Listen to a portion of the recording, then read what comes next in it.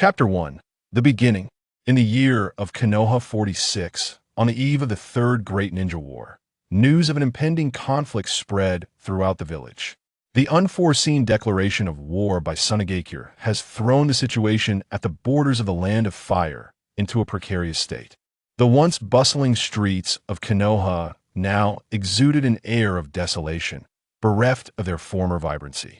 Every villager bore a lingering trace of sorrow upon their faces. As the chill of late autumn breezes swept through, dark clouds gathered ominously overhead, imparting a sense of impending storm. Perched upon a street lamp, a Ravina harbinger of ill omens was preening its disheveled feathers with an unhurried grace.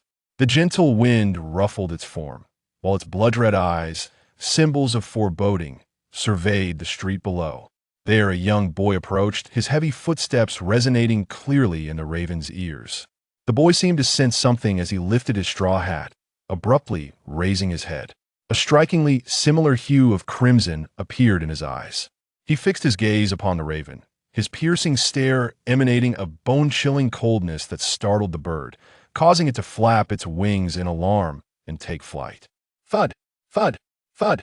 A series of stern, measured footsteps echoed through the street, as if he were meticulously controlling the distance of each stride, exuding an aura of rigidity, coldness, and precision.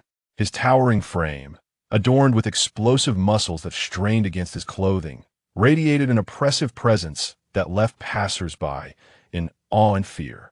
Wherever he walked, the pedestrians hurriedly stepped aside, their eyes wide with an indescribable terror as they watched the boy's silhouette retreat. Imprinted upon his back was the distinctive fan emblem of the Uchiha clan. The ignorance and stubborn prejudice of the world have long cast a shadow of misunderstanding and malice upon the Uchiha clan. Yet, Uchiha Tanyu remained composed, unfazed by the villagers' peculiar gazes. After all, the folly of humanity was far too abundant. Having endured 12 years of scrutiny, he had learned to face it all with unflinching calmness. As the gentle breeze caressed his features, it finally revealed the face hidden beneath his hat. His finely crafted features bore a chill demeanor, with contours so sharply defined they appeared sculpted. He emanated an aura of severe coldness, further amplified by the piercing gaze that lay beneath the brim of his hat. Amidst the muscles that slightly strained against his attire, a tattoo of a blossoming blood-red flower was faintly visible, glowing vibrantly under the streetlights, reminiscent of an actual flower embedded within his chest. What imposing presence! This is hardly the aura one would expect from a mere 12-year-old. From several hundred meters away, a mysterious figure wearing an animal mask observed him with a glimmer of astonishment in his eyes, continually marveling at the boy's exceptional nature. Even from such a distance, the Umbu operative could distinctly sense the discordant aura emanating from the boy, so unlike that of a typical ninja. While ninjas operated in the shadows as unseen assassins, Uchiha Tianyu embodied a ruthless, commanding warrior. Though both professions revolved around killing, their essences diverged significantly. Indeed, an extraordinary ninja, the Umbu operative's gaze became inscrutable as various pieces of intelligence about the boy flooded his mind. Name: Uchiha Tianyu. Age: 12 years. Recently graduated from the Ninja Academy last year. Currently a newly promoted genin. Hailed as a genius and a prodigy. In the span of just a year since graduation, he had unexpectedly completed 1 rank mission, 3 rank missions, and hundreds of other tasks, solidifying his reputation as a remarkable ninja. Perhaps it was the unmasked fervor in the Umbu operative's gaze that caught Uchiha Tianyu's attention. He halted his advance, expressionless, raising his head. His crimson eyes, sharp as an eagle's, swiftly locked onto a densely clustered tree in the distance. There, a man clad in a raven mask felt his pupils constrict in alarm. How is this possible? From this distance? The man realized he had been discovered, catching him off guard. Despite his efforts to maintain a distance for safety, the target had still sensed his presence. Is it the Sharingan? The man in the tree finally registered the situation, astonishment flooding his gaze. The intelligence had not indicated that the boy possessed the Sharingan, leaving him momentarily bewildered. Are these persistent shadows still haunting me? Uchiha Taianya's eyes remained tranquil, a flicker of disappointment passing through his crimson irises. After a brief silence, he averted his gaze and continued down the street, nonchalant in the face of being observed. Ever since his talents had come to light, such scrutiny had been a constant in his life. Given his unique status, it was only natural for the higher-ups in Konoha to harbor mistrust towards him. Some referred to individuals like him as unsettling elements within the village. Yet, isn't it just the root? What a pity! A flicker of crimson flashed in his eyes, as a rising desire for vengeance surged within him. His hand instinctively brushed against the left side of his chest, where the blood-red flower bloomed, concealing a barely visible scar beneath the tattoo. It's been months, and the pain still lingers. It's truly unforgettable. A twisted expression of anguish crept across his lips, his gaze flickering with rage. Enough! It's not yet time for reckoning. He reined in his icy stare, suppressing the murderous impulses that coursed through him. Taking a deep breath, he stifled the sorrow within and resumed his measured strides forward. Not far ahead, a muted funeral was taking place, the deceased being his captain, a man who had played a significant role in Uchiha Taianya's life. A flicker of sorrow crossed Uchiha Taianya's eyes as he slowly pushed aside the curtain of the hall, finally reaching his destination. Inside, several lamps, symbolizing rebirth, illuminated the somber hall. A sweeping glance revealed that apart from a few monks clad in black reciting prayers, the spacious room was occupied solely by a woman and her two young children, who knelt before the coffin, weeping in despair. Upon a black coffin lay a portrait of a middle-aged man. Uchiha Taianya's gaze fixed upon the man's stern visage, memories surging forth like a tide. Echoes of their shared past flickered in his mind before dissipating. At last, the countenance of this exceptionally stoic boy reddened. Solemnity, sorrow, and anger surged within him, creating an indescribable weight upon his heart. Thud! A sound disrupted Uchiha Taianya's emotional turmoil, drawing his attention away from the portrait. A woman, struggling to rise, supported herself on her knees, her face contorted in pain, swaying unsteadily. Perhaps prolonged kneeling had left her legs weak. Uchiha Taianya observed her placidly, and upon confirming she was not gravely injured, he decisively shifted his gaze, approaching the coffin with heavy steps, staring at the portrait of Hitaki Onzan, an original character, not Kakashi's father. A sharp pang pierced his heart. Did I cause your demise? Uchiha Taianya's expression darkened, as if a realization dawned upon him. He clenched his fists, sharp nails digging into his flesh, droplets of crimson seeping from his palm and splattering onto the ground. Yet, he remained oblivious to the pain, consumed by an overwhelming desire for annihilation. His eyes were veined with blood. Both anger and a chilling bloodlust coursed through him. Is it Danzo? Or perhaps the third? The shadow of Danzo's grim face flashed through his mind, only to be interrupted by the fleeting image of a kind face that crossed his thoughts. Both were highly suspect, entwined in a web of deceit. Uncle, are you a friend of my father's? Uchiha Taianya snapped back to the present as a small boy, his eyes reddened with tears, tugged at his pant leg, looking up at him with innocent wonder. Is this the adorable little son my captain often spoke of? Uchiha Taianya gazed at the child's youthful face, reminiscent of his captain, and an unexpected pang of compassion stirred within him. He clenched his fists, forcing himself into a facade of stoicism. No, I am not his friend.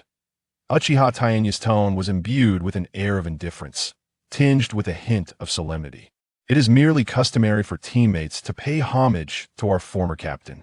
Cold, unfeeling, and aloof, he resembled a statue, uttering words that betrayed a dispassionate view of humanity.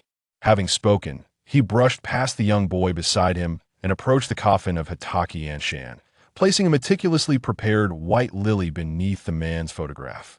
In Konoha, lilies symbolize love and peace. Peace was the aspiration of every man. All he could do now was this. Once he had completed these rites, Uchiha Taianya's gaze fell silently upon the man who had been both mentor and friend. Rest assured, I will uncover the truth. The rats lurking in the underbelly will receive their due punishment. I promise. With unwavering determination, Uchiha Tianyu turned away, as if resolving to embrace a newfound purpose, leaving behind any lingering attachments. Meanwhile, within the confines of the funeral home, a mysterious man clad in a mask retracted his icy gaze. As an agent dispatched to surveil the village, he monitored the most unruly and malevolent members of Konoha's Umbu. Every action of the core members of the Uchiha Hawk faction was meticulously documented under the watchful eye of the Umbu. Uchiha Tianyu was his target of scrutiny. Every detail of his activities would be compiled into confidential intelligence and reported back to the village. A ninja is a unique being capable of enduring what ordinary individuals cannot. Hitaki Anshan. Chapter 2. Mobilization for War. The death of Hitaki Anshan was a meticulously orchestrated event.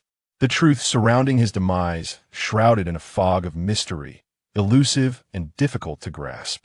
Uchiha Tianyu's gaze was terrifyingly calm, his thoughts crystal clear. Yet the stark reality paled in comparison to the weight of power. Ultimately, there remains an unyielding resentment. A flicker of bitterness and rage flashed in Uchiha Tianyu's eyes as he clenched his fists tightly, a dark aura erupting from his youthful form, the veins in his stout neck bulging as he suppressed his inner fury. The weak had no right to be angry. He could only watch helplessly as his dearest friend fell victim to Konoha's schemes and shadows, powerless to intervene. In this moment, a famous adage from his past life echoed in his mind. All adverse circumstances in the world arise from the inadequacy of those involved. Indeed, I am too weak. He gritted his teeth, a glimmer of crimson flashing in his gaze, the cursed Tomo swirling wildly within his eyes. The rage he had stifled within him was akin to a volcano on the brink of eruption. Yet reason cautioned him against probing further. He could not throw himself against the stone wall, offering his head in vain. His face contorted in anguish. An overwhelming wave of nausea churned violently in his stomach, a visceral response to the intense turmoil of human emotions and bodily strain. Hoo-hoo! Uchiha Tianyu leaned against a nearby telephone pole, gasping for breath. Ultimately, the intense discomfort compelled him to halt his advance. The weather in late autumn is often capricious. Dark clouds enveloped the sky, obscuring the light of Konoha entirely. Within those clouds, a silver thunder dragon roared in fury, flashing with a pallid light. All signs pointed to an impending tempest descending upon Konoha. Shhhhhhh. The patter of raindrops began to fall from the ominous clouds. Uchiha Tianyu's conical hat shielded most of the rain, yet he was still fated to be drenched. The dark clouds obscured the entirety of Konoha, a shadow of sorrow settling heavily upon his heart. This cloud was named War. As a prodigy of the Uchiha clan, he could not evade the onslaught of this storm, no matter how hard he tried. Rumble, rumble. The thunder rolled amidst the flashes of lightning, as a somewhat disheveled figure strode briskly down the deserted street. The chilling, icy rain lashed against Uchiha Tianyu, and rather than dampening his spirits, it invigorated him. He found a newfound clarity. In his deep, crimson eyes lay a chilling aura of iron resolve. He rapidly analyzed the latest intelligence in his mind. Indeed, Uchiha Tianyu had received word. He was to be dispatched from Konoha to the front lines of the Land of Fire. He lowered his head. Devoid of any lingering hope, he understood that the days ahead would be fraught with hardship. After all, too many sought the demise of this Uchiha clan genius. A sardonic smile crept across Uchiha Tianyu's lips. After all, he was the heir of the Uchiha Hawk faction, a prodigy known as a monster. This all began a month prior. Sunagakure launched a sudden attack on the borders of the Land of Fire. This assault caught Konoha off guard, and the latest intelligence indicated that Sunagakure had amassed a formidable force of 8,000 shinobi at the borders of Konoha, poised with malicious intent. A great war is on the brink of eruption. The ensuing chain reactions have compelled the remaining three great nations to amass their forces at the borders. Various pieces of evidence indicate that the hard-won peace that has prevailed in the ninja world for over a decade is about to be shattered once more. The third great ninja war is imminent. The situation in Konohagakure is precarious. In response, Sarutobi Hiruzen, the esteemed leader of Konoha, has swiftly organized a formidable contingent of 3,000 ninjas dispatched to support the front lines of Sunagakure. According to Uchiha Tenyu's own knowledge, his name prominently appears at the top of the extensive support list. Such transparency is indeed striking. With a somber expression, Uchiha Tenyu feels the rain trickling down his cheek, sending a chill through him. The list not only features his name as a hawkish prodigy, but also includes hundreds of ninjas bearing the Uchiha surname, all of whom are affiliated with the hawkish faction. This occurrence is no mere coincidence. What role does Uchiha Fugaku, as the clan leader, play in this matter? Uchiha Tenyu is consumed by dark thoughts, pondering the fickle stance of the clan leader. Is it merely to demonstrate the Uchiha clan's fervent desire to integrate into the larger family of Konoha? Or is it a ploy to consolidate power and unify the internal factions of the Uchiha, seeking ultimate control? Uchiha Tenyu feels uncertain yet harbors ominous speculations. In the plaza of the Uchiha clan grounds, a mobilization for war is underway, summoned by the drums of conflict. At this moment, hundreds of clan members adorned in Uchiha attire stand ready in the expansive square. These are the elite ninjas who have awakened their Sharingan. Each clan member possesses the formidable capability to contend against 3 opponents in the outside world. Among them are over 30 powerful individuals who have awakened the Manjiki Sharingan, each comparable to elite Jonin, serving as the ultimate backbone for the Uchiha clan's ambition to become the strongest family in Konoha. This formidable strength alone could annihilate a small ninja village, underscoring the undeniable power of the Uchiha clan. On the viewing platform, a middle-aged man with a scarred face and fierce eyes stands proudly. Uchiha Fugaku gazes intently, and the impending war dispels the somberness that has long shrouded his visage, revealing a hint of joy. At this pivotal moment, the Uchiha clan has finally been remembered by the village, and the grievances and troubles they have faced are momentarily cast aside. A satisfied smile graces Fugaku's lips. The third Hokage, Sarutobi Hiruzen, has assured him that he will personally assume command of the 3,000 troops dispatched to the front lines. This is indeed exhilarating news. In Fugaku's eyes, the third Hokage's actions signal a readiness to genuinely embrace the Uchiha clan. As the gentle autumn breeze brushes against him, the heat of ambition ignites within him. Yet his gaze inadvertently falls upon an elderly man beside him, whose eyes betray an unmistakable scorn. How short-sighted these hawks are. The elder seems to sense the tension. Uchiha Shirsue's murky eyes fixate on Fugaku, and their gazes lock, igniting sparks of confrontation. Fugaku, you will come to regret this. A hoarse, ominous voice emanates from the elder's lips. Uchiha Shirsue, I am the clan leader. Fugaku retorts, disdain flickering in his eyes. As your clan leader, I warn you not to engage in any underhanded actions during this period, otherwise. His gaze turns icy, filled with foreboding. He harbored a profound disdain for the obstinate relic of the Uchiha clan, one who had been active since the era of Uchiha Madara. He could tolerate an elder of high standing, yet he found it intolerable to accept a leader from the hawkish faction that frequently contradicted his beliefs.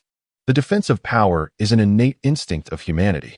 The two men glared at each other with intense animosity, neither willing to yield. Beside Uchiha Fugaku stood a young child from the Uchiha clan, gazing curiously at his father, his innocent eyes reflecting a clear, yet naive foolishness. At just 3 years of age, Uchiha Itachi, restless and inquisitive, clutched a list on the table, having already mastered the written word. Upon this list, he discovered his own name, intended to demonstrate his resolve to the higher-ups, or perhaps to hone his own abilities. Regardless, Uchiha Fugaku, devoid of compassion, was prepared to drag his 3-year-old son, Uchiha Itachi, into the battlefield. At this moment, the young Itachi remained blissfully unaware. His delicate features rendered him utterly adorable, and the tear stains beneath his eyes signified the tragic destiny that awaited him. At the entrance of the clan grounds, 2 boys, approximately 12 or 13 years old, anxiously peered outside. Tian Yao, why hasn't T elder brother arrived yet? The clan leader is about to count the numbers. If he doesn't come soon, elder brother will surely face punishment. One boy, with a face marked by freckles, paced nervously, his gaze darting towards the distance. The youth named Uchiha Tian Zhao, however, maintained a calm demeanor, his eyes unwaveringly fixed on the horizon. Do not worry, elder brother has never broken his word. If he said he would come, then he will certainly arrive. You are too hasty, De Hua. I am only anxious for elder brother's sake. You are well aware of the current situation. There are those who wish for his demise, and it seems the clan leader is among them, fanning the flames. Now, If elder brother has even the slightest flaw, they will seize upon it and make a great fuss. Silence. Do not speak such nonsense. Uchiha Tian Zhao furrowed his brow and promptly admonished his companion for his reckless words. As they whispered, a tall, broad-shouldered figure gradually approached from afar. It is elder brother Tian Yao. Uchiha Tian Yao, with his unchanging stride, finally returned to the clan grounds just before the troops formally set out. What are you two doing here? Uchiha Tian Yao chided the two boys standing before him, his tone stern yet his gaze softened. After all, these two were his closest allies, his right and left arms. The composed boy, Uchiha Tian Zhao, was his younger cousin, a year his junior, who had always followed in his footsteps. Now he possessed the two-tomo Sharingan, his strength rivaling that of an elite chunin, truly a prodigy. The other, Uchiha Dahua, was rather impulsive and boisterous, often causing him various troubles. Yet, at only 10 years old, he had already awakened his one-tomo Sharingan and mastered fire release. His abilities comparable to an ordinary chunin. Let us go.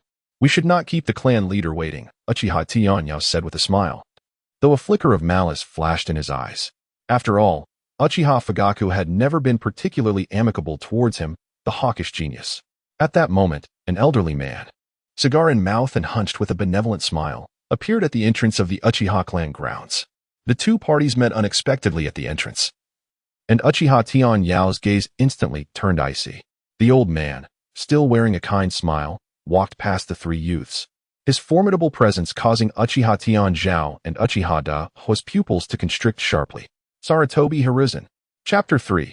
Sarutobi Hiruzen. Uchiha Tian Yao's expression grew solemn, the muscles hidden beneath his red and black attire tensing in response. It was as if a frail creature had encountered its natural predator. His hair stood on end, and his pupils dilated in fear. An overwhelming sense of dread engulfed his mind, rendering him momentarily paralyzed. Damn it, Uchiha Tian Yao muttered under his breath, feeling a surge of anger and shame at his own fear. Though he understood that the stark disparity in power was the cause of this instinctive reaction, the fear that brewed within him nearly extinguished his rationality. Ultimately, however, he managed to regain his composure. A trace of blood seeped from the corner of his dry lips as he clenched his fists, yet his gaze settled into a state of profound tranquility. He was striving to suppress the surging murderous intent within him. At this moment, Sarutobi Hiruzen finally stood before him, being an elderly man nearing his 60s. Sarutobi's visage bore the indelible marks of time, and his once modest stature was now further diminished by a pronounced stoop. Despite this, Uchiha Tenyu dared not underestimate the kindly smiling elder before him. This man was a formidable entity. In every regard, Sarutobi Hiruzen was anything but ordinary. The frail old man etched in his memory was merely a fade, far from the truth of his prowess. With a benevolent smile, Sarutobi approached him slowly, evoking an inexplicable chill within Uchiha Tenyu's heart. It felt akin to a venomous serpent, lurking in the shadows, fixating upon him, although it had yet to reveal its fangs. Its mere presence was suffused with an unsettling intimidation. Uchiha Tenyu endeavored to maintain an air of calm, yet within, he remained acutely vigilant. He cast his gaze around the elderly figure. Beside Sarutobi Hiruzen stood a man and a woman, both of whom appeared to be in their 50s or 60s. Akin to his age, the man was named Mito Gate-on, and the woman was known as Uchiha Koharu. Both were Sarutobi Hiruzen's trusted aides and belonged to the upper echelons of Konoha. "Ah, why do you stand there?" Sarutobi Hiruzen greeted Uchiha Tenyu with warmth and kindness, resembling a benevolent grandfather from the neighboring household. "I have met with the third Hokage," Uchiha Tenyu replied, standing upright like a spear piercing the heavens, his tone sharp and indifferent, lacking any semblance of friendliness. He did not offer a bow, his demeanor resembling that of a cold, unfeeling machine, openly displaying his aversion towards Sarutobi Hiruzen. The latter's gaze was obscure, a hint of gloom flickering in his eyes. "Ah, the youth of today seem reluctant to engage with their elders," he mused, while absent-mindedly flicking ash from his cigarette. A thick, acrid stench emanated from his smoke-stained mouth, ultimately wafting into Uchiha Tenyu's nostrils.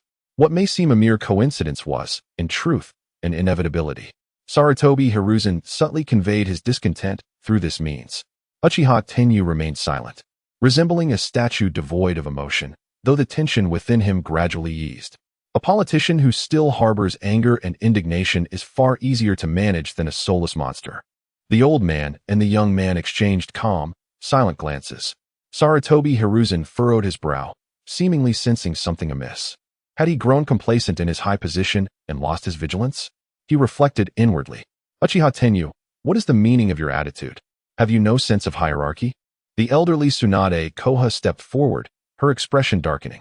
Uchiha Tenyu cast a serene glance at the old woman before him, dismissing her in his thoughts.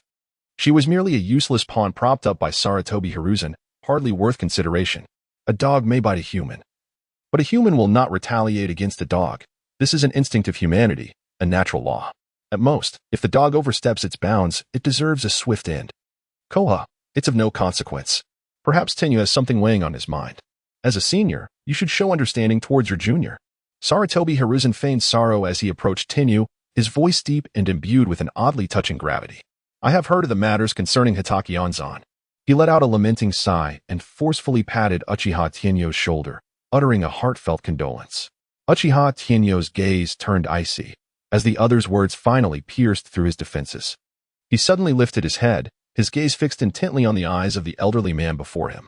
His body was tense, radiating an aura of grim determination that instantly escalated the tension between both parties. I shall mourn properly, Hokage-sama. Uchiha Tenyu's gaze eventually settled into calmness. It was not yet the time for him to confront the opponent. That's good. That's good. Sarutobi Hiruzen's eyes remained tranquil, as if he had not comprehended the sarcasm in the other's words. The old man took a deep drag from his pipe. I have some matters to attend to, so I shall take my leave. With that, Sarutobi Hiruzen paid no heed to the reactions of the three youths and strolled slowly towards the Uchiha clan's plaza. As he departed, the acrid smoke he left behind wafted once more into the nostrils of the three young men, the foul, decaying scent causing them to frown in distaste. At that moment, the plaza of the Uchiha clan erupted with fervor upon the appearance of the third Hokage, Sarutobi Hiruzen. It's the third Hokage. He has arrived. Some clan members, closely allied with the higher-ups of Konoha, could not contain their excitement, their cheers ringing out like a celebratory welcome for a hero returning from battle. Uchiha Tenyu scanned the crowd. Most of those rejoicing belonged to the Dove faction. For them, who longed for harmony between the village and their clan, the arrival of the third Hokage signified the acceptance of the Uchiha clan by the Konoha elite. The situation for the Dove faction was looking exceedingly bright. On the stage, Uchiha Fugaku, witnessing the scene, wore a radiant smile as he hurried down from the stands, a list of the Uchiha clan's troops in his hand. His fierce visage was now unreservedly adorned with a servile eagerness to please. Uchiha Fugaku rushed to Sarutobi Hiruzen's side, presenting the list. This scene resembled a loyal dog eager to earn its master's praise. Sarutobi Hiruzen casually examined the list while Uchiha Fugaku stood by with his hands at his sides, akin to a slave awaiting commendation. It was only when Sarutobi Hiruzen, holding the list, broke into a beaming smile and praised the Uchiha clan's selfless spirit that a genuine smile emerged on Uchiha Fugaku's once fierce countenance. He seemed to bask in the warmth of success, lifting his head high and casting a disdainful glance at Uchiha Shana, a member of the Hawk faction in the distance. The provocation was unmistakable. Sarutobi Hiruzen, with satisfaction etched on his weathered face, recognized that each name on the list represented elite Uchiha warriors who would serve as formidable assets on the battlefield. Just as Tsunade was a tiger, the Uchiha were wolves. Their ongoing rivalry would inevitably lead to injury for one side, which delighted him. Uchiha Fugaku is indeed a commendable individual. Sarutobi Hiruzen mused as he observed the foolishly grinning Uchiha Fugaku beside him. At that moment, Uchiha Fugaku stood tall, his eyes sparkling with pride. Among the myriad clans within Konoha, who else could rally such a war mobilization that warranted the personal attention of the third Hokage? Who, if not the Uchiha clan? Uchiha Fugaku felt a surge of exhilaration, grateful for his clan's decision to mobilize for war. Indeed, fostering close ties with Konoha's higher-ups was the most effective way for the Uchiha clan to extricate itself from its predicament. He cast a scornful glance at the frowning elder of the Hawk faction, Uchiha Shana, relishing his triumph. After all, under his leadership, the Uchiha clan had enjoyed the unique favor of the third Hokage. What an esteemed honor! As the leaves danced in the breeze, the flames of life continued to burn. Sarutobi Hiruzen ultimately could not resist transforming what should have been a straightforward war mobilization into a lecture on the will of fire. Observing the crowd below, he felt a profound sense of satisfaction. When he spoke of the will of fire, his benevolent smile took on an oddly sinister hue. The Hokage was pleased. Below, Uchiha Fugaku joined in with loud applause, his fierce face breaking into a disconcerting smile. Uchiha Tenyu, witnessing this scene, couldn't help but chuckle. After all, the Uchiha, long confined within the cage of peace, were now spouting nonsense about selfless devotion and even professing belief in the will of fire, a truly ironic spectacle. Chapter 4. The Role-Playing System on Stage. Sarutobi Hiruzen spoke with an eloquence that resembled a zealot of a cult, ensnared in a trance. He wore a benevolent smile, uttering absurd statements, and beneath his hypocritical facade, those nearly mad proclamations were fervently indoctrinating the Uchiha clan members. Remarkably, this seemingly ludicrous speech achieved an unexpected effect. Among the audience, some members affiliated with the dovish faction listened enraptured, occasionally shaking their heads in disbelief or nodding in agreement. Whenever Sarutobi Hiruzen reached a particularly captivating point, the crowd erupted in exuberant cheers and enthusiastic applause. Amidst the throng, a boy of about 12 or 13 stood out, visibly agitated and conspicuous. He stood upright, his eyes fixed on the third Hokage, Sarutobi Hiruzen, gleaming with a hint of fervent admiration. He held a pen and paper in his hands, listening intently to the elucidation of the will of fire with a serious expression, meticulously recording every word spoken by Sarutobi Hizashi upon the parchment. As devoutly as a true believer, a glimmer of coldness flickered in the eyes of Uchiha Shursui and Uchiha Tenyu. He never anticipated that the youth before him, who had once opened a kaleidoscope of possibilities, had now become an ardent supporter of Sarutobi Hiruzen at such an early stage. This was indeed an unfortunate development. Subsequently, his gaze shifted towards another faction, the hawkish group, in stark contrast to the fervent enthusiasm of the dovish camp. The Uchiha clan members within the hawkish faction observed the proceedings with cold detachment, their expressions marked by indifference or disdain. These Uchiha, having been tempered by the trials of the Second Shinobi World War, had long since grown numb to the concept of the will of fire espoused by the third Hokage, even displaying a palpable sense of annoyance towards it. They are indeed the clansmen who have truly seen through Sarutobi Hiruzen's fade. Bah! The will of fire is a notion even a dog would scoff at. Uchiha Dahua wore an expression of unabashed disdain. After all, having trailed after Uchiha Tianyu since childhood, despite his relatively tender age, his perspective had long surpassed that of most clansmen. Witnessing some of his own kin enthralled by the deceptive rhetoric of Sarutobi Hiruzen, his heart could not help but kindle with anger. This youth, brimming with candor and recklessness, soon found his jibes eliciting ire from many of the dovish faction. Yet, Uchiha Dahua met their glares with unwavering resolve. The atmosphere below instantly grew solemn and tense. However, this was merely a fleeting interlude. With both Sarutobi Hiruzen and Uchiha Fugaku present, the clansmen were left to communicate their warnings through glances alone. Ultimately, the hawkish and dovish factions parted ways in discontented silence, each unwilling to concede to the other. Dahua, you ought to learn from the third Hokage's duplicitous demeanor. Perhaps he himself does not believe the fabrications he utters. Yet he can deliver his speeches without a flicker of emotion, and therein lies the chasm between you and him. A teasing voice chimed in Dahua's ear. Hey, Brother Tianzhao, your words are rather excessive. Who would aspire to emulate that old fox? Dahua, Tianzhao speaks truthfully. Your temperament is far too impulsive. There are many qualities in the third Hokage that merit your study. Uchiha Tianyu's somber voice suddenly resonated. At that moment, Uchiha Dahua promptly sealed his lips. He might have dared to spar verbally with Uchiha Tianzhao, but he certainly lacked the courage to challenge Uchiha Tianyu. After the three exchanged words, silence enveloped them. Uchiha Tianyu then lowered his head, a glimmer of light flashing in his eyes. The character simulation system has been activated. Simulated character, Sakazuki imitation progress.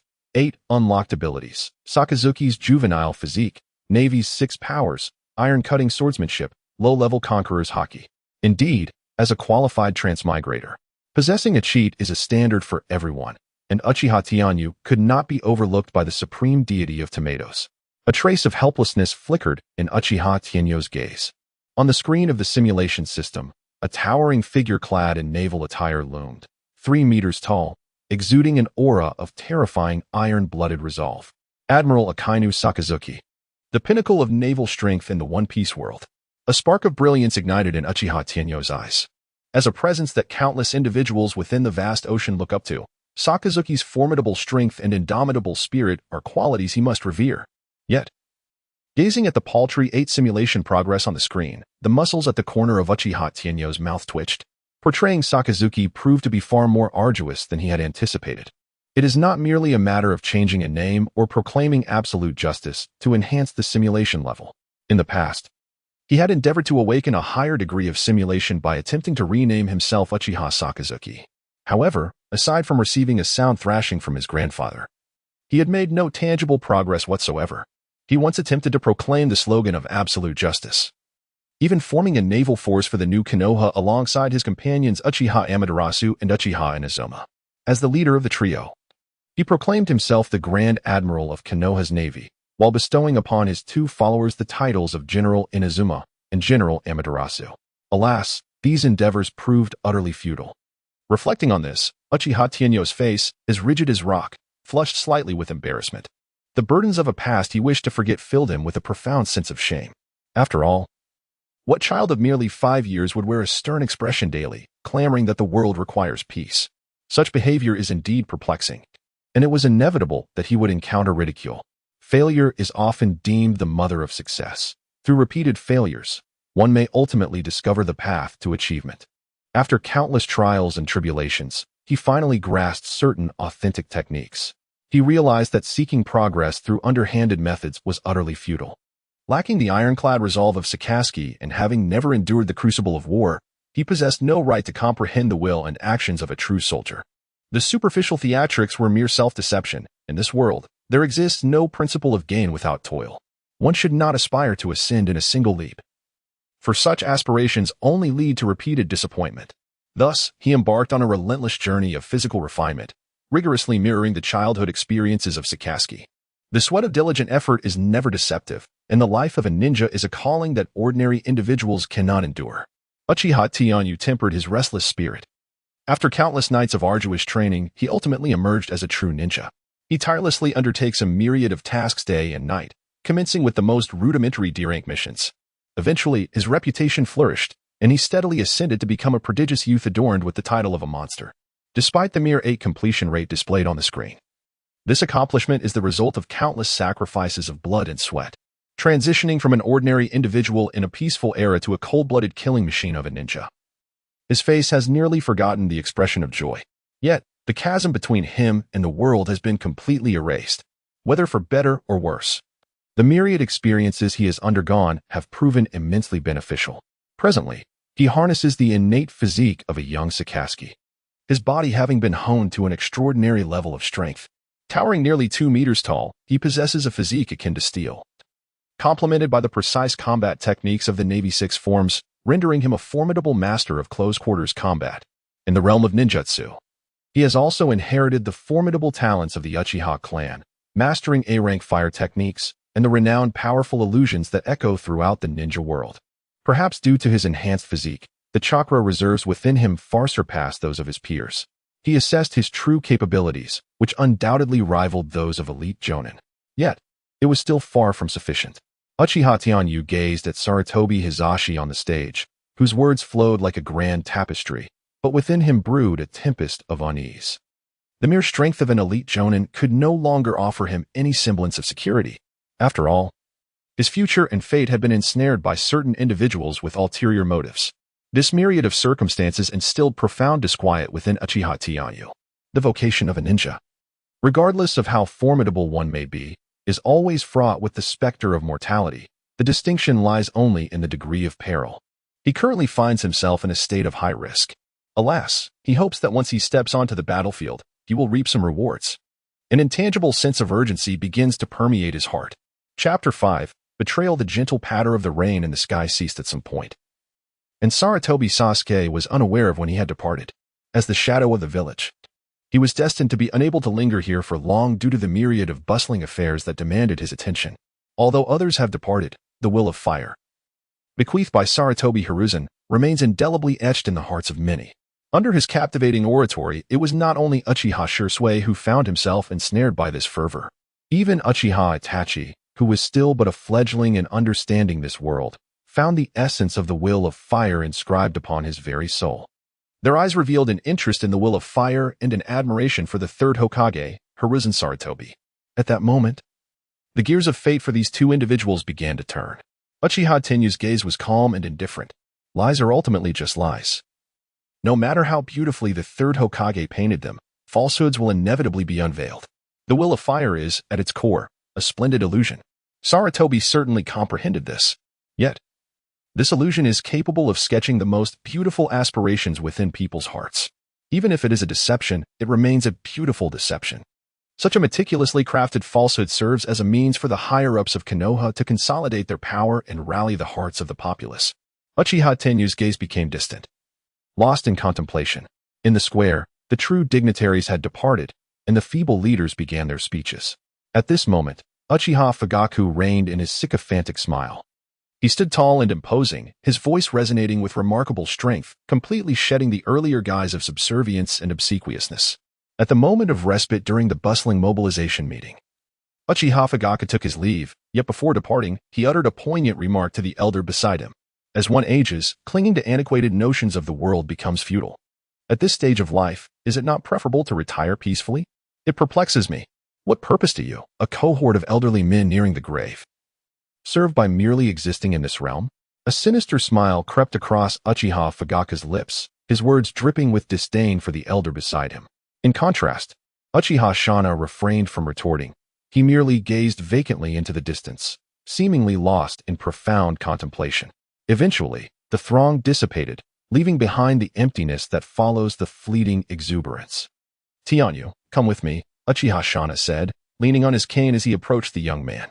His voice was deep yet resonant. His eyes filled with a depth and weariness that suggested an insight into the very fabric of existence. Uchiha Tianyu respectfully bowed, his expression serene as he approached the elder before him. "It is grandfather." He ambled over to the elder's side, supporting the frail figure with gentle care. Beside them, Uchiha Daohua and Tianzhao hastened to lend their assistance as well.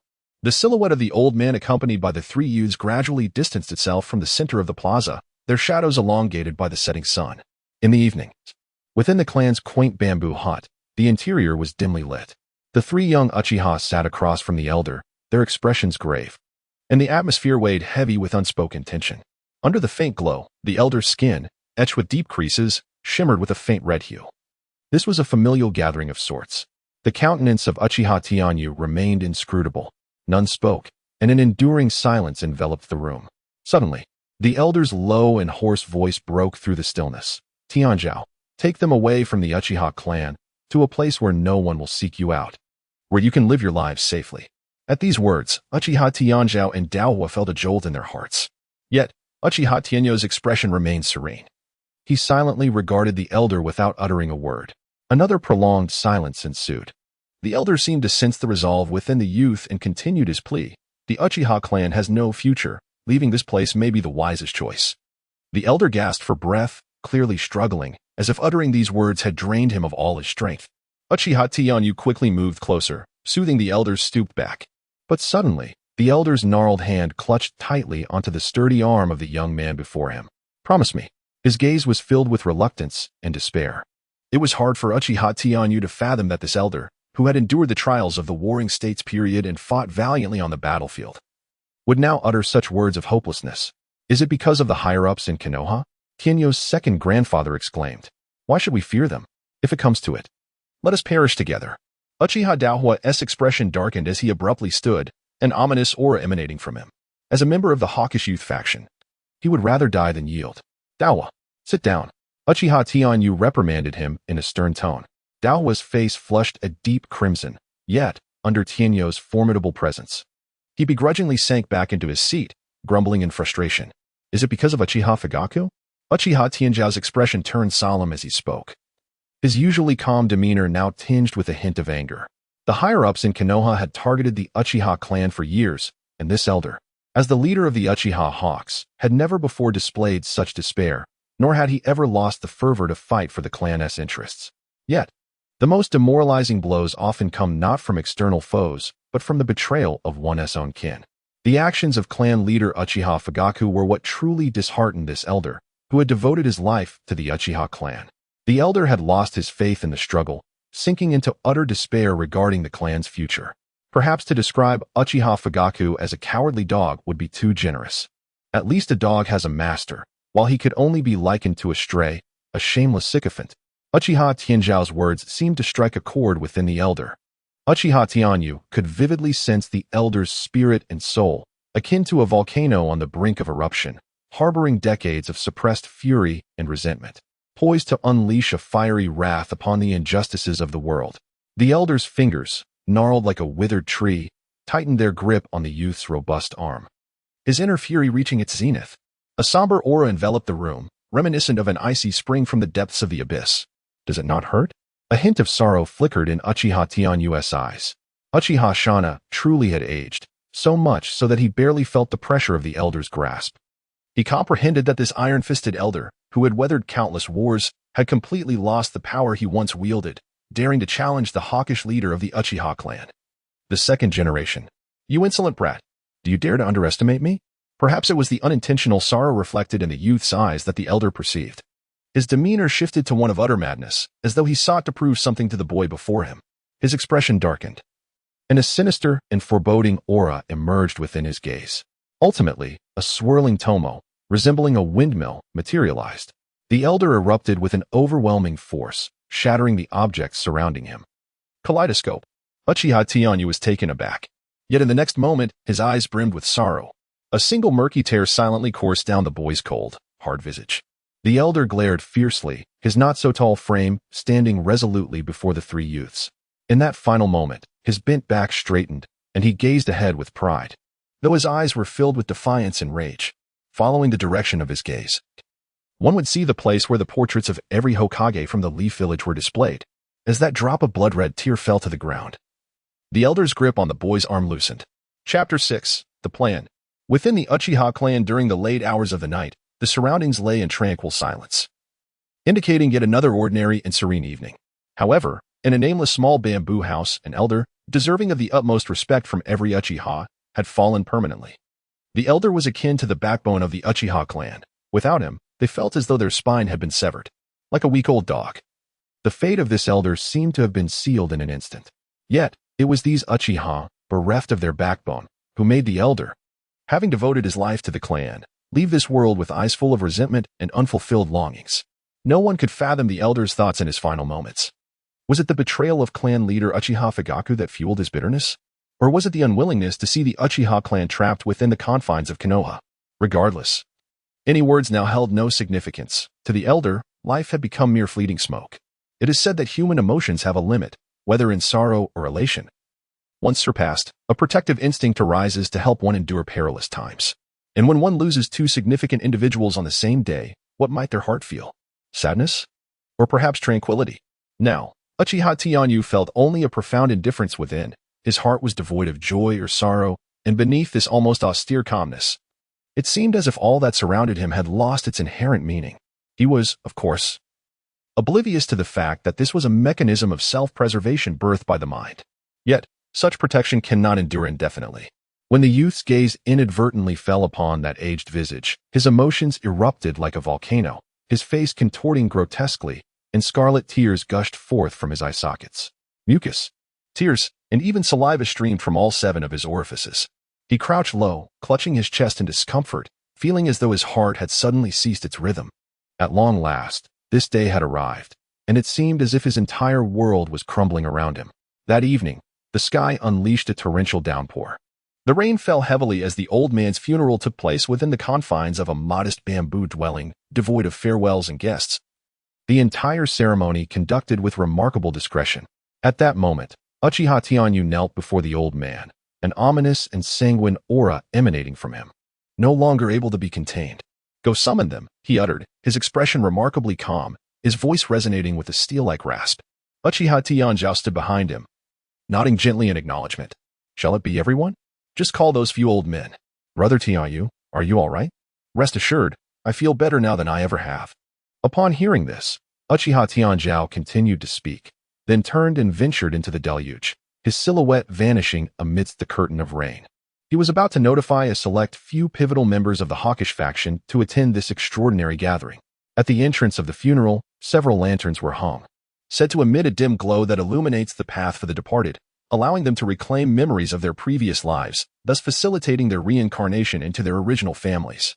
Uchiha Amaterasu and Uchiha Inazuma, clad in black garments with white cloth atop their heads, stood solemnly at the entrance of a small bamboo house. Whenever a guest arrived, they would respectfully bow in greeting. The visitors, bearing somber expressions, entered the small dwelling and settled into its various corners. Visible sorrow marked their faces, while a hint of bewilderment lingered in their eyes. Uchiha Shana's identity was not merely that of a venerable elder. He held the esteemed position of leader within the hawkish faction. His passing has profoundly impacted the hearts of these elderly individuals. They have become deeply perplexed about the future. The fate of the Uchiha clan has been fraught with uncertainty. Ever since their collaboration with the Senju clan to establish Konoha, they have endured decades of unjust treatment. Whether it be the biases of the second Hokage or the current policies of Konoha's upper echelons, the Uchiha have found their existence in the village exceedingly arduous. In these most challenging years for the Uchiha clan, it has been the elder named Uchiha Shursui who has shouldered the tempestuous burdens before the people. He stood as a beacon, guiding his kin through one hardship after another. But now he has fallen. In the vastness of the Uchiha, there is no longer anyone to shield them from the storms. The faces of the gathered are etched with confusion and dread for what lies ahead. The situation for the Uchiha is dire, and even more so for the hawkish faction. Within the clan, the struggle between the dovish and hawkish factions has tilted in favor of the former. They have ingratiated themselves with the higher-ups of Konoha, backed by the third Hokage, and have ruthlessly suppressed the hawkish members through various means. The circumstances have grown so grim that the hawkish faction now resembles meat on the chopping block, or birds trapped in a cage. It may not be long before they perish on the battlefield or meet their demise during a misadventure. The funeral scene fell into a profound silence. The elderly invited guests fixated their gazes upon the sturdy young man, awaiting his decision. Uchiha Tenyu's heavy footsteps resonated as he stood before the casket, placing his hand upon the prepared photograph, gently brushing away the dust that had settled upon it. My grandfather once told me to learn the virtue of patience, to endure the injustices of fate, the solitude of the soul, and the misunderstandings of the world. Only through such endurance can one attain their desires and become a true ninja. And indeed, I have adhered to this teaching. Under the dim light, Uchiha Tenyu's expression was inscrutable, his voice laced with an uncontainable fury. I have endured the deaths of my father and mother, the multiple assassination attempts on my clan. And even just now, I was prepared to tolerate the inexplicable demise of Captain Kakashi. At these words, the crowd's demeanor shifted to one of solemnity. They were acutely aware of the strength of Kakashi Hitaki. Such a man had perished without a sound. Do you understand? Kakashi-sensei committed suicide using the gift I had given him, that exquisite short blade, which I had meticulously chosen for his birthday. But I understand. This was not merely a suicide, he murmured in a disheartened tone, his gaze appearing somewhat dazed. It was the heart-turn puppet curse technique. Uchiha Amaterasu interjected suddenly. This technique can create the illusion of a perfect suicide scene. Indeed, every moment of my endurance has only led to their relentless pressure. The youth's eyes transformed into a fierce glare. Thus, I have resolved to no longer endure. Uchiha Tenyu's voice rose sharply. For soon, I shall be sent to the battlefield as mere fodder. I can foresee the unprecedented life and death crises we will face on the front lines. It could be said that all present here are already half dead. We are a group of individuals stripped of a future. Our fates are firmly grasped by others. We have nowhere left to retreat, but I wish to live. Like a tempest, the youth's tone grew increasingly frantic, his aura becoming ever more ferocious. As though to accuse the heavens of the injustice of fate, his spirit plunged into a state of extreme instability. Before anyone could intervene, they witnessed the Tomo in his eyes suddenly transform into three swirling shapes. He was enveloped in a somber aura, his eyes casting a chilling glance over everyone present. As he spoke in an icy tone, "Tonight, we shall launch a surprise attack on Asuma Saratobi's home to secretly capture him. At noon, we will infiltrate Fugaku's residence and seize Itachi Uchiha." The youth's expression was devoid of emotion, his voice resonating like the frigid ice of the underworld, instilling fear in the hearts of all present. If you wish to avoid an agonizing demise, then we shall heed the elder brother's directives. Suddenly, the voice of Uchiha Amaterasu echoed, his gaze sinister as it swept over each individual, revealing no hint of mercy. Should anyone dare to waver in this matter, the old man's journey to the afterlife will be anything but solitary. A profound silence fell over the room, thick and suffocating. After an extended pause, someone finally reacted. "Damn it. They've plotted our demise. We shall retaliate fiercely. Indeed, let me personally pay a visit to the Fugaku household. Should I falter? Please take good care of my grandson." An elderly man with a hawk-like visage stepped forward. He was none other than Uchiha Inaho, the grandfather. "I will do so," Uchiha Tenyu replied with resolute assurance. In the dim light, Pairs of crimson eyes glinted ominously, resembling famished wolves lurking in the darkness, gradually fading into the night. Chapter 7. Operations in the Shadows. Nightfall descended upon the Uchiha clan, within the residence of Fugaku Uchiha. 3-year-old Itachi lay peacefully asleep in his bamboo-crafted crib. Perhaps Fugaku had placed immense expectations upon his firstborn son. In an effort to foster Itachi's independence, he had been granted his own room at such a tender age. However, Fugaku could never have anticipated that someone would dare to exploit this opportunity to audaciously infiltrate his home and abduct his precious child. The night was shrouded in mist, with light rain pattering against the eaves, producing a soothing and reassuring sound. Outside Itachi's window, 2 masked figures cloaked in black stealthily peered into the attic, cautiously assessing the situation. Upon sensing no immediate danger, one of the mysterious individuals produced a bamboo pole, piercing through the paper covering the window. The pole smoothly extended into Itachi's room, releasing a wisp of colorless, odorless gas, a soporific designed to deepen slumber. It was evident that their plan was unfolding with remarkable ease. Under the cover of darkness, the 2 shadowy figures slipped into Itachi's chamber, and the sleeping boy was quietly whisked away. Meanwhile, Asuma, now in his 20s, had seldom returned to his childhood home. In his rebellious phase, he found his father's lectures unbearable, opting instead to rent a place within the village for peace and quiet. This choice would ultimately seal his fate. In a luxurious villa on the outskirts, a solemn Asuma faced 3 masked, enigmatic ninjas. "Who are you? Spies? Or Umbu?" Asuma's voice was deep and unwavering, revealing no trace of panic. After all, his father was the Hokage, and he believed that no one would dare to take his life. Yet, the intensity of the atmosphere belied the vast chasm of power between the 2 sides. Inside the dimly lit room, the 3 masked figures closed in on Asuma, who stood rigid, his gaze fixed on the trio as he sought any sign of vulnerability. Silence reigned, thick and oppressive, as if the very air had been frozen by the palpable aura of menace emanating from the mysterious intruders. As time trickled by, sweat began to bead on Asuma's forehead. Despite the warmth of the room, the presence of these masked figures instilled a profound psychological strain, creeping waves of fear washing over him. Jinjutsu, demonic illusion. A cold, merciless voice intoned, as a dark wave of mental energy invaded Asuma's mind. The outcome was inevitable. Ensnared in the illusion, Asuma succumbed to unconsciousness. On this seemingly ordinary night, 2 groups of similar intent captured 2 vital figures within Konoha, stealthily making their way toward the Uchiha clan's territory. The scheme was not particularly ingenious, yet it progressed with remarkable smoothness.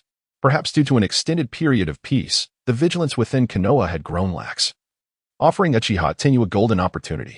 Within the Uchiha estate, inside a small room, the unconscious Itachi and Asuma were tightly bound. Surrounding them were dozens of mysterious figures with eyes glinting ominously, creating an inexplicable sense of dread within the confined space. In the dim light, a tall, stern-faced youth stood, his eyes obscured by shadow, exuding an oppressive aura that weighed heavily upon the atmosphere. Beneath the veil of darkness, the numerous crimson eyes fixated on the boy, awaiting his command. After a prolonged silence in the suffocating stillness, Uchiha Tenyu finally moved his head slowly, signaling the impending continuation of their dark plans. A flicker of hesitation crossed his gaze. This is a struggle between the moral constraints of humanity and the inevitability of death. Conflicted thoughts swirled within him. Such despicable means filled him with shame. Yet, one must inevitably confront reality. Now, with a knife pressed against his throat, he could not remain passive. He must resist. For this instinctive drive for survival is inherent to humanity. It is said that beasts, when faced with impending death, unleash their primal ferocity, disregarding their own lives to engage in a fierce struggle against their adversaries. In similar fashion, when humans find themselves in dire straits, they may forsake their humanity, resorting to any means necessary to survive. At this juncture, morality and ethics become mere illusions. Such is the nature of wild beasts. And so too is it true for humankind. A glimmer of sorrow flickered in Uchiha Tenyu's eyes. It was a sorrow directed at himself and at the world around him. "Do not blame me. Direct your ire towards your father," he mused with a sigh. "For I too yearn to survive." The youth's countenance finally settled into a complete indifference.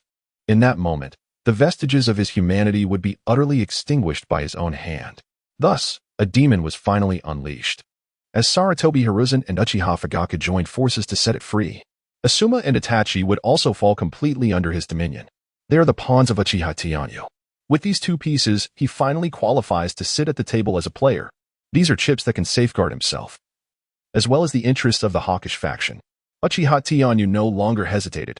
A series of black chain spells erupted from his hands, the chains slithering like venomous serpents, gradually infiltrating the bodies of the two individuals.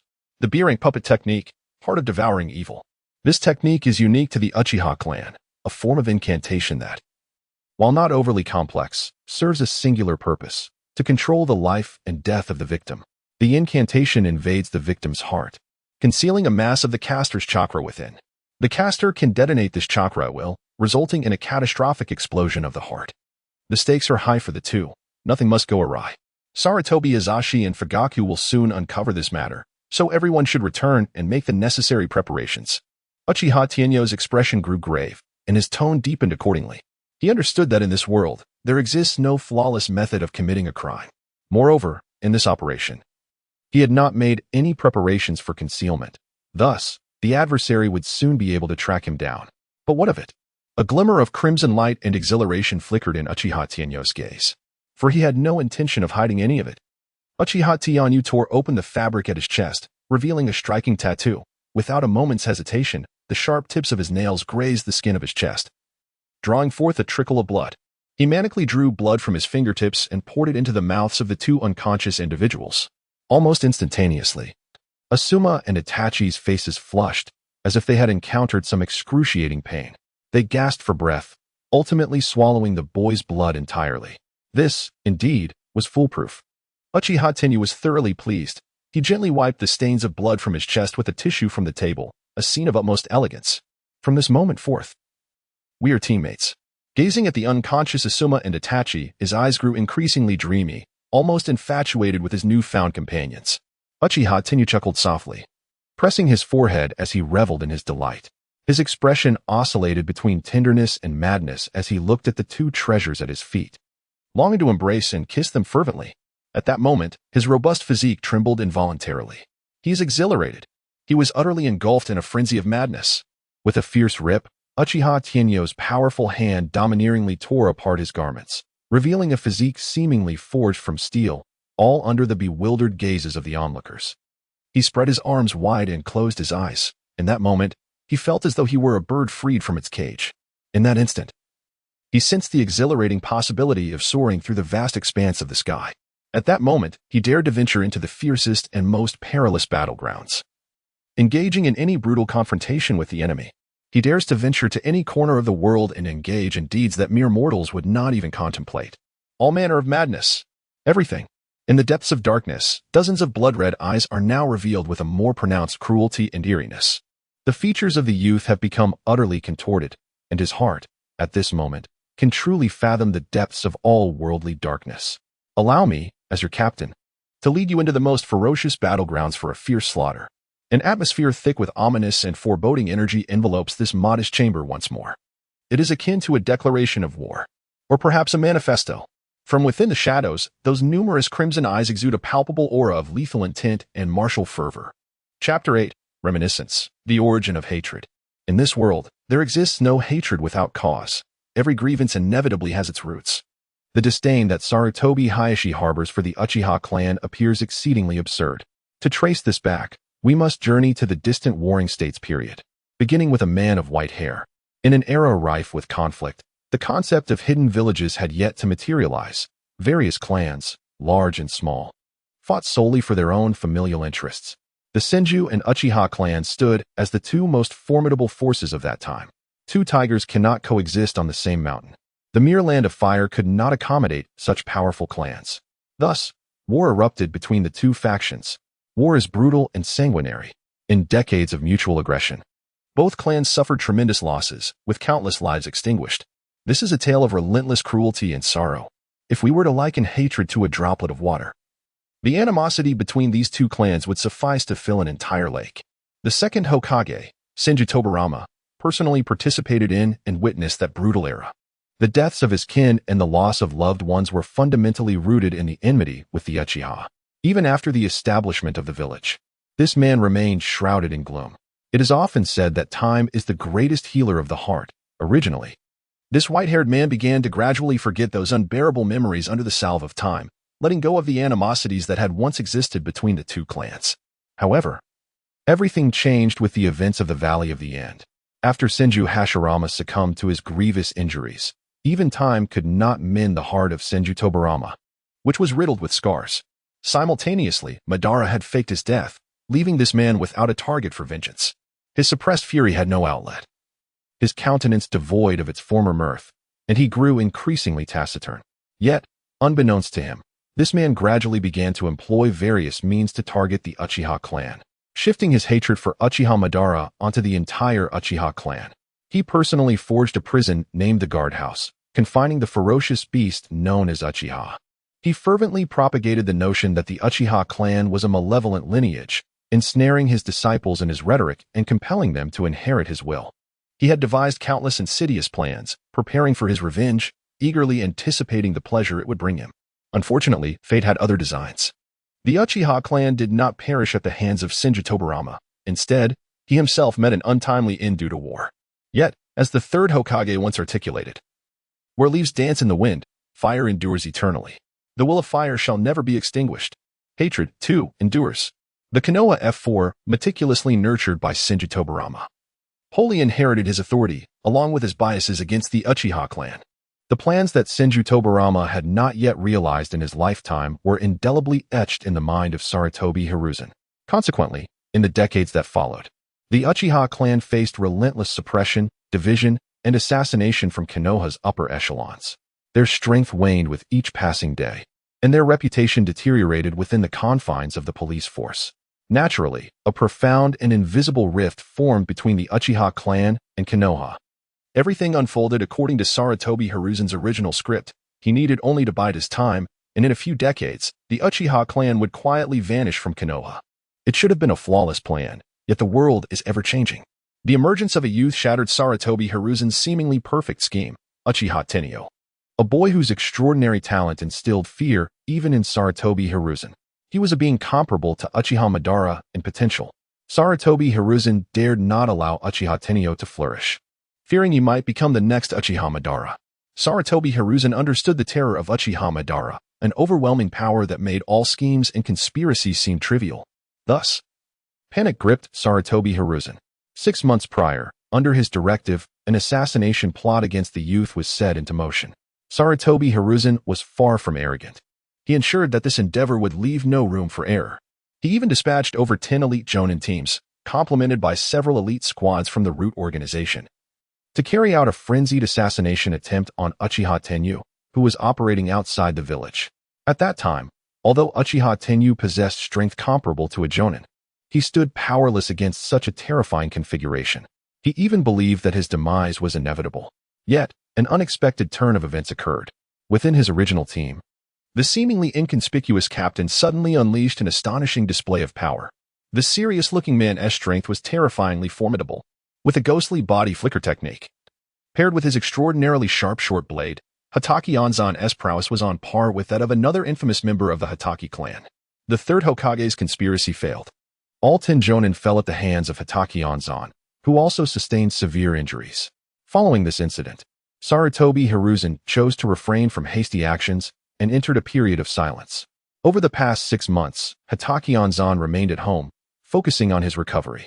Meanwhile, Uchiha Tenyu did not afford the third Hokage and others another chance, choosing to quietly stay in the village and avoiding a second assassination attempt by the higher-ups of Konoha.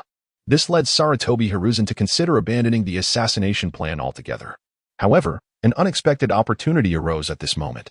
As war loomed on the horizon, Uchiha Fugaku, in a bid to curry favor with the Konoha elite, recklessly advocated for Uchiha Tenyu's deployment to the front lines.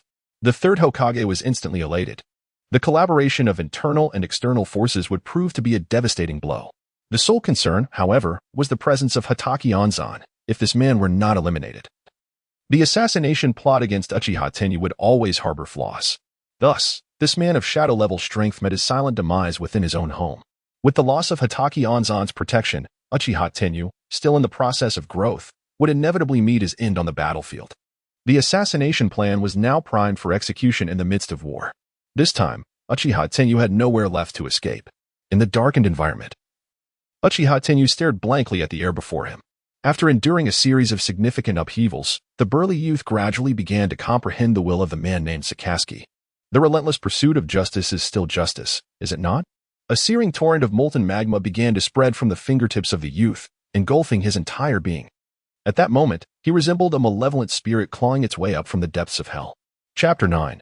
Undercurrents in the early morning of Konoha. The long-awaited sunlight illuminated every corner of the village, its warm rays dispelling the chill of the previous night and bathing everyone in the glow of dawn. Yet, at this moment, no one from the Uchiha clan could savor this delightful morning. Clansmen walked in pairs along the streets of their clan, a heavy and oppressive atmosphere weighing on their hearts. Those ninjas preparing to head to battle bid their final farewells to their families, a scene laden with gravity and sorrow. Among the crowd, only a few naive youths, still oblivious to the realities of war, wore innocent smiles. These young ones, blissfully ignorant, fantasized about making a name for themselves on the front lines. However, the majority of the clan members accepted their ordinary fates, their faces etched with despair. The silent gaze of an old father, the reluctant tears of a mother, and the bewildered expressions of children. All of these stirred a profound heaviness in the hearts of those about to embark on their journey. The battlefield is merciless. None could guarantee their safe return. This was a farewell between life and death, yet even so, when faced with the sorrow of their families, these brave ninjas endeavored to wear a facade of lightheartedness. Although the sun shone brightly on the ground, no one felt a trace of warmth. Amidst the clan's oppressive mood, there was one individual whose spirit soared. Within the Uchiha clan, at Uchiha Fugaku's residence, in the study, Uchiha Fugaku sat upright, diligently practicing calligraphy. The fierce-looking man had not ceased smiling since yesterday. Just as the brilliant rays of light streamed through the window, his mood was equally radiant. He has countless brilliant reasons. For instance, the unwavering support from 3 generations of his family has stirred the heart of this fierce man, who has long yearned for acceptance from the higher echelons. Moreover, the once dominating Uchiha Shursui, who had always suppressed him with his seniority, was met with a fierce retort from him yesterday, allowing him to vent his frustrations. Each time he recalls that weathered and somber visage, Uchiha Fugaku is beset by a wave of disdain. Though he is the clan leader, entitled to wield absolute authority, that obstinate old man consistently meddles in his affairs. Furthermore, despite their shared lineage, he insists on forging a faction of hawks. How infuriating. Their intentions are despicable. The hawks are merely a cadre of stubborn traditionalists. Yet, what do they seek from me? As Uchiha Fugaku reflects upon the various policies opposed by the hawkish faction, a cold snort escapes him, but soon his gaze turns to one of suspicion. On his desk lies a letter from Danzo. He suppressed the fury within, his expression gravely solemn. After all, this was a letter penned by Danzo himself, deserving of utmost attention. In Uchiha Fugaku's eyes, Danzo was one of the higher echelons of Konoha. Although his reputation was far from pristine, if he could manage to win him over, persuading him to whisper favorable words in the third Hokage's ear, it would undoubtedly bring him a step closer to the upper echelons. He slowly unsealed the letter, his gaze sweeping over its contents. Uchiha Fugaku's expression began to transform gradually, shifting from a relaxed demeanor to a furrowed brow of seriousness, and finally to an expression of sheer astonishment. The contents of the letter stirred a tempest within the heart of this man, who had always remained composed and unflappable. He grasped the letter tightly, the veins on the back of his hand standing out prominently, his gaze filled with a raging fury. Yet, as he calmed down, his eyes turned cold and foreboding, ultimately plunging him into an extended silence. The contents of the letter left him in a state of indecision. In his mind, memories of Uchiha Shursui resurfaced, recalling the various criticisms he had once received from him. Ultimately, a glint of fierce killing intent flickered in the eyes of this middle-aged man. Do not blame me. This is merely the consequence of your chosen stance. Uchiha Fugaku's gaze grew stern, devoid of hesitation as he grasped the pen on the table and boldly inscribed his name on the letter. Fugaku, have you seen Itachi? It's early in the morning, and I wonder where he has wandered off to. A gentle-faced woman emerged from the kitchen, her tone laced with a hint of complaint, cradling a bowl of freshly prepared noodles in her hands. Oh, doesn't he have a bedroom? I haven't seen him. Perhaps he has gone out to play. Uchiha Fugaku mused, still lost in the machinations of Danzo, appearing somewhat indifferent in the moment. This child, how could he leave without even making his bed? Uchiha Makoto grumbled as she made her way toward Itachi's room. Yet her complaints suddenly weighed heavily on Uchiha Fugaku's heart. His expression suddenly darkened as he hastily made his way to Itachi's room. As expected, the room was in disarray. The futon on the tatami had not been tidied, and a hollow bamboo stalk stood by the window. At that moment, Uchiha Fugaku's demeanor turned somber. Something had happened. Have you heard? What is going on? The heir of the clan leader has vanished. If he has gone, then he has gone. Could he have been abducted? Why are you looking at me like that? Is it truly possible that someone would dare to steal the clan leader's son? Indeed, the clan leader has declared that Itachi has been kidnapped. 2 Uchiha clan members, clad in security uniforms, were whispering to one another. Surrounding them were dozens of clan members in similar attire, all assembled upon receiving Uchiha Fugaku's orders. The reason for their gathering was simple. The clan leader's eldest son had gone missing, prompting a fervent search operation led by the security team under Uchiha Fugaku's furious command. In a bamboo house, a robust youth sat quietly in a dark corner, cradling a tear-streaked child in his arms. Before him stood a bearded young man, his countenance grim, puffing on a cigarette with a cloud of smoke swirling around him. Uchiha Tenyu, what is your purpose in this? Asuma Saratobi finally spoke, his voice low after taking a drag of smoke. As the esteemed heir of Konoha, he was naturally acquainted with the renowned Uchiha prodigy beside him. Asuma's gaze drifted to the dim corner. The lantern of the deceased still flickered, casting a faint glow that barely illuminated the shadowy room. Beneath the lantern, the sturdy youth stood, his gaze inscrutable as he stared at the wick. The light illuminated one side of his face, while the other remained shrouded in darkness, creating an eerily unsettling contrast. He silently gazed at the flickering light before him, and Uchiha Tianyu found himself increasingly drawn to the shadows, relishing the solitude that darkness bestowed upon him. This faint glow was far too glaring. The youth narrowed his eyes slightly, then slowly reached out towards the wick, a cold, hardened expression adorning his otherwise youthful visage. Though the flame was small, it still bore the capacity to inflict searing pain, yet he seemed to have lost all sensation. Only when the skin on his hand began to emit a sizzling sound from the intense heat did he firmly grasp the fire at the wick. The entire room was plunged into utter darkness. The frenzied boy from the previous night now felt like a mere figment of a dream. As the dream faded, Uchiha Tianyu remained the same taciturn youth. Creaking echoed as his footsteps landed on the bamboo floor, reminiscent of teeth gnawing on bone. Uchiha Tianyu's imposing figure approached Asuma. Within the pitch-black cabin, the only source of light emanated from the slender pipe in Asuma's hand, casting a feeble glow. While the boy's crimson gaze enveloped the entire space in a suffocating aura, Asuma lifted his head slightly, his expression stiff as he regarded the boy radiating an ironclad and oppressive presence. A shiver coursed through him, stirred by the palpable killing intent that flickered in the youth's eyes, and a hint of panic emerged in his gaze. The weasel nestled in Uchiha Tianyu's arms stared wide-eyed, writhing uneasily in the boy's embrace. Asuma's words were still unspoken when a leg, akin to an iron whip, struck his abdomen. The ferocious force sent a rush of wind whooshing through the air, leaving Asuma no time to react before he was dealt a devastating blow. Boom. Asuma's figure was slammed onto the ground, his eyes glazing over, blood spilling from his mouth and staining the robust pipe. A sudden, piercing pain seized his mind, forcing him into a curled position, his body instinctively contorting like a taut shrimp, a reflexive response to alleviate the agony. The stars of embers still glimmered on the pipe. A valuable possession that Uchiha Tianyu had expected to shatter, yet it remained unscathed.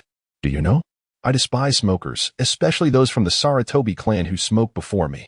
The youth's voice was deep and gravelly, reminiscent of iron, as he gazed at the vaguely familiar face, momentarily recalling the diminutive elder. A flash of crimson flickered in Uchiha Tianyu's eyes. He had never forgotten the foul, decaying odor described by Saratobi Azashi. Thud, thud, thud. Asuma strained to lift his head, observing the towering figure moving with a pendulum-like gait in the dimly lit room, advancing step by step towards him. The black boots loomed ever closer in Asuma's sight, until the owner of those boots raised his leg high and crushed the pipe beneath his foot. The pipe shattered instantly, the fierce force scattering the tobacco within in all directions. In that moment, Saratobi Asuma bit down hard on his parched lips, finding an unexpected calm within himself. He is not truly a fool. Recognizing the situation and remaining silent is precisely what a competent ninja ought to do. Chapter 10. The Expedition. Time invariably slips away unnoticed. On the afternoon preceding the expedition, Uchiha Fugaku wore an anxious expression as the seconds ticked by, exacerbating his inner turmoil. Since dawn, the entire security team had scoured the village of Konoha, yet they had found no trace of Itachi, which filled him with a sense of foreboding. What troubled him even more was that the expeditionary forces were already assembling, and as the commander, he was obliged to accompany the main contingent to the front lines of Sunagakure. Time waits for no one. At this pivotal moment, he found himself devoid of his usual patience, pacing back and forth in agitation. He understood clearly that at the moment dusk descended, regardless of whether he had found Itachi, he must depart from Konoha, the village, and Itachi, which held greater significance. In that instant, Uchiha Fugaku made his choice. Meanwhile, deep within the Uchiha clan, the door of a secluded bamboo hut was gently pushed open. It was time to leave this place. With a gaze tinged with nostalgia, Uchiha Tenyu cradled Itachi in his arms, accompanied by the pale-faced Asuma Sarutobi. As he resolutely stepped out of the small bamboo hut, his gaze swept around with a chilling intensity, a hint of derision curling at the corners of his lips. The proficiency of the Uchiha clan's security team was far more lacking than he had anticipated. He had initially assumed that the members of the security team would search this area. However, those derelict guardians never dared to set foot here. After all, this was the residential area of the Uchiha clan's esteemed elder, and who would willingly seek trouble in such a place? On the spacious and immaculate streets of the Uchiha clan, shops lined both sides, bustling with a multitude of people. The flowers by the roadside bloomed resplendently after the rain, swaying vibrantly in the bright sunlight. A formidable figure, tall and imposing, strode purposefully through the streets belonging to the Uchiha clan. In his embrace, he cradled a child with a flushed face, followed closely by a pale, bearded man. Uchiha Tianyu walked slowly down the street, his footsteps gentle yet imbued with a sense of breathtaking urgency. Itachi, restless in Uchiha Tianyu's arms, yearned for freedom. His precocious nature made him averse to being held, especially by a stranger. Frowning, he began to squirm, unaware that the weak often find themselves devoid of the luxury of choice. His struggles appeared exceedingly endearing. "Big brother, could you please set me down? I can walk by myself." Itachi furrowed his brow, ultimately recognizing the futility of his resistance. A hint of pleading resonated in his melodious voice. "No, children ought to be carried by adults," Uchiha Tenyu replied with a slight grin, gently stroking Itachi's small head. Yet the chilling intensity in his eyes seemed capable of freezing the very space around them. Itachi's little face fell, clearly displaying his discontent. But at merely 3 years of age, what could he possibly do? "Tenyu, what exactly are you aiming to accomplish? This is the son of your clan leader. Is it not? What hidden agenda do you harbor?" Asuma could no longer restrain himself and cautiously probed the thoughts of the imposing youth before him. "What splendid weather we have today," he remarked. "Asuma, I truly envy you for being able to live carefree in this harsh world," Uchiha Tenyu remarked, his gaze unwavering as it met Asuma's eyes. "The reason I have taken you is out of jealousy. After all, I too yearn for a father like the third Hokage. Asuma, might you allow me to experience what it feels like to be cherished?" "What are you rambling about?" Sarutobi Asuma's brow furrowed in confusion, unable to grasp the deeper meaning behind the other's words. "Because you have never witnessed the darkness beneath the sunlight," Uchiha Tenyu replied, the blinding rays illuminating his face, causing him to instinctively squint. "How can there be darkness in the presence of sunlight?" "Uchiha Tenyu, what nonsense are you spouting?" Sarutobi Asuma's profound voice rose in immediate rebuttal. "It is precisely in the sunlight that darkness exists. I do not comprehend. Could you enlighten me as to why?" Uchiha Tenyu's steps remained steady, yet this time he chose the path of silence. He seemed to perceive that all he uttered was mere nonsense. Human beings are incapable of mutual understanding, as exemplified by his current self and Asuma Sarutobi. The two walked in silence. Before them, a group of ninjas clad in a black and white attire, adorned with enigmatic masks, approached. Their eyes betrayed an unfeeling indifference, emanating an overwhelming sense of oppression that compelled even their fellow Uchiha clansmen to instinctively distance themselves from these mysterious individuals. "Is this all there is?" Uchiha Tenyu stepped forward, addressing Uchiha Amaterasu at the forefront. "In the past 6 months, numerous individuals have gone missing following our missions. They are dead." Uchiha Tenyu politely yet curiously corrected the other's phrasing, for in this brutal world, self-deception is a taboo. "Indeed, they are dead. There is no need for self-delusion. Everything shall be accounted for." Beside him, Asuma's eyes widened in horror as an icy chill surged from his feet, coursing through his spine and racing towards his mind. His pupils constricted sharply. Who are these people? Each individual before him was bound with numerous explosive tags, and the fierce glint in their eyes sent chills down Asuma's spine. "What do you intend to do?" In the forefront of the crowd stood Uchiha Fugaku, his expression solemn yet tinged with worry. "Has Itachi still not been found?" "No, clan leader, we have nearly searched the entirety of the Uchiha clan. But Itachi's presence eludes us." A visible sorrow lingered in Uchiha Fugaku's gaze. Sigh, if there is truly no other option, we shall have to seek the aid of the Hokage. He sighed deeply, as the commander, his current task was to lead the Uchiha clan to the front lines of Sunagakure. Even though Itachi was his son, in the grand scheme of things, that seemed trivial. Have we accounted for everyone? There are still 36 missing. Why the delay? Have I not already issued the command? A flicker of sternness crossed Uchiha Fugaku's eyes. As the leader, he could not permit such grave errors from his subordinates. Who are they? His gaze turned icy, his tone sharp as frost. Uchiha Tenyu, Uchiha Ina, Uchiha Amaterasu, the names of the hawkish faction were recited as if from memory. Uchiha Fugaku's expression grew increasingly somber. He did not expect Uchiha Shana to act so irrationally, daring to challenge him at such a critical moment. The summoning of clan members was a grand trend, irreversible. How could Uchiha Shana's petty defiance thwart this? A hint of dissatisfaction flickered in Uchiha Fugaku's eyes, and the thought of facing the third Hokage's reprimand only fueled his ire. What on earth does that old stubborn fool wish to achieve? Does he not realize that his actions are tantamount to defiance on the battlefield? Has he lost all sense of a ninja's conviction, treating the battlefield as a mere jest? Indeed, how could one falter at such a crucial juncture? The elders have gone too far. Yes, the hawkish faction has acted with utter irresponsibility. The crowd erupted in a cacophony of discontent, voicing their grievances against the hawkish faction's conduct. Yet, Uchiha Fugaku remained composed. Witnessing his clansmen's outrage towards the hawkish faction brought him satisfaction. This was precisely the reaction he desired. A flicker of crimson flashed in his scarlet gaze. He had made up his mind. It was imperative to impose a significant deterrent and punishment upon those hawkish provocateurs.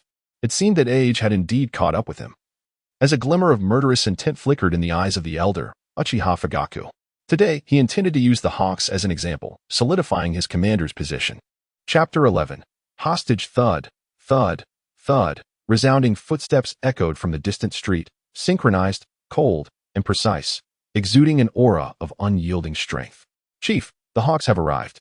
A voice, tinged with panic, emerged from the rear of the crowd. At this announcement, the clansmen in the square were taken aback, their gazes instinctively shifting towards the end of the street. Before them marched a special unit, composed of dozens, advancing with a steel-like cadence from afar. These unique clansmen wore dark masks resembling various animals, crows, bulls, and horses, moving in unison, creating an overwhelming atmosphere of dread as if the very air around them had frozen. The crimson tomo swirled violently within their eye sockets, and more horrifyingly, they were bound with a multitude of explosive tags. At the forefront of the crowd stood a towering youth, nearly 2 meters tall, donning a conical hat, cradling something in his arms that squirmed restlessly. Their intentions were far from benevolent. The clansmen in the square quickly realized the gravity of the situation. They warily dispersed, silently creating space for the ominous newcomers. A foolish move. Though Uchiha Fugaku felt a surge of alarm, he maintained a facade of calm, his own scarlet tomo manifesting in his gaze. Leading the group was Uchiha Tenyu. Beneath his hat, an expression of cold indifference glinted in his eyes, reminiscent of a venomous serpent. His gaze swept mercilessly over the surrounding clansmen. The malice contained within it seemed almost capable of piercing through the veil of his hat, delving deep into the hearts of each individual. This left every person who fell under his scrutiny with an unsettling chill. His footsteps were heavy, mirroring the weight of his heart. He understood that this time, it would be a battle of life and death. He would confront the enraged man upon the stage head-on. Let the myriad injustices cease from this day forth. Uchiha Tenyu's gaze grew increasingly menacing, and a sinister aura began to emanate from him as he strode purposefully towards Uchiha Fugaku. Behind him, the members aligned with the hawkish faction closely followed in his wake, their ominous killing intent no longer concealed. Their gazes were eerily intense, twisted into frenzied smiles as they approached Uchiha Fugaku. They are a group of lunatics. They are but a group of half-buried corpses. Given this, what more do they have to lose? Uchiha Tenyu is unwilling to become a mere shell, and so do they. It is unfortunate that they are a group that desires both life and dignity, being Uchiha. The world is never devoid of idealistic fools. They cherish this world dearly, even if it inflicts upon them profound suffering, much like the future Naruto. Yet this world is equally populated by those hawkish thinkers behind him, who strive for their own interests and seek a fair and just society, unafraid of death in their pursuit. This, indeed, embodies the justice of the hawks. The sound of their resolute footsteps resounds in perfect unison. Under the multitude of astonished, fearful, and panicked gazes, the 36 hawks advance with steely determination. finally standing before Uchiha Fugaku. This man, known for his fierce gaze, has finally succumbed to rage, his eyes a chilling void. Regard the assembly before him as though they were merely the dead. In this moment, he acknowledges the perspectives of certain individuals. The Hawks of Uchiha are a source of instability for both Konoha and the Uchiha clan. The Hawks must be eradicated. Uchiha Tenyu meets Fugaku's icy gaze with his own. The tension in the atmosphere escalating instantaneously. It seems Itachi senses the gravity of the moment, struggling to lift his small frame from the broad, powerful chest of the youth. Peering out with his tiny head, this scene is both endearing and amusing. However, Uchiha Fugaku finds no charm in it. His pupils constrict sharply, his previously steady breath now quickening, and his fists clench involuntarily. The murderous intent within him can no longer be concealed. His piercing, frigid gaze seems poised to shatter the man before him, his heart akin to a repressed volcano, with fury surging to the brink of tearing apart his sanity. He never anticipated such despicable behavior from the other party. To think they would resort to taking his own son hostage as a means of coercion. Uchiha Fugaku felt a chilling dread surge within him. However, in that moment, he dared not act rashly for fear of provoking their ire. What do you want? A hoarse and stifled voice erupted from the depths of this man's throat. He has endeavored to suppress the seething anger within, yet his tone remains undeniably ferocious. Ah, Itachi, how truly endearing you are. Uchiha Tenyu smirks wickedly. He glared menacingly at Uchiha Fugaku before him, asking, Clan leader, what do you think? Under Uchiha Fugaku's fiery gaze, he gently stroked Itachi's head with his rough hands, the implication of his threat unmistakable. A flicker of anger crossed Fugaku's eyes as he fell silent, striving to suppress the murderous intent brewing within him. In that moment, no one spoke, yet each harbored a desire to eliminate the other. The emotions between individuals are destined to remain incomprehensible, and at this moment, no one could fathom the depths of Uchiha Fugaku's anguish. At last, he comprehended the audacity of the hawkish faction's members. The silence between the two sides became a tense stalemate, a chilling aura enveloping the entire square. Soon, dozens of security team members encircled the crowd. In the face of the hawkish faction's subtle movements, their eyes glinted with a sinister intensity. The blood-red tomo swirled in their gaze, casting a foreboding and ominous atmosphere over the square. Despite their mere 30-odd numbers, they instilled fear in the hearts of the hundreds present. After all, the myriad explosive tags binding them could reduce the entire square to ruins.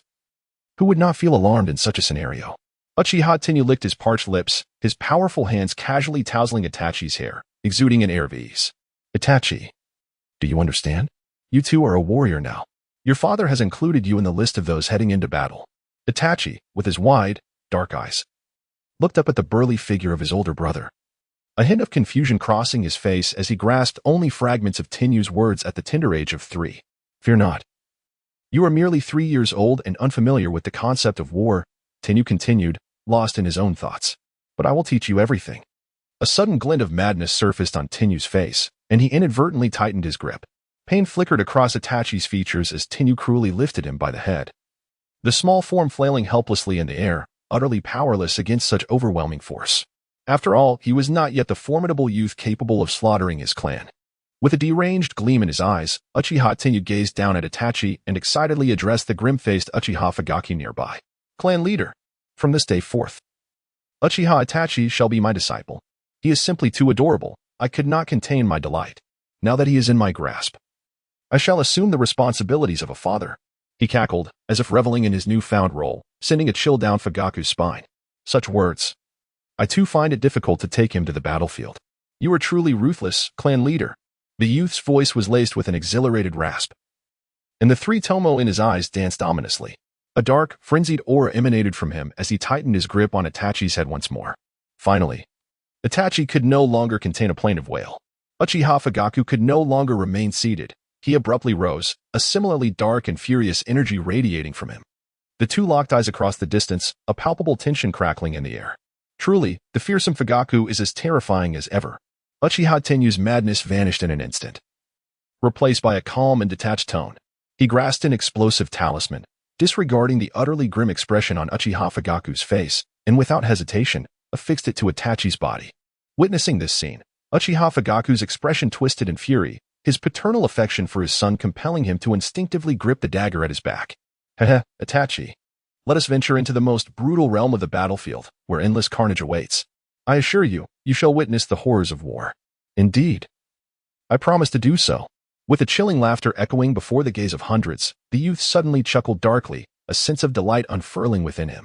The square, filled with hundreds, fell into an eerie silence. Chapter 12. The Contest. You wretched brat. Uchiha Fugaku rasped, his voice hoarse, his crimson eyes directed at Tianyu, brimming with uncontainable rage and murderous intent. As the clan leader, he had never encountered a member who dared to so blatantly challenge his authority. Moreover, as a father, he could not bear to watch Uchiha Tianyu so mockingly toy with his son. The suppressed fury within him resembled a terrifying volcano on the verge of eruption. How intriguing. Truly fascinating. So even the esteemed clan leader can feel anger?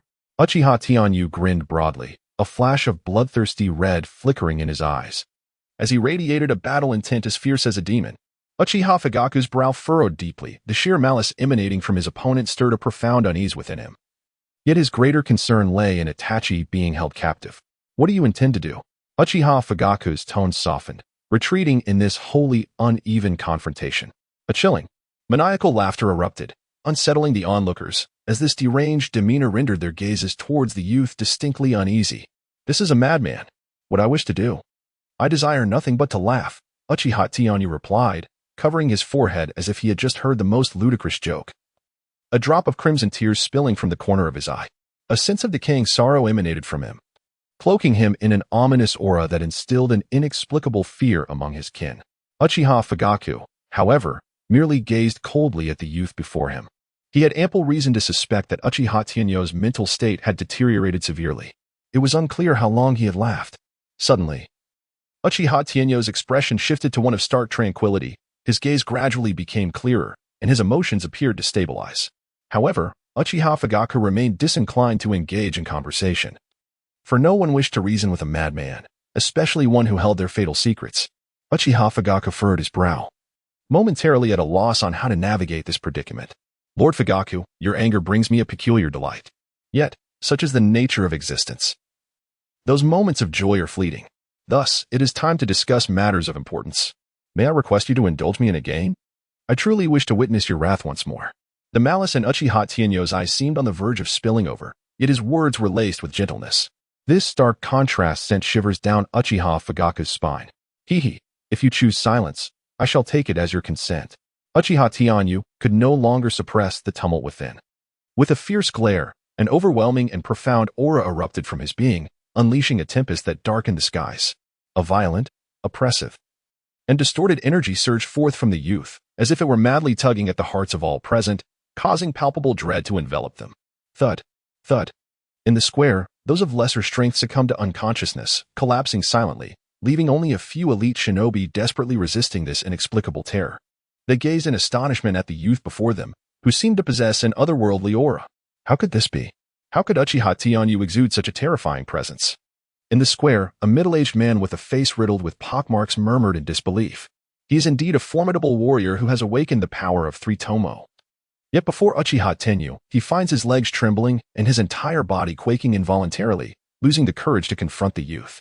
That aura, resembling that of a ghostly deity, enveloped everyone in the square, causing Uchiha Fugaku's hairs to stand on end. His gaze was filled with uncertainty as he looked upon the youth before him, who resembled a deity or a demon. Such an aura even instilled a sense of trepidation within him.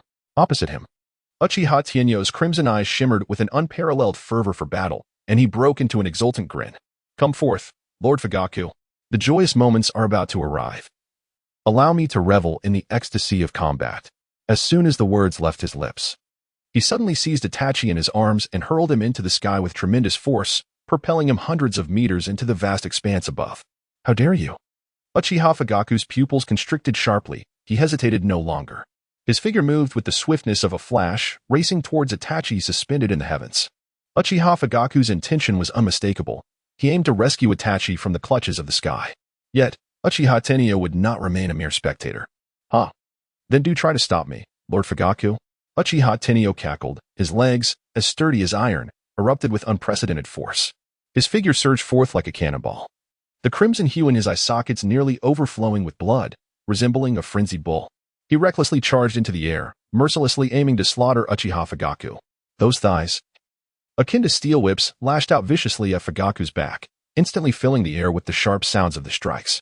Uchiha Fugaku faced but two choices, either to persist in rescuing Itachi, thereby inviting grave injury upon himself, or to abandon Itachi altogether and turn to confront the ferocious assault from behind. Despicable scoundrel! Uchiha Fugaku finally succumbed to his fury, before he could contemplate further. Instinct compelled him to turn and evade this terrifying blow. He had yet to catch his breath when another tempestuous onslaught surged before him. Uchiha Tenyo's gaze was chilling, his murderous intent resolute. He cared not for the baseness of his methods, having long abandoned the so-called noble way of combat. Ninjas have always been a group that resorts to any means necessary. Whatever may favor the outcome of battle, no matter how despicable, he would not hesitate to employ it. The confrontation was inherently unequal, and from the outset, it was almost fated that Uchiha Fugaku would inevitably suffer. Ultimately, Uchiha Tenyo's contemptible actions thoroughly provoked his opponent, prompting Uchiha Fugaku to reveal his fierce side. Fire release, great fireball technique. A raging fireball, nearly 10 meters in diameter, surged toward Uchiha Tenyo, its violent flames swiftly consuming the air around it, showcasing the terrifying prowess of the man before them. The ferocity of the great fire release was unmistakable. A glimmer of red flashed in Uchiha Tenyo's eyes as he grinned, revealing his pristine white teeth. To the astonishment of the onlookers, he chose to charge directly into the inferno without evasion. In an instant, Uchiha Tenyo was completely engulfed by the colossal fireball, vanishing from sight. The crowd gasped in shock. In their eyes, Uchiha Tenyo was courting death. After all, in their understanding, even a shadow-level powerhouse would not dare to confront such a formidable technique with such audacity. Within the ferocious fire dragon, the sound of sizzling echoed, as if something was being incinerated. The gentle autumn breeze wafted through the square. Uchiha Fugaku's expression remained grave. He does not believe that the other party would willingly choose a path to destruction. He firmly believes that Uchiha Tenyo must still possess some means to withstand his formidable fireball jutsu. He raised his gaze to the heavens, where Itachi was plummeting towards the ground. Uchiha Fugaku furrowed his brow, and without hesitation, he instantaneously transported himself into the air, catching Itachi in his embrace before descending back to the square.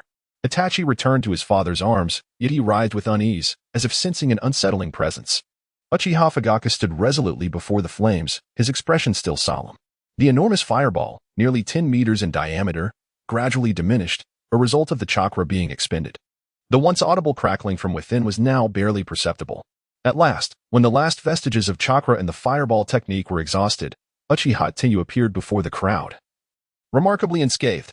Astonishingly, apart from his completely consumed attire, his body seemed to bear no injuries whatsoever. Uchiha Fugaku's gaze sharpened, his vigilance heightened within. Does he possess even more formidable techniques? Let them be unleashed to entertain me, Fugaku. Uchiha Tenyo flashed a row of pristine, white teeth, his eyes inadvertently glancing at the Itachi whom Uchiha Fugaku had rescued. Uchiha Fugaku's expression darkened. The blatant disrespect in Tenyu's address and his malevolent gaze upon Itachi sent chills down his spine. In response to Uchiha Tenyu's provocation, Uchiha Fugaku chose silence, his face grave as he entrusted Itachi to a nearby man clad in a security uniform. You should never have dared to abduct Itachi. Uchiha Fugaku's eyes were icy. A profoundly ominous aura enveloped the man, his crimson tomo swirling wildly within his eye sockets.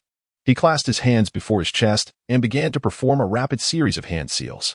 Uchiha Tenyo heightened his vigilance, his entire body tensed in response. In the presence of Uchiha Fugaku, he dared not exhibit even the slightest degree of carelessness.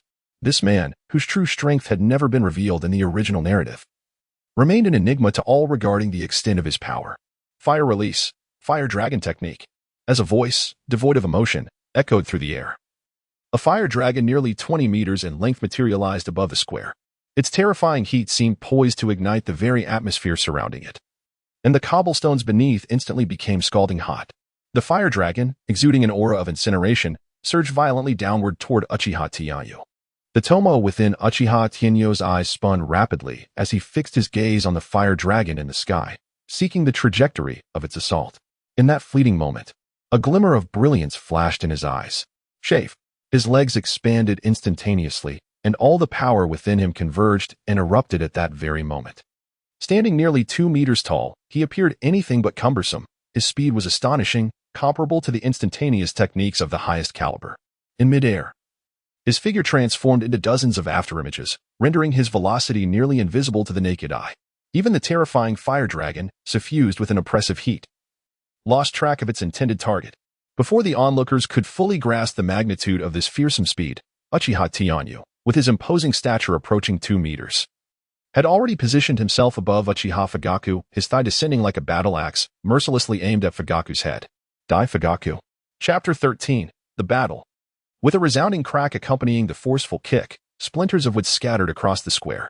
A deep fissure materialized at the spot where Uchiha Fugaku stood, leaving behind a debris of shattered wood upon the granite pavement. Substitution technique. Truly, Uchiha Fugaku was remarkable, exhibiting a terrifying sense of battle instinct. Uchiha Tianyu slowly turned, revealing Uchiha Fugaku behind him, his expression one of indifferent composure. Their crimson eyes locked once more, each unreservedly displaying their murderous intent. Yet, from the corner of Uchiha Fugaku's eye, he caught sight of the youth's kin, bound with explosive tags, lurking behind him. He couldn't help but furrow his brow, and within his crimson eyes, a hint of fluctuation finally emerged. Cease this. The game has concluded. I am the victor. Uchiha Fugaku clasped his hands behind his back, his tone growing somewhat relaxed. In his view, without Itachi's constraint, Uchiha Tenyu's strength alone was no longer formidable. Choosing to withdraw now was merely his desire to avoid a life-and-death struggle with the hawkish faction within the clan. The battlefield at the front line is ultimately where your lives will find their resting place, he murmured to himself. Upon hearing this, Uchiha Tenyu's expression remained unchanged. He smirked, revealing a defiant smile, and spoke in a chilling tone. Lord Fugaku is truly arrogant. Yet, the outcome remains uncertain. Upon hearing this, Uchiha Fugaku furrowed his brow. Could he possibly have a hidden card? Suddenly, he was struck by a realization. Sure enough, in the next moment, Asuma Sarutobi emerged from the crowd, wearing a bitter smile. The instant Fugaku laid eyes on Asuma, his pupils constricted sharply. Do you know what you're doing? Fugaku's voice emerged hoarsely. I do. It is merely a lifeline. Uchiha Tenyu replied with a smile, seemingly unconcerned. Is there anything more significant than one's own life in the eyes of the clan leader? At these words, a complex light flickered in Fugaku's gaze. Does the old man know of your actions? Fugaku resolved to persuade the young man before him from a different angle. The old man is already dead. Uchiha Fugaku stared in shock at the calm face of the youth. At that moment, he finally understood why those from the hawkish faction would engage in such irrational behavior. The hawkish faction had lost their pillar of support. What awaited them was either death on the battlefield or disappearance on missions, for in the past year, those affiliated with the hawkish faction had met such fates. He was all too aware of the truth behind this matter. Thus, they chose to gamble everything in a desperate bid, Fugaku mused internally. Both parties fell into a prolonged silence once more. Uchiha Tenyu remained patient, awaiting the other's final decision. Would he choose to turn a blind eye? Or would he stand against the hawkish faction? As time passed, the atmosphere grew increasingly tense. Finally, Fugaku spoke hoarsely. Tenyu, it is not yet time. Release Asuma. The Hokage will not hold it against you. Uchiha Tenyu crossed his arms, a flicker of disappointment crossing his eyes. Is this your choice? What was I expecting? He had long been aware of that man's cowardice. As if he had lost the last glimmer of hope, Uchiha Tenyu's expression turned completely indifferent. He had grown numb to Uchiha Fugaku. He stood there, exuding an air of coldness that instilled fear in all who beheld him. Amidst the crowd, a short blade suddenly pressed against Asuma's throat as Uchiha Daika stepped forward with a brooding expression. How truly disappointing, esteemed clan leader. What do you say to a life for a life? I implore you, Lord Fugaku, return Itachi to us at once, or a crimson stain shall flow upon the youth's blade. Uchiha Daika struggled to contain his inner fury, proving through his actions that his words were not mere threats. Are we to perish together? Uchiha Fugaku's countenance darkened. The confrontation had grown increasingly precarious. This man had no choice but to passively endure, much like his future, forever subjected to the oppression of Konoha's higher-ups. As time ticked away, both parties found themselves locked in a stalemate, while Fugaku remained indecisive. He could neither abandon Itachi nor dare to disregard Asuma's existence. After a prolonged silence, the voice of Uchiha Tenyu resonated. Lord Fugaku, let us engage in a transaction. What transaction? The man's voice had become utterly hoarse by this time. Let us settle this with a decisive confrontation. If you emerge victorious, I shall surrender both Itachi and Asuma to you. Uchiha Tenyu paused momentarily. However, should you lose, I kindly request that you hand over Itachi to me, along with the clan's secret technique, Izanagi. Izanagi? Uchiha Fugaku surveyed the scores of individuals behind Uchiha Tenyu. Was this arrangement made for their sake? Very well. It is a deal. Uchiha Fugaku, without further hesitation, readily acquiesced. After all, the situation could hardly worsen. For the sake of both Itachi and the familial ties to the village, he had no choice but to concede to the other's demands. Excellent. Now that I have sufficiently tested the waters, I shall now engage with utmost seriousness.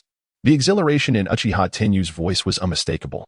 With that declaration, the muscles in the boy's thighs surged with power, shattering the stone slabs beneath him with sheer force. His entire form propelled forward, nearly parallel to the ground. Launching a ferocious assault towards Uchiha Fugaku, the latter's gaze grew solemn. He drew the short blade that was strapped to his back, a shadowy aura manifesting in his eyes, ultimately crystallizing into 3 tomo. Fugaku, do you underestimate me? 3 tomo is hardly your limit.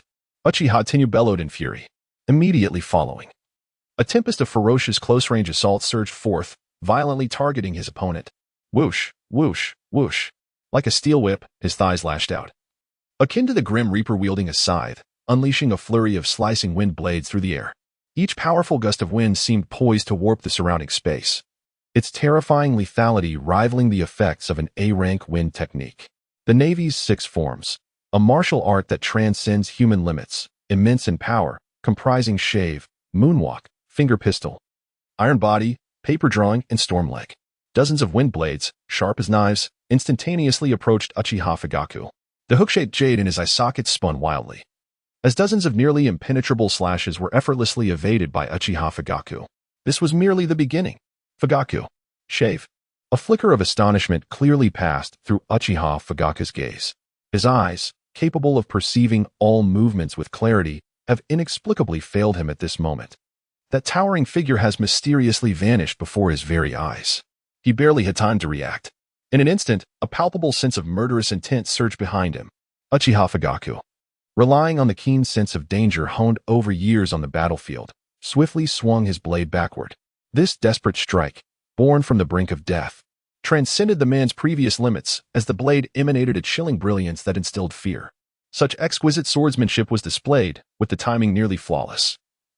Just as Uchiha Tenyu launched his surprise attack, the gleaming sword simultaneously met the youth's head. The blade grazed Uchiha Tenyu's scalp, the icy edge nearly severing his head from his body. In that moment, his heart nearly ceased to beat. His pupils constricted sharply.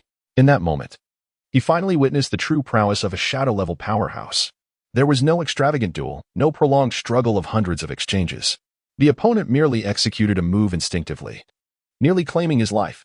This sensation was akin to having a sharp blade pressed against one's throat, akin to the gaze of a ferocious beast, an indescribable terror. The adversary was utterly formidable, resembling a monster. Uchiha Tenyu's eyes narrowed, his serpent-like gaze fixed intently upon his opponent. This was the genuine strength of a shadow-level expert. Requiring no arcane techniques or forbidden arts, mere combat experience was sufficient to render him formidable. An uncontrollable thrill and exhilaration surged within him. Well done, Fujitaka. In the spirit of reciprocity, allow me to return your move. Pointing like a spear, Uchiha Tenyu's figure surged, and he abruptly raised his finger, its tip piercing through Uchiha Fujitaka's body like a sharp spear from behind. Boom. The terrifying piercing power of his fingertip created a gaping hole in Fujitaka's back, leaving the spectators momentarily dumbfounded. The tomo in the youth's eyes spun wildly, and his body suddenly began to retreat explosively. Boom. A tremendous explosion erupted from Fujitaka, sending countless splintered wooden fragments flying in all directions, while Uchiha Fujitaka's figure inexplicably appeared above Uchiha Tenyu. Die.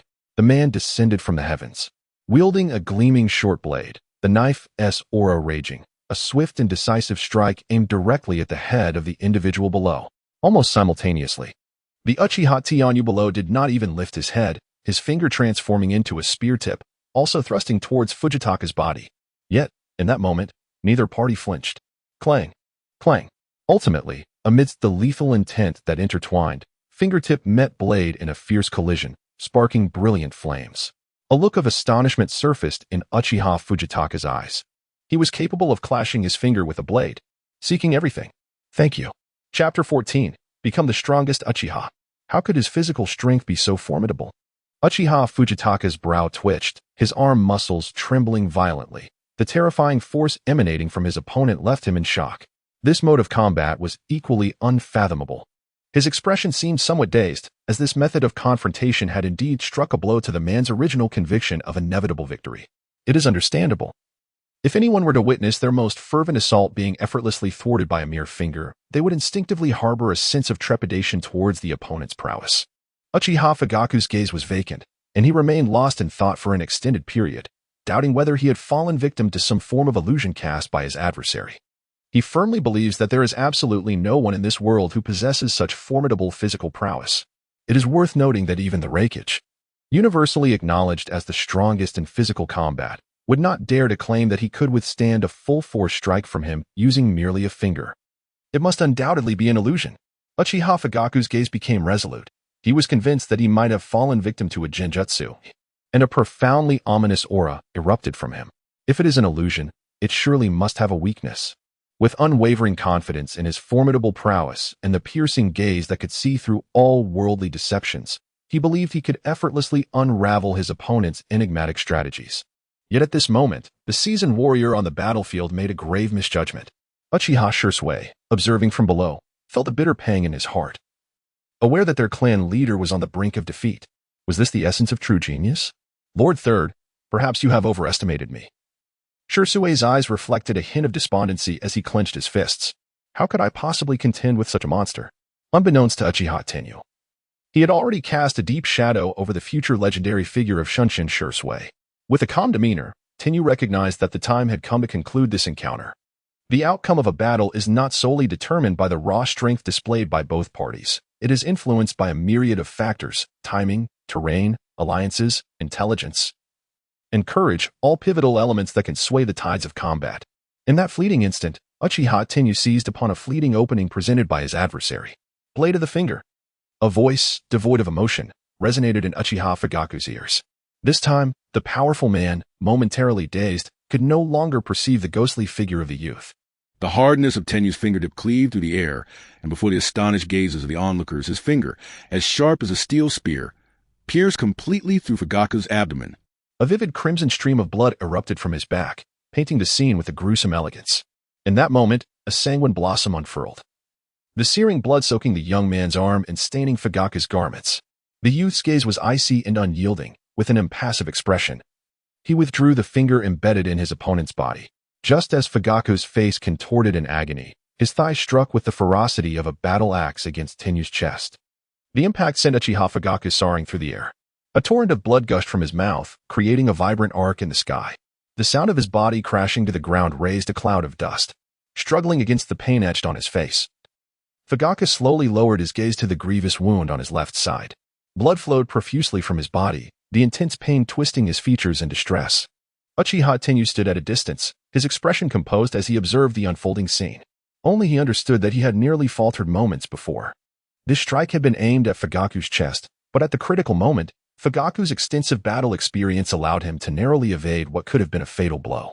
Yet, this was where it ended. Uchiha Fugaku's fate was sealed. The piercing wound inflicted by Tenyu's finger left Fugaku with a crippling injury, one that would ultimately strip him of his combat capabilities. After all, a ninja's physique is not as grotesquely resilient as that of a pirate. High offense with low defense is a fundamental principle. Once faced with such severe injury, one's ability to act is fundamentally compromised. With the awestruck gazes of the crowd upon him, the youth approached Uchiha Fugaku with a gait reminiscent of a pendulum. "I have emerged victorious, esteemed clan leader." Tenyu calmly rebutted the man's earlier assertion. A flicker of unwillingness crossed Fugaku's eyes as he coughed up blood from his mouth and nose. Yet, a glimmer of crimson ignited within his gaze, an ominous and somber aura emanating from him. The three tomo of his Sharingan began to shift and evolve. Even at this juncture, the man clung to the hope of making one final stand. He was unwilling to concede defeat so easily at the hands of his opponent. He possesses even greater strength yet to be revealed. The three tomo Sharingan is not his ultimate form. He desires to deliver a powerful retort. He struggled to rise, the immense loss of blood and pain rendering his complexion as pale as a demon emerging from the depths of hell. Uchiha Tenyu gazed calmly at the resolute man before him. Perhaps he was not as feeble as he seemed. A thought unexpectedly blossomed in Uchiha Tenyu's mind. "Is the Manjiki Sharingan your source of confidence?" At these words, the man was suddenly taken aback, lifting his gaze to meet a pair of steely eyes, followed closely by the sight of a dark crimson flower. The boy's expression was astonishingly serene. A vibrant red lava flower bloomed before Fugaku, and a flicker of horror crossed his eyes. The ferocious energy contained within the flower made the hairs on his body stand on end. In that instant, Uchiha Fugaku finally comprehended that confidence was not his sole domain. His opponent had not fought with full force. Is it lava release? The tension in Uchiha Fugaku's body finally dissipated. It was as if he had found an excuse for his defeat, and the dark aura surrounding him vanished completely. Uchiha Tianyu observed a whirlwind of emotions in the man's eyes: shame, regret, and perhaps even a hint of relief. You have won. Uchiha Fugaku clutched his abdominal wound, breathing heavily, ultimately conceding his defeat. Upon hearing this, Uchiha Tianyu's spirits lifted. The battle was over. Under the watchful eyes of their clan, Uchiha Tianyu embraced Itachi once more, the crimson blood in his hand dripping onto Itachi's forehead, belonging to his father. Itachi seemed to understand something, his youthful eyes filled with a gaze of hatred. Perhaps, in the heart of this little one, the man who had harmed his father had already become his enemy. The seeds of hatred took root within Itachi's heart. Uchiha Tianyu naturally noticed Itachi's hostility. Yet, at this moment, he remained indifferent to such sentiments. For now, Itachi could not possibly pose a threat to him, could he? After all, the weak have no right to control their fate. Just like Uchiha Fugaku, who, having been defeated, could only stand by and watch the scene unfold. Everyone, I have not failed you. The youth hoarsely declared the end of the battle to the hawkish clan members. Their fervent cheers erupted in response, as the unease and uncertainty hidden within their hearts finally vanished in that moment. The individuals they placed their trust in did not betray their expectations. Uchiha Tianyu has proven himself through his strength. They gazed fervently at the towering figure of the young man before them. In their hearts, they were resolutely convinced that under the leadership of Uchiha Tianyu, they would undoubtedly carve out a luminous path, one that belonged uniquely to their hawkish faction. From this moment forth, whether they were doves or centrists, they could only regard this boy, radiating an aura of formidable authority, with reverence. Even though he bore many flaws that could be criticized, his brilliance was undeniable. No imperfection could overshadow the radiance of Uchiha Tianyu, much like the legendary Madara of yore. His character was fiercely independent, his actions often tyrannical and obstinate, yet his charisma continued to inspire countless clansmen to follow him. This was the inherent instinct of strength that coursed through the veins of the Uchiha bloodline. They revere the strong, worship the strong, and submit to the strong. And it is from this very moment that the position of the mightiest within the clan is officially claimed by this 12-year-old youth. Chapter 15. The Past the Uchiha Clan. Under the cloak of night, the glow of torches illuminated the pitch-black darkness, while the moonlight cast a faint glimmer. The Uchiha expeditionary force, shrouded in the veil of night, prepared for a long march to the battlefield. From a distance, this procession resembled a sinuous, serpentine creature, emanating an inexplicable aura of eeriness and foreboding. With an air of solemnity and discipline, the formation operated like a meticulously crafted mechanism, each member fulfilling their designated role, moving forward with an orderly and composed grace. Merely observing their marching style suffices to demonstrate that the reputation of the Uchiha clan is far from unfounded. The late autumn night carried a penetrating chill. Leading the way, Uchiha Tianyu advanced with a pendulum-like rhythm, his steps unwavering, each stride seemingly calculated with obsessive precision. This gait epitomized his somewhat warped personality, stubborn, rigid, and methodical. Since the confrontation with Uchiha Fugaku, the clansmen regarded Uchiha Tianyu with a sense of awe. Though only 12 years of age, he exhibited a steadiness that belied his youth. He was indeed a prodigy, a title not easily bestowed upon just anyone. After all, a genius is an entity that surpasses ordinary comprehension, is it not? Amidst the crowd, hushed whispers emerged. A genius is a genius, yet he certainly stirs up trouble. The clan's young master is one thing, but Sarutobi Asuma is the son of that esteemed figure. This might lead to great upheaval. Upon hearing these words, many began to ponder uneasily within their hearts. They admired the prowess of Uchiha Tianyu, yet they were even more apprehensive of the youth's propensity for troublemaking. After all, opposing the third Hokage in Konoha was hardly a sagacious decision. One might even label it a reckless pursuit of death. Nevertheless, Uchiha Tianyu brazenly committed the grave offense of abducting the beloved son of Sarutobi Hiruzen. This incident instilled profound anxiety among many clansmen. For there are no true fools in this world. The events unfolding today are replete with ominous signs. Why would the hawkish faction choose to confront the clan leader at such a critical juncture, just as they were poised to head to the front lines? Why did they specifically choose to abduct Asuma and Itachi? What roles did the elder clan members and Sarutobi Hiruzen play in this affair? Whenever an individual or a faction undertakes a targeted action, there is invariably an underlying motive.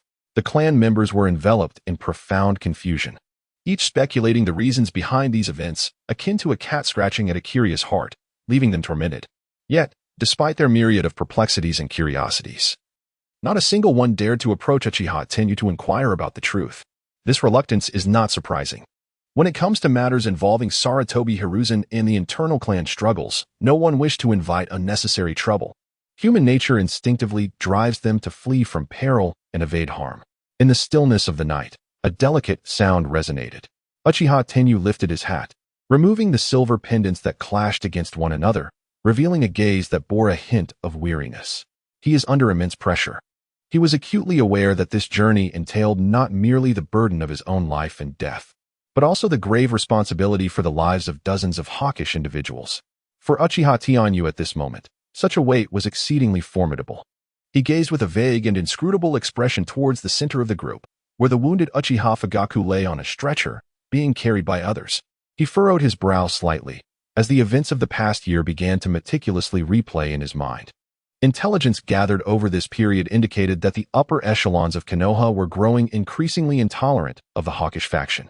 Initially, there were the inexplicable deaths of hawkish clan members, followed by his own assassination attempt, the demise of Hitakion Zan, and the death of Uchiha Shana.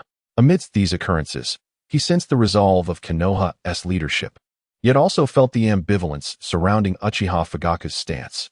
Uchiha Fugaku, who should have unequivocally stood with the Uchiha clan, exhibited an exceedingly wavering and ambiguous position during these events.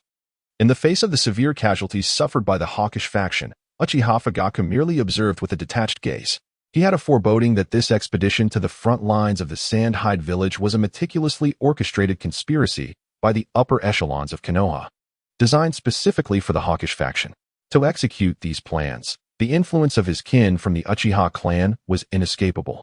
In a bid to safeguard against unforeseen circumstances, he resolved to abduct Itachi, hoping that Uchiha Fugaku would exhibit caution on the battlefield. After all, as the commander of the team, the directives of Uchiha Fugaku determined the fates of the hawkish contingent, and he could not afford the slightest negligence. He must demonstrate formidable strength and resolve, instilling a sense of caution in others. The same holds true for Asuma Sarutobi. He must seize the leverage over Sarutobi Hiruzen, instilling a sense of caution within him. However, Uchiha Tenyu is acutely aware that matters will not conclude so simply. In the ensuing turmoil, both the higher echelons of Konoha and Uchiha Fugaku will undoubtedly resort to any means necessary to reclaim the hostage in his possession, whether through conspiracy or cunning. He is poised to confront an overwhelming tempest of internal and external assaults. For him personally, and for the hawkish faction, this will be an arduous path of survival. Uchiha Tenyu's mind is remarkably clear. He would not dare to expect any mercy from his adversaries. To survive, he must cast aside all impractical fantasies and naivety. Uchiha Tenyu slowly massaged his temples, and only at this moment did he truly comprehend the hardships faced by Uchiha Shursui. Once an individual bears too many burdens, they find themselves perpetually ensnared in a state of oppression. This sensation weighed heavily upon his heart. Tenyu, may I speak with you for a moment? A serious-looking youth, carrying a small blade on his back, approached him. Uchiha Tenyu regarded Shursui with calm eyes. This character, steeped in tragedy within the original narrative, elicited no fondness within him. Uchiha Shursui, both in thought and action, undoubtedly deserved the suffering that befell him. What is it? Uchiha Tenyu replied in a detached tone. Tenyu, could you entrust Itachi to me? Uchiha Shursui appeared somewhat anxious. After all, we are all members of the same clan. I hope that your relationship with the clan leader does not remain so fraught. If I were to take Itachi under my wing, perhaps it could ease the tension between you. Observing the cold demeanor of the youth before him, Shursui felt a twinge of apprehension. Externally, Uchiha Tenyu was not one to engage in amiable discourse, especially considering that mere hours earlier, he had committed an act of madness. Uchiha Tenyu gazed at Shursui, and seeing his trepidation, he ultimately sighed deeply. After all, Shursui was still just an innocent child, utterly oblivious to the current circumstances. This was not merely a matter of strained relations. It was a life-and-death struggle, devoid of any possibility for reconciliation. Naive, Itachi shall not be entrusted to you. Uchiha Tenyu firmly and decisively rejected Shursui's request. Then can you tell me why you intend to abduct Itachi and Lord Asuma? A flicker of defiance crossed Uchiha Shirsue's eyes, mirroring the sentiments of many in their clan. He sought to unravel the intricacies of this matter, believing that only through such understanding could he discover a solution to the impasse. In his eyes, it was evident that they were kin, bound by blood. How could their relationship have deteriorated to such a state? Within Uchiha Shirsue's gaze, there resided a profound yet innocent naivety. He was genuinely eager to comprehend the events that had transpired, leading the hawkish faction to exhibit such extreme behavior. In response to his foolish inquiries, he was met with a silent, unyielding countenance. Uchiha Tenyu slowly turned his head, having entirely lost interest in conversing with Shirsue. What difference did knowing the truth make? Could Uchiha Shirsue possibly grasp the higher-ups in Konoha's persecution of the Uchiha Hawks?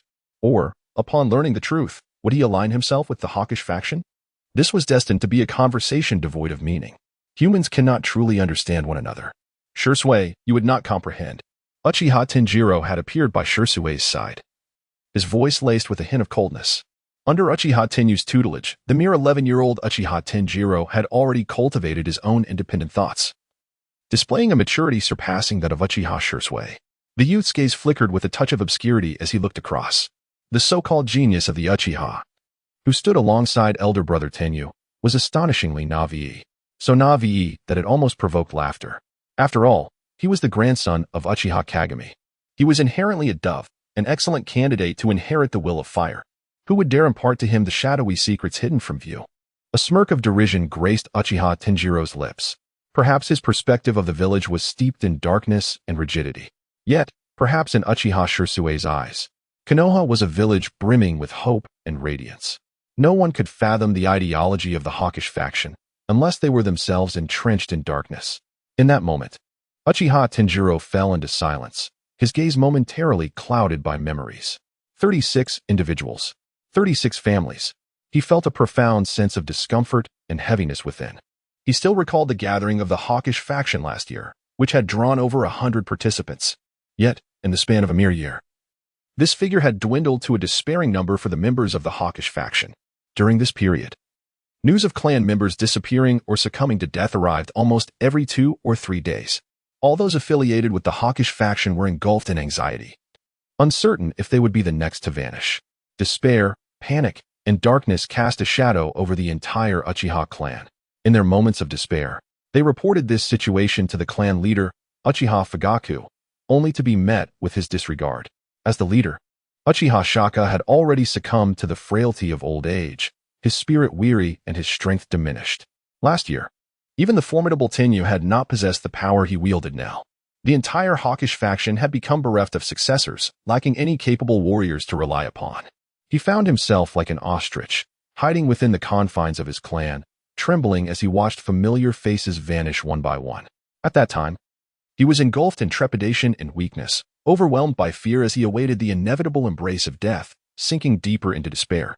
Reflecting on this, Uchiha Tenj could not help but clench his fists in frustration. He took a deep breath, striving to avoid recalling that unbearable past. Yet, as he gazed upon the imposing figure before him, Uchiha Tenka found himself enveloped in an overwhelming sense of security. This was a feeling that no other formidable warrior from Konoha could provide, for it stemmed from a strength that belonged to their own kind. Brother Tianyu bore the great banner of the Hawks. As the sun dipped below the horizon, Uchiha Tenka's countenance was imbued with an emotion known as determination, his steps closely trailing the broad-shouldered youth ahead of him. In that moment, the youth's stride was resolute. Uchiha Shirsue hastened to catch up, still unwilling to relent.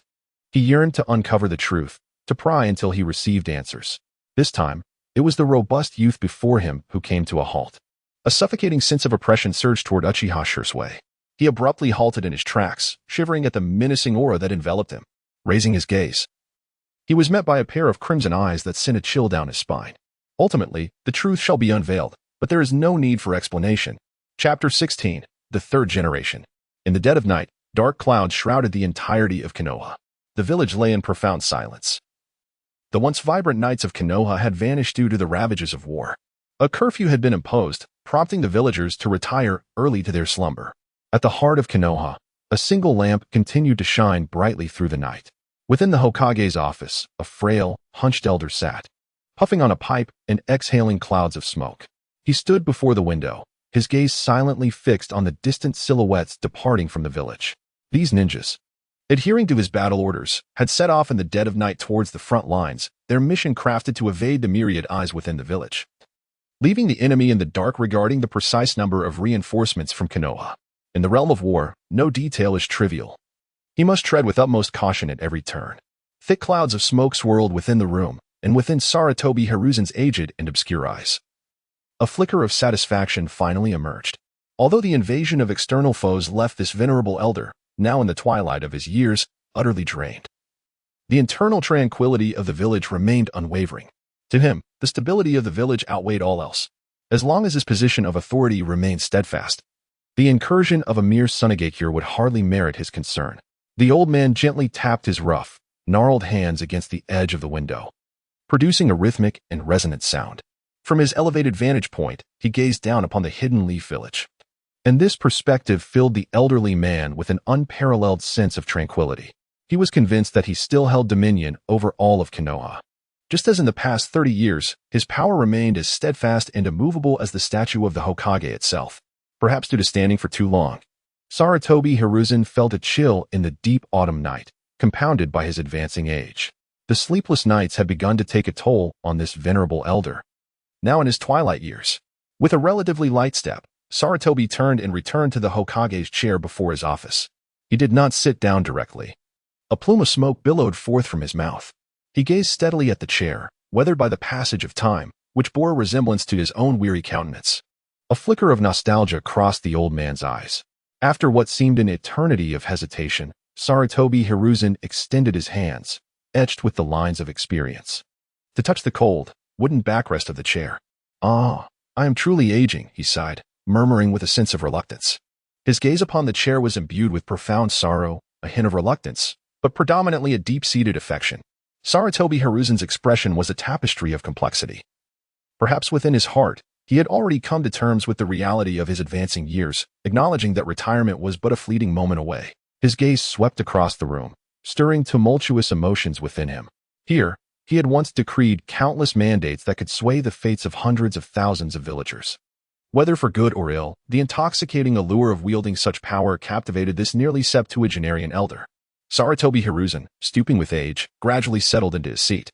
As one grows older, nostalgia becomes a cherished companion, and he was no exception, with a pipe in hand. He indulged in the swirling clouds of smoke that enveloped the room, obscuring the weary and enigmatic depths of his eyes. Where the leaves of Konoha smoldered, life continued to flicker. Perhaps it was indeed time for the old man to relinquish his position, Hiruzen mused softly to himself. Yet, despite this sentiment, the gnarled hands concealed beneath the table involuntarily tightened around the cold, hard edge of his chair.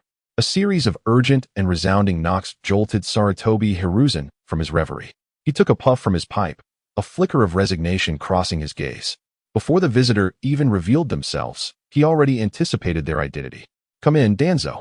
With a forceful push, the door to the Hokage's office swung open, as though the intruder sought to vent their pent-up frustrations. The rhythmic sound of heavy, deliberate footsteps echoed through the enclosed space.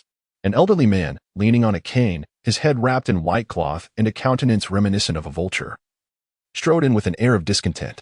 Inside the smoke-laden room, the acrid scent of tobacco made Danzo instinctively scowl. "Hiruzen, look at yourself now. What have you become?" "The entire room is shrouded in smoke. Where is your sense of duty as a ninja?" Danzo rasped, his voice low and hoarse, never missing an opportunity to admonish Hiruzen. The elder's expression remained unperturbed. He had long grown accustomed to Danzo's criticisms. Their decades-long dynamic had always been thus. Confrontation was their habitual greeting. Hiruzen cast a calm glance at his old friend, retorting almost instinctively, as the Hokage of Konoha, "What harm is there in enjoying a moment of leisure?" "Humph. This vile habit of smoking will surely lead to your downfall. You will regret it in due time," Danzo replied, his tone softening slightly. After all, as the leader of the root, he had not ventured to the Hokage's office in the dead of night merely to scold his counterpart for such trivialities. "I am the Hokage, and I do not require your guidance on how to conduct my affairs." Hiruzen's habitual rebuttal slipped from his lips. Danzo froze momentarily, a surge of humiliating anger flooding his mind. "Hiruzen, you have gone too far." Danzo's face darkened completely as he struck the ground fiercely with his cane. He never anticipated that his rare display of concern would be met with the oppressive might of the Hokage. How could Danzo not feel a surge of indignation? Clearing his throat, he inquired, "What brings you to me?" A hint of embarrassment flickered in Sarutobi Hiruzen's eyes. He acknowledged his fault and swiftly extinguished the cigarette in his hand, even rising to personally prepare a cup of tea for Danzo, which he presented with courtesy. Sarutobi Hiruzen's concession rendered Danzo's expression somewhat more amiable, and without hesitation, he plopped himself down in front of Hiruzen. "Ahem, let us discuss the matter at hand." Hiruzen's demeanor grew solemn, fully aware that Danzo's late-night visit must pertain to something of great importance. "Uchiha is in trouble," Danzo stated. "Oh, pray tell," Hiruzen replied, intrigued. "The hawks and doves are at odds." Hiruzen's expression remained unchanged. As a successor to the will of Hashirama Senju, he secretly relished the turmoil within the Uchiha clan. Nonetheless, he feigned concern, inquiring, "What has prompted such discord at this critical juncture? Surely, it hasn't escalated into a major incident?" Danzo's gaze darkened slightly, and he continued with a tone laced with schadenfreude, recounting the events of the day until he reached the point of Asuma's abduction. At that moment, Hiruzen's countenance shifted dramatically, transforming into a visage of dread. A chilling wave of murderous intent erupted from the elderly man, close to 70. Danzo's pupils constricted sharply, his body instinctively bristling with fear. Chapter 17, Conspiracy. As if targeted by a relentless predator, Danzo abruptly sprang to his feet. The ominous aura emanating from his old friend instilled a primal terror within him. His chest heaved violently, and his breathing was rapid. The temperature in the room seemed to have plummeted to freezing point. Yet only Danzo was aware of the beads of cold sweat that emerged from beneath the bandages on his forehead. He gazed in horror at the person before him. In that moment, although Danzo held a superior position, he appeared as a mere mouse before a cat in the presence of Sarutobi Hiruzen. Danzo lowered his head, his eyes not daring to meet those of the third Hokage. This scene was steeped in irony. For one who was so intent on seizing power, Danzo's reaction was far more dismal than one could have anticipated. Slowly, Sarutobi Hiruzen rose to his feet, his gaze, sharp as that of a hawk, fixated upon the figure of his old friend before him. The news of Asuma's abduction ignited a long-buried fury within this kind-hearted elder. A profoundly somber atmosphere enveloped the Hokage's office. Only on such a still, quiet night could the old man reveal his true self. The very air seemed to thicken, as the elder's presence loomed with a terror akin to that of an abyss. Though Danzo possessed a stature more imposing, it was Sarutobi Hiruzen who truly embodied the essence of a giant in this moment. Danzo's gaze faltered, his once proud posture now hunched, fingers clenched tightly against his palm, the veins on his arms bulging, betraying the immense pressure he felt within. This was not merely a sensation of being overpowered by sheer strength. It was the weighty oppression stemming from a higher echelon of authority. Danzo had entirely shed the earlier demeanor of schadenfreude, and at this moment, a flicker of regret surged within him. He realized that he had made an exceedingly erroneous decision. He should never have taken it upon himself to report this matter, especially after Asuma had already been taken away from the village, only to inform Sarutobi Hiruzen afterwards. "Danzo, you were aware of this long ago, weren't you?" A fleeting glimmer of something inscrutable passed through Hiruzen's eyes. His tone remained composed, yet the chill within it sent a jolt of alarm through Danzo's heart. "Hiruzen, allow me to explain." The wooden cane, in the fervor of Danzo's movements, inadvertently slipped from its resting place against the wall and clattered loudly to the ground with a resounding thud. The two men locked eyes.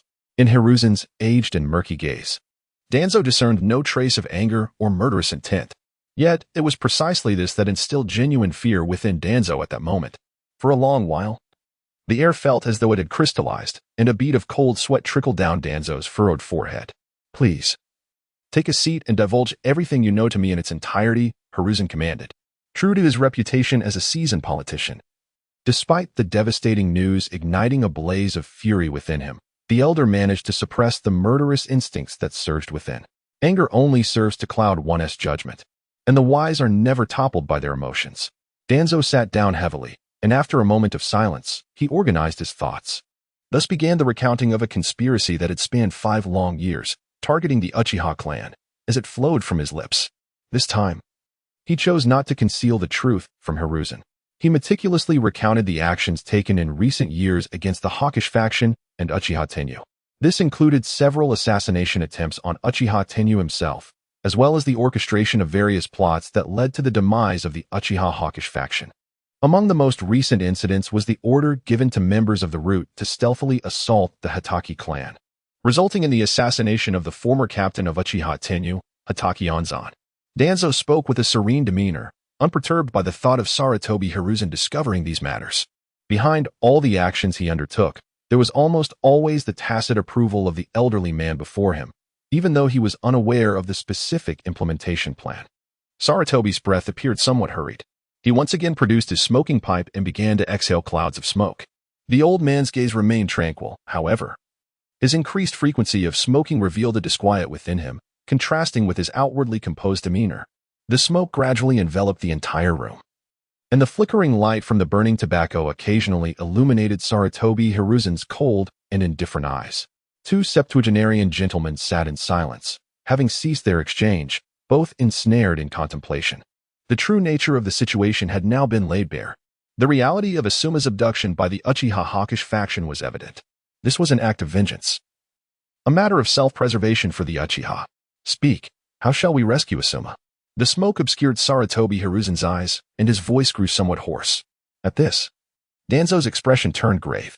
He understood that the time had come to demonstrate his worth. The elder dispatched the elite from his roots, poised to provide aid at the front lines. Asuma's gaze sharpened as he delved into the intricacies of cunning schemes. The elder once again exuded an aura of dark resolve. A chilling yet resonant voice emerged.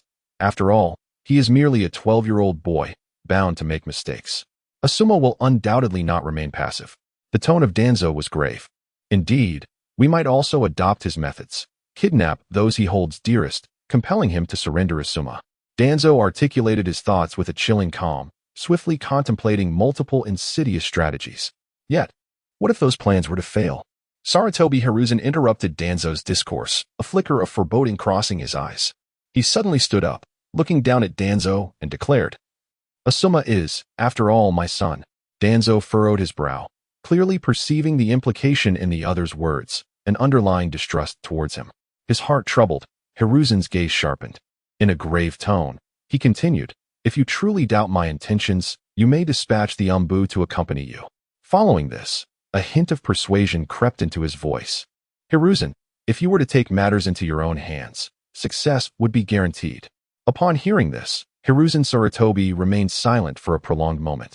His gaze fixed vacantly on the distant scenery outside the window, as if Danzo's words had provoked profound contemplation. Ultimately, Hiruzen chose not to accept Danzo's suggestion. For decades, he has maintained a radiant light, which cannot be extinguished in an instant. Asuma has not yet reached a life-and-death crisis. It is not yet time for him to personally intervene. Sarutobi Hiruzen's gaze was filled with a dark intensity as he suddenly extended his hands, gripping Danzo's bandaged arm with great force. Danzo, regardless of your ulterior motives or the methods you employ, he continued with an unwavering tone. Should Asuma fail to return safely within a month, I assure you, there will be consequences. The sharp pain radiating from his arm caused Danzo to furrow his brow. Hiruzen's cold resolution twisted his already shadowed features into a more distorted expression. Chapter 18. Surge and Power Land of Fire, Border. In the early morning, the light blue sky was adorned with fluffy white clouds, while a gentle breeze rustled the leaves along the path, creating a serene and tranquil atmosphere. On a concealed trail leading from the Hidden Leaf Village to the northern regions of the Land of Fire, hundreds of elite members of the Uchiha clan were marching towards the Hidden Sand Village in a light and unencumbered manner. After a night of relentless and intense travel, their garments were drenched in sweat. Each time the morning breeze caressed their bodies, a chill seemed to penetrate deep into their bones. Coldness and exhaustion permeated every individual's body and spirit. Yet, even so, this assembly of the most formidable elite ninjas, representing both the Uchiha clan and the Hidden Leaf Village, managed to maintain a steady pace forward. Their demeanor is impeccably upright, their conduct marked by an extreme vigilance, consistently adhering to the stringent regulations dictated by the laws of the battlefield. Pairs of alert, crimson eyes remain acutely aware of their unfamiliar surroundings. Such rigorous rules have been deeply ingrained within their very bones. Uchiha Tianyu strides ahead of the group, occasionally glancing back to assess the situation within the ranks.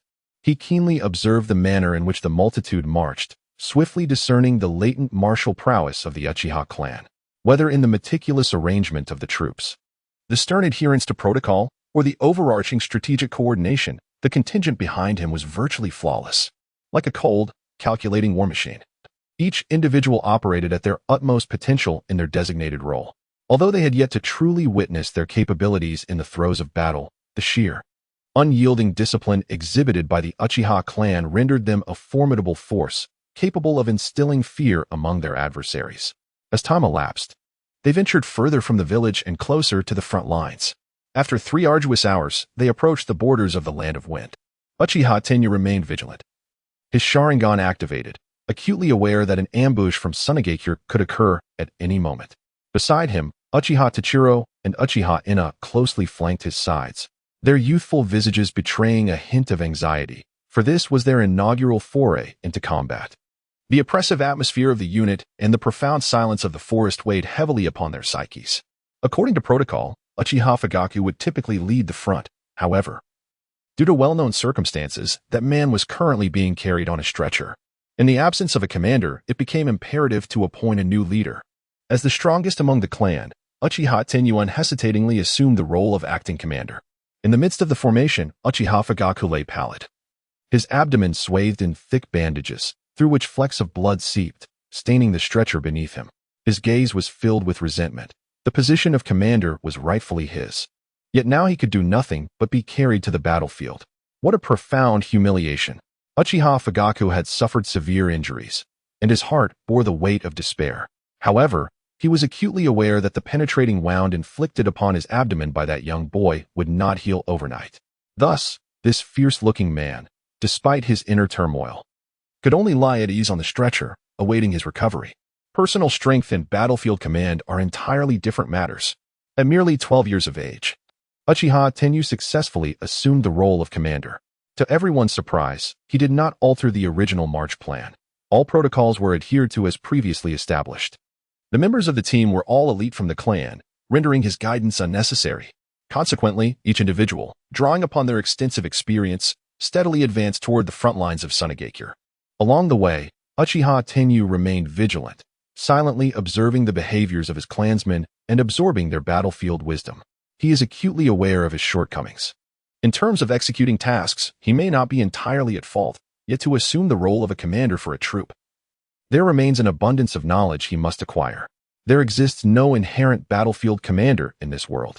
Thus, Uchiha Tenyu embarked on a path of humble inquiry. Whenever he encountered perplexing matters, he would modestly seek guidance from seasoned ninjas who had once graced the battlefield, and in doing so, he reaped substantial benefits. His humble demeanor gradually transformed the impressions his clansmen held of him. At this moment, Uchiha Tenyu was not only physically imposing, but also seemed to be undergoing an inner metamorphosis, growing increasingly resolute. A lack of knowledge is not a source of shame. It is the man who cannot confront his own deficiencies who is the true coward. Seizing this opportunity, the youth absorbed the varied wisdom of these battle-hardened veterans like a sponge. Whether it pertained to troop maneuvers, intelligence gathering, survival in desperate situations, or evasion tactics, he welcomed all knowledge, be it right or wrong, or even concepts he internally rejected, into his mind. Ultimately, he garnered greater recognition from his clan.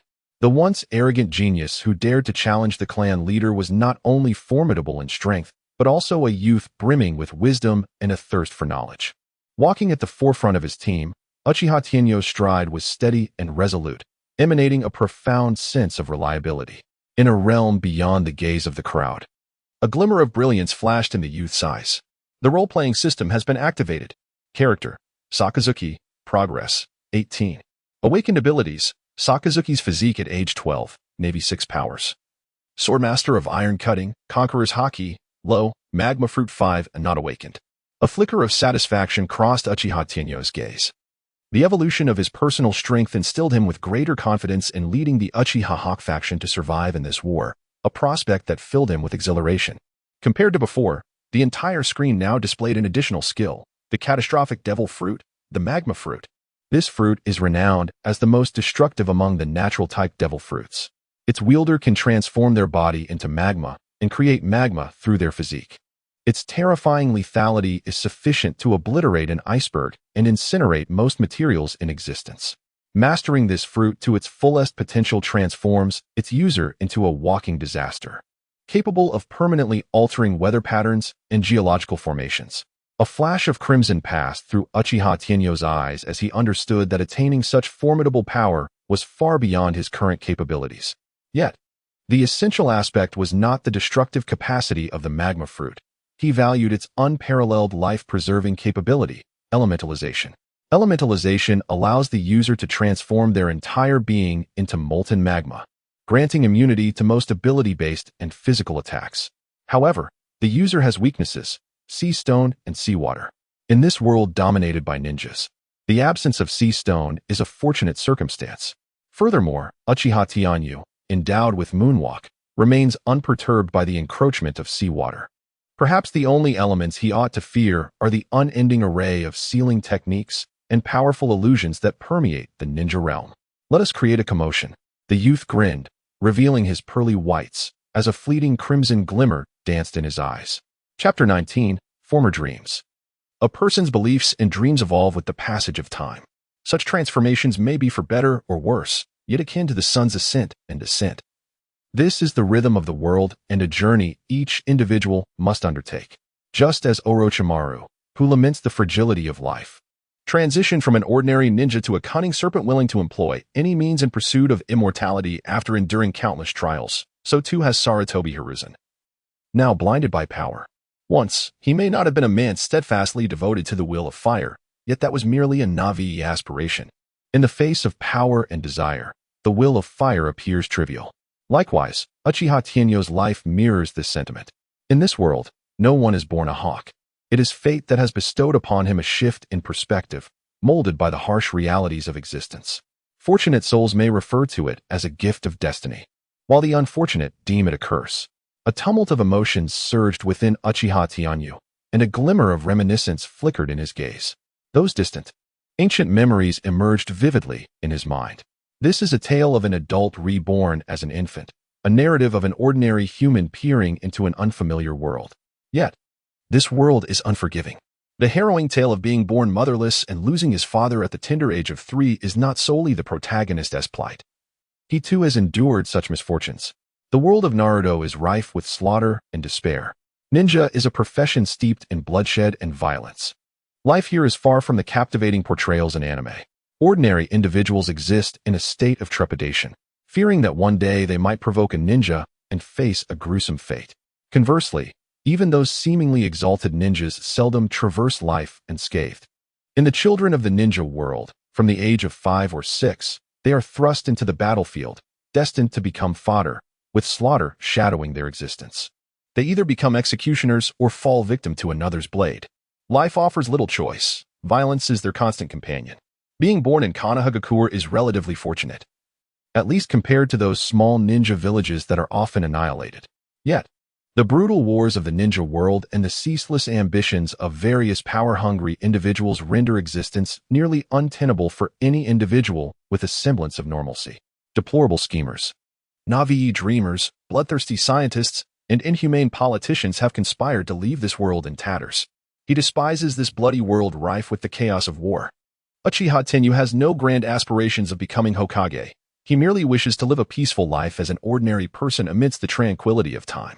He harbored neither the lofty ambition to save the world nor the grand aspiration to unify the ninja realm. He is merely an ordinary individual, exceedingly commonplace in nature. When the notion of dreams arises, a glimmer of gentleness flickers in Uchiha Tenyu's eyes. Should he have the fortune to become a physician dedicated to saving lives, to marry a gentle and beautiful wife, and to be blessed with a lovely daughter, perhaps that would constitute his dream. A serene smile graces Uchiha Tenyu's lips. However, such humble aspirations are naively simplistic, and inevitably, he finds himself the target of ridicule from his peers. In an era where everyone clamors to become Hokage, Uchiha Tenyu stands out as an anomaly and an outcast in their eyes. This may be deemed an unfortunate childhood. Yet even the most unassuming dreams will always find support from someone. He lost his parents, yet he was blessed with a grandfather who cherished him deeply. Uchiha Shana is a sage filled with wisdom, dedicating his entire life to combating the injustices of the world. The elder chose to unconditionally embrace and support his innocent dreams. He once believed that he could continue living in such a manner indefinitely. Yet, the weak lack the qualification to control their own lives. As the grandson of Uchiha Shirtana, his destiny was fated to be tumultuous and rife with upheaval. A conspiracy orchestrated by the higher-ups of Konoha, pressing in on him, began to unfold, and thus, at the tender age of 6, he encountered his first assassination attempt. It was then that he first grasped the formidable power of a ninja and the harsh realities of conflict. The guardians surrounding him fell lifeless before a glinting blade, their bodies rendered cold. The scarlet blood drenched the man in the mask, his gaze strikingly akin to that of a malevolent specter, instilling terror. The young Uchiha Tianyu was overwhelmed, his tears and snot flowing freely, his legs trembling uncontrollably. It was the first time he witnessed familiar faces being torn into pieces, the dark insects devouring the corpses resembling demons from the depths of hell. Although he was ultimately rescued by Uchiha Shirtana, a profound shadow was indelibly etched upon his psyche by that man. In the aftermath, Konoha conducted a thorough investigation and deemed the incident an assassination by spies from a foreign village. However, he alone understood the truth. The one who sought his life was a ninja from the Root organization. Their aura, decayed and frigid, left a lasting impression on him. The black insects brought to mind a man cloaked in shades of purple. From that day forth, a seed of desire to grow stronger took root in his heart. While the once innocent dreams of Uchiha Tianyu were irrevocably buried, he aspires to seize the reins of his own destiny. He could no longer endure living like mere chaff. Thus, spurred by an overwhelming desire, he ultimately transformed into a frigid instrument of slaughter. He would never forget the first time he took a life. The indescribable gaze in his opponent's eyes. Perhaps this is the price of becoming a genius. A fleeting glimmer of chilling intensity crossed Uchiha Tianyu's eyes. He harbors a deep disdain for this cruel world, for it has mercilessly crushed his innocence. His contempt extends even further to the politicians of Konoha's higher echelons, for they have transformed into the very embodiment of what he loathes. A gentle breeze caresses Uchiha Tianyu's form, stirring the wide-brimmed hat atop his head. Beneath the hat, his visage is stern, and his gaze is chilling. Under the sun's radiant light, the blood-red rose upon his chest appears even more sinister and vivid. I must become stronger. Strong enough that none dare defy my will. Strong enough to seize complete control of my destiny. He should refrain from becoming that pitiful figure, weeping and sniveling uncontrollably. He aspires to become the most ruthless and formidable man in this world. A faint, eerie smile crept upon the corners of his mouth. This world is utterly wretched. The unscrupulous schemes of politicians, the filthy hearts of the ambitious. Young children, at the tender age of 10, are forcibly transformed into machines of death when they should be in school. This world has become so grotesque, just as he cannot escape the confines of being a ninja. He will forever remain a blade in the hands of politicians. Much like that naval admiral, he too has not broken free from the prison of righteousness. Perhaps, once he possesses absolute power, he will contemplate changing the world.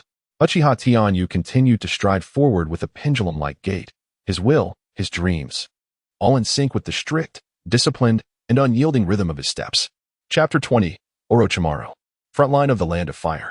Within the battlefield camp of Konoha, remnants of shattered wood and crumbled walls surrounded them, while the cries of the wounded echoed in despair.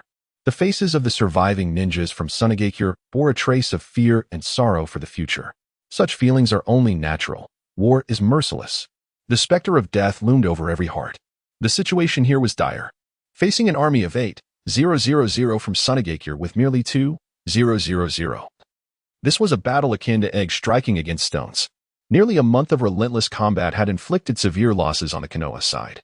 On the front lines, they were being pushed back relentlessly, and in their desperation, they could only leverage the terrain of a valley to engage in a struggle against their adversaries. Presently, hundreds of remnants of the Konoha forces were demoralized, everyone languishing in despair. An air of hopelessness shrouded the hearts of all. Within the camp, medical ninjas hurriedly moved about, tending to various injured individuals, healing wounds, stopping bleeding, suturing, or performing amputations. Here, every moment saw someone perish from their grievous injuries. Flies and insects feasted upon this banquet of death, indulging in their grim feast. The stench emanating from the corpses permeated the entire camp. Yet the wounded remained oblivious to it, their anguished cries creating a scene that resembled a hell on earth. On the outskirts of the valley, a mysterious man donned in an animal mask hurried towards the heavily guarded outer defenses of Konoha. After undergoing a series of stringent identity checks, he finally arrived at a makeshift command post in the heart of the valley. Lifting the tent flap, the masked man swiftly entered the tent. The interior was dim and damp, and as he entered, a pallid-faced man came into view. The man sat quietly at the table, exuding a somber aura. His gaze sharp and eerie, reminiscent of a predatory animal. Upon seeing this, the masked man did not hesitate to kneel before the pallid figure, bowing respectfully to signify his submission. "Lord Orochimaru, I bring urgent intelligence from Lord Danzo." The root operative pressed his forehead firmly to the ground, then retrieved a letter from his robe, raising it above his head with both hands, awaiting further instructions from the pallid man at the table. Present it, came a hoarse, chilling voice from the table, sending a shiver down one's spine. Soon, under the respectful demeanor of the root operative, a special letter was delivered into Orochimaru's hands. His gaze remained utterly indifferent as he tore open the letter, reading its contents at a pace akin to skimming. In the dim light of the tent, a smirk of derision surfaced at the corners of his mouth, his tongue flickering like that of a venomous snake. The contents of the letter evoked displeasure within him. Orochimaru, like a viper, stared coldly and indifferently at the root operative. He unabashedly expressed the discontent that resided within his heart. In the audience, the masked figure's gaze instinctively flickered with a hint of trepidation. He was acutely aware of the terrifying power possessed by the effeminate figure on stage.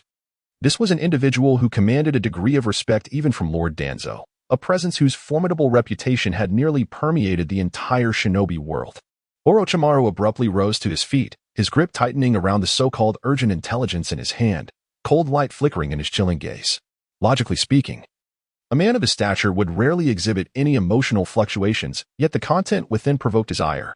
With a formidable adversary looming, he was astounded that those within the village were still engaging in such petty maneuvers. Truly despicable. Orochimaru spoke with a semblance of a smile.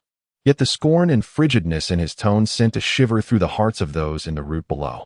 Such blasphemous words were unwelcome, and they dared not respond lightly. His skull pressed firmly against the ground. Although it was a late autumn night, a bead of cold sweat still emerged on his forehead. A chilling and oppressive aura permeated the tent. At this juncture, Orochimaru was not yet a true viper. He had not undergone his complete transformation.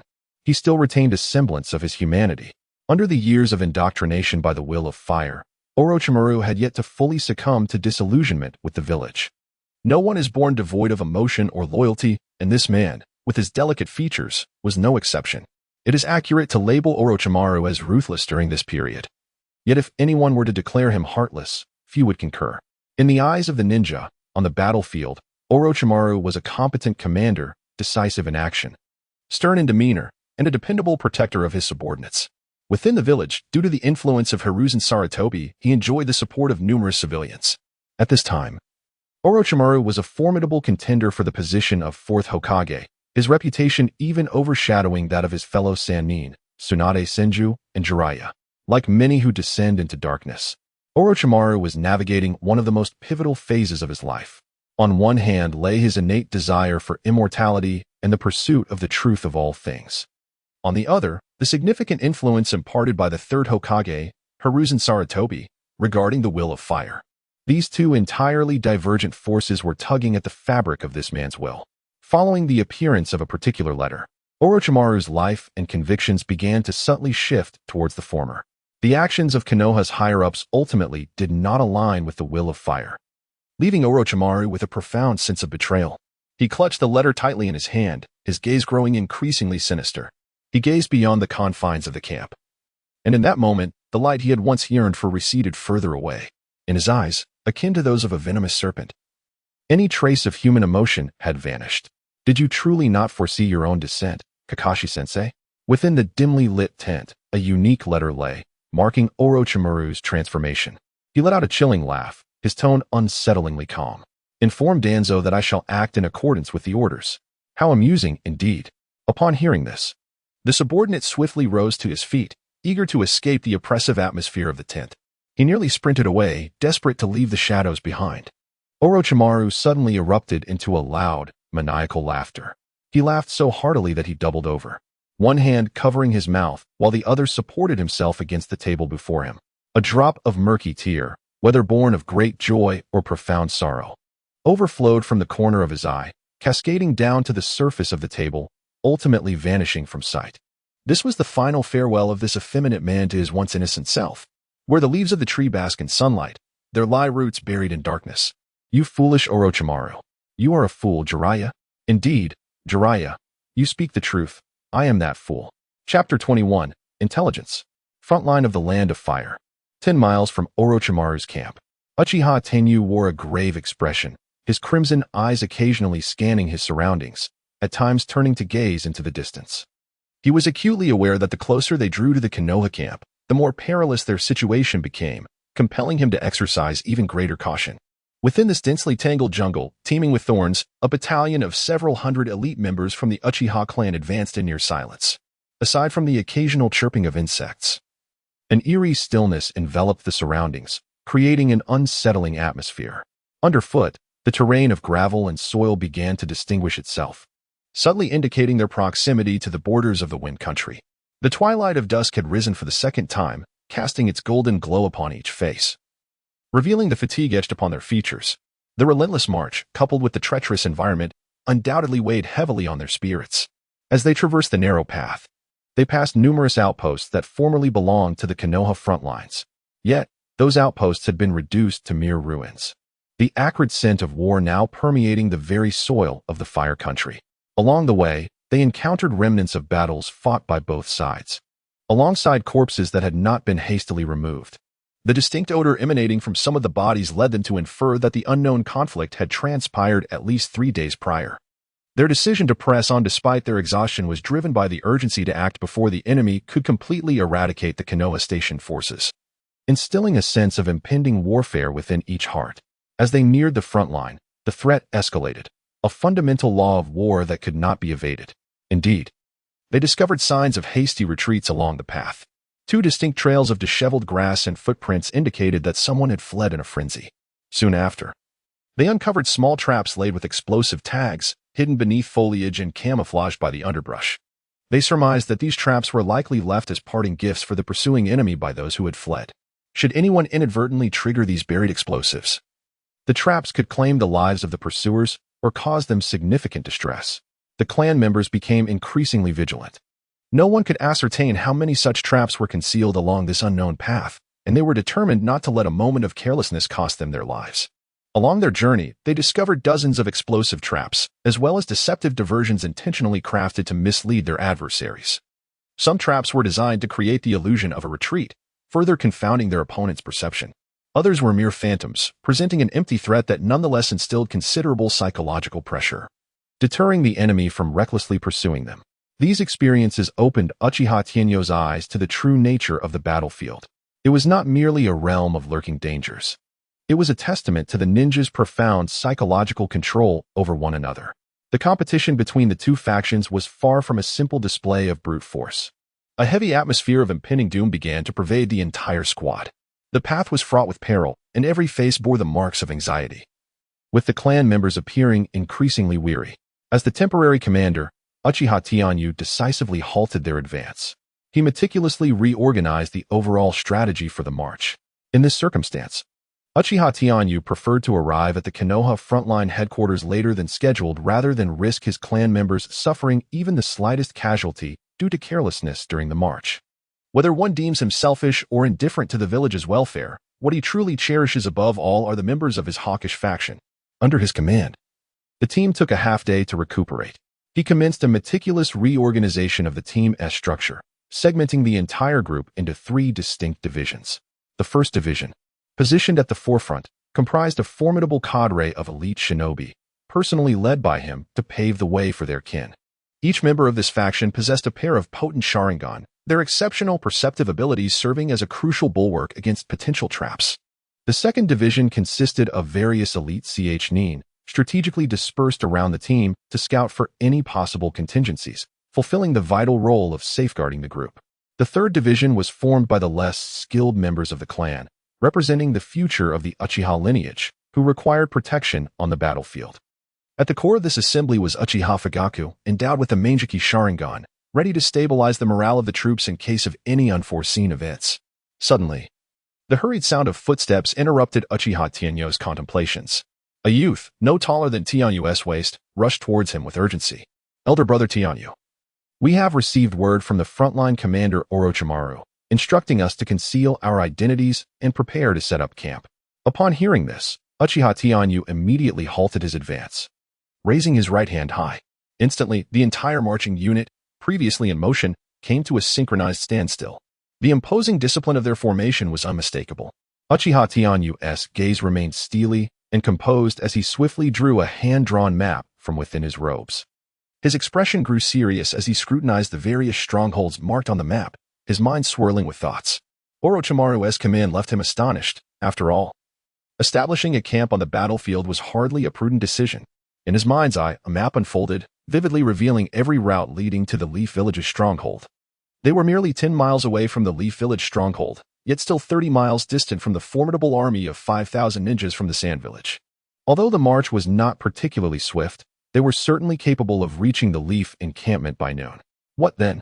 Was the purpose behind Orochimaru's command for them to lie in wait?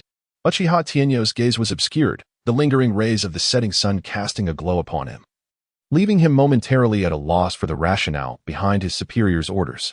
Countless crimson eyes were fixated upon the youth, all awaiting the commander's directive. Gradually, Uchiha Tianyu's expression grew solemn as he meticulously recalled every piece of intelligence regarding the ongoing war. Ultimately, he reached his own conclusion. The forces led by Orochimaru had evidently reached a point of utter depletion in both ammunition and supplies. He surmised that within 2 to 3 days at most, these frontline troops would inevitably face utter collapse. Even though Orochimaru was a powerhouse of the shadow level, it was inconceivable for him to turn the tide against the Sand Village's 8,000-strong army. Conversely, should the Leaf encampment receive reinforcements this evening, it might afford them a fleeting opportunity to regroup, particularly if the subsequent 3,000 reinforcements arrive promptly. Perhaps the stalemate between the Leaf and Sand Villages could ensue for an extended period. Yet, the more pressing the time constraint became, the heavier his doubts loomed. After all, even someone as inexperienced as he in the art of war could discern the current predicament. There was no reason for Orochimaru, a veteran of numerous battles, to be oblivious to the significance of time. Yet, paradoxically, he chose a contrary path, suggesting there must be some hidden intricacies behind his decision. The crisp autumn breeze rustled the leaves along the path, bringing a chill to Uchiha Tianyu's form. A sudden tremor coursed through his body, as an ominous premonition surfaced in his mind.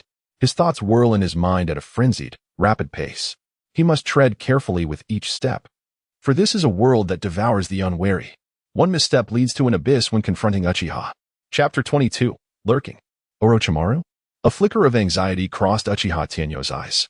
This man, akin to a venomous serpent in the original narrative, was certainly not an amiable character in his perception, whether from the perspective of strength or cunning. Orochimaru was undoubtedly on par with his mentor. A soulless serpent, within its worldview, would inherently lack distinctions between good and evil, right and wrong. So, what is your current stance? Are you truly the direct disciple of the third Hokage, Sarutobi Hiruzen? Or are you the cold-blooded scientist, Orochimaru? Uchiha Tianyu pondered these matters in silence. Such an uncertain waiting period invariably breeds unsettling emotions. Uchiha Tianyu admitted he could not decipher Orochimaru's intentions in this maneuver. He found himself unable to ascertain the other's motives and thoughts. The only certainty he possessed was the knowledge that Orochimaru would betray them following the Third Great Ninja War. However, prior to Orochimaru's defection, he could not fathom the intricacies of his thoughts and actions. Time possesses the power to alter a person's will. The moment belonging to Orochimaru is particularly delicate. With a deep breath, Uchiha Tianyu inhaled, a flicker of crimson flashing in his gaze. He resolved to abandon unnecessary conjectures. Regardless of Orochimaru's intentions, he could only choose to confront challenges as they arose.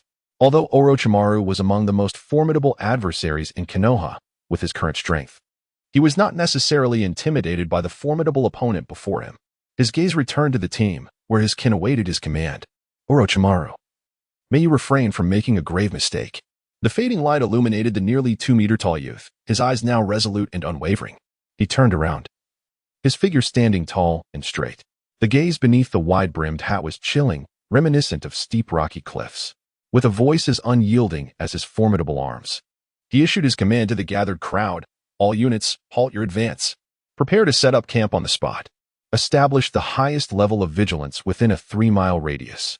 With a single surge of determination, 3 commands escaped his lips. In that instant, he had truly transformed into a seasoned commander, both authoritative and formidable. Throughout the ranks, his voice was the sole sound heard. At this moment, even Uchiha Fugaku could only regard him with a gaze filled with resentment, for these matters were originally within his purview. Yes, accompanied by a resounding response from Uchiha Dawa. The clan members sprang into action, their entire formation resembling a colossal machine, each member diligently preparing for their respective tasks. As the sun dipped below the horizon, deep within the jungle, the Uchiha clan commenced setting up camp under Orochimaru's orders. The twilight's glow did not diminish their vigilance. Every individual here was a ninja with exceptional combat readiness. They performed their duties, each attending to their personal responsibilities. Some skilled guards instinctively stepped away from the group, establishing a perimeter of vigilance within a 3-kilometer radius. Meanwhile, the less formidable clan members began erecting tents. To avoid revealing their position in this battlefield encampment, they opted not to light a fire for cooking, instead consuming the cold, hard military rations. As dusk settled in, darkness enveloped the camp, and the stars began to twinkle in the night sky. The clan members took the opportunity to rest, their bodies weary from 2 days and nights of relentless travel. Uchiha Tenyo's command brought a sigh of relief, for none wished to engage the enemy while burdened by exhaustion. The encampment had descended into profound darkness and silence. Uchiha Tenyo stood tall atop the tallest tree in the surrounding forest, gazing into the distance. As the strongest member of the clan, he chose not to rest, but to keep watch. Silently, he opened a package from within his cloak, expressionless as he shoved a large, dry, and hard military ration into his mouth. The moment it touched his tongue, his brow furrowed in distaste. The sensation was far from pleasant. These rations tasted like flavorless clay, and his mouth and throat rebelled against their ingestion. With a gulp of water, he barely managed to swallow the unpalatable food. Though difficult to consume, these rations were vital for restoring energy, and every ninja had to learn to swallow them down. Such is the nature of a ninja's profession, to endure what ordinary people cannot. War has always been this way. On the battlefield, they cannot indulge in warm, comforting meals. Cooking over a fire here is a luxury, for the price of a cooked meal could very well be one's life.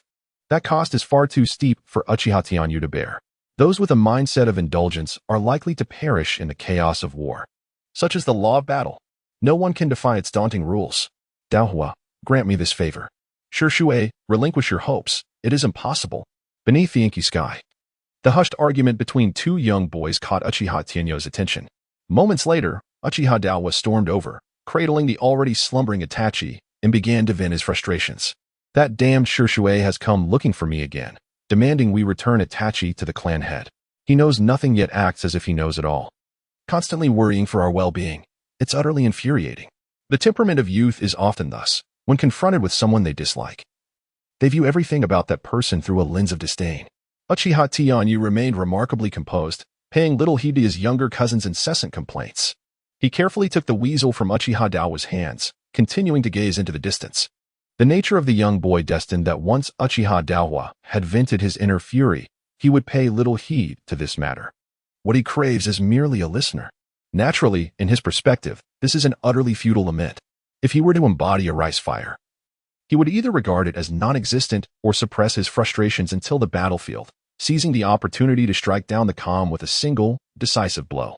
After all, revealing one's true thoughts in the presence of an adversary is hardly a prudent choice. Uchiha Tenyo gazed calmly into someone's eyes. There.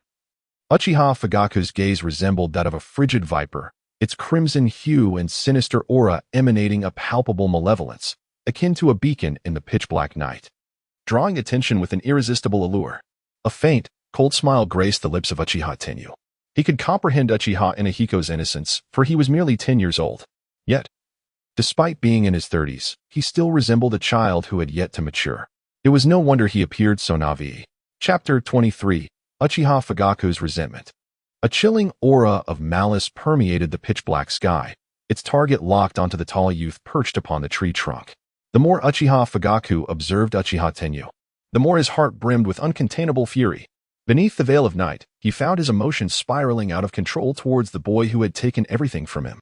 Uchiha Fugaku prided himself on not being impulsive, whether confronted with the oppressive forces of Konoha's higher-ups or the pressures from the Uchiha Hawks. He had never lost his composure as he did in this moment. Yet, upon laying eyes on Itachi once more, he could not suppress his rage, jealousy, resentment, or perhaps a sense of injustice. When an individual bears the weight of excessive suppressed emotions and eruption is inevitable, it is merely a matter of time. Uchiha Fugaku's heart was far more fragile than he had imagined. Separated by several dozen meters, their gazes locked in a fierce confrontation. Uchiha Tenyo cradled Itachi, his expression indifferent as he gazed down at the man below, whose eyes were ablaze with ferocity. Perhaps it was that very gaze that completely incensed his opponent. Uchiha Fugaku resembled an enraged bull, his crimson eyes radiating a menacing aura that conveyed the depth of his fury to Uchiha Tenyu. Veins bulged from his neck, and the blood-red bandages around his abdomen could not contain the remnants of the man's rationality. He could no longer contain himself and lunged towards Uchiha Tenyu. The youth perched upon the tree trunk stood upright, a hint of coldness gracing his lips. With a pair of robust hands, he gently caressed the head of the slumbering Itachi. Thus, Itachi once again found himself unwittingly transformed into a target within the realm of his sweet dreams. The method may have been somewhat despicable, yet for the irate Uchiha Fugaku, it was akin to dousing his fiery temper with a bucket of frigid water. The effect was profound. In an instant, the menacing aura surrounding Uchiha Fugaku dissipated entirely. He always appears fierce, yet beneath that facade lies an inner fragility.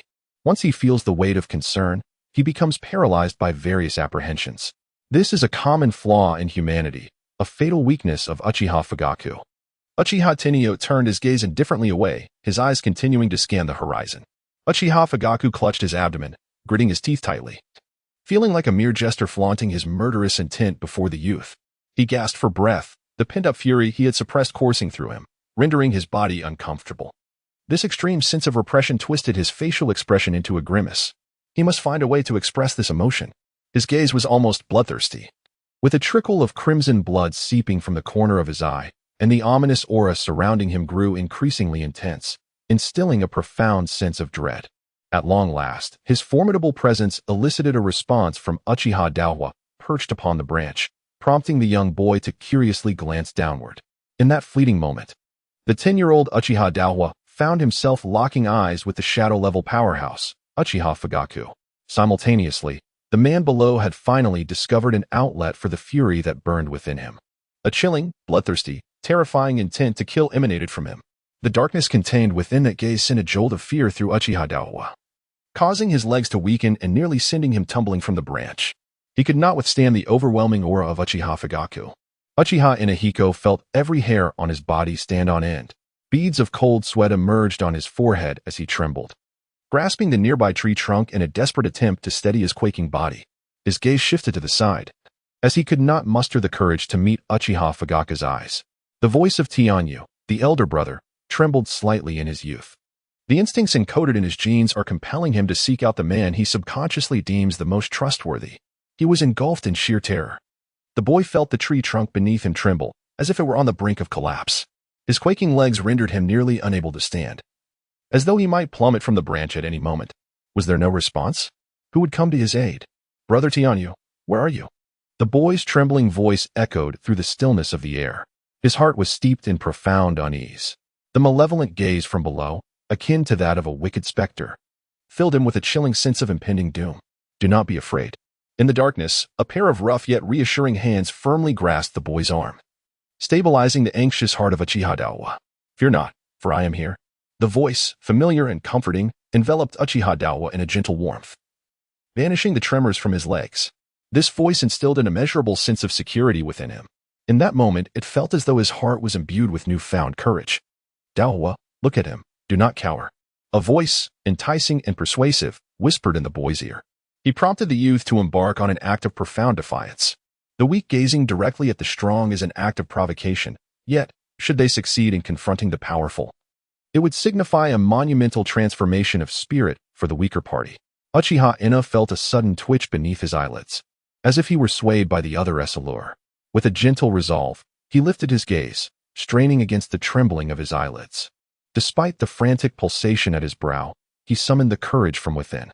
Their eyes met once more. I am doomed, dear brother Tianyu. You have brought me to ruin. In that moment of eye contact, Uchiha Ina felt as though his heart had momentarily ceased to beat, his body quaking uncontrollably. Instinct urged him to flee from the deathly gaze of its master. His heart began to race once more. At that moment, a powerful force emanated from the large hands gripping his arm. He understood that it was brother Tianyu encouraging him. At last, he managed to steady his trembling body. This time, he triumphed over the instinctual will of his own being. He did not lower his head to evade the other's gaze. In his eyes, though there was still a hint of confusion, the unwavering intensity of his stare revealed a refusal to retreat. 1 second, 2 seconds. Below, Uchiha Fugaku's expression darkened completely. He sensed his authority being challenged. A darker aura began to manifest within his gaze. He did not hesitate to employ some underhanded tactics to teach the boy across from him how to embody the essence of a weakling. Fugaku, I strongly advise against such actions. A sharp and ominous voice suddenly resonated from behind this enraged man. Fugaku Uchiha felt a jolt of surprise within him as he abruptly turned to face the source of the voice. To his astonishment, Uchiha Tenyu had stealthily materialized from a tree several dozen meters away. Beneath the shadow of the broad-brimmed hat worn by this imposing youth, a pair of crimson eyes, laden with murderous intent, gazed back with an air of solemnity and foreboding. His entire figure stood tall and straight, exuding an imposing aura that was both formidable and oppressive, instilling a sense of lethal pressure upon Uchiha Fugaku. In an instant, Uchiha Fugaku felt an overwhelming psychological burden. With a swift motion, his pupils constricted sharply. Was it that ghostly technique of instantaneous movement once again? Before Uchiha Fugaku could react, the youth had already appeared before him in the blink of an eye. Facing him directly, Uchiha Fugaku's expression turned somewhat grim. He instinctively avoided the gaze of the other. Lord Fugaku, do not act foolishly. It will only serve to deepen your embarrassment. A pair of powerful hands descended upon his shoulders with a swiftness that was almost startling. The sheer force emanating from them caused Uchiha Fugaku's brow to furrow in distress as he felt the bones in his shoulders sustain injury. In the stillness of the night, a bead of cold sweat trickled down his forehead. A heavy response resonated within Uchiha Fugaku's throat. Ultimately, this man chose to retreat. Uchiha Tenyu's expression returned to a tranquil state.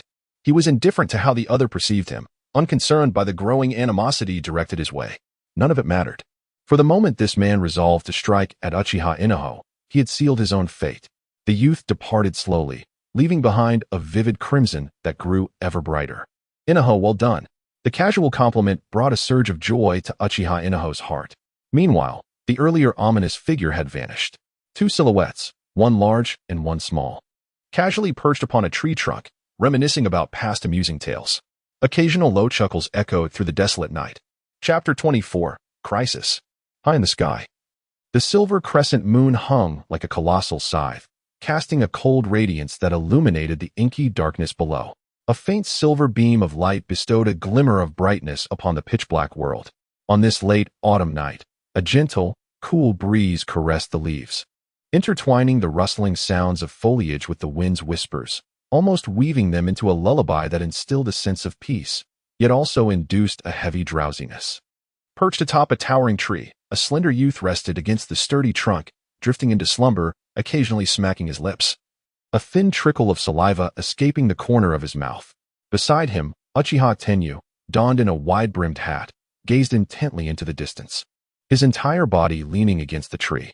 Even in the dead of night, his rugged, chiseled features betrayed no hint of fatigue. The autumn wind brushed against him, gently stirring his hat, causing the two silver pendants to jingle melodically in the breeze. Perhaps having maintained his vigilant posture for too long, he turned his slightly stiff neck. His gaze remained vibrant and spirited. The unique characteristics of the Sharingan endowed him with unparalleled vision, allowing him to perceive everything within a 3-kilometer radius. Even in the depths of night, as the evening grew darker, the likelihood of peril increased. This was a lesson imparted to him by some seasoned veterans of his clan. Drawn from their battlefield experiences, he holds this belief steadfastly, for it is through countless harrowing lessons that he has garnered such invaluable experience. Indeed, the midnight hour is when one feels most weary, a time when ambushes by foes are most likely to occur. The rules of the Night Watch are established to avert such unfortunate encounters. In the depths of darkness, Uchiha Tenyu appears as a lifeless statue, relishing the sense of being needed by his clan, a sentiment that imbues him with fulfillment and significance. As time ticks away, dawn approaches. The dewdrops of the late night dampen Uchiha Tenyu's attire, marking the most agonizing moment for those who endure the night. Just before the break of day, a rustling sound emerges from the jungle, where a band of masked ninjas swiftly follows the trail of the Uchiha clan, racing towards their encampment.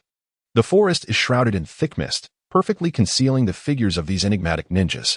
Yet, the chilling aura emanating from them still disturbs the birds and beasts along their path, revealing a slight crack in the veil of secrecy surrounding their covert operation. From a vantage point high above, one would observe that within the depths of this nameless jungle, thousands of ninjas from the Sand Village are converging from all directions towards the Uchiha stronghold. Concurrently, a detachment under Orochimaru is executing a systematic withdrawal. Within the Leaf Village encampment, the atmosphere is abuzz with the voices of ninjas, a bustling crowd engaging in light-hearted banter. After all, the successful escape from the battlefield. Avoiding a clash with the thousands of Sand Village ninjas fills them with joy and exhilaration, a sensation akin to a reprieve from calamity. Inside the dimly lit tent at the heart of the valley, Orochimaru sits before a desk, his cold eyes seemingly devoid of their usual brilliance. He quietly listened to the lively sounds outside the tent. The excited shouts and fervent celebrations stirred a myriad of emotions within him. His countenance grew increasingly somber, and his mood seemed to deteriorate. Orochimaru lowered his head, his cold gaze fixated intently on the special letter in his hand, penned by Danzo. He couldn't help but let out a sardonic chuckle. The laughter of a venomous snake is one of desolation, despair, fury, and sorrow. The veins on the back of his hand bulged prominently as he clenched that peculiar piece of stationery tightly in his palm. The once graceful figure of this effeminate man finally succumbed to a stoop. He lay prostrate before the desk, resembling a creature devoid of a spine.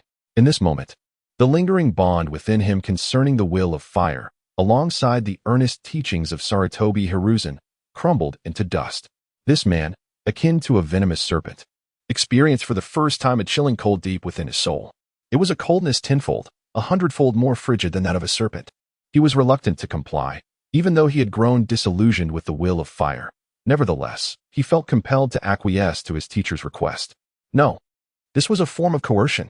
After receiving the missive from Danzo, he was subsequently presented with a handwritten letter from Sarutobi Hiruzen. The essence of the message was as follows: Orochimaru, the reinforcements for Konoha may be delayed, but if you proceed as such, the subsequent troops will increase from the original 3,000 to 5,000. Sarutobi Hiruzen's forces, clad in the unified black garb of Tsunagakure, seamlessly merged with the night, embodying an unwavering resolve to annihilate this special contingent of Konoha's reinforcements. Despite their prior efforts to remain inconspicuous, the sheer magnitude of nearly 5,000 soldiers rendered perfect concealment impossible. The soaring birds, the rustling foliage, and the thunderous explosion of a detonating tag shattered the tranquility of dawn, awakening the slumbering members of the Uchiha clan. Undoubtedly, it was some unfortunate soul from Tsunagakure who had triggered a trap in the jungle, creating this commotion. In the treetops, Uchiha Tenyu's crimson eyes glinted with a chilling intensity. As the Tomo within them spun wildly, his gaze instantaneously fixed upon the northeastern thicket, where he intently focused on the distant foliage.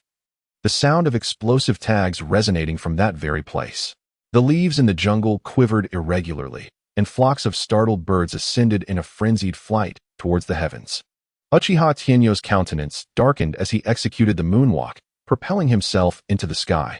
In that moment, he discerned everything. Shadows lurked within the jungle, their ominous crimson eyes glinting maliciously, scattered across the hills and valleys. Perhaps aware that their concealment had failed, those eyes, brimming with a chilling intent to kill, resembled ravenous wolves coveting their prey, fierce and brutal, charging towards the Uchiha clan's encampment like a relentless pack. Within the Uchiha stronghold, numerous clan members had already been roused by the detonating sounds, their expressions steely. At that instant, they were prepared for battle. Uchiha Tenyu swiftly approached Uchiha Naoto, an aura of icy malevolence emanating from him. Alert all clan members, prepare for a breakout. Follow closely behind me. Uchiha Tenyu commanded succinctly, hastily leaving his orders with Uchiha Naoto before entrusting the young Itachi into his hands. He descended from the trunk like a cannonball, his inhuman strength causing the ground to tremble beneath him. His thigh erupted with a terrifying force, propelling his entire body almost perpendicular to the ground. Only the fleeting shadows left in the air bore witness to the sheer velocity of his movement. Uchiha Dawa was momentarily stunned. He swiftly cradled Itachi in his arms and ascended to the top of a tree trunk, drawing a deep breath. An enemy assault. The youthful yet tense cries instantly roused the Uchiha clan from their slumber. Without a moment's hesitation, Uchiha Dawa fervently disseminated Uchiha Tenyu's orders. In that instant, the Uchiha clan operated like a finely tuned war machine, with each member dutifully assuming their roles. Within a heartbeat, a formidable force of nearly 300 troops had assembled. Their faces were grim, and they moved swiftly in the direction of their youthful commander, following closely behind. A great battle loomed, imminent and inevitable. Chapter 25, The Exchange of Interests. The situation on the battlefield was as unpredictable as the whims of the weather. One moment, one might be peacefully slumbering, and the next, confronted with life or death decisions. The Uchiha clan now faced such a dire choice. With a mere 300 warriors pitted against nearly 4,000 sand shinobi, the disparity in strength was staggering. The adversaries approached, driven by the resolve to annihilate the Uchiha clan. As night fell, the higher echelons of Sunagakure received detailed intelligence regarding the Uchiha clan and promptly withdrew from the besieged camp of Orochimaru, opting instead to reinforce their efforts against the Uchiha. There was little merit in comparison. After all, the remnants of Orochimaru's forces posed no significant threat to Sunagakure. However, the elimination of the Uchiha elite would have profound strategic implications for the entire Land of Fire.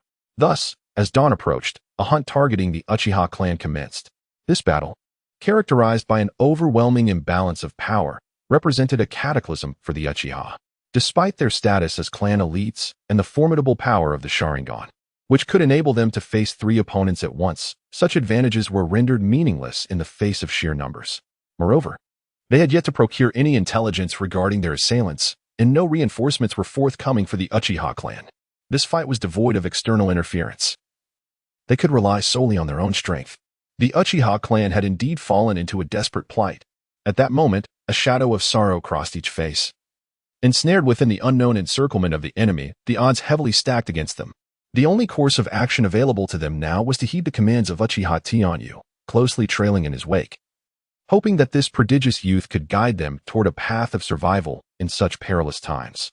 Beneath the moonlight, a phantasmal figure swiftly navigated the myriad obstacles of the dense forest.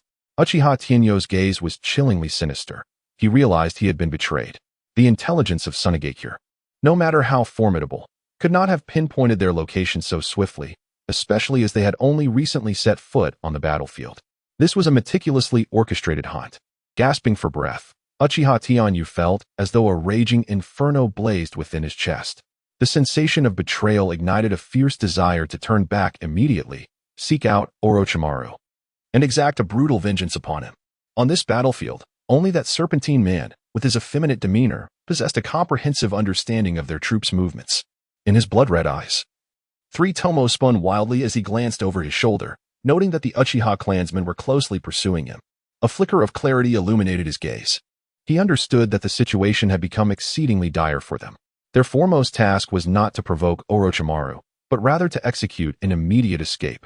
Uchiha Tenyu's expression was grave. They are left with no options. Their sole recourse is to seize the fleeting moment before the enemy's encirclement solidifies.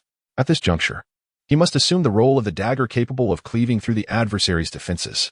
This battle is destined to be excruciatingly arduous. At that moment, high above the battlefield, a colossal, wooden bird, manipulated by unseen hands, soared several hundred meters above the Uchiha forces. The hazy mist enveloping the sky perfectly concealed the bird's form. Upon its expansive back stood several high-ranking officials from Sunagakure, their black and white garments fluttering in the tempestuous winds, producing a rustling sound. From this lofty vantage point, they could survey the entire battlefield, rendering all actions of both sides visible and transparent beneath their discerning gaze.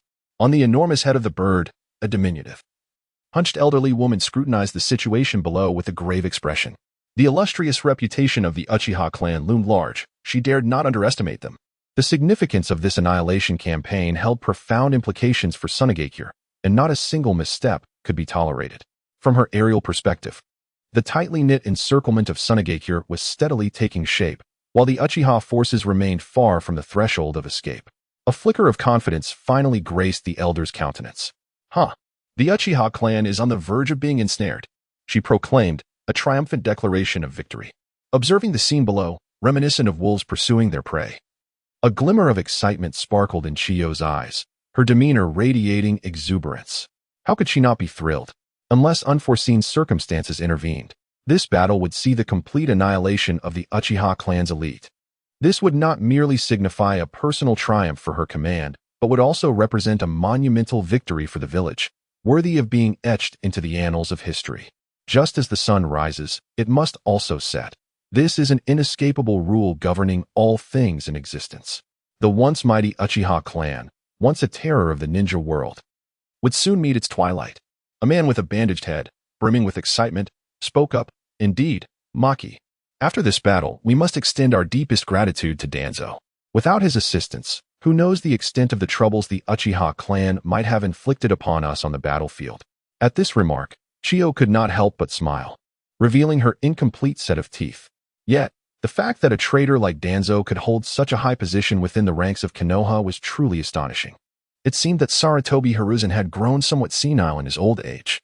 Maki could not suppress a sneer at the folly of Konoha's leadership. Such words elicited laughter from the members of Sunagakure, for without betrayers like Danzo, they would not have found themselves in a position of advantage on the battlefield today. The enemy's high-ranking officials, selling out their own interests to support the opposition. Such occurrences were nothing short of ludicrous. Of course, Danzo was not without conditions for sharing intelligence. He exerted considerable effort to betray the Uchiha clan's secrets, naturally linked to Asuma. He demanded that Sunagakure must reclaim the kidnapped Asuma from the Uchiha clan and deliver him into his hands. Ultimately, Danzo acted behind Sarutobi Hiruzen's back. But all of this inadvertently benefited Sunagakure. Chiyo's weathered eyes calmly glanced at Maki beside her. She shook her head, feeling a sense of disorientation at the rapid changes in the world. Maki, on the other hand, found such behavior incomprehensible. Could war truly be waged in this manner?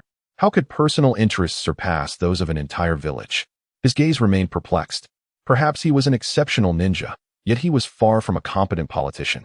He could not fathom the mindset of politicians, let alone understand such acts of betrayal. Remember, it is imperative to safeguard Asuma's life. For this is the sole request put forth by Lord Danzo. A hint of derision curled at the corners of Chiyo's mouth. Asuma was indeed a treasure, and Sunagakure would wholeheartedly protect him. After all, with Sarutobi Hiruzen as a formidable father figure, they had no reason to fear seizing a substantial advantage from Konoha. Chapter 26. The imminent war, a political entanglement, intertwined with personal desires, constituted the calamity of the Uchiha clan. Uchiha Tenio swiftly navigated through the forest, the fierce howling of the wind rushing past his ears. He bore the heavy burden of his clan's survival, transforming into a blade that plunged directly into the enemy's chest. Uchiha Tianyu, with a visage chiseled by the very essence of coldness, radiated an aura of chilling ferocity. The pronounced muscles in his thighs signified an explosion of power. Empowered by this inhuman physique, his entire being launched forth like a cannonball. Within his eye sockets, the dual tomo spun wildly, perhaps driven by the exhilaration of battle, presenting him as a figure of madness, akin to a demon emerging from the depths of hell. He strides through the thicket-laden jungle with a devastating force, annihilating all in his path with brutal ferocity. Every obstacle that impedes his advance is mercilessly obliterated, whether it be thorns or trees. They lash against his iron-like physique in a furious rush, yet leave not a single trace upon his flesh. He fixed his piercing gaze upon the encroaching defense line, where hundreds of malevolent eyes were already poised and ready. Uchiha Tianyu let out a sinister chuckle as the crimson flame-like tattoo on his chest suddenly erupted with a surge of searing natural energy. "I am not without my chances," he murmured to himself. His heart began to race with an uncontrollable fervor. Within his being, it felt as though a tempestuous inferno was relentlessly ablaze. Beneath that chiseled, icy visage, a flicker of anguish briefly surfaced, yet his gaze remained chillingly formidable. The distance between the two adversaries diminished with each passing moment. As dawn broke, both opponents keenly perceived the malice glinting in each other's eyes. Uchiha Tianyu stifled the chaotic surge of energy coursing through him and grinned, revealing a set of pearly whites. He understood the imperative of vigilance on the battlefield, having never indulged in such detrimental habits. "So, are you prepared to face the eruption of lava?" Uchiha Tianyu's countenance contorted, resembling a fiend from the depths of hell, as a mysterious and terrifying wave of searing power suddenly erupted from within him, manifesting upon his very form. He commenced a terrifying transformation. A glimmer of molten lava, radiating an astonishing heat, erupted suddenly from his chest, followed by a gruesome black-red liquid that enveloped his limbs, back, and head, saturating his entire being in the liquid fire. The dreadful heat emitted by the lava fruit ignited the surrounding trees spontaneously. Towering flames surged like colossal pillars, illuminating the battlefield. Uchiha Tianyu had now transformed into a towering magma giant, exceeding 2 meters in height. On this nameless battlefield, the lava fruit unveiled its horrific visage for the first time. It represented a force capable of annihilating heaven and earth. Uchiha Tianyu clenched his fists, Acutely aware of the terrifyingly potent lava liquid coursing over his knuckles, embodying an extraordinary capacity for destruction, the molten magma flowed over his body, and every droplet that splattered from him effortlessly charred the earth beneath his feet. Such formidable power. A hint of obsession flickered in his gaze. This crimson figure, emblematic of hell and obliteration, captured the attention of countless onlookers on the battlefield. They were either astonished, perplexed, or filled with trepidation.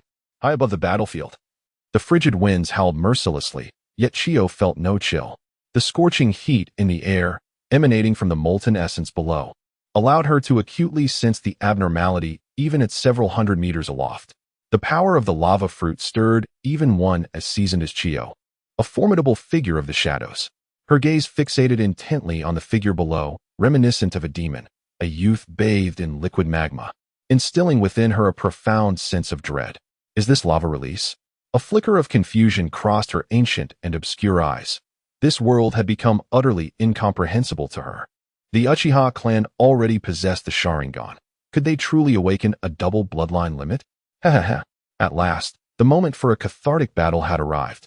Uchiha Tianyo's countenance was frenzied. His heart, still simmering with suppressed rage, eagerly awaited the moment of eruption. His visage contorted, with a savage crimson glint flickering in his eyes. He appeared as though a demon had ascended from the very depths of hell. Without any discernible movement, he inexplicably soared above the ground at a terrifying velocity. His legs transformed into a torrent of molten fury, incessantly spewing forth as the driving force propelling his flight. Under the watchful gaze of countless hidden observers, a brilliant crimson beam began to traverse the jungle with reckless abandon. At that moment, he truly embodied a human catastrophe. Wherever his shadow fell, everything was incinerated to ashes under the searing heat of lava. Trees, thorns, and all combustible matter along his flight path ignited in a frenzy. The glow of flames illuminating the entire forest, while smoke enveloped the heavens and earth. In that instant, the fiery figure seemed to become a resplendent beacon amidst the darkness. In that moment, he surged towards the defensive line of sand-hidden village, accompanied by an apocalyptic heat, illuminated by the flames. Countless eyes filled with a chilling murderous intent lunged at him like rabid dogs. In an instant, the atmosphere was saturated with a sense of lethal menace. How exhilarating it was! Uchiha Tianyu grinned savagely. He relished this unrestrained feeling of annihilating everything around him. As the molten lava splattered from his form, nearly obliterated all in its vicinity. Whoosh! His eyes suddenly gleamed with an eerie crimson light. A canine, armed with an explosive tag, surged forth from the shadows of the forest, piercing his chest. Boom! Accompanied by a deafening explosion. The smoke from the explosive tag obscured the fiery figure.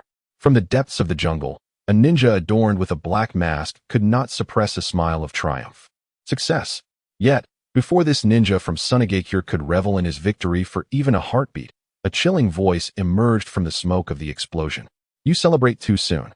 Under the horrified gaze of the Sunagakure ninja, a towering 2-meter lava demon emerged unscathed from the billowing smoke, its eyes burning with a terrifying scarlet intensity. The ambushing ninja felt an overwhelming pressure, a bead of sweat trickling down his cheek. Uchiha Tianyo's gaze flashed with ruthless coldness.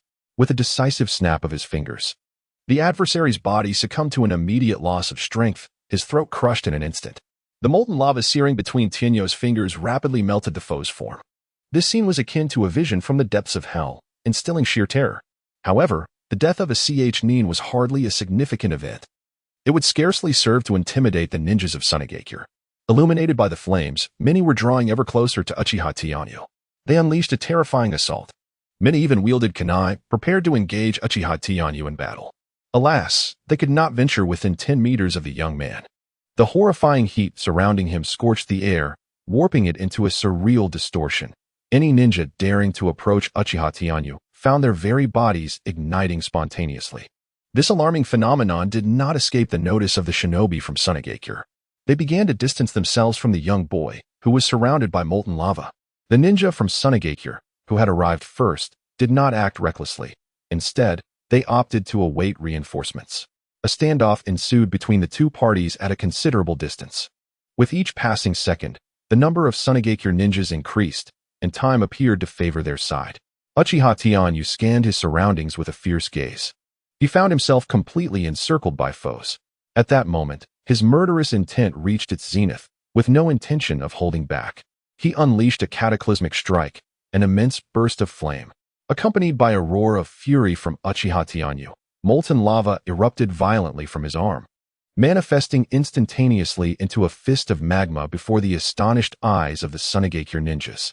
Before a multitude of horrified gazes, a lava arm, extending several dozen meters, shot towards them like a cannonball.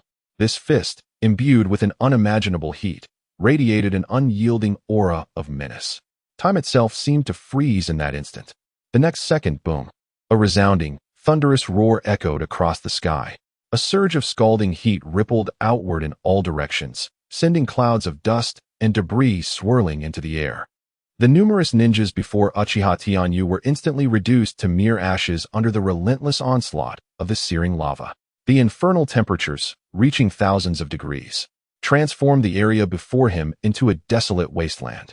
In that moment, Uchiha Tianyu was more terrifying than a demon risen from the depths of hell. The jingling sound of the ornaments on his conical hat resonated like the tolling of a funeral bell from the depths of hell, serving as a mournful requiem for the ninjas of Sunagakure, marking the final lament of their lives. He stood tall and straight. Beneath his cold and rigid exterior lay a pair of eyes that exhibited an extreme indifference to life. Chapter 27. The terrifying dominance of Conqueror's Haki. A towering figure, ferocious and savage, seemingly intent on incinerating all darkness in the world, stood erect in the shadows, his arms crossed over his chest, surveying his surroundings with an all-encompassing gaze. The molten lava enveloping him accentuated his icy visage, instilling a sense of dread. Uchiha Tianyu found himself encircled by countless ninjas from the Sand Village, reminiscent of a prey ensnared within a pack of wolves. Logically, Uchiha Tianyu should have trembled in fear, yet the reality was quite the opposite. As the ninjas surrounding him bore expressions of trepidation, the chilling and tempestuous aura emanating from him instilled a sense of dread among the hundreds of ninjas from the sand-hidden village surrounding him.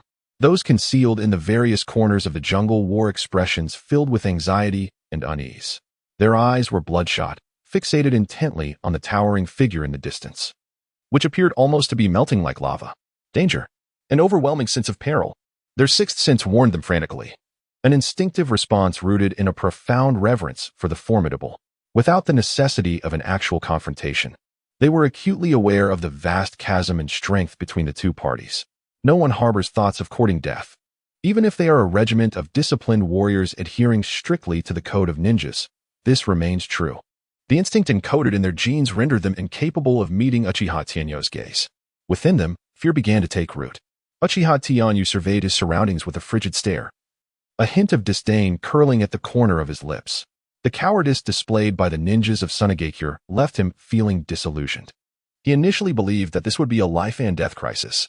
However, it now appears that his adversaries are merely a pack of feeble old hounds. Even though they are numerous, they pose no real threat. The years of peace have dulled the courage of these ninjas, robbing them of the will to draw their blades against the strong.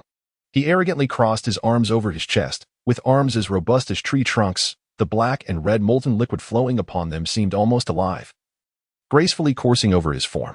This display exuded an extreme disdain for the ninjas of Sunagakure. He discerned clearly in the darkness the beads of sweat, as large as mung beans, on the forehead of a youth from Sunagakure, along with the panic reflected in the boy's eyes. From that moment onward, Uchiha Tianyu was imbued with an unwavering conviction of victory in what appeared to be a perilous war. Time passed, tick by tick. The number of ninjas from Sunagakure continued to swell, yet they still lacked the courage to strike. Perhaps a few hundred was insufficient to instill confidence. In the shadows, more ninjas surged forth at a rapid pace from all directions. 500, 1,000, 1,500, 2,000. The gathering of ninjas increased, reminiscent of a wolf pack preparing to hunt their prey. At last, the fearful ninjas, who had hesitated to act, began to reveal eyes that glimmered with a demonic ferocity. Their audacity, bolstered by their numerical superiority, seems to be gradually returning. At last, they summoned the courage to strike. Whoosh! The sharp shurikens sliced through the air, emanating a chilling glimmer, akin to venomous serpents, viciously lunging towards Uchiha Tianyu. The equilibrium between the two sides was shattered at last. This flurry of shurikens appeared to herald the commencement of battle. The shinobi of Sunagakure began to unleash their assaults upon Uchiha Tianyu. Boom! Thunderous roars echoed. Bang! In an instant, a plethora of formidable ninjutsu engulfed the vicinity surrounding Uchiha Tianyu. The onslaught of techniques, akin to a tempest, blanketed a 50-meter radius around him, striking from all directions, above and below. In a heartbeat, he was besieged by a barrage of hundreds of jutsu. Among them, a terrifying fire release manifested as a ferocious fire dragon, rampaging through the skies, ruthlessly targeting the boy of lava, scorching the air with crackling sounds, intent on incinerating him into oblivion. There was also the earth release, as heavy as an iron cage, which upturned the parched ground beneath his feet, transforming into a colossal wall, threatening to crush him into a mere paste. Even more fearsome was the assault of the wind release. The sky itself was swept by a violent tornado, resembling a meat grinder, where everything caught in its grasp was torn asunder. Various cataclysmic ninjutsu ravaged the boy's form, altering the environment around him. Whether it was the fire dragon or the tornado, both wreaked havoc within this space. The encircling shinobi of Sunagakure brimmed with unwavering confidence. Even if their opponent were a village leader, under such a terrifying onslaught, survival was deemed impossible. A cold smile crept across Uchiha Tenyo's lips as he stood immersed in lava, his legs seemingly rooted to the ground. Faced with such formidable composite ninjutsu, he bore no inclination to evade. How intriguing, he mused, his tone ominous. Under the astonished gazes of countless onlookers, his form, bathed in molten rock, took on an eerily uncanny demeanor. His corporeal form resembled a puddle of mire, utterly merging with the molten lava. Those cataclysmic ninjutsu and physical assaults pierced through his lava-infused body with ferocity, whether it was the razor-sharp shuriken, the terrifyingly solid earth release techniques, or the dreadfully tempestuous wind release, all seemed to vanish into the boy's molten shell as if they had plummeted into an abyss. This scene was nothing short of horrifying.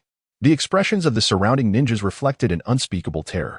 Uchiha Tenyo grinned, revealing his pearly whites, akin to a predator brandishing its sharp fangs.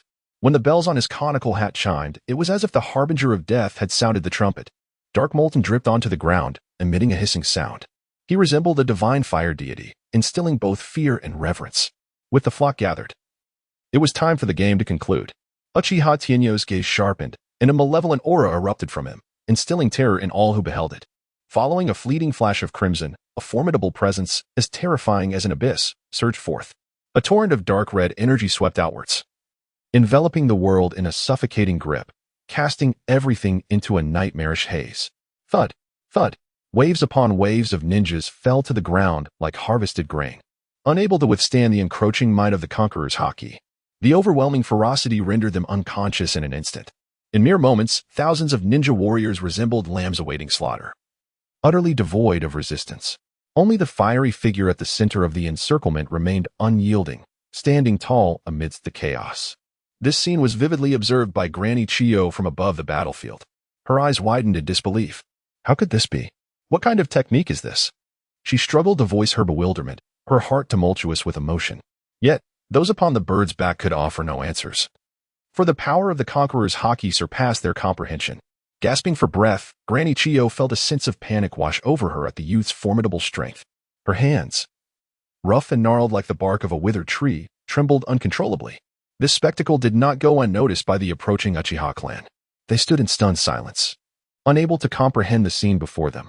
It was a sight that could instill terror in the hearts of all present. A towering lava demon, nearly 2 meters tall, loomed at the center of the battlefield. Surrounding this malevolent figure lay countless ninjas, all oblivious to their fates. A few remaining conscious ninjas from Sunagakure, trembling with weakness, gazed in trepidation at the imposing silhouette drenched in molten rock. Chapter 28. Carnage, Fear, Wails, Solemnity. The entire jungle was littered with shattered wood and debris, as flames blazed fiercely into the sky. Even from dozens of miles away, one could clearly see the billowing smoke that hung over the battlefield. The rays of the rising sun could not dispel the thick black smoke nor alleviate the chilling despair felt by the surviving ninjas of Sunagakure. Uchiha Tenyo, enveloped in lava, radiated a blinding glow that weighed heavily on the hearts of everyone, rendering them breathless. He surveyed his surroundings with a malevolent gaze, devoid of any pretense. In a jungle that should have been engulfed in the chaos of battle, an eerie silence prevailed. The only sounds that pierced the stillness were the crackling of flames consuming the trees and the chilling wail of the wind. The surviving ninjas of Sunagakure, clinging to their sanity, appeared ashen-faced. They awaited in hushed anticipation for the inevitable judgment, akin to that of a lava demon. The hastily arriving Uchiha clan members, aside from their expressions of terror, bore an unmistakable hint of joy. They finally recognized the true identity of the lava giant, Uchiha Tenyu. A voice of astonishment echoed through the crowd as someone uttered this name. How could this be possible? Uchiha Fugaku involuntarily murmured to himself, his gaze directed at Uchiha Tenyu, revealing a look of bewilderment. He had never anticipated that Uchiha Tenyu would be so formidable. To him, this scene appeared utterly absurd and laughable. A mere 12-year-old boy had subdued an army of thousands of ninjas. Even as he witnessed it with his own eyes, he still found it hard to believe, questioning whether he had fallen victim to some sophisticated illusion conjured by the enemy. Beside him, Uchiha Shisui was not in a much better state. At this moment, he gasped for air, his hands trembling involuntarily. On his still youthful visage, a sense of reluctance was etched deeply. In his slightly crimson-hued eyes, his pupils contracted sharply. The overwhelming strength of Uchiha Tenyu struck him with profound shock and psychological pressure. It was at this moment that he finally comprehended the distinction between genius and monstrosity. Ah, the two great prodigies of the Uchiha clan? A wry smile crept upon Uchiha Shisui's lips. The title that had once bestowed upon him immense honor now seemed utterly ludicrous in light of the current situation. He once believed that even if Uchiha Tenyu temporarily surpassed him, he could, through diligent effort, eventually match his prowess. Yet, at this very moment, his previously unwavering conviction began to waver profoundly.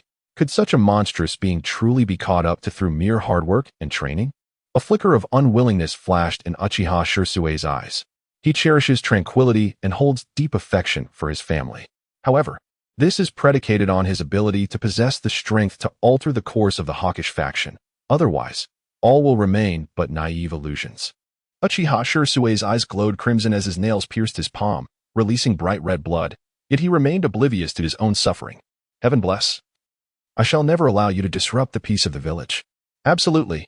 Uchiha Shisui lowered his head, his convictions as resolute as steel, and within his scarlet gaze, a fleeting glimmer of the three tomo shone brightly. His heart is as steadfast as a rock, no matter how formidable Uchiha Tenyu's power may be. It cannot shake his unwavering belief. This embodies the peace and conviction that belong to Uchiha Shisui. We inhabit a world governed by the principle of the survival of the fittest, where the strong possess the right to command all. Uchiha Tenyu's immense strength has earned him the respect of the Uchiha clan, instilling a profound fear within the hearts of the shinobi from Sunagakure. The remaining hundreds of ninjas from Sunagakure are now engulfed in panic and dread. Despite being a ruthless assembly of war machines, capable of slaughter, they cannot escape the inherent frailty of human nature in this moment. Not everyone possesses the courage to confront death. Uchiha Tenyu's austere visage is as cold as treacherous cliffs. His gaze, terrifying as that of a malevolent spirit, bears witness to the emotions of the Sunagakure crowd at this very moment. They finally felt the trembling of their bodies, the pangs of regret within, and the dread of the impending judgment. At this moment, they resembled a stray dog, emitting mournful wails. The sequence of war began to dissipate, and the judgment of the lava was about to commence. They have lost their will to fight, reduced to a herd of swine, at the mercy of others. In this moment, the tragedy of humanity is laid bare. Some, in a frantic bid for survival, hastily prepare to flee the battlefield. Others, paralyzed by fear, can only choose to feign death, their legs trembling. Yet there are those who stand bewildered, frozen in place, awaiting their fate. Of course, among the 4,000, there are undoubtedly valiant souls who confront the terror of life and death head-on. They resolutely charge towards Uchiha Tenyu. They chose a tragic manner of death. Uchiha Tenyu's gaze was indifferent and merciless. He ruthlessly slaughtered every warrior bold enough to challenge him.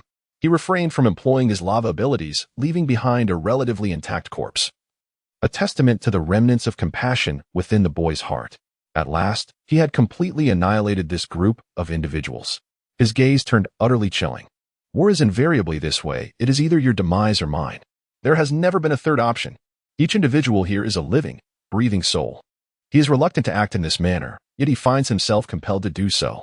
They possess their own parents, a gentle wife at home, and mischievous or obedient children. Yet, all of this has come to an end. Uchiha Tenyu murmured, his gaze, tinged with reluctance, ultimately succumbed to the overwhelming crimson hue. A towering figure bathed in blood red emerged, haunting every corner of the battlefield like a specter. Wherever Uchiha Tenyu set foot, torrents of molten lava erupted and spread wildly.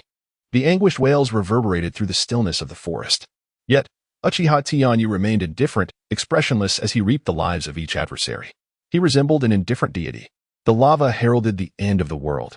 Lives were mercilessly consumed and obliterated by the searing molten rock, leaving behind only bleached bones. It was unclear whether it was lava or blood, but the crimson liquid seeped into the charred earth. Ultimately, it vanished entirely within the depths of this forest. This was hell. The Uchiha clan members were solemn expressions. They witnessed firsthand the one-sided massacre. In the village of Shine, a total of 4,000 souls were present, while Uchiha Tianyu had mercilessly slaughtered at least 3,000 of them. At this moment, even though the victims were their adversaries, many members of the Uchiha clan felt a profound sense of compassion. Among the crowd, Uchiha Shursui tightly covered his mouth. His gentle nature made this the first time he had encountered such a brutal scene, causing turmoil in his stomach and a desire to retch. Uchiha Fugaku, on the other hand, stared blankly at the unfolding horror, his mind lost in an abyss of thoughts. Uchiha Tianyu's expression appeared equally numb. The once black and white attire he wore had transformed into a terrifying shade of dark crimson, the source of which remained uncertain, whether it was the hue of molten rock or the stain of blood. He completed the entire act with an unyielding calmness, as if engaged in something utterly trivial. The anguished cries, pleas for mercy, and expressions of fury from his adversaries left no mark on his resolute heart. The unconscious, trembling, and terrified ninjas were entirely consumed by the advancing lava. Throughout this harrowing ordeal, he exhibited no semblance of compassion. Beneath the terrifying and searing powers of the molten lava lay a heart of chilling indifference. In this nameless jungle, there were no deathly screams or lamentations, nor were their bodies reeking of pain and decay. At last, it had come to an end. Nearly 4,000 vibrant lives perished upon this scorched earth, their flesh, shells, and even souls trampled beneath the young man's feet. A gentle breeze swept over the conical hat atop his head, causing the silver pendants to jingle, resonating with the sound of a death knell. Chapter 29, Chiyo's Coma. A ninja's existence is inextricably intertwined with slaughter and bloodshed. The killer is perpetually hunted. This is not a matter of right or wrong. It is the destiny of the ninja. The ninjas of Sunigakure rampaged through the land of fire, audaciously instigating war while seeking to annihilate the elite of the Uchiha clan. They resembled a pack of bloodthirsty wolves, engaging in a deadly game of hunting against the Uchiha clan under the shroud of darkness. They believed this war was a guaranteed victory. Even the higher-ups of Sunigakure, perched high above, prematurely celebrated their triumph, and their arrogant demeanor ultimately led to a resounding blow. Perhaps if Granny Chiyo had joined the main force, the outcome would have been different. After all, the might of the conqueror's haki can only exert a significant influence over ninjas below the rank of jonin. Nevertheless, the war has concluded. The victors are the Uchiha clan. This battle has buried the lives of 3,000 ninjas and nearly shattered the spine of Sunigakure. At 1,000 meters in the air, the higher-ups of Sunigakure, atop the back of a colossal puppet bird, wore expressions of numbness, staring blankly at the brutal battlefield below. Now, they were uncertain whether to feel grateful for having escaped a calamity or to mourn the heavy losses of their own forces. From their lofty vantage point, the clarity of the battle was unmistakable. They looked on in horror as the creature, engulfed in molten lava, ruthlessly slaughtered their kin. The blinding flames enveloped their vision. Even from a distance, merely observing the dark crimson silhouette of the lava, an eerie chill coursed through them. The fierce winds howled in the heights, causing them to involuntarily shudder, finally snapping them back to reality. How could this be possible? Maki, with bandages wrapped around his head, murmured with a distorted expression, his eyes filled with disbelief. He could hardly believe that such a formidable entity existed within the ninja world. One person against 4,000, annihilating nearly 3,000 individuals. What an astonishing level of power this is. Even the leaders of the 5 villages or the Jinchuriki could not possibly reach such heights. A profound sense of horror engulfed him, while beside him, Granny Chiyo appeared emotionally numb. She accepted the harsh reality with a swiftness that surpassed that of Maki. This elder, who had suffered a significant defeat on the battlefield, now bore a look of ashen despair in her eyes, marking the gravest blow she had ever encountered in her life. The corners of Chiyo's mouth twitched. She could scarcely fathom the catastrophic aftermath this battle would unleash upon Sunigakure. Beyond the immediate loss of the war, the death toll had surged to 3,000, leaving them utterly incapable of intervening in the Third Shinobi World War. Furthermore, they were compelled to confront internal turmoil and the ensuing accountability within the village. A fierce tempest roared in the skies above, slicing through the air like a multitude of knives aimed directly at Granny Chiyo. The scorching winds battered against her, causing her simple garments to rustle violently. Her back hunched further, and the once wise glimmer in her eyes was now replaced by a vacant stupor. Suddenly, Chiyo gasped in pain, her gnarled hands clutching her chest tightly. A look of anguish crossed her face, and after a near scream, her body began to topple backward. The high-ranking officials of Sunagakure rushed forward in a flurry to assess the elder's condition, plunging the scene into chaos. What is happening? Cardiac arrest. We must act immediately. Voices of confusion, reprimands, and shouts filled the air. The once composed demeanor of the village leaders had vanished. In their frantic efforts, the scene erupted into a frenzy. All in a desperate bid to save this venerable woman who had devoted her entire life to Sunagakure. They had lost 4,000 ninjas.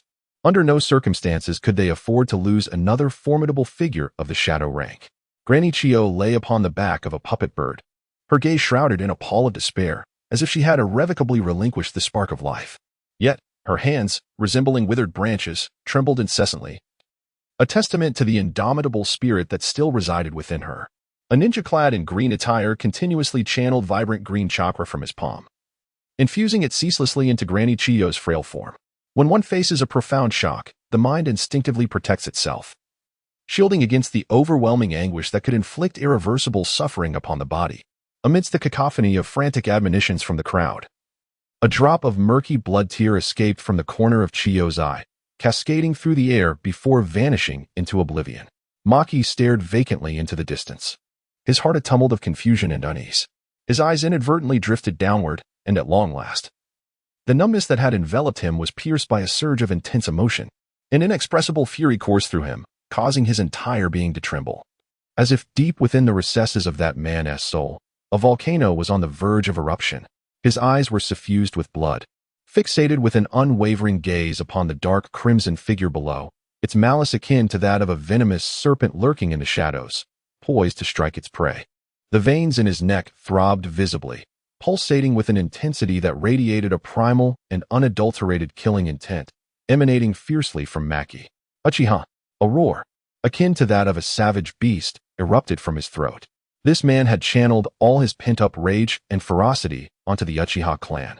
In that moment, he resembled a dormant volcano, the power of hatred seemingly compelling him to succumb to an overwhelming urge to obliterate everything in his path. He yearned to rush down to the battlefield immediately and tear Uchiha Tianyu to shreds. Yet reason admonished him that descending would merely amount to a futile act of self-destruction. Thud! He knelt on the ground, pounding the earth fiercely with his fists. A trickle of crimson blood escaped from the corners of his eyes. He seethed with anger at his own impotence and cowardice. No one could fathom the turmoil and resentment that plagued this man's heart. The frantic voices of the crowd buzzed incessantly in Maki's ears, and he felt a wave of darkness engulfing him. Yet, a sudden and urgent voice forcefully roused his spirit. Lord Maki, Granny Chiyo's injuries require immediate attention back in the village. What is happening? Maki whirled around, his piercing and crimson eyes sending a jolt of fear through the heart of the medical ninja. He hesitated momentarily, then cautiously began to explain. Lady Chiyo's heart is stopped. She requires assistance from medical equipment. Upon hearing this news, the once murderous glare in Maki's eyes finally regained clarity. He gazed wearily at Chiyo, who lay ensnared in a profound slumber. He understood that now was not the time to seek vengeance against the Uchiha clan. The most pressing matter was to ensure the safety of Granny Chiyo. Below the battlefield, Uchiha Tianyu gazed indifferently into the sky. There, a massive puppet bird awkwardly flapped its wings as it distanced itself from the conflict. Chapter 30. The New Encampment. A day later. In the valley at the border of the Wind and Fire countries, hundreds of ninjas belonging to the Uchiha clan were vigilantly setting up camp.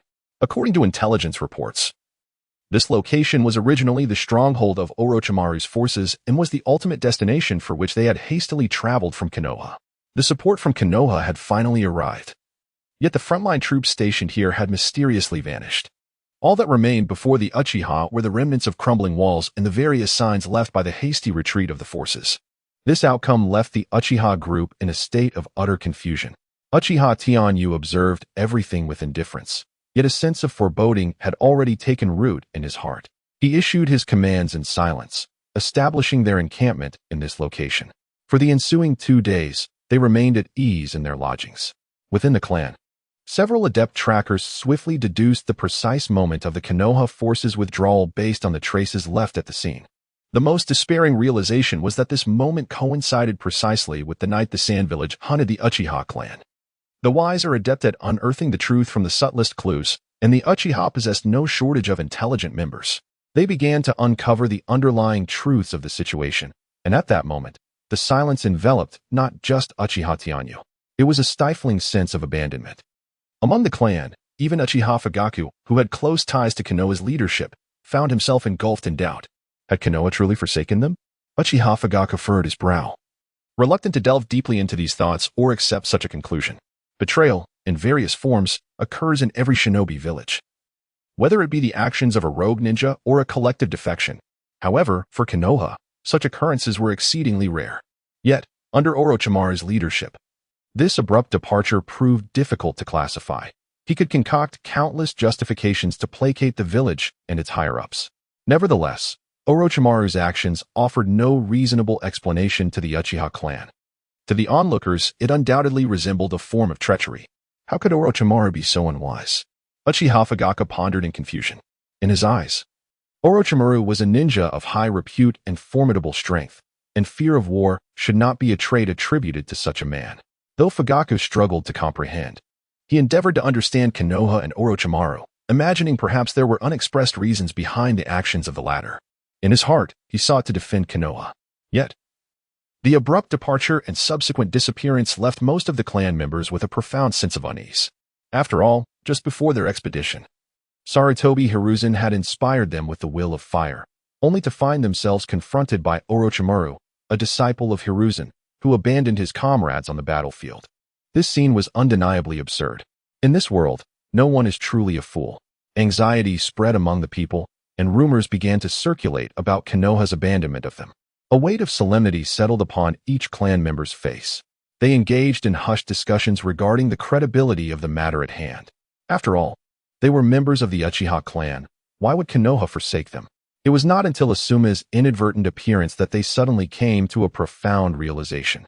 There was no longer any need for further elaboration on this entire situation. The rumors surrounding Sarutobi Hiruzen had become increasingly absurd, much to the intense discontent of Uchiha Shursui. Within and beyond the camp, he fervently began to dispel rumors, vociferously seeking justifications for Konoha's actions. Surely, something inexplicable has transpired. I refuse to believe that Konoha would abandon its comrades. Uchiha Shursui furrowed his brow, yet his tone remained resolute. The will of fire is unequivocally righteous. Lord Orochimaru would never betray us. Uchiha Shursui delivered his speech with fervor. However, his illogical defense ultimately lacked any substantial foundation. For the Uchiha clan, already plagued by doubt, they were more inclined to trust what their own eyes had witnessed. Time swiftly passed, and 5 days had elapsed. After navigating through the formidable layers of vigilance surrounding the valley, within a makeshift command post at its core, a towering figure emanating an oppressive aura sat with an upright posture before the desk. Uchiha Tianyu stood tall, exuding an air of authority that instilled fear in those around him. If time possesses the power to alter a person's essence, then surely war can do the same. After enduring the crucible of battle, he seemed to have matured overnight, embodying a transformation that was both profound and undeniable. He has become increasingly taciturn, even in the presence of his kin, displaying a demeanor devoid of mirth. Stern, stringent, and governed by rules, he transformed from a prodigy in the hearts of his clansmen into a commander with a formidable presence. His imposing authority deterred any challengers, and his stature continued to ascend within the ranks of this formidable unit. Meanwhile, Uchiha Fugaku, having languished for an extended period on a stretcher, saw his once commanding position in Konoha usurped entirely by Uchiha Tenji. His authority gradually diminished in the hearts of his kin. Within the dim confines of the tent, Uchiha Tianyu stood in the position once held by Orochimaru. His gaze was fixed on the map in his hands, his mind meticulously pondering the potential events that might unfold next. The threats at the front lines had been dispelled. Sanegakure's strength had dwindled to almost nothing, rendering them insignificant to the Uchiha clan. However, after the massacre of the Sanegakure forces, he needed to deliberate more deeply on the repercussions that this incident would incite. Thus far, the events he had experienced had completely diverged from the original narrative. Any significant event capable of altering history often arises from a fleeting twist of fate, not to mention the butterfly effect triggered by his actions that had led to such a monumental occurrence. With the Sunagakure stripped of its disruptive capabilities, would it still incite a third shinobi world war? And with the addition of his own Uchiha clan, could they evade the fate of annihilation? What significance did his existence hold for the entire shinobi world? The young man's gaze calmly drifted towards the camp's periphery, his heart momentarily engulfed in confusion. It had been a full 5 days since the Sunagakure forces had collapsed. Yet, not a single piece of intelligence had reached Konoha. No orders, no congratulations, no objectives. In this desolate battlefield, they felt like a band of wandering spirits, overlooked and disregarded.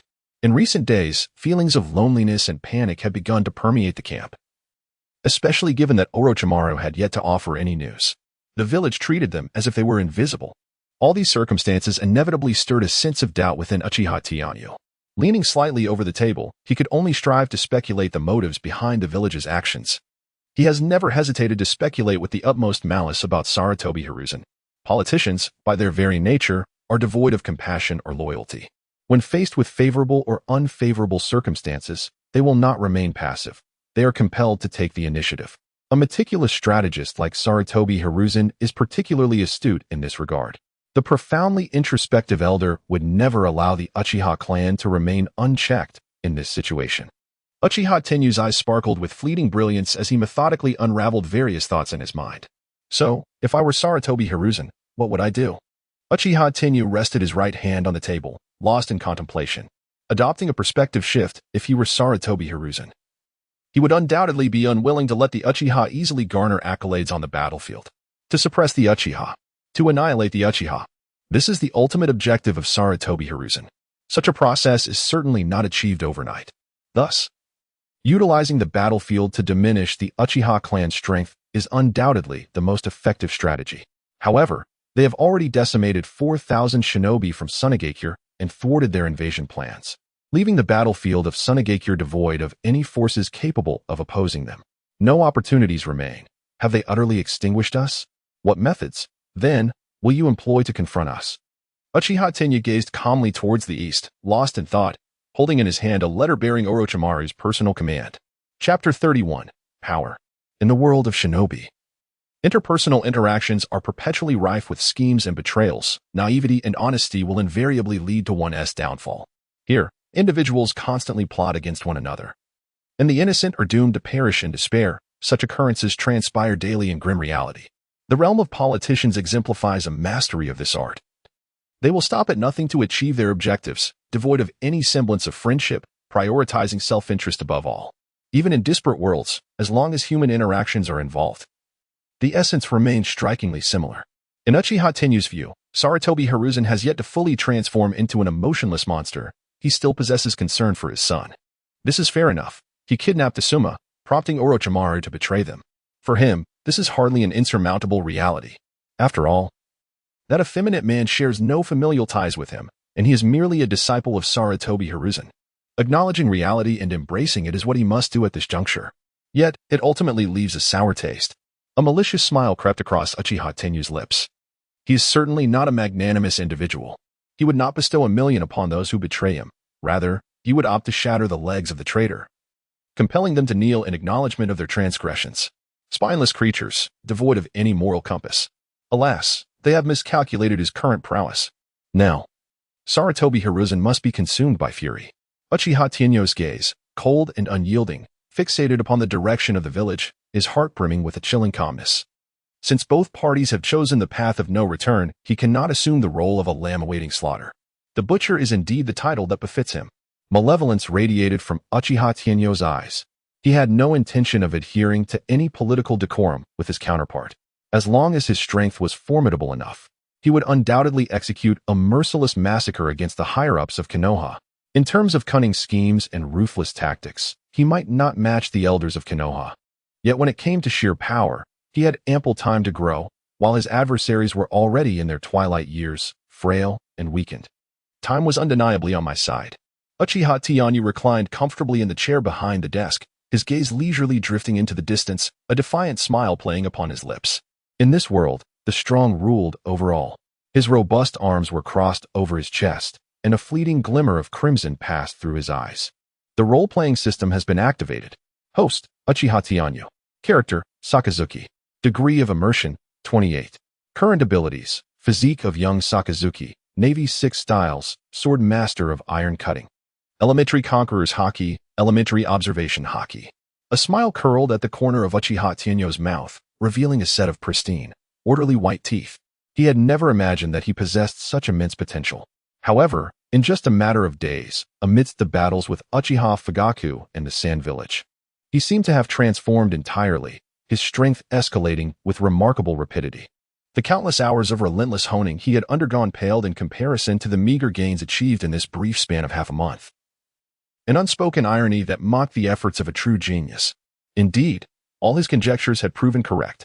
To embody the essence of Sakazuki, one must traverse the myriad experiences of that man's life, not necessarily mirroring them exactly, but rather sharing similar trials, particularly those intimately linked to fierce confrontations with the mighty and the crucible of battle. It becomes evident that finding the right direction holds far greater significance than mere toil. Thus, my ensuing task is to continue engaging in fierce combat with formidable opponents and further refine my skills on the battlefield. Uchiha Tianyu narrowed his gaze, tilting his head back, as he began to formulate concrete ideas about the path to his own empowerment. In the depths of the Leaf Village's root headquarters, situated underground on the periphery of the Konoha forest, the complex served as an intricate labyrinth, exceptionally concealed, ideal for clandestine activities. The base was heavily guarded, steeped in an atmosphere of darkness, decay, dampness, anguish, and the scent of death. In the dimly lit corridors, several ninjas affiliated with the Umbu trailed closely behind Sarutobi Hiruzen, their expressions solemn, occasionally casting anxious glances at the root personnel surveilling them. While vigilance is prudent, excessive caution can be counterproductive. The level of scrutiny here was excessive.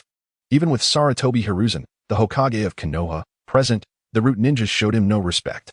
They regarded him with piercing, sinister gazes akin to those of venomous serpents, as if poised to strike should they sense any anomaly. Such malevolent stares caused Hiruzen to furrow his brow as he struggled to suppress the fury simmering within him. A glimpse reveals the entirety. The demeanor of the root personnel often reflects Danzo's own stance. Although Hiruzen had not notified Danzo of his visit, his status as Hokage still warranted scrutiny. This illustrated that, in the eyes of the root, his title held little weight. The ominous signal stirred a sense of crisis within Sarutobi Hiruzen. With a benevolent smile gracing his face, he traversed the corridor, his expression betraying no hint of discontent. Yet, deep within, a tempest of emotions brewed, and a fleeting glimmer of malevolence flickered within his aged, inscrutable eyes.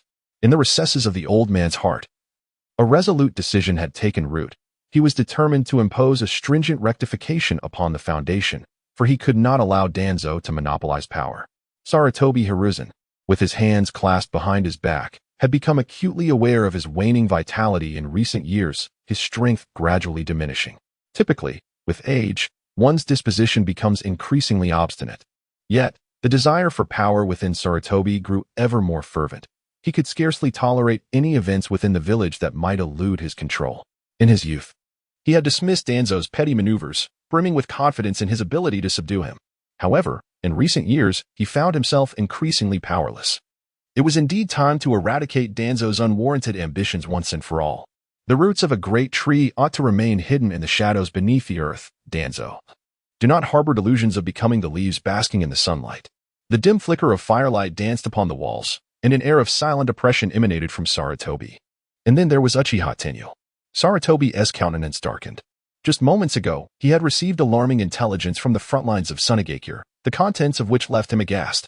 Thus, he had ventured from his office to the Foundation, urgently seeking to confer with Danzo regarding this matter. The situation had been mishandled by Danzo. A glint of cold ruthlessness passed through the old man's gaze. This was an opportunity. After all, one must be punished for their transgressions, such is the way of the world. Is it not? A flicker of sinister brilliance flashed in the old man's eyes. Chapter 32. Post-war outside the secret chamber of the Foundation. The rigidness and gravity of the Umbu starkly contrasted with the darkness and sharpness of the Foundation's atmosphere. Both sides engaged in a subtle standoff just beyond the chamber doors. Inside, two elderly men, nearing their 70s, lay fatigued upon the sofa after a heated exchange of words. This was a clash concerning their respective interests. Danzo, I am the Hokage. With a thunderous roar, the verbal battle reached its conclusion. As always, Sarutobi Hiruzen, in his capacity as Hokage, emerged victorious. Danzo's face was shrouded in shadows as he gasped for breath, sinking into his chair. Before him lay the tea he had just prepared for Sarutobi. Yet now Danzo longed to hurl the scalding liquid at the smug visage of the elder monkey across from him. Moments ago, Sarutobi had cited inefficiency as the reason to reduce the Foundation's annual budget and had vehemently rebuked Danzo, claiming he should not select members for the Foundation from the various clans, accusing him of inciting discord between the village and the clans. What nonsense! Naturally, fury surged within Danzo, and he vehemently countered Sarutobi's claims until Sarutobi forcefully tossed a document of intelligence upon him. At that moment, he suddenly realized everything had its reason. Danzo's hands tightly gripped the intelligence in his possession, the contents of which filled him with astonishment and deepened his apprehension towards Sarutobi Hiruzen. He cast a furtive glance at the elderly man before him. Generally speaking, as the leader of the root, he would typically acquire battlefield intelligence more swiftly than Sarutobi Hiruzen, who oversaw the Umbu. Yet this time, his speed in obtaining information lagged far behind that of his counterpart, until he finally managed to glean pertinent details regarding the front line of Sunagakure from the other party just moments ago. Such a delay inevitably sparked a profound sense of unease within Danzo. His eyes narrowed slightly as he slowly raised his head, a flicker of concealed light passing through his gaze, as if he had recalled something significant, rendering his expression somewhat unnatural.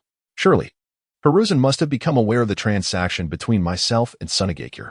Danzo's eyes were shrouded in obscurity as a sudden realization struck him, yet outwardly, he maintained a facade of calm while scrutinizing Sarutobi Hiruzen's face for any telltale signs. When one commits a wrongful act, an innate sense of panic often ensues. Danzo's disquiet stemmed from the knowledge that he had wronged Hiruzen. Within his original scheme targeting the Uchiha clan lay buried his ulterior motives, his collusion with Sunagakure, aimed at annihilating the Uchiha forces on the front line, was merely a facet of his plan. The more pressing matter was his intention to gain control over Asuma, for which he had forged a corresponding agreement with Chiyo of Sunagakure. Thus, he would provide intelligence on the Uchiha forces, while the compensation he sought was the authority over Asuma. Such actions were not surprising for Danzo, as his ambition had long since driven him to seek more than merely the title of leader of the root. He had long aspired to become the grand tree basking in the sunlight. Upon discovering the weaknesses of Sarutobi Hiruzen, he had set his sights on Asuma early on. Sarutobi felt somewhat uneasy under Danzo's penetrating gaze, and he coldly countered with a steely glare of his own. The elder leisurely exhaled a plume of smoke. Though his brow furrowed slightly, and with narrowed eyes, he fixed his gaze upon Danzo, speaking deliberately and with gravity. The forces of Sunagakure on the front lines were preparing to retreat, and news of the events at the front would soon reach the village. Danzo, what is your perspective?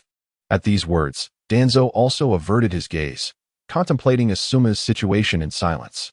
His eyes narrowed slightly, and he resembled a venomous serpent imbued with a murderous intent, evoking an overwhelming sense of discomfort. In his mind, he instantly grasped the gravity of the situation. It was imperative to prevent this information from reaching the village. We absolutely cannot allow the Uchiha to gain such significant merit. Danzo resolutely asserted his stance. He was acutely aware that once news from the front lines reached Konoha, the Uchiha clan would gain remarkable prestige within the village, potentially even daring to challenge the position of the fourth Hokage. Such a scenario was utterly intolerable. It would undermine their long-standing scheme of tarnishing the Uchiha name. For the malevolent Uchiha had won the war for Konoha, they would no longer be deemed wicked. The Uchiha clan as the heroes of the village? Danzo felt a shiver run down his spine at the mere thought. He could not allow such absurdity to transpire. Hiruzen, it would be better to take direct action. Danzo's eyes brimmed with murderous intent as he gestured across his throat, indicating that they should eliminate the Uchiha clan without hesitation. Eliminate the Uchiha? Hiruzen Sarutobi understood Danzo's implication. Though this approach was simplistic and brutal, it often proved to be the most effective means of resolving issues. In the face of Danzo's resolute demeanor, Hiruzen sat opposite him, his brow furrowed in contemplation, refraining from directly responding to Danzo's demand. Uchiha Tenyu, he murmured internally, as the name of the pivotal figure in the war emerged vividly in his mind. His brow furrowed tightly. Gripping a torn letter in his hand, he examined it repeatedly. With each glance, Sarutobi Hizashi's heart grew heavier. According to the intelligence, the complete downfall of the sand-hidden village stemmed from this young Uchiha Tenyu. In a battle where the forces were starkly mismatched, this 12-year-old boy displayed an exceedingly terrifying combat prowess. His formidable abilities were meticulously documented within the intelligence reports. Foremost among them was the unique Sharingan of the Uchiha clan. Although the three-tomo Sharingan was exquisite, in Sarutobi Hiruzen's eyes, it was rather insignificant. However, the presence of molten lava emanating from him, coupled with the extraordinary Jinjutsu capable of incapacitating thousands, rendered Sarutobi Hiruzen bewildered upon receiving this intelligence. As though he were deciphering an ancient script, even casting doubt upon its veracity in his mind. Who among the populace was unaware that the Uchiha clan excelled in fire release and illusion techniques, with the Sharingan being their distinctive bloodline limit?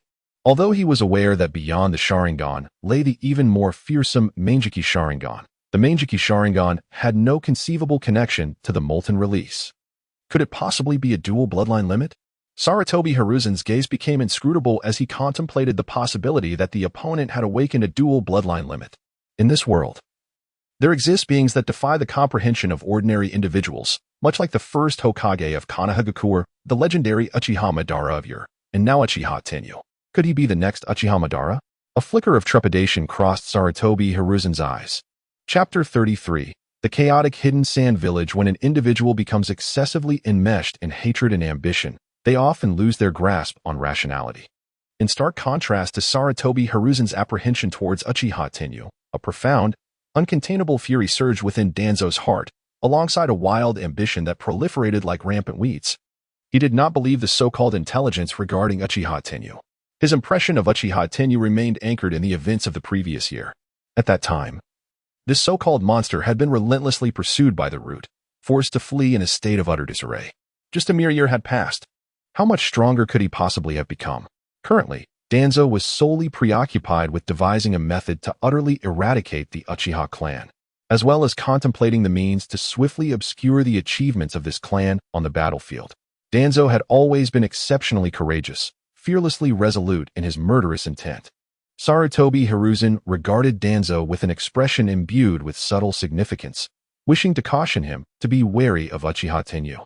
Yet, as he recalled the recent incident where he was surveilled by Root personnel, he hesitated. Danzo's influence was rapidly escaping his control, although he had diminished Root's financial resources. It was insufficient to completely suppress the opposing force. After all, with Root's power, if Danzo desired funding, it was hardly a challenge. Robbery, assassination, intelligence, if Danzo wished. He could undoubtedly amass substantial wealth.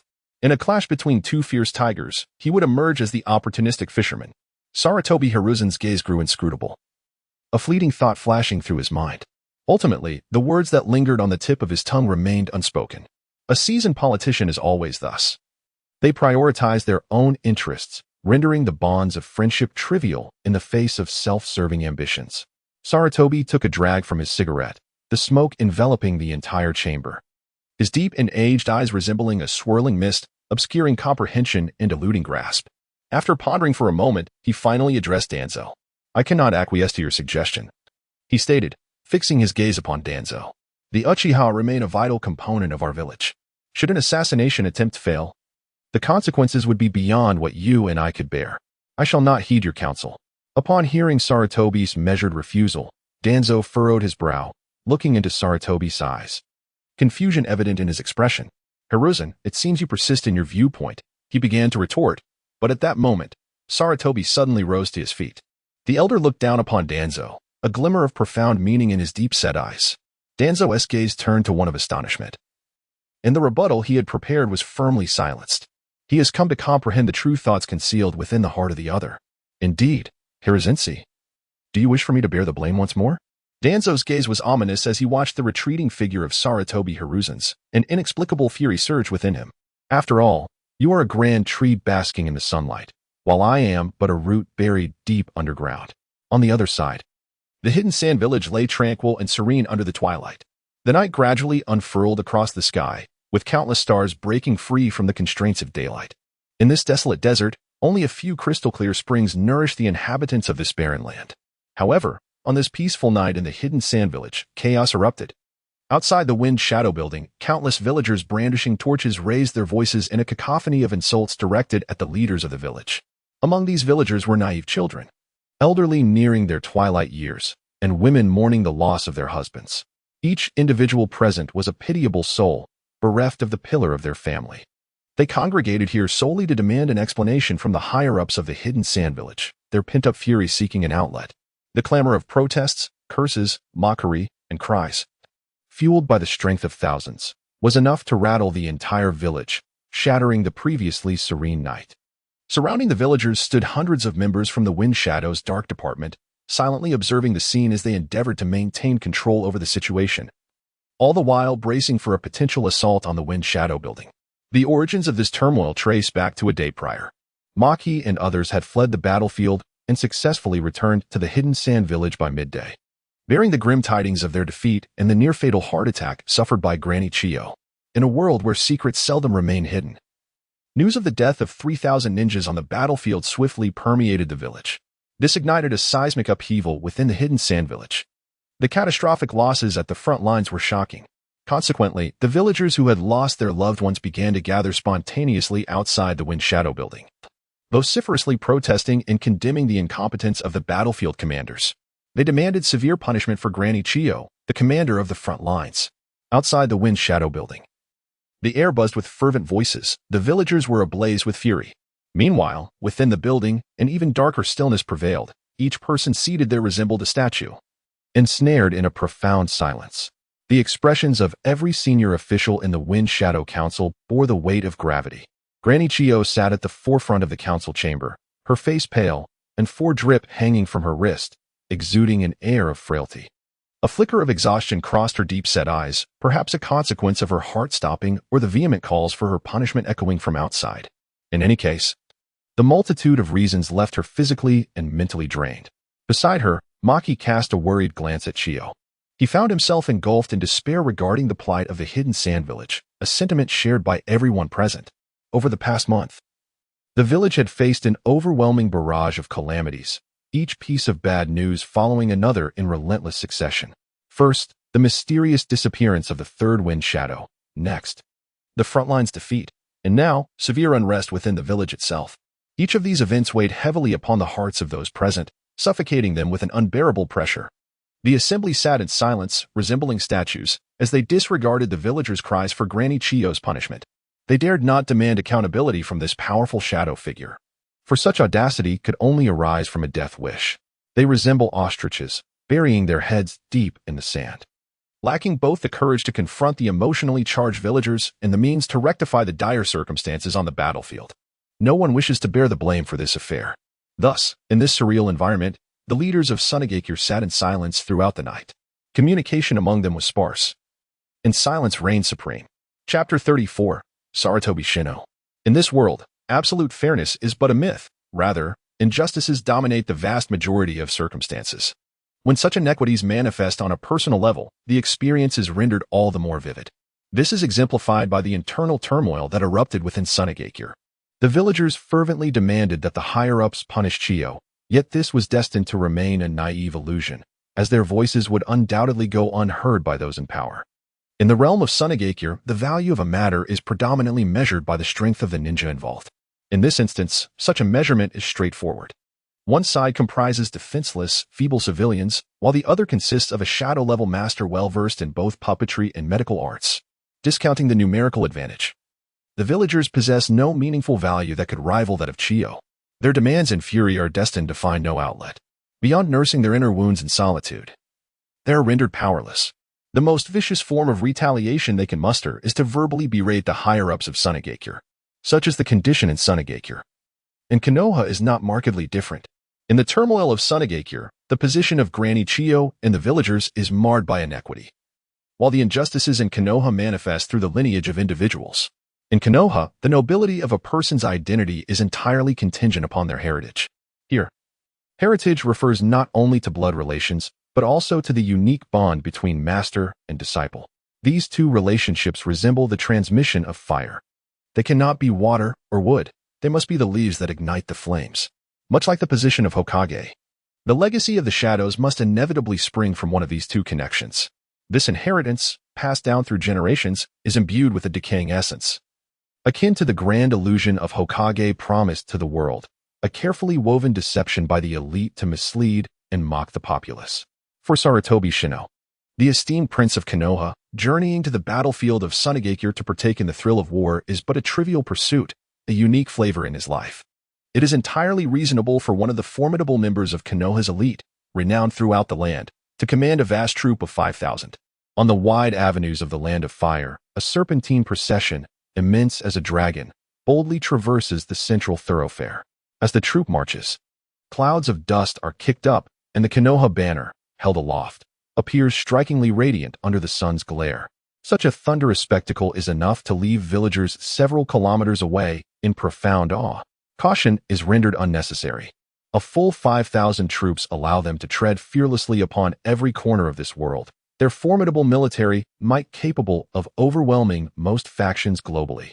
Although the lengthy column may seem somewhat disordered, there exists a prevailing confidence among certain individuals that no one in this world would dare to provoke them.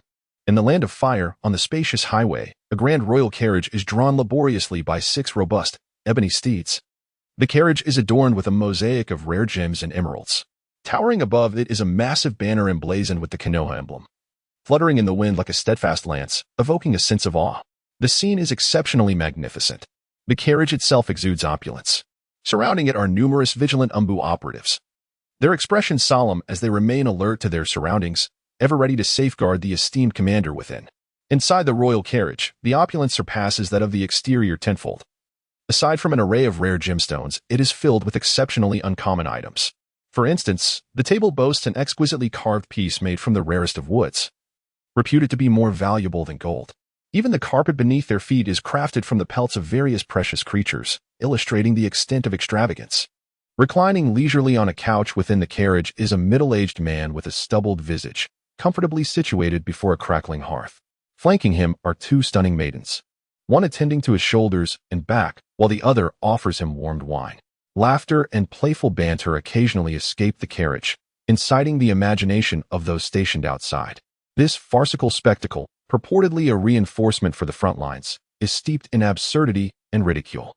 Reality is inherently unjust.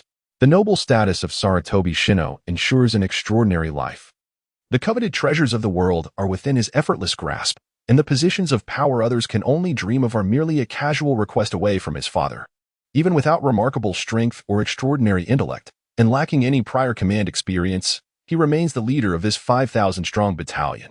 Such is the bounty of fate. His father, Sarutobi Hiruzen, has already paved the way for him in every aspect. Upon embarking on this journey, he shall emerge as one of the illustrious 8 colors in the eyes of the world, transforming into the hero who quelled the conflict in Sunagakure. He need not lift a finger, for his cunning father had already orchestrated everything. After all, the esteemed prince of Konoha personally traversing to this desolate place must surely harbor a purpose, much like the rare peach finally ripening. Sarutobi Izashi had his own schemes, tirelessly paving the way for his eldest son. A good father alone could enable Sarutobi Shino to traverse a mere fraction, 99 less, of the arduous journey towards the position of Hokage than others. Can a foolish pig truly be nurtured into a wise scholar? Nara Shikaku's profound gaze lingered upon the opulent palace, his heart indifferent. Character introduction: Sarutobi Shino, the eldest son of Sarutobi Hizashi and the father of Konohamaru. He ranks among the elite of Konoha. Reports indicate that he perished during the Third Great Ninja War. Chapter 35. Guidance. The front line.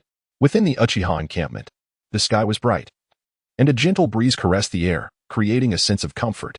In the spacious valley, voices surged like a tide, dust swirling about. At this moment, dozens of ninjas belonging to the Uchiha clan gazed intently at 2 young boys standing in the clearing. One of them was tall, exuding a wild and ominous aura, drawing the spectators' attention repeatedly. In the clearing, Uchiha Tenyu stood half-naked, arms crossed over his chest, his bare torso marred with various battle scars.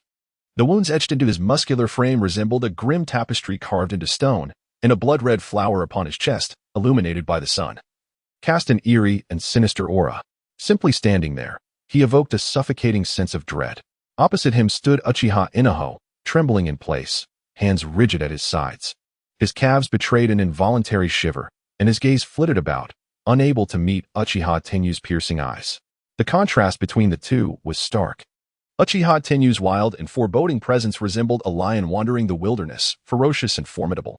Uchiha Inaho resembled a helpless lamb, ensnared in the lion's gaze, weak and defenseless. Their eyes locked. Was Tenyu truly going to spar here? Inaho felt a wave of discomfort wash over him. Around him, clan members watched with gleeful malice, igniting an inexplicable sense of shame within him. After all, this was a public display, a spar against Tenyu.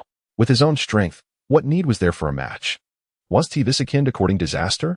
Uchiha Inaho could only gaze in disbelief at his reckless clan brother. He is not afraid of being harmed by the other party. He simply wished to avoid being subjected to a harsh reprimand in front of the glaring eyes of the public. To him, such an event would be exceedingly humiliating. He gazed at Uchiha Tianyu with a pitiful expression, hoping that the latter would abandon this absurd notion. Uchiha Tianyu, with a hint of a smirk, was well aware of the true thoughts that lingered within the youth's heart. Generally speaking, boys of Uchiha Dahu's age possess an exceptionally strong sense of pride, coupled with a fragile disposition akin to that of glass. He understood all too well their aversion to embarrassment in front of a crowd. However, my intention is precisely to shatter that delicate heart. After all, the prowess of a single Tomo is rather insufficient. Uchiha Tianyu sighed inwardly. Yet his gaze remained teasingly fixed on his younger clan member. In response to the pleading look he received, he adopted a demeanor of haughty disdain. Despite his reluctance to proceed in this manner, he found the prospect of his two younger kin perishing at the hands of others or in some future battle far more intolerable. Deep within his soul, an inexplicable sense of urgency persisted, an ever-present weight upon his heart, compelling him to elevate the strength of his friends and family with great haste. This world is fraught with peril, both in the present and in the days to come.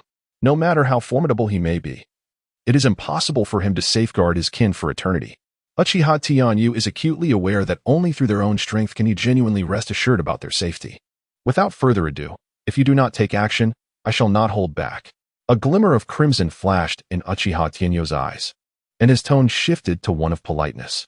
An inexplicable chill and ominous aura bore down upon the youth before him, compelling him to make a choice. Uchiha Dahua felt an immense pressure. His eyes narrowed slightly, as if he realized he had no right to refuse. Very well, since it has come to this, brother Tianyu, I shall not be courteous. Bring it on. A sinister smile gradually formed at the corners of Uchiha Tianyu's mouth. It had been a while since he had tested your abilities. Let me see if you have been diligent these past few months. Uchiha Tianyu's gaze narrowed, and his expression turned serious. This time, he intended to thoroughly instruct his young clan brother.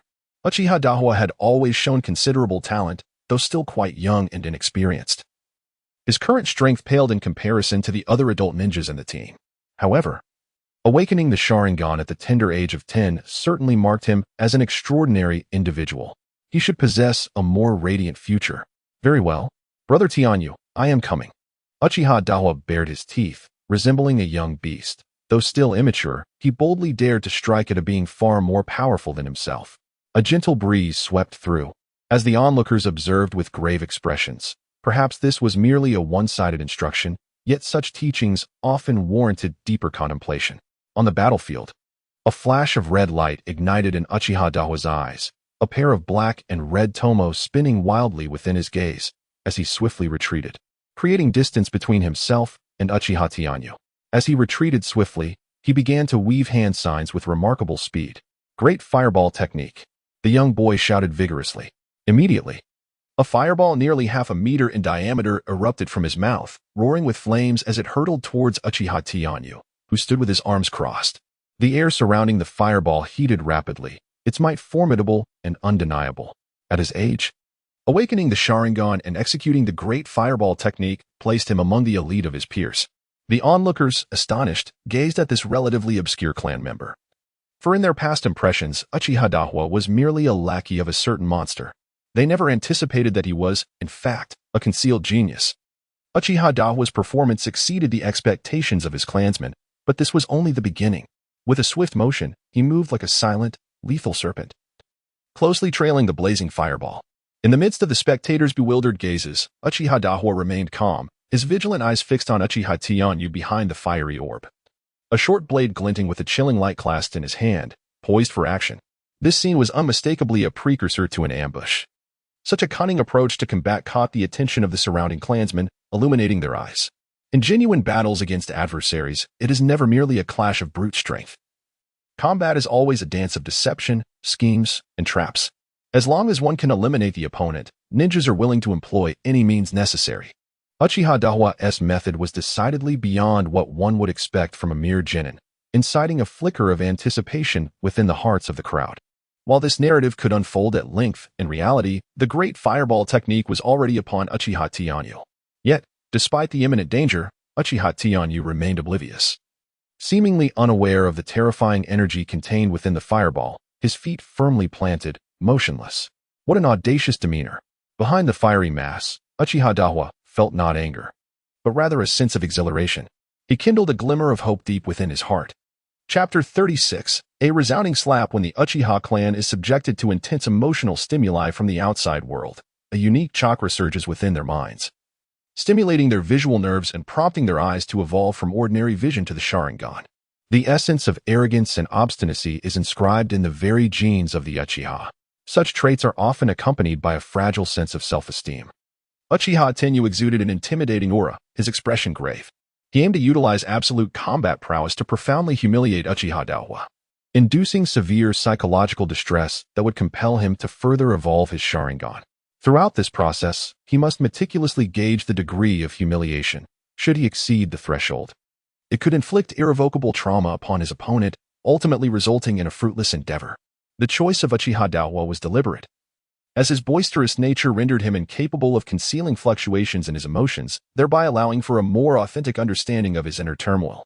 Moreover, there was an additional consideration: Uchiha Daowa's considerable dependence on him. External humiliation often incited genuine provocation, and should it breed animosity, the consequences could be dire. The sting of humiliation from a comrade is far more potent than that from a stranger. Contemplating this, Uchiha Tianyu's eyes gleamed with excitement. Poor Daowa remained blissfully unaware that he was on the verge of becoming a mere plaything in the hands of his trusted elder brother, Tianyu, who harbored ulterior motives. At this moment, he reveled in his own confidence, having keenly perceived the subtle intentions of Uchiha Tianyu, whose numerous vulnerabilities sparked a flicker of hope for victory within him. A colossal fireball blazed, voraciously scorching the surrounding air, showcasing its formidable lethality. In the blink of an eye, the fireball was upon them. Uchiha Tianyu stood with arms crossed, his arrogance and haughtiness manifesting in every aspect of his demeanor. A faint smirk curled at the corners of his mouth, imbued with a subtle hint of derision, as his eyes, filled with disdain, fixated on the fireball. Beside him, Uchiha Ina observed with acute clarity. The arrogant demeanor of Uchiha Tianyu finally stirred a sense of discontent within him, prompting him to grip his short blade even tighter. His gaze unwaveringly locked onto the unfolding scene before him. He could not believe that his opponent could stand unwavering before his formidable fireball technique. With a resounding crash, the fireball collided completely with his body, the searing flames causing the surrounding temperature to rise rapidly, engulfing his figure entirely. Yet, to the astonishment of all, an incredible spectacle unfolded. The roaring flames enveloped the young man. Failing to inflict any harm upon him, he appeared as though cloaked in a mantle of fire. The flames danced before him, akin to mere playthings, unable to inflict even the slightest injury. How could this be possible? Is this truly within the realm of human capability?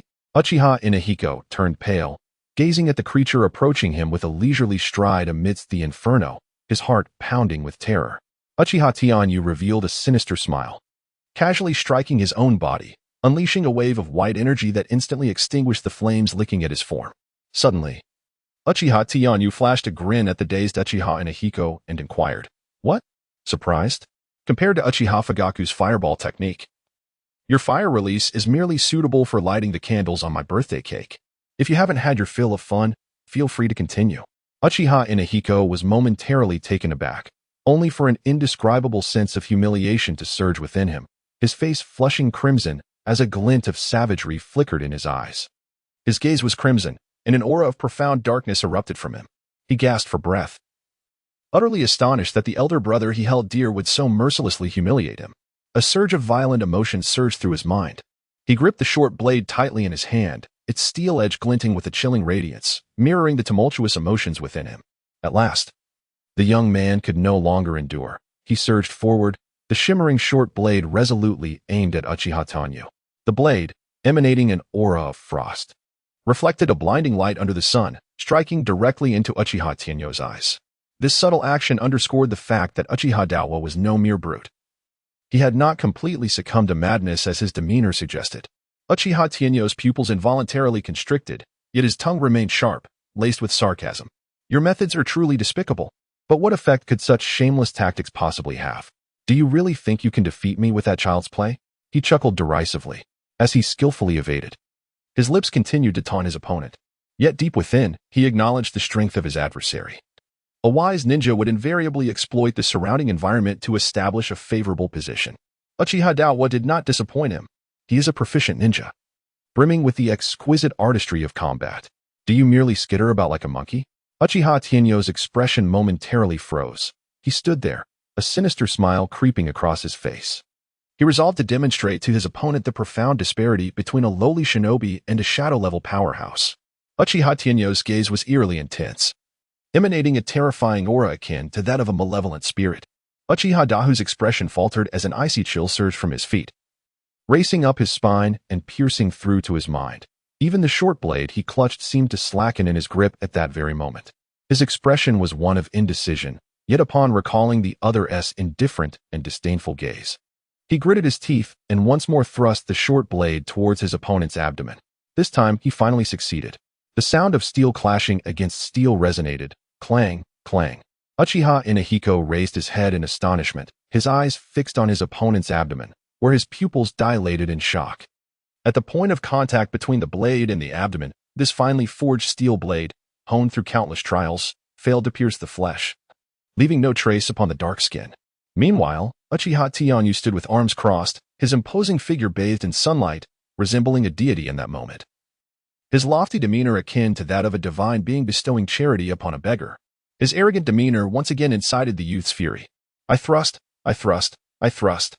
Uchiha Inawa was utterly enraged, his short blade glinting with cold light, creating an almost illusory dance of blades in the air.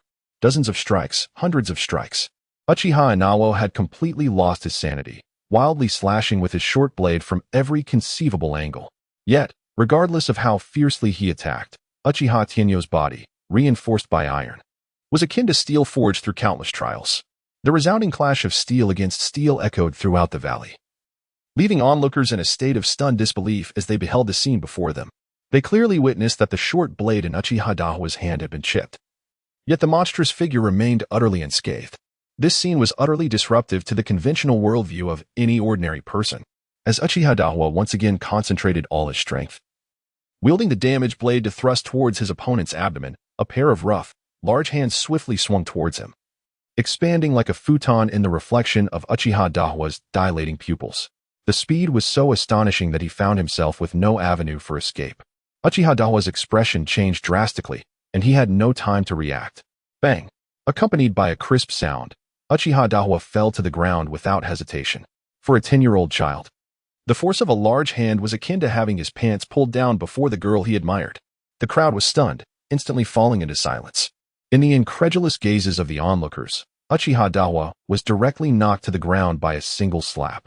The youth's cheeks quickly flushed, a distinct imprint of a hand becoming visible on his face. This strike, while not physically damaging, was imbued with profound humiliation. A collective gasp echoed among the spectators. Chapter 37. The secret of the Sharingan. Having been forcefully knocked to the ground, Uchiha Dahua's eyes were filled with confusion. His expression was dazed, leaving him unable to comprehend what had just transpired. It was too swift. The speed of Uchiha Tianyu was astonishingly rapid. So rapid, in fact, that even the wildly spinning Sharingan could not capture his figure. This speed, which almost transcended the limits of human sight, left Uchiha Dahua bewildered as to what had occurred. Thud, thud, thud. A series of crisp and decisive footsteps echoed in the boy's ears. Uchiha Dahua, still in a daze, lifted his head to see a towering figure exuding an oppressive aura, completely obscuring his line of sight. The person before him was incredibly familiar, yet at that moment, also strikingly alien. The scorching sunlight was entirely blocked by the enormity of this figure, along with the immense shadow looming over his heart. Uchiha Dahua, in a daze, touched his cheek, which had already begun to swell significantly. He felt waves of fiery pain radiating from that area. His gaze became clear. Did someone slap me? Was it Brother Tianyu who did it? His pupils contracted, the buzzing in his ears, and the peculiar sensation of swelling as his hands touched his cheeks made everything feel so incredibly real. This sensation stirred within him an ineffable emotion of anger, shame, doubt, and sorrow. He could not comprehend why those closest to him would choose such a manner to insult him. Why? The voice of Uchiha Inawa was deep, Yet it resonated with an indescribable anger. He had never felt such profound discomfort before. He gazed intently into the eyes of his counterpart, yearning to extract an answer from his lips. Even a mere apology or a simple acknowledgement of an unintentional misstep would suffice. Yet his hopes were dashed, as he was met only with a pair of eyes brimming with indifference and disdain. It felt as though a deity from the heavens was casting a condescending glance upon the insignificant ants below. That profoundly arrogant demeanor was a blatant dismissal of the youth's inquiries. This wordless silence proved to be more wounding than any mockery could ever be. In that fleeting moment, Uchiha Dao's emotions surged violently. A profoundly somber aura emanated from him, as his crimson eyes held a blood-red tomo spinning wildly. Within his mind, a unique chakra fervently stimulated the optic nerves, causing a trickle of crimson fluid to seep from the corners of his eyes. Under the astonished gazes of those around him, the once frantically rotating tomo astonishingly transformed into two distinct tomo. Upon witnessing this spectacle, Uchiha Tianyu felt a mixture of guilt and relief within his heart. Yet, Uchiha Daohua remained utterly oblivious to it all. His expression gradually transformed, the contorted features reflecting an overwhelming resentment that made it difficult to meet his gaze. Why? This was the second time he had spoken, yet he still did not receive the answer he sought. The other party remained silent, staring into his eyes, but unlike before, the haughty arrogance that had marked the face of this cold, hard youth was absent. Tensai, please take him away. Uchiha Tenyu's eyes flicked to the side at Uchiha Tensai. The objective had been achieved, and his Sharingan had successfully evolved. He had to continue to remain here, for this was not merely a one-time humiliation. Upon hearing this, Uchiha Tensai calmly stepped out from the crowd. He uttered not a word, his expression serene as he assisted the resentful Ina, who lay on the ground. Rising and turning to leave, Ina offered no resistance. He allowed himself to be led away, but before departing, his gaze remained fixed upon Uchiha Tenyu. The distortion and hatred were deeply etched in the heart of that cold, hard youth. Everyone disperse, Uchiha Tenyu spoke with a profound tone, a flicker of guilt passing through his eyes. Ina, I did not wish for things to unfold this way. But compared to those clansmen who awakened their Sharingan through the loss of loved ones and friends, this method can be considered fortunate. His gaze turned distant as he pondered, his heart a tumult of emotions. The crowd dispersed. Following this experiment of his own design, he was convinced of its effectiveness. The Uchiha clan required intense mental stimuli to facilitate the awakening and evolution of their eyes. However, his approach was still too crude and simplistic. Illusion techniques? Uchiha Tenyu's eyes hinted at an underlying thought. Time swiftly passed, and 3 days had elapsed. In the world of ninjas, peaceful days were always fleeting.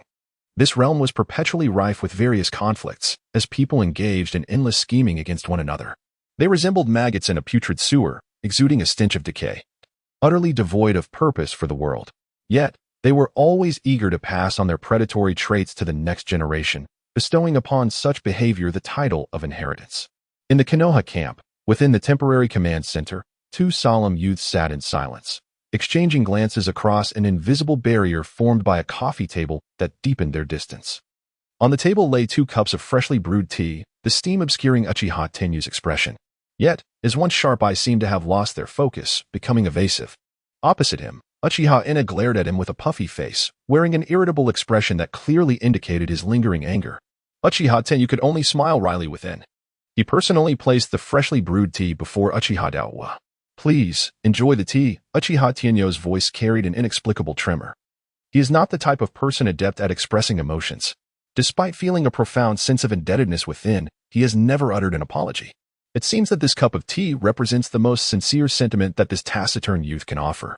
In this world, there is no shortage of those who, under the guise of goodwill, engage in actions that ultimately harm others. He underestimated the impact of his own blow, as well as the intricacies of human nature. It dawned upon him that the arrogant and obsessive individual was, in fact, himself. His gaze subtly drifted into the distance, his heart a tumult of complex emotions. Chapter 38. The command in the slightly chilly depths of autumn. The clan members gathered in small groups, engaging in lively conversation, sipping hot tea brewed from unknown leaves to dispel the autumn chill. A thick fog enveloped the valley, obscuring the sky, heralding the approach of winter. Yet, time lingered in tranquility. Uchiha Tianyu walked through the ravaged valley, his mind awash with thoughts as he observed his kin living serenely in this secluded world. He felt a sense of disorientation. To lead such a peaceful existence amidst the chaos of battle could surely be deemed a remarkable stroke of fortune, could it not? The corners of his mouth lifted, for this was all attributable to his efforts. He had fulfilled the promise once made deep within his heart. The warriors of the clan, so far, had all survived intact. In this period of tranquility and harmony, they felt a profound sense of contentment, free from the dread of abandonment that once haunted them. As the harsh winter approached, no one knew when the village's logistical supplies would arrive. With resources dwindling, the community had no choice but to prepare for the impending severe winter. Ironically, the shurikens that were originally intended for slaying enemies were now repurposed for chopping wood. Those skilled in the art of assassination could only employ their talents to hunt in the wilderness. Here, they distanced themselves from the village. Although the living conditions had become somewhat arduous, the previous hostility had diminished. The relationship between the hawks and doves appeared to have evolved into a more harmonious state. They collaborated harmoniously, united in purpose. Upon shedding their prejudices, both parties discovered that the other was not as difficult to engage with as they had previously believed.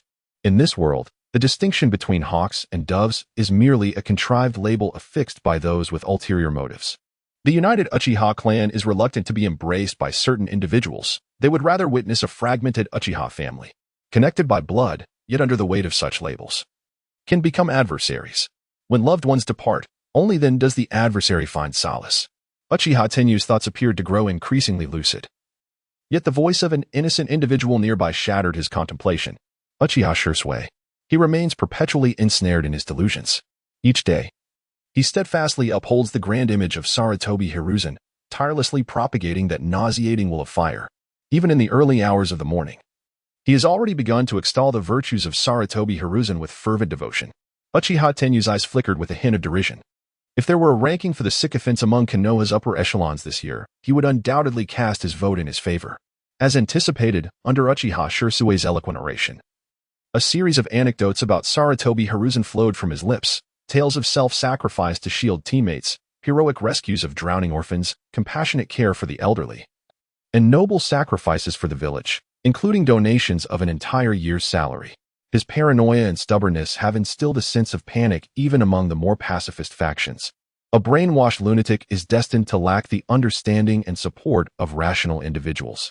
The fervent notions of the will of fire, incessantly echoed during tranquil moments, resemble the dogma of a cult.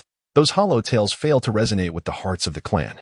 Stories, after all, are mere fabrications, are they not? Outside the encampment in the valley, a mysterious figure clad in an animal mask weaves through the heavily guarded site. After navigating multiple checkpoints, he finally arrives at the command tent. Inside, Uchiha Tianyu sits upright behind the desk, 2 steaming cups of tea placed before him.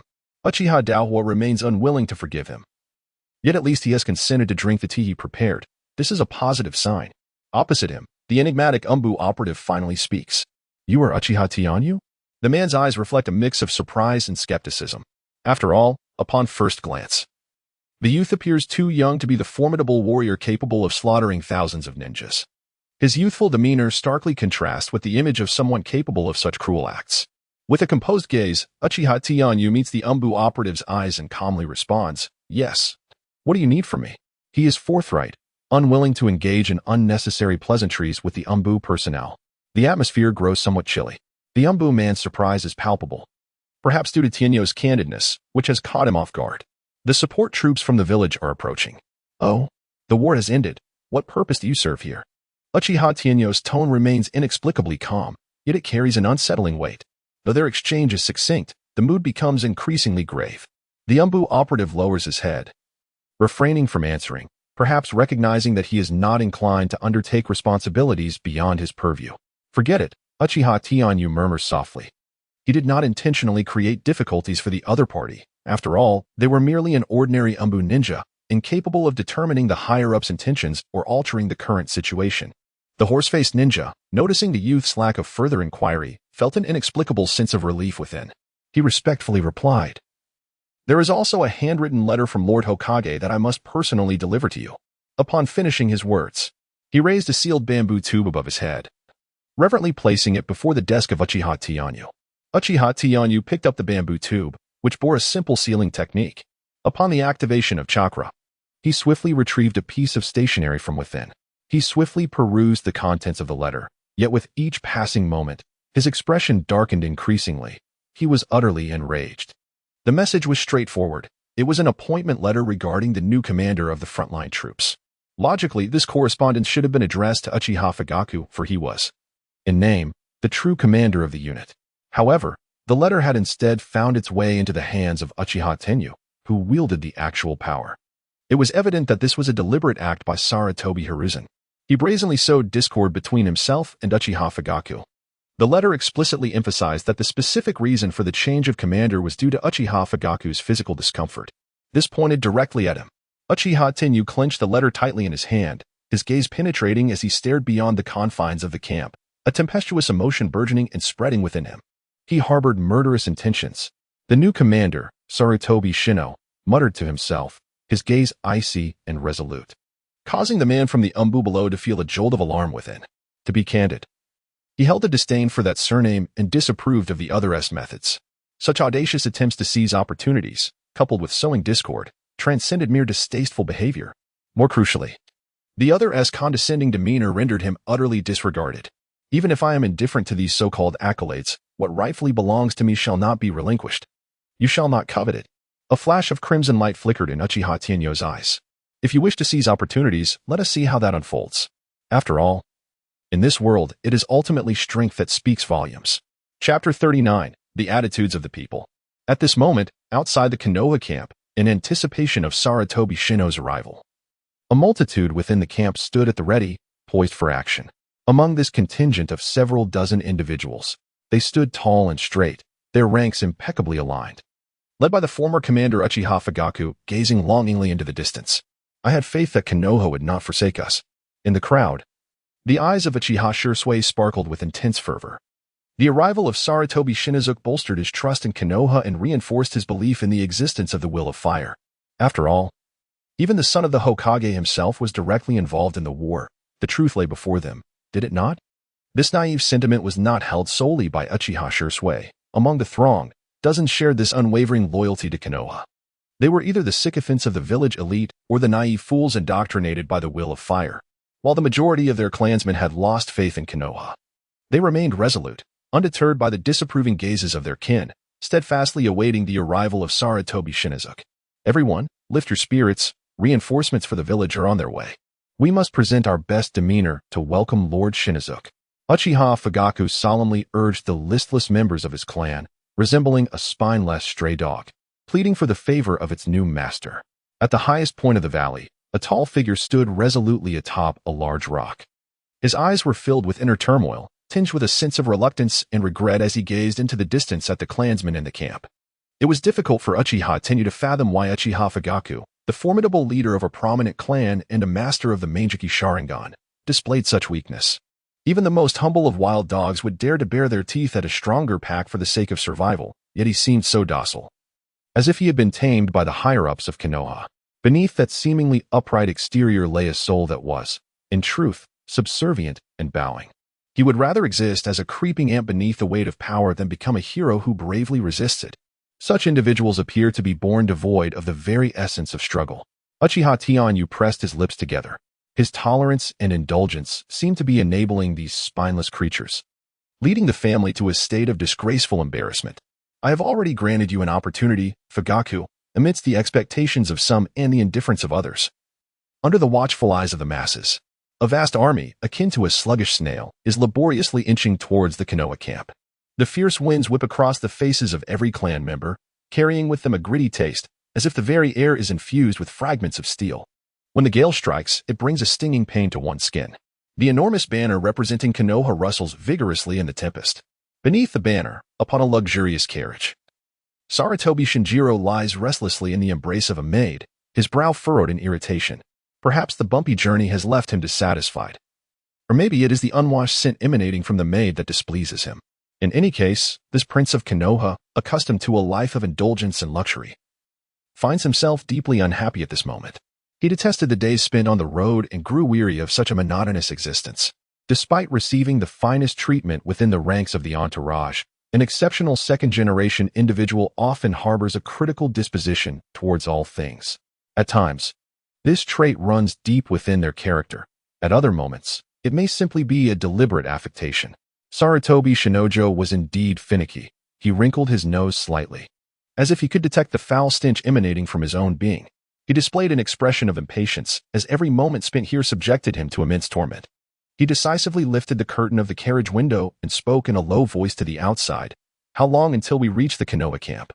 "It will take approximately another 2 hours," replied Nara Shikaku, his expression one of profound disillusionment. He is the leader of the Nara clan and also the trusted confidant dispatched by Sarutobi Hiruzen, the Hokage, for this mission. As a member of the Nara clan, his strength and wisdom speak for themselves. However, a truly intelligent individual perceives more than mere appearances. He discerns the profound meanings embedded within all things. Konoha is not lacking in talent, nor in formidable figures capable of serving as frontline commanders. Sarutobi Hiruzen's intentions are clear to him. Yet, one wonders if it is truly necessary to pave the way for someone of his caliber. Nara Shikaku furrowed his brow as he regarded the impatient Sarutobi Shinizuke, a wry smile creeping into his thoughts. If a second-generation individual, devoid of patience and solely indulgent in pleasure, can ascend to such a position, then Konoha is in a rather precarious state. Even with Nara Shikaku's astute intellect, he could see no glimmer of potential for leadership in Sarutobi Shinizuke. To him, Sarutobi Shinizuke resembled a child spoiled by parental affection, hardly suited for the role of Hokage, and not even fit to be a genin. This old man is truly bothersome. Had I known it would be this troublesome, I would have stayed away. Sarutobi Shinizuke remained oblivious to the disparaging thoughts of the perceptive man before him. As he expressed his grievances, he also voiced his uncertainties. "Shikaku, do you truly believe the old man's intel? Has Sunagakure genuinely retreated?" Despite the absence of any attacks from Sunagakure along their journey, Sarutobi Shinojo still appeared somewhat apprehensive. It should be true. Sunagakure is currently gravely weakened and lacks the capacity to invade our village. Choosing a conservative retreat is undoubtedly the wisest strategy for preserving their strength, Nara Shikaku replied, his tone tinged with resignation. It seemed that the other party was not only indulgent but also timid, still gripped by fear even as they neared their destination. Hearing this, Sarutobi Shinojo furrowed his brow, but eventually relaxed. This is good, he murmured to himself. He completely drew the curtains, and his previously restless heart seemed to find some semblance of calm. At the Konoha encampment, Sarutobi Izuma, confined in a makeshift prison, paced restlessly within his cell, his expression betraying a hint of unease. He occasionally gazed at the several guards beyond the iron bars, his heart submerged in profound unease. Just moments ago, during a casual conversation with the guards, he learned that the village had dispatched a new commander to take charge of the camp.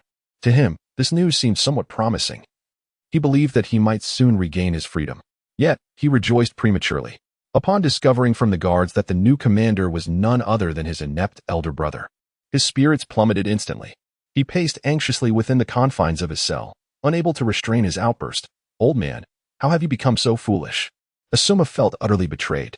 While others might be oblivious to the true nature of Sarutobi Konohamaru, as his younger brother, how could he remain unaware? This esteemed elder brother of his, apart from relying on the formidable influence of their father to exert his will, possesses scarcely a single commendable quality. Izuma Sarutobi found himself enveloped in despair. "Old man, are you intent on leading me to ruin?" he lamented, collapsing onto the frigid ground, his gaze gradually surrendering to hopelessness. "Alas, I can only wish that you refrain from stirring up trouble." A monstrous image flashed through his mind, and he could not help but feel a sense of concern for his elder brother. After all, that young man was not one to adhere to rules or reason. Outside the camp, the collective gaze of the onlookers fell upon a lengthy torrent of steel, which had now come into view for all. Chapter 40. The Resolve to Kill. In the valley, a lavish carriage slowly approached the entrance of the camp, its presence reflected in the eyes of the gathered crowd beneath the banner of Konoha. Uchiha Fugaku and his followers arranged themselves in 2 orderly lines, kneeling submissively at the camp's threshold, their faces etched with reverence and humility. At that moment, they epitomized the ancient customs of the Uchiha clan, yet simultaneously buried the clan's honor within this nameless valley. A creature devoid of a spine, if it were to exist in this world, would be destined to crawl forward, but that would be without any semblance of choice. Conversely, the moment a man devoid of dignity bows his head in the pursuit of power, his soul dissipates entirely. The strong never seek the pity of others. The weak merely choose to lament. Uchiha Fugaku's kneeling carried a meaning that needed no further explanation. No one could fathom what thoughts occupied the mind of this man. Yet, in the end, everything became meaningless. Above the valley, Uchiha Tienyo's gaze bore a murderous intent that seemed nearly tangible. He had not anticipated that his opponent was far more cowardly and devoid of principles than he had imagined. This had transcended the limits of his patience. At that moment, his murderous intent was resolute. Generally speaking, kneeling is reserved for those of a superior status, such as the relationship between a superior and a subordinate, or a master and a servant. In the case of Saratobi Shino, he possessed absolutely no authority to compel a member of the Uchiha clan to kneel, let alone the clan leader, Uchiha Fugaku. This privilege was one that even his own father, the Hokage, did not possess. The Uchiha clan was unique. Having jointly founded Konoha with the Senju clan, the Uchiha were indeed half the masters of Konoha. Throughout the illustrious history of the Uchiha clan, there has never been a record of any clan member bowing in subservience to an enemy, not even to the Senju clan, not even to the Hokage. For the members of the clan, family honor transcended life itself. It surpassed everything, and Uchiha Fugaku certainly lacked such awareness. He even felt that his move was exceptionally clever. His conviction is that the higher echelons of Konoha should fully embrace him and the marginalized Uchiha clan.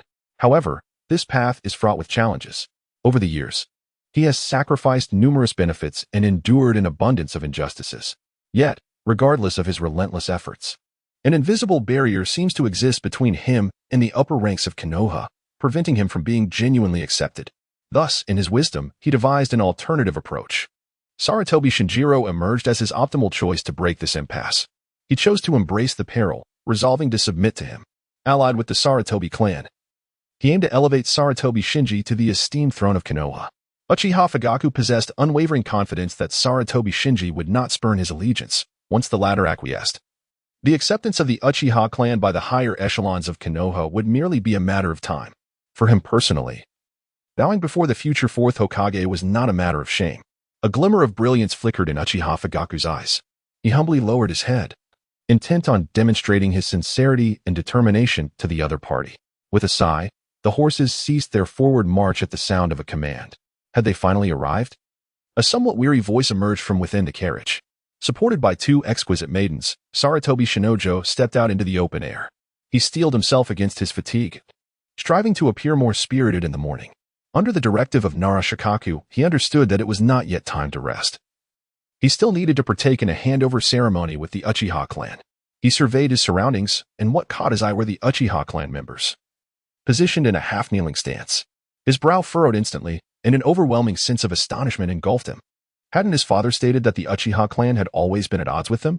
How could this be? Saratobi Shinizuki's gaze lingered on Uchiha Fugaku for a moment. He had already recognized the identity of the individual before him. Was this truly the person his father feared? He appeared rather unremarkable, after all. He gazed at Uchiha Fugaku with an unusual expression, murmuring softly to himself before redirecting his attention to a member of the Umbu. In no time, the latter comprehended the unspoken command and knelt before the carriage.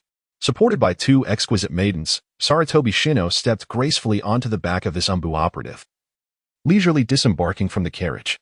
How remarkably elegant! This is the true essence of the Saratobi clan's heir. A glimmer of brilliance flickered in Uchiha Fugaku's eyes. The overwhelming aura exuded by Saratobi Shino left him profoundly shaken. Beneath such tremendous power, even a dignified Umbu operative was relegated to mere footstool status. This realization stirred deep excitement within Uchiha Fugaku's heart. Some individuals, even if only glimpsed fleetingly in a crowd, become indelibly etched in one's memory, unforgettable for a lifetime. Conversely, some can gaze through a kaleidoscope of Sharingan, yet remain oblivious. This is neither praise nor condemnation. It is merely a statement of fact. At this moment, a flush of exhilaration adorned Uchiha Fugaku's face. An inexplicable desire to prostrate himself at the feet of this individual began to blossom within his very being, akin to his yearning for acceptance from the higher echelons of Konoha.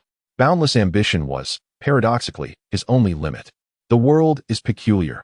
Some would forsake their lives for dignity, while others might choose to grovel, leaving even themselves perplexed as to what they truly seek. In the original narrative, Uchiha Fugaku repeatedly ingratiated himself with Konoha, sacrificing the interests of his clan. Thus, I resolved to depict him as a naturally subservient character. Perhaps it was the intensity of Uchiha Fugaku's gaze that prompted Saratobi Shino to cast his eyes upon him once more. The humility exhibited by Fugaku created a sense of unease in Shino, as this was a figure described by his father as a master of restraint and cunning.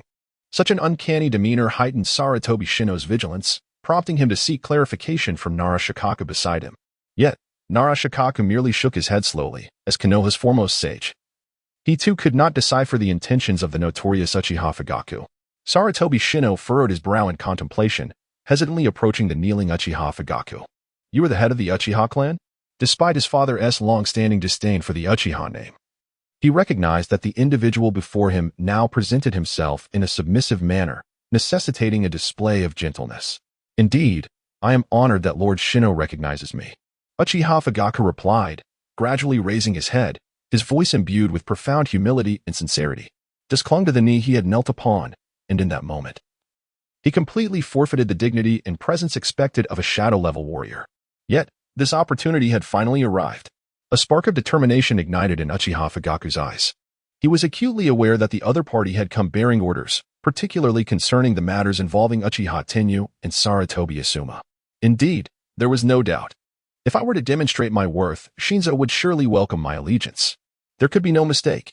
Uchiha Fugaku's breath quickened, his face flushed with a peculiar thrill. It truly is you. Please, rise. As a junior, it is only proper for me to pay my respects. Sarutobi Shinzo feigned surprise, hastily extending his hands to assist the other, yet a flicker of wariness crossed his mind. At these words, Uchiha Fugaku managed to stand with the other's partial support. But his head remained bowed, his spine perpetually curved, failing to meet the other's gaze. He fully displayed a demeanor of inferiority. Sarutobi Shino's brow furrowed, seemingly at a loss, as the presence of such a subservient individual startled this Navii prince. Ultimately, through the negotiations led by Nara Shikahisa, the group decided to proceed on foot to the camp for rest. Soon, Sarutobi Shino, surrounded by a throng, swiftly entered the valley encampment, stepping into a tent that originally belonged to Uchiha Tenyu. Chapter 41. Submission in this world. Nothing is immutable.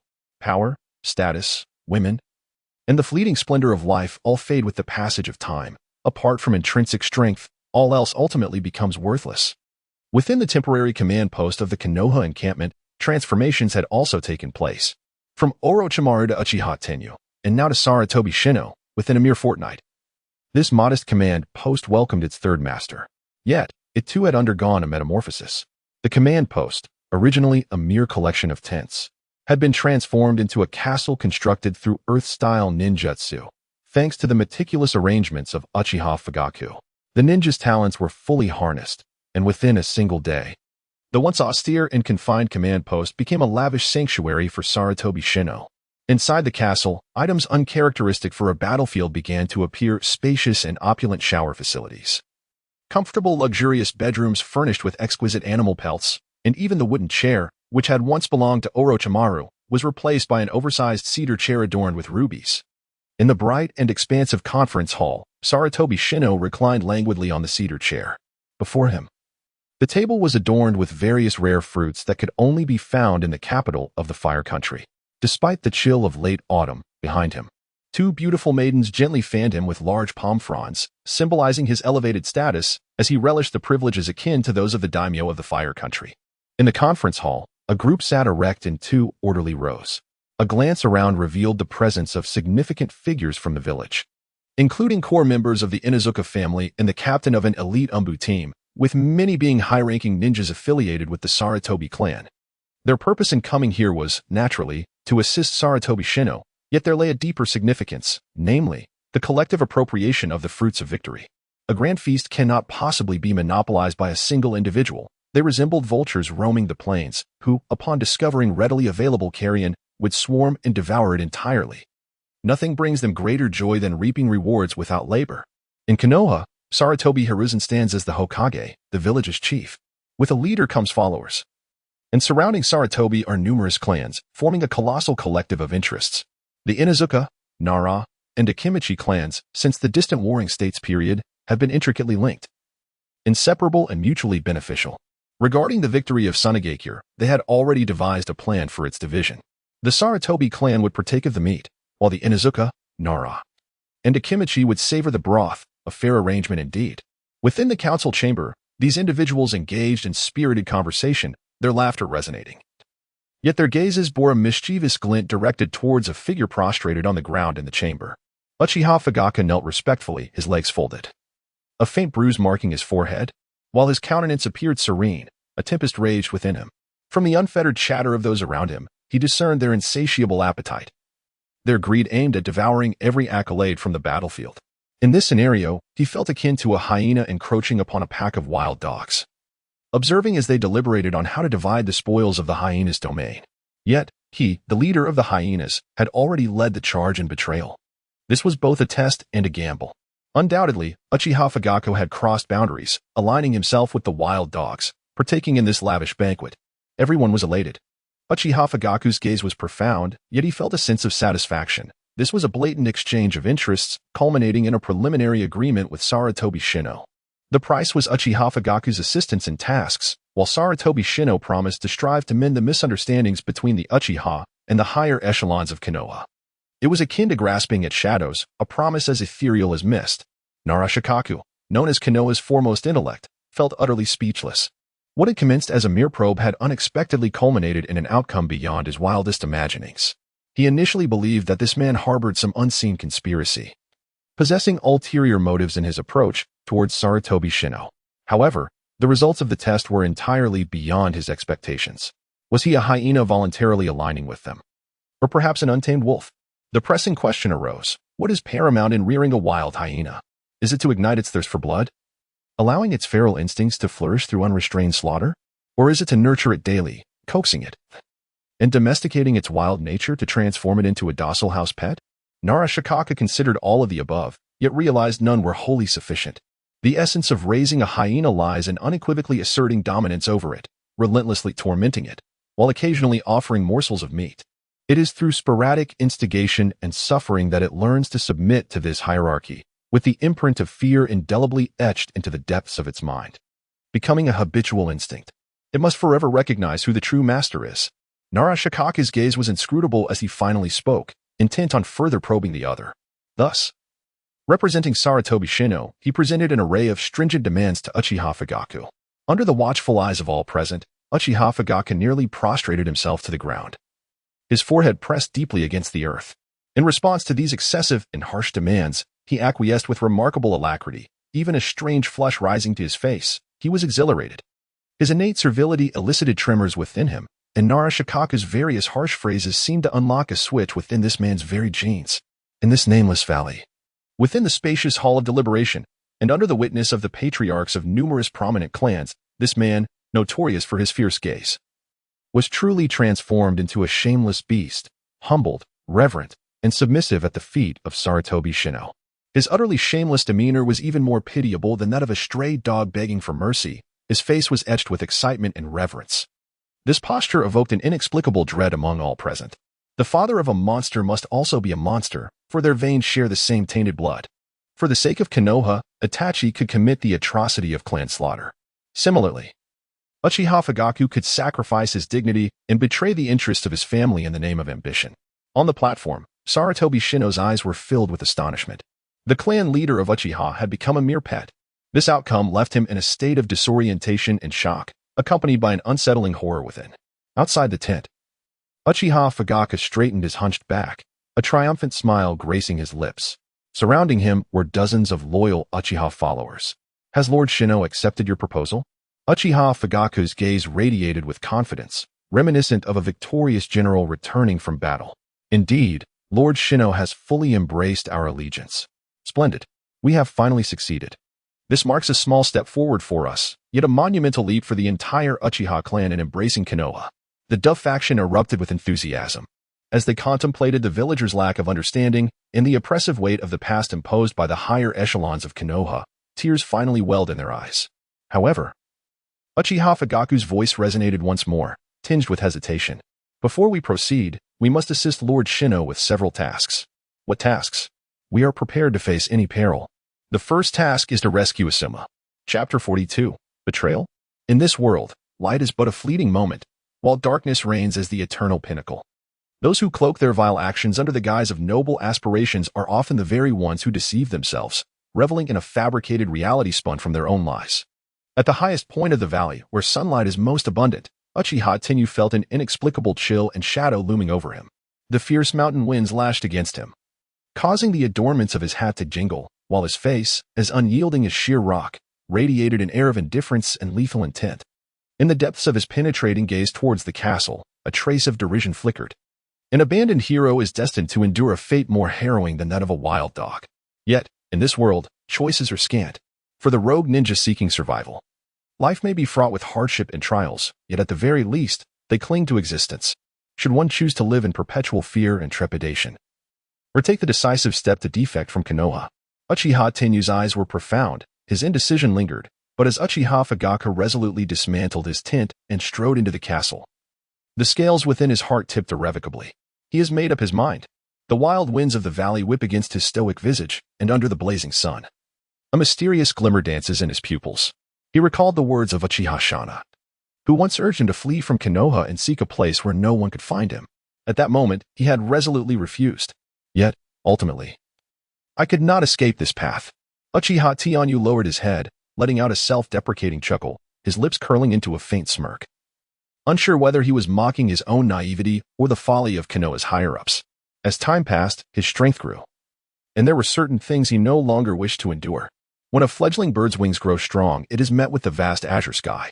Uchiha Tenyu spread his arms wide, as if savoring something intangible. A gentle breeze caressed his form, reminiscent of aged wine, imbued with a hint of intoxication. It was the essence of freedom.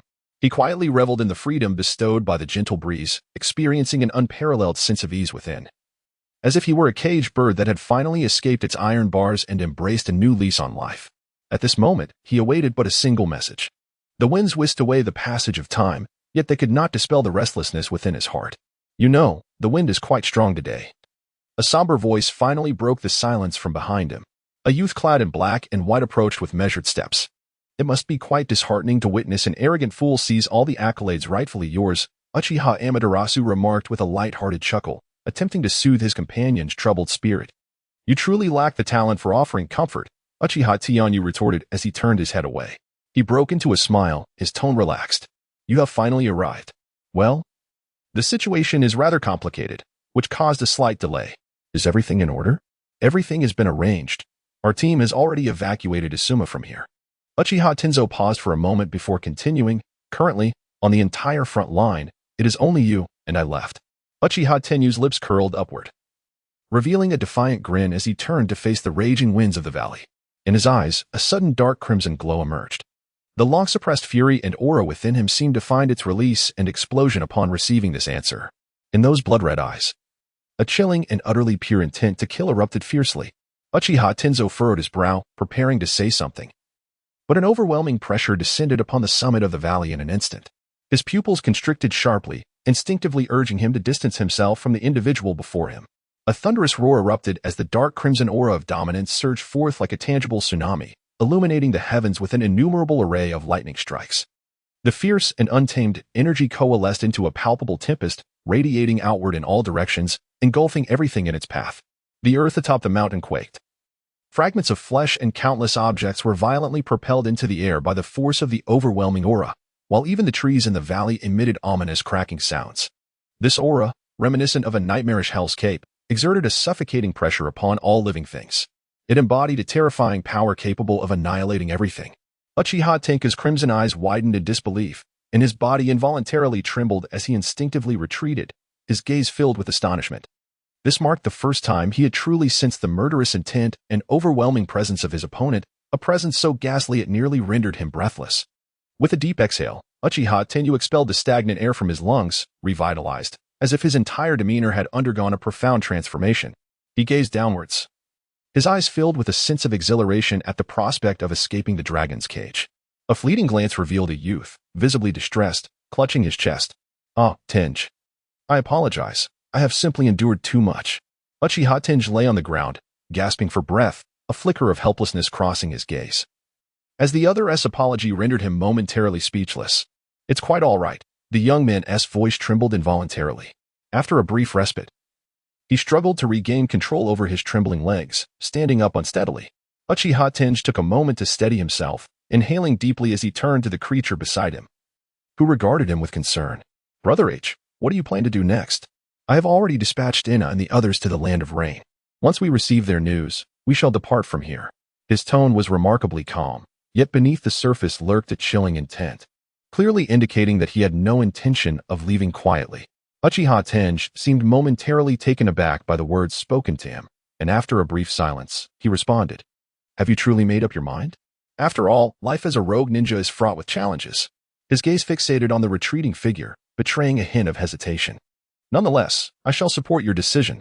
Uchiha Tenji maintained his tranquil demeanor, yet this unwavering trust caused Uchiha Tenji to shudder, though he did not turn around. He silently vowed to steadfastly protect these cherished kin. He is aware. This is a decision that will send shockwaves throughout the entire ninja world. If Konoha dares to trouble us, let them come forth. Uchiha Tianyu turned his head and flashed a defiant grin. In this moment, his gaze was imbued with unwavering determination. He is unable to reconcile with himself, nor can he forgive the heinous crimes of others. Uchiha Tianyu's gaze is filled with an aura of lethal intent. In his repeated concessions, he has already lost far too much. Sarutobi Hiruzen's relentless encroachment and Shimura Danzo's unyielding pressure leave him with little choice. Rather than engage in a series of political gambits with them, it would be more effective to strike a decisive blow against Konoha. His cold, slitted eyes resemble those of a creature, merciless and indifferent, instilling a sense of dread. Chapter 42. The Land of Rain. The force capable of annihilating humanity often does not stem from external power, but rather from its own arrogance and ignorance. Perhaps, it is the supreme authority of the Hokage that has bred a heart of arrogance within Sarutobi Hiruzen. His shameless actions have finally succeeded in provoking a ferocious beast. The greatest hubris of those in power often arises from the authority they wield. Power blinds their vision, causing them to forget that this is a world ruled by strength, where only power holds eternal sway. Atop the valley's peak, the mountain wind brushes against Uchiha Tianyu's hat, producing a crisp sound. With his eyes slightly narrowed, he clenches his fists tightly, a trickle of lava oozing from the crevices of his hand, sizzling as it lands upon the verdant ground. The gentle breeze caresses his body, and the sound of the silver ornaments on his hat clashing together resonates like a sacred bell, dispelling the brutality within his heart. His gaze became clear, yet his face seemed to carry a hint of dazed expression. He gazed silently into the distant east, where he seemed to behold a kindly old man with a gentle expression and a stern middle-aged man devoid of humor. He gently closed his eyes, savoring the caress of the wind, which transported his memories back to a time long past. In recent days, he found himself incessantly dreaming of two familiar faces, sometimes vivid, sometimes obscured. It is often said that sorrow is not merely manifested in tears. Rather, it is in those solitary moments when one shuts the door on a lonely night, bearing the weight of bygone memories and enduring the profound solitude within, that one truly encounters the essence of grief. There are no grand displays of weeping or breaking down. Yet those nights feel as if a sharp blade is methodically slicing through one's flesh, piercing the heart with the precision of a needle. This intangible anguish is exponentially more agonizing than most tangible suffering in the world. Uchiha Tianyu clutched his chest as fleeting yet familiar silhouettes flashed through his memory. They seemed to leave behind something, yet also nothing at all. Among them were those he once knew intimately. The tender laughter of elders echoed in his ears, while the stern faces of adults seemed to be mirrored in his vision. He could also recall the joyous faces of children, carefree in their play. However, the laughter that once filled his life has now drifted far away, one by one. He lightly touched his already damp cheek, unwilling to entertain further imaginings or to revisit memories. He revealed a sinister smile, harshly wiping away the tears from the corners of his eyes. How truly humiliating. I am no longer that nameless child of yesteryears. How utterly detestable. Uchiha Tianyu spoke with a chilling tone, a violent thrum resonating within his chest. His crimson gaze fixed upon the valley encampment. The tightly clenched fist seemed on the verge of unleashing a cataclysmic eruption of dark red magma. Brother Tianyu, please don't. Uchiha Tianjo interjected, urging him to restrain himself, as news from Inokuni had yet to arrive. The Land of Rain, perpetually engulfed in chaos and ravaged by warfare, is a land steeped in poverty, with resources scarce. This territory borders the Land of Earth, the Land of Wind, and the Land of Fire, existing at the confluence of these three nations like a tenacious wild grass, resiliently thriving in the crevices of adversity. Here, there are no towering mountains of the Land of Earth, nor the abundant resources of the Land of Fire. Everything is harsh and inhospitable, with a seemingly eternal rainy season that feels like divine wrath intent on inundating the land. Perhaps this place is fundamentally unsuitable for human existence. Yet those born and raised here have no alternative. In the Land of Rain, night descends. The sky is shrouded in darkness, and within the ominous clouds, it seems as though some creature is writhing and roaring, its deep growls imbued with terrifying fury, instilling dread in those who listen. Amidst the obsidian clouds, lightning flickers, illuminating the gloomy earth with a sudden, blinding flash. Beneath the deluge of rain, a group of mysterious figures, their heads crowned with conical hats, hastens through the muddy paths, traversing numerous villages ravaged by conflict. In the land of rain, tranquility seems an elusive dream, as even the rain fails to wash away the scars of war. Along their journey, they encounter throngs of ragged refugees and the ruthless mountain bandits who prey upon them. Uchiha Inokuni and his companions walk with indifference. The acrid smoke from the charred remains of homes permeating their nostrils, their crimson eyes glowing with an eerie luminescence in the darkness. Enough, we need not press onward, he declared. Just a few kilometers ahead lies the territory of Rain Shadow Village. If the reconnaissance of the village yields no threats, we shall make camp here. Should we encounter bandits, we shall strike them down. Within the throng, a figure, appearing somewhat weary, issued a ruthless and resolute command. As lightning flickered, a youthful visage concealed beneath the hat revealed eyes that shimmered with a fierce determination and unyielding resolve. He gives the impression of being a formidable character. Upon hearing this, the Uchiha clan members behind Uchiha and Awo immediately sprang into action.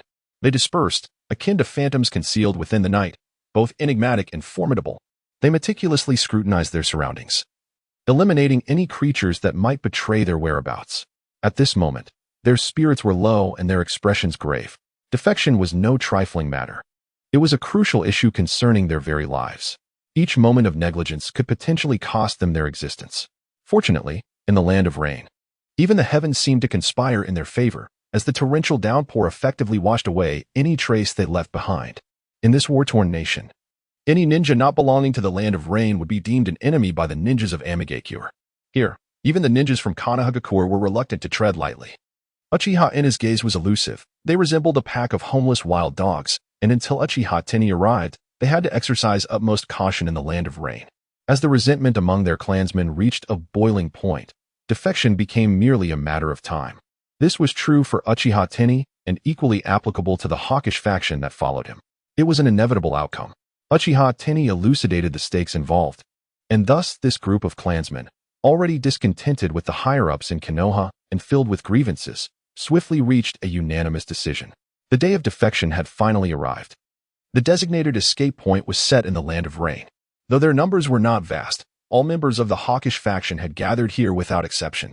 In total, there were 35 Uchiha, along with the abducted Asuma Saratobi and the oblivious Uchiha Itachi, summing up to 37 individuals.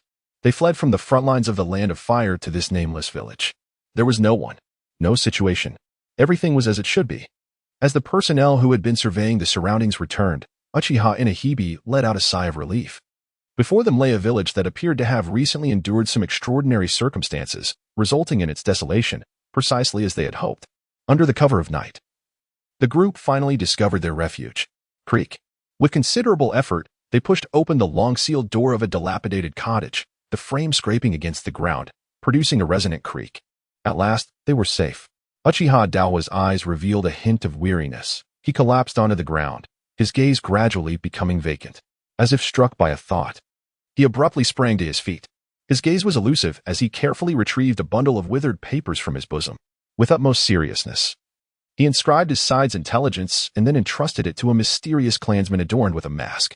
In the pitch-black night, a figure cloaked in a conical hat braved the torrential rain, swiftly vanishing from the sight of the onlookers. In pursuit of all gratitude. Chapter 43. Art is a volcanic eruption.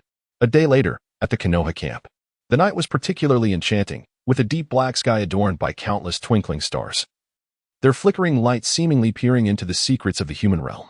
In the darkness, Uchiha Fugaku, clad in black, concealed beneath the night-ash shroud, slipped into a shadowy cave on the eastern side of the valley like a slippery loach. After 2 days of meticulous investigation, he had finally located the stronghold of the Hawk faction, the very place where Saratobi Asuma was held captive. This was a clandestine passageway connecting the inner valley to the outside world, originally left by the former Konoha commander Orochimaru as an escape route.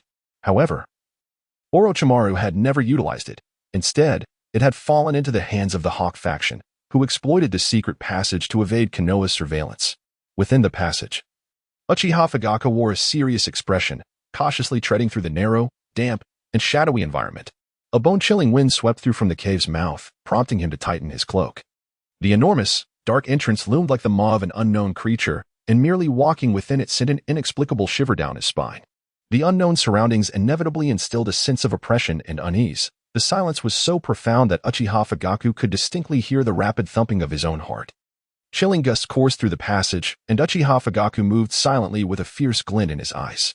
The eerie quietude was palpable, as if all the darkness of the world had converged here, threatening to engulf everything. Yet, an unsettling feeling lingered. Uchiha Fugaku pressed his hand against his chest, acutely aware of his quickening heartbeat. A shadow flickered across his gaze. He clasped his abdomen, and in this chilly environment, the wound that had only just healed seemed to throb with a faint pain. At the pinnacle of the valley, Uchiha Tianyu was utterly devoid of sleep.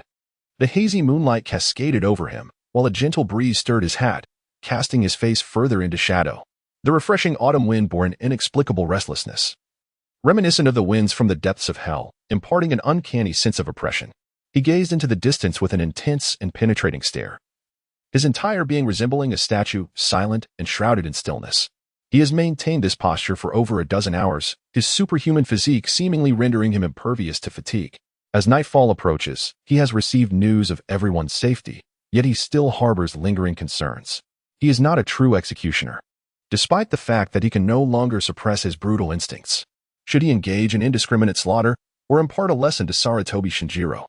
His principles dictate that he must not become a heartless executioner, while reason informs him that if he spares those beneath him, they will inevitably turn against him. Uchiha Tenyu finds himself in a profound internal conflict. He remained in a state of hesitation, but upon witnessing Uchiha Fugaku stepping into the concealed passage nestled within the crevice of the valley, a smile finally graced his lips. His long-dormant fury was finally ignited at this very moment. It was you, Fuji, who guided my choice. Alas, the only regret is that you may miss this grand display of fireworks. He gazed at the valley passage with flushed cheeks, murmuring to himself. The pale moonlight illuminated his face. Beneath the night sky, half of his visage lay shrouded in shadow, as a bloodthirsty curve gradually emerged on his stern countenance. Let the colors of the lava illuminate the pitch-black night. A peculiar crimson glimmer flickered deep within his eyes, gradually enveloping his head, neck, and limbs. Thump, thump, thump. The resounding cadence of his heartbeat reverberated within his chest, resonating clearly in his ears. It felt as though this were the very sound heralding the arrival of freedom. The crisp jingling of the hat above him echoed like a death knell from the depths of hell. He was completely engulfed in molten lava, the eerie dark red flowing with an unimaginable temperature nearing 10,000 degrees, embodying a demon from the depths of hell. The eruption of lava. Boom! At the pinnacle of the mountain, a sudden explosion unleashed a vivid crimson hue, a harbinger of hellfire and annihilation, cloaking the entire firmament. The dark red molten rock violently spewed forth from the summit, illuminating the sky, transforming the night into day in an instant. A volcanic eruption, a calamity unleashed. The creature bathed in lava unleashed an unprecedented force. An inexhaustible torrent of molten liquid surged from the crown of his head, resembling a mobile volcano.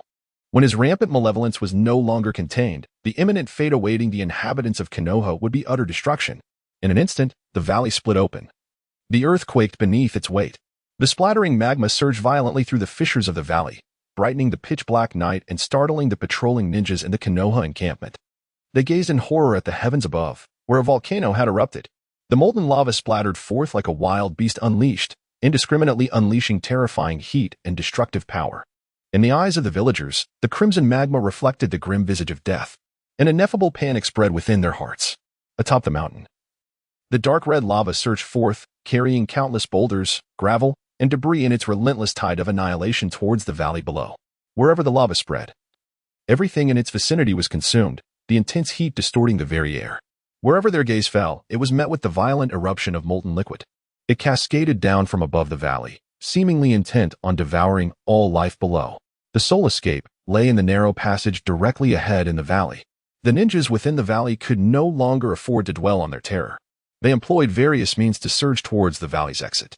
A procession of 5,000 individuals instantly lost its order, plunging into utter chaos, with the valley echoing with roars, shouts, and cries of despair. In the face of calamity, time equates to life. The baseness of human nature was laid bare at this moment. The ninjas jostled and quarreled amongst themselves, relentlessly pushing towards the valley's exit. Unwilling to yield to one another in the face of disaster, the weaker ninjas were doomed to lag behind, resembling discarded ants, their eyes reflecting a profound hopelessness. The more powerful ninjas, through sheer physical prowess or formidable ninjutsu, forcefully cleared a path through the crowd. Many of the weaker ninjas, who did not perish in the searing lava, instead met their demise at the hands of their own comrades. The depravity of humanity was starkly evident. Chapter 44, Natural Disaster. Uchiha Tianyu stood expressionless, bathed in molten lava, at the peak of the valley. Beneath him, the surging magma was on the verge of igniting a sea of flames. The scalding lava flowed from his body, spreading throughout the valley, with the foremost magma already extending to a third of the valley's length. Unless unforeseen circumstances arose, it would take only a few minutes for the entire valley to transform into an ocean of lava. Within the valley, over 5,000 Konoha ninjas flitted about like frantic flies, devoid of any semblance of order. Many did not perish in the magma but instead fell victim to the trampling of the crowd, their faces displaying despair. The strong, with fierce expressions, were driven by the instinct to survive, recklessly charging towards the valley's exit. Some began to unleash powerful ninjutsu amidst the throng, striving to clear a path to safety. The wails of the living and the cries of the dying rendered this place a veritable hell on earth. "Make way. Clear the path for me." A shadowy figure clad in a mysterious animal mask stood atop a black steed, wielding a steel whip, striking fiercely at the dense crowd. The masses cried out in agony, scattering in all directions. Behind him, a grand and opulent carriage slowly navigated through the sea of bodies, drawn by frenzied horses straining against the weight of the enormous vehicle. Even these beasts sensed the impending crisis. The iron horseshoes ruthlessly trampled upon fallen ninjas, reducing them to a bloody pulp, their colossal forms crashing into the oblivious ninjas. The escape route of Sarutobi Shino caused further disarray within an already chaotic troop. Yet, regardless of how the shadowy figures surrounding the carriage shouted and lashed out, the carriage was ultimately unable to advance through the thronging crowd. The horses emitted desperate neighs. Despite exerting all their strength, they could not move forward. Sarutobi Shino's expression twisted in anguish. In this life-threatening moment, a chilling determination flickered in his gaze, and a cold killing intent erupted within him. "Charge forward." His eyes were filled with a savage ferocity. "I cannot perish here. Clear a path. Those who dare to obstruct shall be slain." Sarutobi Shino commanded with an expressionless demeanor. Dozens of members from the Umbu, upon receiving the order, could no longer restrain themselves, their bodies radiating an ominous intent to kill. "Slay. Those who stand in the way shall die." The chilling aura of death stained the valley crimson. These merciless executioners showed no signs of mercy. The searing flames of their fire-release jutsu erupted forth from their mouths, as the formidable Umbu warriors united to unleash their technique. Soon, a colossal fire dragon, measuring dozens of meters in length, rampaged toward the densely packed crowd. In an instant, countless ninjas standing before the carriage were caught off guard by the fire dragon from behind. Those who reacted swiftly managed to evade, while those unable to escape were reduced to ash in the dragon's fiery embrace. This was a path of life and death. Time was of the essence. The luxurious carriage resumed its journey. Under the protection of the fire dragon, they advanced unimpeded, as all obstacles in their way were ruthlessly cleared by the Umbu members. Large numbers of Konoha ninjas perished beneath their combined jutsu, as they carved a bloody path through the sea of humanity with their overwhelming might. The sound of hooves echoed as the horses galloped joyfully over the corpses of fallen ninjas, racing forward. On this road leading to rebirth, only the strong are deserving of survival. Sarutobi Shino stared blankly at the nearby valley exit, collapsing onto the blanket in utter exhaustion. He realized that this time, he was utterly doomed. Regardless of the reasons behind it, the 5,000 troops he commanded had suffered immense losses, and the orders to incite the flames against his own men could no longer be concealed. He has already lost the possibility of competing for the 4th generation. "Young master, are you all right?" Upon seeing Sarutobi Shinojo collapsed on the ground, 2 beautiful maidens hurriedly approached with concern. However, what greeted them was a sharp slap across the face. Sarutobi Shinojo's expression darkened. The Uchiha clan members encircled the valley's perimeter, silently observing the unfolding events within, their hearts unperturbed. "Perhaps this is the reckoning," murmured a silver-haired Uchiha to himself.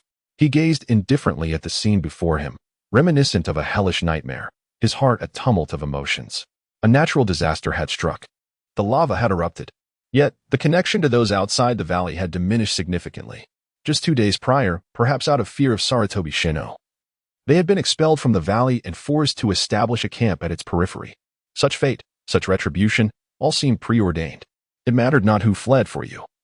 Of all, could never escape. Atop the mountain, Uchiha Tianyu let out a sinister laugh. "Ignite." A hoarse and ferocious voice erupted from his throat. In an instant, a colossal arm of molten lava, stretching dozens of meters, materialized in the sky, its enormous dark crimson form radiating a chilling power. Explosion. In the fleeting moment when he clenched his 5 fingers tightly, the fiery arm, extending for dozens of meters, suddenly erupted. The energy, long repressed within, transformed instantaneously into volcanic projectiles, each several meters in size. The crimson miniature lava illuminated the night, casting it into a semblance of day. Above in the firmament, these volcanic missiles, with a force capable of decimating all in their path, locked onto the position of Sarutobi Shinjiro's carriage, hurtling towards him with frenzied intensity. The howling sound resonating through the air alerted the Dark Squad leader to the impending peril. He suddenly raised his head, his gaze filled with horror. In his black pupils, the fiery rain of molten volcanic projectiles was mirrored. Each burning lava stone descended upon them like raindrops, accompanied by a deafening howl of friction that pierced through the air like daggers aimed at his heart, revealing the despair etched upon his face. Defense! Defense! The hoarse cries roused the shadowy operatives on the verge of exiting the valley. These individuals, true elites among the ninjas of Konoha, swiftly gathered and prepared their countermeasures. Earth style. Earth wall. Dozens of operatives formed seals in unison. In an instant, a towering earthen wall, reaching several meters high, completely shielded the carriage. Under the terrified gazes of countless onlookers, the torrential rain of molten projectiles struck the earthen barrier with ferocity. Bang! Bang! Bang! The resounding booms echoed across the sky as dust and molten debris flew everywhere, causing the ground to tremble violently. The earthen wall crumbled instantaneously. Numerous ninjas were struck by the splattering lava, their bodies igniting in an instant, consumed by the flames amidst their agonizing screams, utterly obliterated. This scene was cataclysmic. The inferno was upon them. Chapter 45. Annihilation of Heaven and Earth. The explosion of debris rendered countless individuals maimed as the volcanic projectiles erupted, sending forth a thick cloud of volcanic ash. Around the carriage, the cries of the wounded filled the air, while the deceased lay in solemn silence. The shadowy members guarding Sarutobi Shinizu coughed violently amidst the volcanic ash, the dust choking their airways, leaving them gasping for breath. In their utter desperation, they had no choice but to escape in disarray. As the dust settled, a dazed silence enveloped the crowd. The once formidable earthen wall, conjured by the combined might of dozens of strong individuals, now lay completely penetrated by the molten projectiles. The layers of heavy rock seemed on the verge of collapse, as if they would be utterly destroyed in the next moment. The penetrating power and destructive force of each molten projectile rivaled that of an S-rank forbidden technique, instilling a deep sense of dread in the surviving shadow operatives. They could scarcely fathom whether they would emerge alive from the vicinity of the carriage if the force of the lava bombs were even greater or the assault more concentrated. Nevertheless, the devastation wrought was akin to a natural disaster. Following the eruption of the lava, the grandiose carriage was ignited, and the rampant flames raged fiercely, completely annihilating what was once opulent luxury. The equine remains were utterly obliterated, and the carriage, grazed by the lava bomb, lay in tatters. Fragments of the carriage were sent hurtling in all directions, striking countless innocent fleeing ninjas and inflicting tremendous casualties among those nearby. The captain of the Umbu squad gazed upon the carriage, his eyes reflecting the flickering flames, his face suffused with despair. Has Lord Shino passed away? This man of the Umbu, who had endured countless farewells between life and death, collapsed to the ground, engulfed in hopelessness. He could vividly envision the severe punishment that awaited them, having failed in their duty as guardians. It was highly likely that such a fate would render existence more unbearable than death itself. Beneath the enigmatic animal mask lay a man whose face was etched with fear. Gritting his teeth, he struggled to rise from the ground, then staggered toward the ruins. He rummaged through the layers of rubble left by the destruction of the carriage, striving to unearth a glimmer of hope. The hope for Sarutobi Shino was also his own. Faint cries of anguish echoed from the debris nearby. The despairing captain's eyes ignited with a fierce light as he gazed at Sarutobi Shino, whose body was half buried in the earth, elation swelling within him. Without a moment's hesitation, the members of the Umbu swiftly extracted Shino from the wreckage. This time, they did not even pause to assess his condition. One of the Umbu members hoisted the injured Shino onto his back and immediately soared toward the valley's exit, for the danger here was far too great. They dared not linger here, not even for a fleeting moment. Beneath the shadowed visage of the dark faction, Sarutobi Shino's countenance was vacant, his eyes reflecting an indescribable terror. Death had brushed past him, It is said that the chasm between life and death harbors profound dread. For Sarutobi Shino, a privileged young master accustomed to indulgence and unfamiliar with such peril, his very soul quivered in fear, and he felt an unsettling dampness at his loins. As he sped through the chaos, the sight upon the back of the dark faction's man was undeniably humiliating. Beyond the valley, the battlefield resembled a hellish nightmare. Wails of anguish, cries of desperation, and pleas for help echoed incessantly. A middle-aged ninja, lightly injured, gritted his teeth and, despite the excruciating pain, trudged toward the valley's exit. Yearning for a sliver of hope amidst the inferno, yet the steep incline of the molten valley foretold his inevitable demise. A man, reduced to half his form by a flying stone, writhed like a maggot, laboriously crawling toward the dark faction's ninja, his mouth emitting continuous, agonizing cries. He called for help from the shadows he passed, yet the other party turned a blind eye.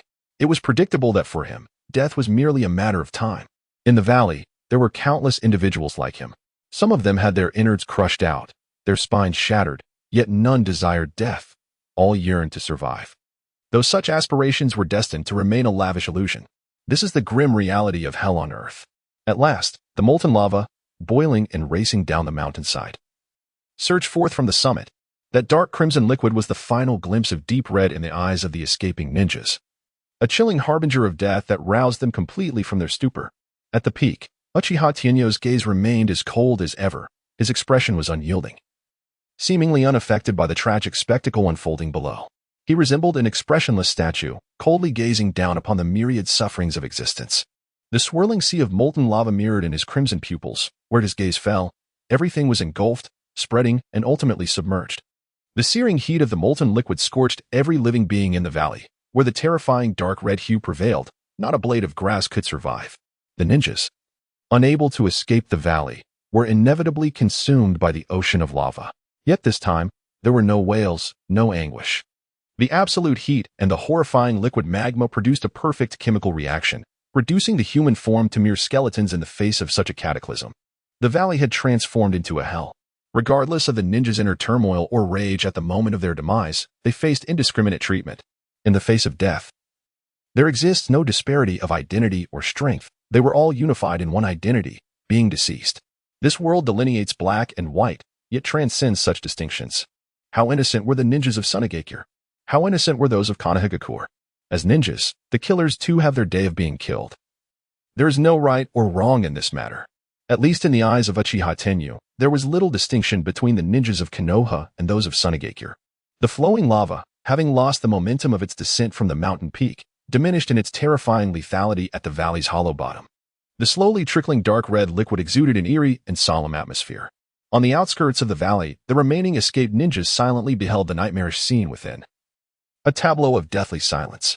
That dark red hue, whether it was its original shade or stained by blood, remained a mystery. The fleeing ninjas, having narrowly escaped, seemed far from the joy one might expect. Sarutobi Shinoji looked at the valley in disarray. One of his legs lay shattered beneath a massive boulder. Yet he was still alive. However, his once proud figure now bore the marks of desperation. He cast a despondent gaze around him. And the number of survivors was few and far between. They had, at the very least, lost 4,000 ninjas on this expedition. Chapter 46. The True Identity of Sarutobi Shino. What on earth is happening? Sarutobi Shino, dragging his wet trousers, leapt down from the umbu, his fury erupting. How could a volcanic eruption occur so suddenly? Which fool chose this campsite? For heaven's sake, is there no sense of common knowledge? Sarutobi Shino's face flushed crimson as he seized the collar of an umbu beside him, saliva splattering onto the mask, his eyes ablaze with rage. The umbu silently endured the brunt of his anger. Given Sarutobi Shino's status, he did not dare to retort nor knew how to placate him.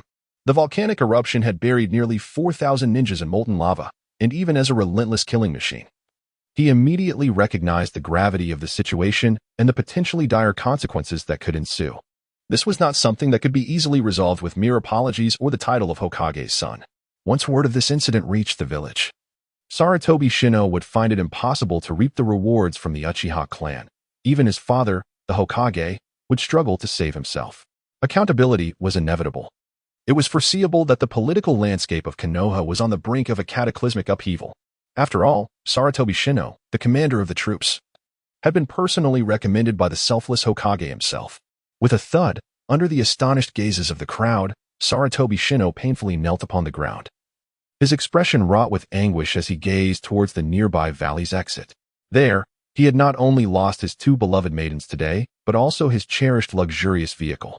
Consumed by the inferno of molten lava, he murmured to himself in a daze. After all, he had spent a considerable fortune to acquire it from the aristocrats of the Land of Fire. Without it, how could he maintain his pretense of grandeur? He pounded the ground in anguish, tears and snot streaming down his face, as the esteemed prince of Konoha succumbed to utter despair under the astonished gazes of the onlookers. He tugged at the pant leg of a member of the Umbu, throwing a tantrum akin to a spoiled child indulged by his parents. It's all your incompetence. You will compensate for my carriage. I still need it to impress and woo women. A man in his 20s now painfully knelt on the ground, and this scene evoked an inexplicable sense of sorrow. Yet, there was also a peculiar irony. The image of the esteemed heir of Konoha was utterly distorted. To completely shatter a man's emotional state, perhaps one merely needs to make him lose his most cherished possession. The crowd fell silent. Core members of the Inoshikacho trio wore expressions of disbelief, their hearts heavy with unspoken words. Perhaps at this moment, they finally discerned each other's true selves. What powerful successor of the Hokage could this be? Clearly, he was merely a child spoiled by his father, a giant infant yet to mature. They silently cursed within. Having been utterly deceived by the princely demeanor of Saratobi Shino, and had foolishly entertained the notion of elevating him to the position of Hokage. Wailing and flailing on the ground, Saratobi Shino resembled a child who had lost a beloved toy, naturally expressing his inner fury. The members of the Umbu surrounding him discreetly distanced themselves, as this despicable individual rendered even these cold-blooded assassins feel an overwhelming sense of embarrassment. A profound silence enveloped the scene, leaving the onlookers speechless. Among the crowd, the Uchiha clan members exhibited a peculiar expression. Is this truly the eldest son of Saratobi Izashi? Is this the rumored heir to the Hokage of Konoha, the esteemed son mentioned by the daimyo of the Land of Fire? This lackluster display bore no resemblance to the commanding presence of his father. Numerous Uchiha clan members found themselves plagued by doubts. Even Uchiha Shisui, who had always held Saratobi Hizashi in high regard and regarded him as an idol, felt an unwelcome flush of embarrassment at this moment. Previously, he had steadfastly supported Uchiha Fugaka's decision to lead their clan in allegiance to Saratobi Shino. He could not help but silently divert his gaze from Saratobi Shino to the surging sea of lava within the valley. But is this truly a volcanic eruption? Uchiha Shirsui's eyes swept over the dark crimson magma in the valley, his brow furrowing in concern. This situation is exceedingly peculiar. Even if it were a volcanic eruption, there would typically be corresponding signs. Yet today, the eruption occurred without any forewarning, leaving them no time to react or escape. Was it you who orchestrated this? Uchiha Shirsui's expression was complex, his heart a tumult of emotions, yet he still found himself fixated on a suspect. He had witnessed the scene before him. However, during their last encounter, that monster had not unleashed such terrifying power. Yet, he was certain that Uchiha Tianyu possessed the ability of lava release. He hesitated. After all, this was no trivial matter. With so many lives lost, there must be an explanation provided to the village.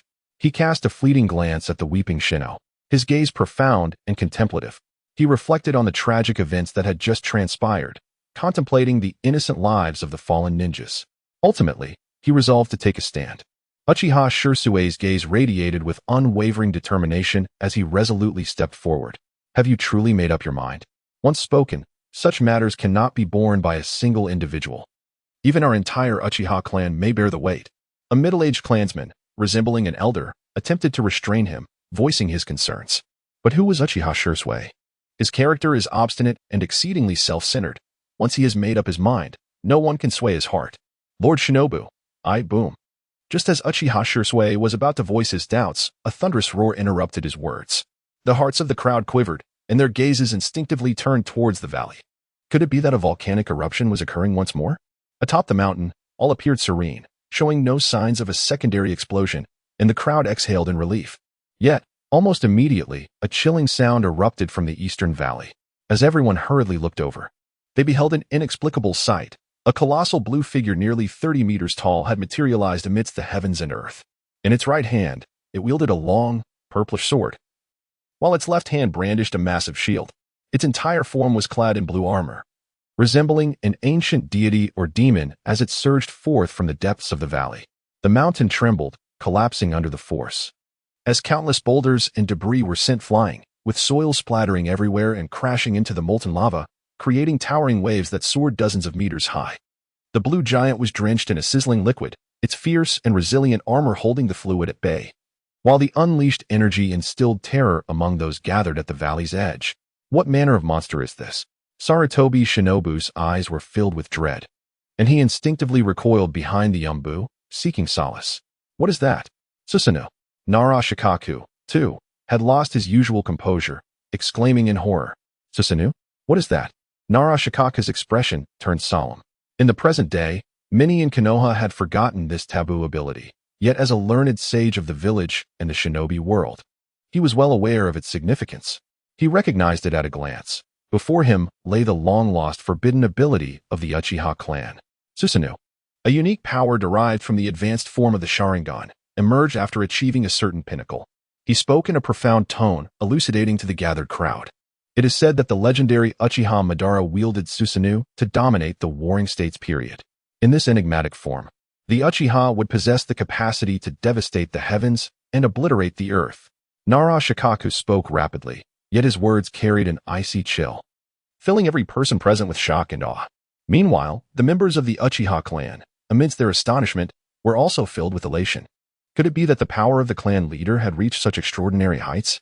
Might the illustrious Uchiha finally be on the brink of welcoming a new Madara after decades? Uchiha Fugaku, Invincible. Chapter 47. The Battle of Monsters. This was a divine power that existed solely within the annals of history, when it first manifested before the eyes of the world. The shock it brought forth was indeed unparalleled, whether it was the immense, ethereal blue form or the tempestuous aura of chakra. It caused those gathered at the valley's edge to tremble in fear. Yet at this moment, Uchiha Fugaku's expression twisted, his heart seething with fury. As a seasoned member of the Uchiha clan, he possesses an intricate understanding of subterfuge.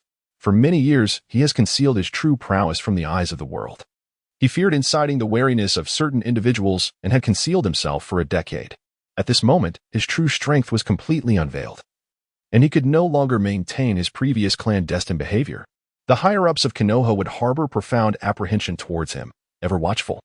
Uchiha Fugaku was on the brink of emotional collapse, acutely aware of the grave consequences of revealing Susanoo, the dream of coexisting peacefully with the village. The ideal of the Uchiha family integrating into Konoha would dissipate into mere smoke and ash at this very moment. He let out a roar reminiscent of ancient deities, causing the very heavens to tremble. The ferocious chakra rampaged through every inch of the valley. It is all your fault. All of you. Uchiha Tenyu. Uchiha Fugaku's visage contorted as he swiftly directed his ire towards the shadowy puppet master responsible for this calamity. As the molten lava surged into the mountainside, he immediately deduced that this must be the handiwork of that monster, the dark red magma reminiscent of the battlefield in Sunagakure. An image forever etched in his memory. Show yourself, you wretched being. A twisted and brutal voice echoed through the sky, its chilling resonance piercing the air. The enormous cerulean eyes locked onto the summit of the valley. There, he sensed a presence he loathed. At the mountain's peak, Uchiha Tenyu looked down upon him. His face as cold and unyielding as the jagged rocks, his eyes radiating a chilling intensity, glimmers of crimson light betraying a terrifying murderous intent. The searing storm ruffled the brim of his hat, and the crisp sound of bells rang out, heralding the onset of battle. Their eyes met, filled with a palpable aura of death. In that moment, words were unnecessary, the intent to kill was resolute. Crimson and cerulean, fury and malice. This time, they would engage in a relentless, life-or-death struggle. It was a collision fated by destiny itself. Neither party would yield to the other. Such is the indomitable spirit of the ninja, a clash of convictions, and the seeds of hatred taking root. The outcome of their previous encounter remained unresolved. Thus, let today bring finality. Uchiha Tenyu erupted with a chilling and fervent battle intent, the adversary's ferocious aura reminiscent of an aged wine, intoxicatingly igniting his desire for combat. A sinister smile crept upon his granite-like visage. His entire form was suddenly suffused with shades of dark crimson, transforming his body into a molten, liquid state. The flowing magma enveloped him like a dark red armor, sculpting him into the visage of an ancient demon. It was an extreme and chilling terror. Uchiha Tenyu abruptly lifted his gaze. Within his profound eyes, the tomo spun wildly, and in that moment, his malevolence reached its zenith. With a sudden twist of his waist, he unleashed an astonishing force, akin to a bullet fired from a chamber, propelling himself instantaneously towards the blue deity of the valley below. Beneath his feet, the earth crumbled, while his speed resembled that of a specter. From his legs surged a torrent of molten lava, staining the ground in vibrant crimson. In the wake of the lava's fierce propulsion, he soared through the air like a cannonball, hurtling toward the heavens with astonishing force. This scene was nothing short of breathtaking. He soared majestically through the vast expanse of the sky. In the wake of his flight, a peculiar path emerged behind him, a remnant of the molten liquid that had erupted. The resplendent lava danced like a blossoming firework, igniting a fervent scene of anticipation before the battle. A moving calamity commenced its actions. Beneath the valley, the colossal blue giant, reminiscent of a deity, abruptly lifted its head, its eyes the size of grinding stones, instantly locking onto the trajectory of its adversary. How dare one be so audacious? Uchiha Fugaku murmured with a darkened expression, acknowledging that he had underestimated his opponent's strength. Did you not realize that in the air, you would become my target? You fool, do not underestimate me. Uchiha Fugaku was enraged. He commanded the Susanoo, brandishing a colossal sword measuring several dozen meters in length, and struck fiercely towards Uchiha Tenyu's position. The sky, once bright as day, inexplicably transformed into a deep purple hue. The dazzling purple sword light evoked an overwhelming fear within countless hearts. The remnants of Konoha's forces, positioned at the valley's edge, gazed in astonishment, their eyes reflecting that ominous violet. In that moment, he became the epicenter of the world, the focal point of all attention. Was this truly the legendary power of gods and demons? The supreme strength of the Uchiha Susanoo was indeed terrifying to the point of rendering one breathless. Nara Shikaku exhaled deeply. Even from a considerable distance, he felt an insurmountable sense of suffocation. This was the power of legends, a force so grand that it defied description. Its existence shattered the normal worldview of the ninjas present. Akin to a frog in a well witnessing the vast expanse of the universe or a newborn calf encountering a ferocious tiger for the first time. In short, the presence of Susanoo cast a profound shadow over the hearts of all present. In mid-air, the purplish giant sword was descending rapidly. Uchiha Fugaku's timing was impeccable. As the massive sword locked onto Uchiha Tenyu and anticipated every possible escape route he might take, this strike left him with virtually no avenue for evasion. The weighty sword produced a deafening howl as it sliced through the air, yet Uchiha Tenyu appeared devoid of emotion, his gaze solely fixated on his opponent. Even as the sword descended towards him, his eyes, filled with murderous intent, showed no signs of wavering. He exhibited no intention of retreating, instead charging directly towards the towering Susanoo below. Finally, the sword fell. A beam of purple light descended from the dark red figure above, cleaving downward into the sea of molten lava, sending forth towering waves of magma. The molten waves surged into the air, obscuring Uchiha Tenyu's form. Moments later, as the waves receded, the sky revealed a shocking sight. Uchiha Tenyu, who should have been cleaved in twain, remained utterly unscathed, not even a thread of his clothing torn. How could this be? Uchiha Fugaku was taken aback, fully convinced that his attack had not missed its mark. However, before he could dwell on the absurdity, Uchiha Tenyu surged forth with an unparalleled momentum. The distance between them dwindled rapidly. Uchiha Tenyu unleashed a deep, thunderous roar. Infernal Hound, a dog's head, imbued with the power of molten lava, extended several meters long, radiating an unbearable heat. More terrifying was the dreadful force contained within. This was a power potent enough to pierce the hardest steel in existence. With an expression of absolute murderous intent, Uchiha Tenyu showed no mercy. The penetrative and destructive force of the Infernal Hound was more fearsome than a volcanic eruption. This was his most formidable single-target burst of power. Fugaku, allow me to demonstrate what true power feels like. Uchiha Tenyu snarled, his molten hot fist, carrying the heat of thousands of degrees, hurtling towards his opponent's abdomen. The dark red canine visage seemingly adorned with a touch of human malice. The air itself seemed to ignite before the menacing dog head. This dangerously vivid crimson hue rendered him the singular center of the world, capturing the attention of all around him. Chapter 48, Victory or Defeat. Haha. What a fool you are. Susanoo is a divine power capable of withstanding all harm in this world. To think you could defeat me with mere lava techniques is utterly laughable. Uchiha Fugaku's tone dripped with scorn and indifference. His gaze looked down contemptuously at the pitiably small Uchiha Tenyu beneath his colossal form. When he noticed the other preparing to strike him with a fist, he could not help but laugh derisively, exclaiming, "You fool, do you not comprehend? In this form, even in the face of a true volcanic eruption, I shall remain utterly unscathed." A glint of coldness flickered in Uchiha Tenyu's eyes. The other's incessant taunts of fool only served to highlight his own ignorance. How could this oblivious individual fathom the power of the lava fruit, which far surpassed the mere energy of a volcanic eruption? The cataclysmic force capable of permanently altering an island's climate was not merely a hyperbole when it came to the lava fruit. Uchiha Tenyu's expression hardened. He paid no mind to the mockery directed at him, instead advancing towards his opponent. The closer he drew, the more formidable the power of the Hellhound would become. Haha. Fool, you have already revealed your flaw. Uchiha Fugaka suddenly sneered. He never anticipated that his adversary would cling to such a Navi notion. Still intent on approaching to attack him. How foolish. The colossal Susanoo, personified, shook its head in disapproval as it once more brandished the massive sword imbued with a violet ethereal glow. This time, it held nothing back. The gigantic blade was raised high above its head, and with an earth-shattering stance, it swung down mercilessly towards the dark crimson figure below.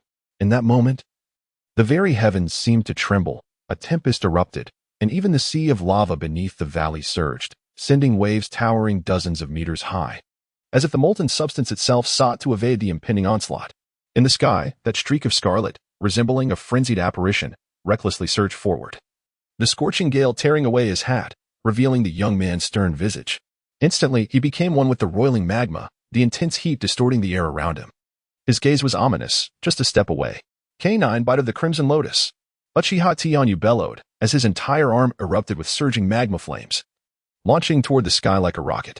The crimson hue resembled a gaping maw of lava, opening wide like a monstrous blood-red lotus. The colossal sword appeared as though it could be devoured whole. Boom. A deafening sound resonated as the giant sword struck down, the maw consuming all. The clash of divine power and hellish demons erupted fiercely in the air. The onlookers at the valley's edge were solemn, even the wounded ceased their cries, quietly observing the duel unfolding in the distance. Would the blue deity, endowed with Uchiha's forbidden powers, emerge victorious? Or would the brutal demon from hell prevail? Everyone waited with bated breath. After a moment of stalemate, at last, the sword, representing divine power, triumphed, cleaving through the giant dog's lotus maw and bisecting Uchiha Tenyuu beneath. Even the molten lava below was split in two, creating a deep chasm in the earth. Powerful, invincible, terrifying. The spectators at the valley's edge were aghast, their hearts gripped with fear. Had their leader truly won? Surely, Uchiha Tenyuu could not be dead. The Uchiha clan members exchanged grave expressions. They felt no joy in having such a formidable leader. The loss of either combatant would be a catastrophic blow to the Uchiha clan. Fool. How could a fist surpass the length of my sword? Uchiha Fugaka gazed skyward, his heart eerily calm. This was the end. Past grievances and grudges had finally come to a close. The ultimate victor was Uchiha Fugaku. Yet, unbeknownst to all, as Uchiha Tenyuu fell into the sea of molten lava, he began to merge back into one, akin to an indestructible demon from the depths of hell. This sight was utterly chilling, simultaneously as Uchiha Fugaka remained lost in thought. The specter of Uchiha Tenyuu appeared behind him like a wraith. Your turn has ended, now it is mine. A voice, thick with lethal intent, jolted Uchiha Fugaku from his reverie. He turned in alarm, yet it was far too late. A dark crimson hue reflected in his eyes. Another hound, a colossal lava fist, radiating an unfathomable explosive power, struck the azure armor of the blue deity from behind. Boom. A cataclysmic collision echoed as the dark red hound's head collided with the so-called divine power of Susanoo. In that moment, the entire valley trembled. The air itself seemed to lament. Onlookers clutched their ears in agony, with Sarutobi Shinjiro retreating into the shadows, fully revealing his cowardice during this encounter. In the heavens above, Uchiha Tenyuu let out a sinister laugh. The molten heat scorched the armor of Susanoo, the point of collision sizzling ominously. Uchiha Fugaku's face turned pale, beads of sweat trickling down his cheeks as he forced himself to look down. The azure armor had developed fissures, a gaping hole piercing from his back to his chest. Even the divine Susanoo could not withstand the assault of the hellish hound. This duel of spear and shield had concluded with Uchiha Tenyuu's victory. Uchiha Fugaku's expression was one of utter disbelief, fear flashing in his eyes as he summoned the last remnants of chakra within him, pushing back the spectral hound. The distance between them widened. Uchiha Tenyuu stood aloof in the air, his gaze fixed ominously on the horrific wound in Fugaku's abdomen, a cold smirk gracing his lips. Although his opponent had yet to lose combat capability, the grievous injury inflicted by the hound would surely not allow him to endure much longer. Conversely, Uchiha Fugaku's complexion soured. The wounds he had only just healed now throbbed painfully once more. How was this possible? Uchiha Fugaku murmured in disbelief, his crimson eyes filled with shock and disarray. Divine power. How could it be pierced? How could it be broken? He roared in a low tone, still unable to comprehend the events unfolding before him. This was the supreme power of the Sharingan, chronicled within his clan's history, a divine and demonic force capable of dominating the realm of ninjas. How could this be? Struggling to fathom it. That is because your power is insufficient. Infernal Hound, Chapter 49, The Victor, Uchiha Tianyu. A cold, indifferent shout plunged the already bewildered Uchiha Fugaku into a state of sheer frost. A sudden shock coursed through him as he swiftly turned to gaze in the direction of the sound. An astonishing desire for survival ignited within his eyes, which were now suffused with a vivid crimson hue, veins of bloodshot intensity sprawling across the whites. The Magatama, a symbol of divine and demonic power, whirled to its utmost limit in a frenzied dance. In that fleeting moment, the world around him appeared to be frozen in time. Yet, ultimately, it was all too late. Uchiha Tianyu's punch was simply too swift, too ferocious. He observed with clarity, yet could not avert his fate. Despair began to seep into his eyes, akin to the size of a grinding wheel, as his shrinking pupils reflected the menacing figure of a monstrous hound charging towards him. The harsh, labored breaths reverberated in his ears, while the ominous, crimson fist of magma exuded an aura of terrifying annihilation. Uchiha Tenyu maintained an impassive expression. Exerting all his strength in midair, the frenzied fist of destruction lunged at the grievous wound on his back, like a rabid beast unleashed. Boom! The roaring fist of magma erupted with ferocity. Within and beyond the valley, a tempest of searing winds surged forth, rippling waves of crimson spreading in all directions. What a brutal and ferocious force! The terrifying dark red fist penetrated completely through the Susanu's back, as the howling hellhound relentlessly tore apart the already precarious wound. The rampaging, corrosive fluid surged madly into the body of the blue giant, the dark red liquid wreaking indiscriminate havoc within the depths of the azure Susanu. The extreme heat seared violently within, swiftly creating a gaping hole in its abdomen. This relentless advance continued to spread to other parts of its body, its chest, thighs, and limbs, until the blue titan was consumed by the molten inferno, charred black under the astonished gazes of countless onlookers. It billowed plumes of black smoke above the valley. Bang! Under the relentless scorching heat, the ethereal blue giant reached a critical point of shattering, resembling a piece of glass overexposed to intense heat, fracturing completely. Accompanied by a deafening explosion, the Susanu, renowned for its mystical power, was rendered utterly shattered, revealing Uchiha Fugaku in his true form at last. His body plummeted from midair. A visage of agony etched upon his face as torrents of crimson gushed from his mouth and nostrils, seemingly indicating that he too had suffered grievous injuries following the cataclysmic eruption of Susanu. With a resounding thud, amidst the astonished gazes of countless witnesses both within and beyond the valley, he descended from the heavens, ultimately landing upon a stone at the precipice of the gorge. Uchiha Fugaku's eyes blazed a vivid crimson as he fixated intently on the figure bathed in the luminous liquid above. Impossible! How could a member of the Uchiha clan possess such formidable Kekkei Genkai? A frenzied expression graced his visage, while his heart brimmed with an overwhelming multitude of uncertainties. Why does this adversarial creature consistently manifest phenomena that transcend his comprehension? The terrifying power of molten escape, the ghostly art of instantaneous movement, an aura so dreadfully potent that it sends shivers down the spine, a physique seemingly impervious to harm, not to mention its unparalleled fighting techniques, unheard of until now. This is a being that surpasses the limits of his understanding. He exudes a striking sense of incongruity that sets him apart from ordinary ninjas. Despite being merely 13 years of age, he is capable of executing a myriad of unpredictable combat styles and possesses an astonishing wealth of experience in martial encounters. In the heat of battle, he consistently unveils an array of enigmatic techniques that defy expectation. He scarcely resembles a true ninja. His combat style is fiercely aggressive and wildly unrestrained, presenting a stark contrast to the disciplined and rigid fighters he has encountered in the past. Uchiha Fugaku's expression contorted, his gaze still emanating a profound sense of reluctance. He is still unwilling to concede defeat. He is not yet prepared to conclude everything in such a manner. Thud, thud, thud. Uchiha Tenyu advanced with heavy footsteps, each sound resonating as if it were treading upon Uchiha Fugaku's very heartbeat. His complexion grew increasingly pallid, yet his gaze darkened with an intensifying gloom. Are you here to flaunt something? He remained silent, his towering figure striding with a chilling cadence, entirely obscuring the blinding sunlight before Uchiha Fugaku. He gazed quietly at the man, who resembled a prodigal dog. The longer he looked, the more tightly Uchiha Tianyu's brow furrowed. He truly cannot comprehend why there exists a man like Uchiha Fugaku in this world. He undoubtedly possesses an exceedingly fierce countenance, however. His manner of conducting affairs is paradoxically base and cowardly. Despite his formidable strength, he consistently harbors a desire to serve as a mere lapdog to others. He is so cowardly that even when his blood relatives are assassinated, he does not dare to utter a single word. He is foolish enough to be aware of the ill intentions that the higher-ups of Konoha harbor against the Uchiha clan, yet he still naively fantasizes about currying their favor. To label him as an accomplice of Konoha's elite and a lackey of Hiruzen Sarutobi is not an exaggeration at all. He is indeed a scoundrel who betrays the interests of his own family. He is destined to plunge the entire family into the abyss of death. I had thought that the depths of your concealment would surpass my expectations. Uchiha Tienyo's tone was eerily calm, as if he were lamenting, or perhaps bidding his final farewell.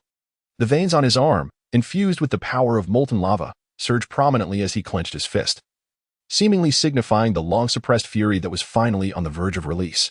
Coughing, Uchiha Fugaku lay on the ground like a defeated hound, blood gushing from his mouth. He let out a sinister chuckle and said, "Do you intend to kill me?" Uchiha Tianyu remained expressionless, his footsteps unyielding, indifferent to the desperate yelps of a vanquished foe. "Do you realize the consequences of your actions? If you were to slay me in front of so many, the family would be irrevocably fractured, and you would never gain the acceptance of your kin. Hasn't your branch always coveted my position? I could relinquish it to you." Uchiha Fugaku spoke rapidly, sensing the chilling intent to kill emanating from his opponent, offering what he considered his utmost sincerity. The head of the Uchiha clan, Uchiha Tianyu, shook his head, a trace of derision gracing his lips. "Go in peace, Fugaku." Uchiha Tianyu had entirely lost interest in further communication with him. His arms swelled several meters, transforming once again into a creature from the depths of hell. The pent-up anguish within him, suppressed for years, manifested at this moment as a cataclysmic lava ready to obliterate everything. Everything had come to an end. At this instant, it felt as though time itself had crystallized in that very moment. Clang! A delicately crafted dagger, glimmering with a cold light, intercepted this lethal strike. Uchiha Tenyu gazed deeply at the youth before him. "Shursui, do you wish to hinder me as well?" Chapter 50. Shursui's despair. After all, he is the clan leader. Uchiha Shursui managed a forced smile in the face of the boiling fist, sweat beads forming on his forehead and trickling down his cheeks, his arms trembling uncontrollably. "It's futile. You cannot stop this." Uchiha Tenyu's tone remained calm as he stated the truth. "We are bound by the blood of a single clan. That is enough." Uchiha Tenyu's voice turned ominous. "If you wish to impede me, then let us see you try." A flicker of ferocious rage flashed across his gaze. The words of his opponent stirred an inexplicable anger within him, prompting his arms to unleash an immense force. What had initially been a fist radiating intense heat suddenly ignited into a blazing inferno. The molten substance made contact with the steel blade at point-blank range, releasing wisps of white smoke that spiraled upward from the finely crafted short sword, accompanied by a series of hissing sounds as it sizzled under the intense heat. In an instant, Uchiha Shursui's expression shifted dramatically. He sensed the terrifying power of his opponent, who resembled a colossal humanoid elephant. The disparity between his strength and that of Uchiha Tianyu was utterly immense.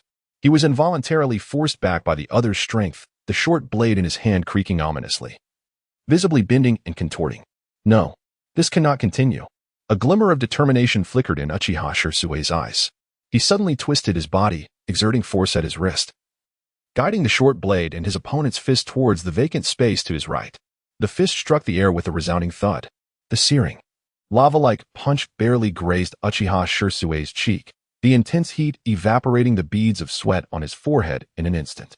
Although the blow did not land on him, a foul odor reminiscent of burnt fabric emanated from the collar of his neck.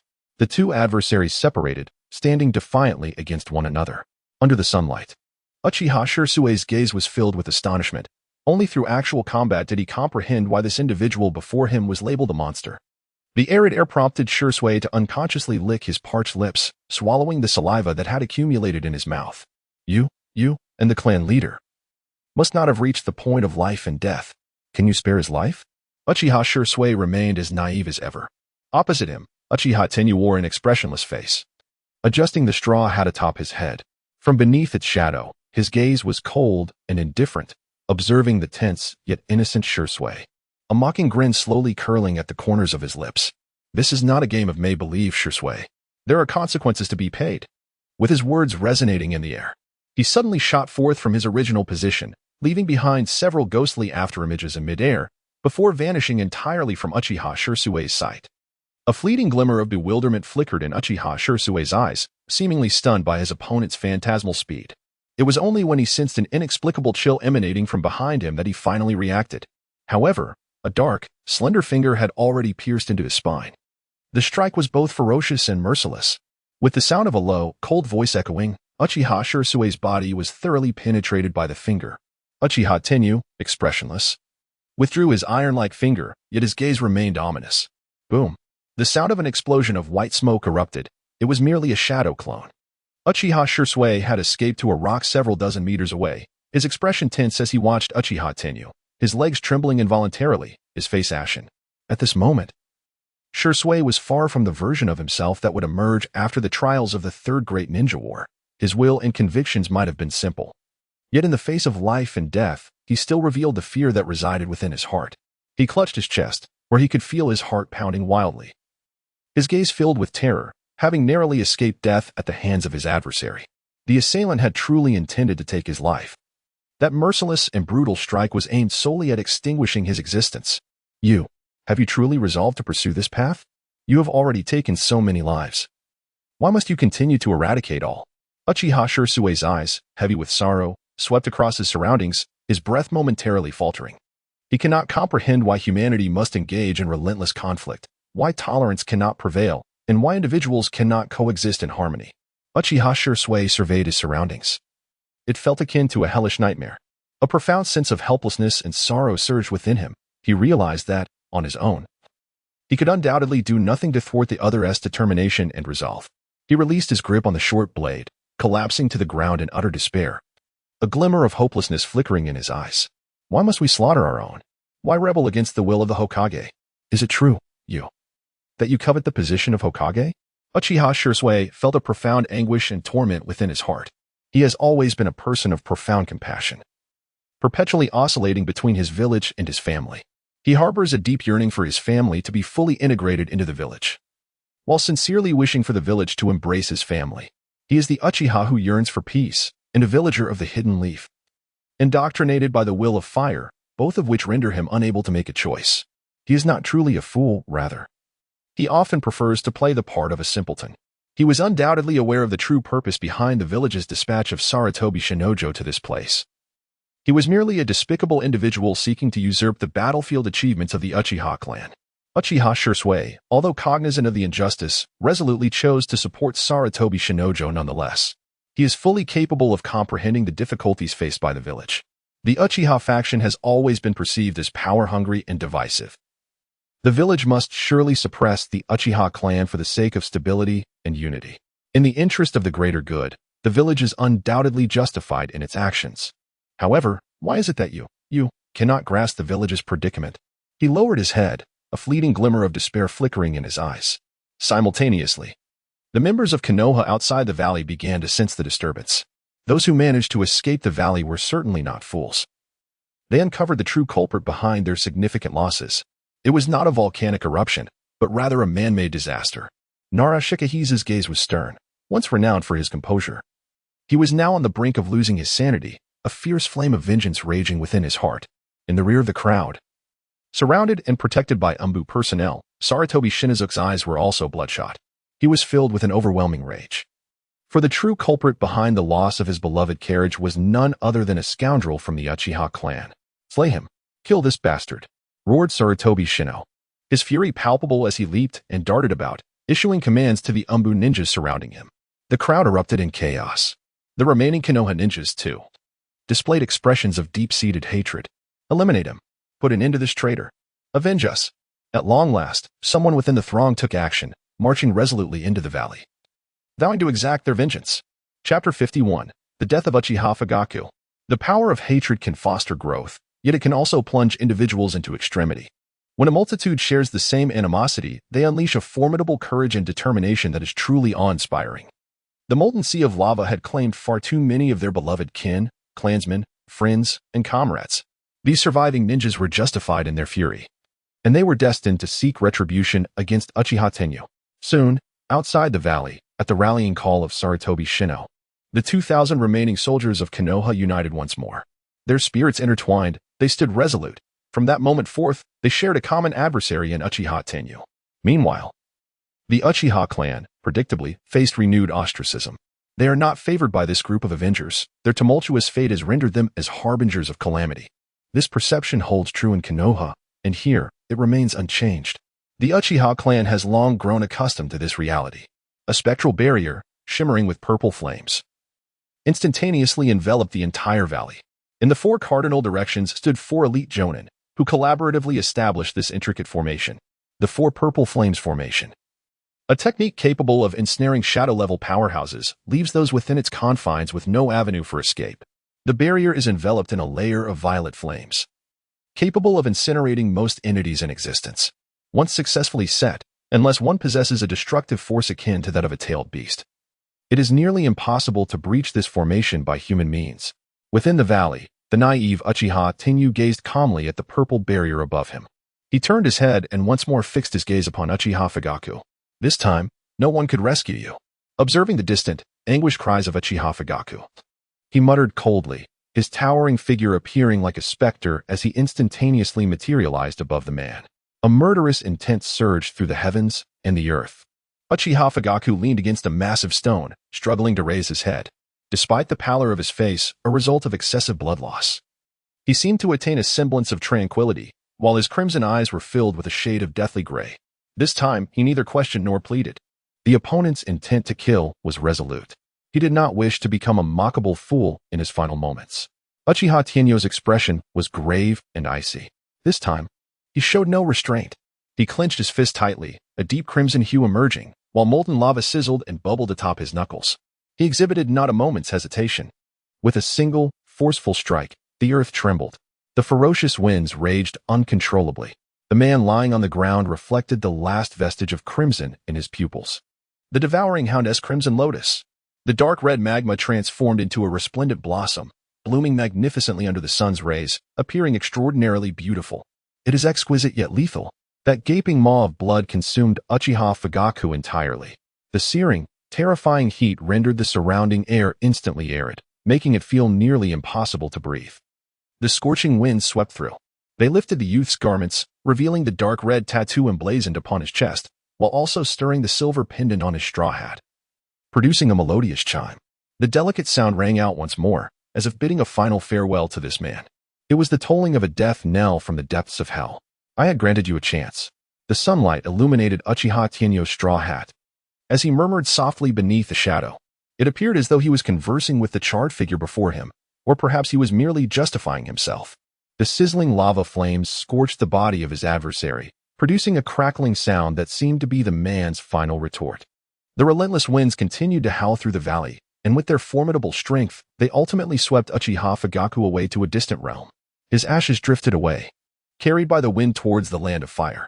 Uchiha Tenyu silently observed the unfolding scene, ultimately turning away with an unsettling calmness. In that moment, he appeared far from the elation he had anticipated.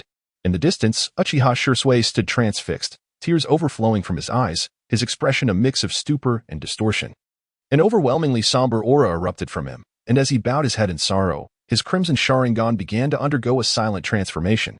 Uchiha Tenyu felt a flutter in his brow as he cast a glance at Uchiha Shursui, his countenance deep in contemplation, as if grappling with an inner conflict.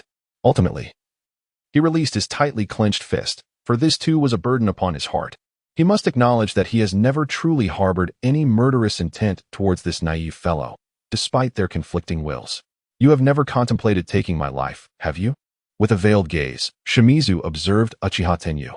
What a naive individual. I sincerely hope you awaken to reality soon. Within the valley, over 1,000 ninjas from Konoha have once again set foot in this hellish gorge. They have not fully entered the valley's depths, but are stationed at the entrance. Every visage bore the marks of hatred and distortion, a testament to the fervent desire for vengeance that festered within their hearts. This was a meticulously orchestrated ambush, masterminded by Nara Shikaku, the foremost sage of Konohagakure. The strategy was simple yet effective, employing the Four Purple Flames formation to ensnare even the mightiest of shadows, trapping their adversaries within a valley while over 1,000 of them steadfastly guarded the soul exit. This location would serve as the sole escape route for their opponents, akin to the dire circumstances faced during a volcanic eruption. To flee, they would need to confront the onslaught of more than 2,000 assailants. Narashikaka harbored no illusions about Uchiha Tenyu's chances of survival in such a scenario. Divergent perceptions inevitably lead to erroneous judgments and decision-making. For everything unfolds with cause and effect. Within the valley, Uchiha Tenyu paid no heed to the actions of the Konoha forces. He advanced with a somewhat heavy gait until he stood before Uchiha Shursui. The deceased have departed. If you wish to survive, you should take refuge over there, he advised, gesturing toward a vast crevice. Shursui was taken aback by the unexpected kindness. You want to kill me? No. I have yet to find a compelling reason to end your life. Of course, this is merely my perspective. I cannot dictate the sentiments of others. Uchiha Tenyu cast a cold, piercing glance toward the Konoha contingent at the valley's exit, acutely aware of the palpable malice emanating from each individual. Very well, enough of this. I must take my leave. Uchiha Tenyu narrowed his eyes, dismissing the Navi individual before him, having fulfilled his duty to offer a warning. He strode towards the valley's exit with a solemn and measured gait. Thud, thud. With each step he took, his presence became increasingly formidable, as if he were treading upon the very hearts of those around him. In that moment, he emerged as the singular focus in the eyes of the multitude. The world itself seemed to shift in hue. Chapter 52, The Lowly and the Worthless. A surge of overwhelming and oppressive energy erupted from within him, causing the clouds above to roil ominously. In the valley, the molten lava surged like a tempestuous sea. Waves of dark crimson energy radiated violently from his being, striking out in every direction. This ferocious and terrifying aura became almost tangible. The winds howled fiercely within the valley, as boulders, trees, and even the lifeless elements of the landscape appeared to be infused with vitality by his overwhelming presence, restlessly thrumming in agitation. Above the barrier, the heavens glimmered with dark red luminescence, while thick clouds roared with thunder, heralding destruction, oppression, and ferocity. The aura of Uchiha Tianyu was tenfold more terrifying than that of a malevolent spirit. The ninjas of the Leaf Village, positioned in the valley, gasped for breath, struggling to withstand the godlike pressure emanating from him. They felt as though they were stranded fish, cast ashore, utterly incapable of drawing breath on their own. The very oxygen in the valley seemed to grow thin. Their hair stood on end, hearts raced, and they experienced various adverse physical reactions. Suddenly, with a resounding thud, a relatively weaker Jinin collapsed, his eyes rolling back. This was soon followed by a second, then a third, as groups of ninjas fell like harvested wheat. Unable to rise again, Narashikaku, the temporary commander, felt cold sweat bead upon his brow, his gaze widening in horror as he beheld the towering figure approaching from afar. His heart weighed down by an oppressive dread. He cast a glance around him and discovered that, apart from a few elite ninjas, there was not a single person capable of standing. Even the likes of Saratobi Shino, a mere pretender among the elite, had long since trembled and faltered in their stance. At this moment, the previously proud countenance of the young noble was replaced by a visage of fear and panic. Support me, please. His voice was faint and shrill, reminiscent of a frightened young girl, as he weakly tugged at the broad shoulders of the Dark Department squad leader beside him. Lord Shino, are you all right? I'm fine. Shino's tone trembled, as he endeavored to puff out his chest, striving to appear less feeble. Yet, a flash of crimson light surged forth, accompanied by an overwhelmingly oppressive aura that bore down upon him, causing his once proud chest to instantly wither. His legs completely gave way, and a chill spread through his hips, ultimately leaving him sprawled helplessly on the ground. Soon after, a foul stench began to permeate the valley. The architect of this misfortune, Uchiha Tianyu, felt a twitch at the corner of his mouth. His extraordinary perception allowed him to discern that his adversary had lost control. He had not anticipated that the son of the old Silver Wall would prove to be so utterly helpless. As a man who never forgot a grudge, he recalled the pain inflicted upon him by Saratobi Hiruzen and the purpose behind Saratobi Shino's arrival here. Coincidentally, he needed to provide a protective charm for his kin remaining in Konoha to shield the Uchiha clan from the desperate measures of the village's higher-ups. When it comes to protective charms, who could be more fitting than the Prince of Konoha himself? A smirk played upon Uchiha's lips, revealing a rebellious grin. Yet the oppressive aura surrounding him grew increasingly formidable. At that moment, at the valley's entrance, an overwhelming stench of excrement and urine filled the air. Many present could not withstand the horrifying miasma and succumb to their fears. In this world, no one wished for death, they all desired to live. Thus, an eerie scene unfolded. Some seasoned jonin, who could still maintain their composure, collapsed to the ground, feigning death. Even though deep within, they harbored intense hatred for Uchiha Tianyu. They chose the ignoble path of survival for the sake of their lives. After all, what is revenge compared to one's own existence? Was this the monstrous youth of the Uchiha clan? The supposed advantage of numbers was rendered a mere jest in his presence. A bitter smile surfaced on Nara Shikaka's face. He never anticipated that his seemingly ingenious plan would prove to be so utterly vulnerable. The so-called wisdom, in the presence of true strength, appears remarkably insignificant. Thud, thud, thud. The sound of those footsteps was rigid, cold, and methodical, evoking a sense of unyielding resolve. Soon, a towering figure clad in a wide-brimmed hat approached him, emanating an air of oppression. At that moment, Nara Shikaku's eyes widened in horror, his pupils constricting sharply. Only when the figure did not direct their gaze towards him did the tension in his body begin to ease. Nara Shikaku couldn't help but exhale in relief. He is the foremost sage of Konoha, possessing a wealth of knowledge and experience, a formidable figure of shadow-level prowess. While he has encountered many formidable individuals, it is his first encounter with someone as terrifying as Uchiha Tenyu. The opponent's aura is simply unprecedented. He released the shuriken he had been tightly clutching, and the remnants of his unwillingness dissipated completely. He understood that this battle had come to an end. He has lost the courage to strike against the opponent. Is this truly the end of his endeavor? What a ridiculous ambush it has turned out to be. A fleeting look of bewilderment crossed the man's profound eyes. This is the swiftest defeat he has encountered thus far. Remarkably, the adversary did not even engage in earnest. Hokage-sama, perhaps we have all erred in our judgments. A trace of remorse finally surged within his heart. He swiftly approached the talisman with ominous strides. What do you intend to do? Inquired the enigmatic captain of the Dark Squad, his voice low and laden with gravity as he stood before Uchiha Tenyu. Behind him loomed Sarutobi Shinjiro, his eyes already clouded with a pallid hue. Do you seek to impede my progress? Uchiha Tenyu's gaze was chilling and unyielding. You shall not take him, the captain reiterated, his tone resolute and unwavering. He is not a stubborn individual who fears death, nor does he genuinely desire to confront the monstrous figure before him. Yet, there are certain matters he must attend to. Uchiha Tenyu paused in silence for a moment, sensing some hint of understanding in the gaze of his opponent. Sarutobi Hiruzen, perhaps. He chuckled softly and said, I will certainly take the person with me. If you wish to impede my progress, then feel free to try. Uchiha Tenyu's gaze turned icy, and the bloodthirsty aura, akin to that of a malevolent spirit, erupted once more with ferocity. Whoosh! His figure abruptly vanished from the opponent's view. But only for a fleeting moment. Bang! The captain of the Dark Squad collapsed, unconscious. Uchiha Tenyu retracted his fist and, with a chilling stride, approached Sarutobi Shinjuku. The foul stench permeating the air caused him to furrow his brow in distaste. He resolutely seized one of Sarutobi Kinji's legs and strode purposefully towards the outskirts of the valley. Someone, go back and inform Sarutobi Azashi. His precious son has been taken away by me. If he is unwilling to accept this, let him send someone to confront me. Under the radiant sun. The tall figure of Uchiha Tenyu grows increasingly distant.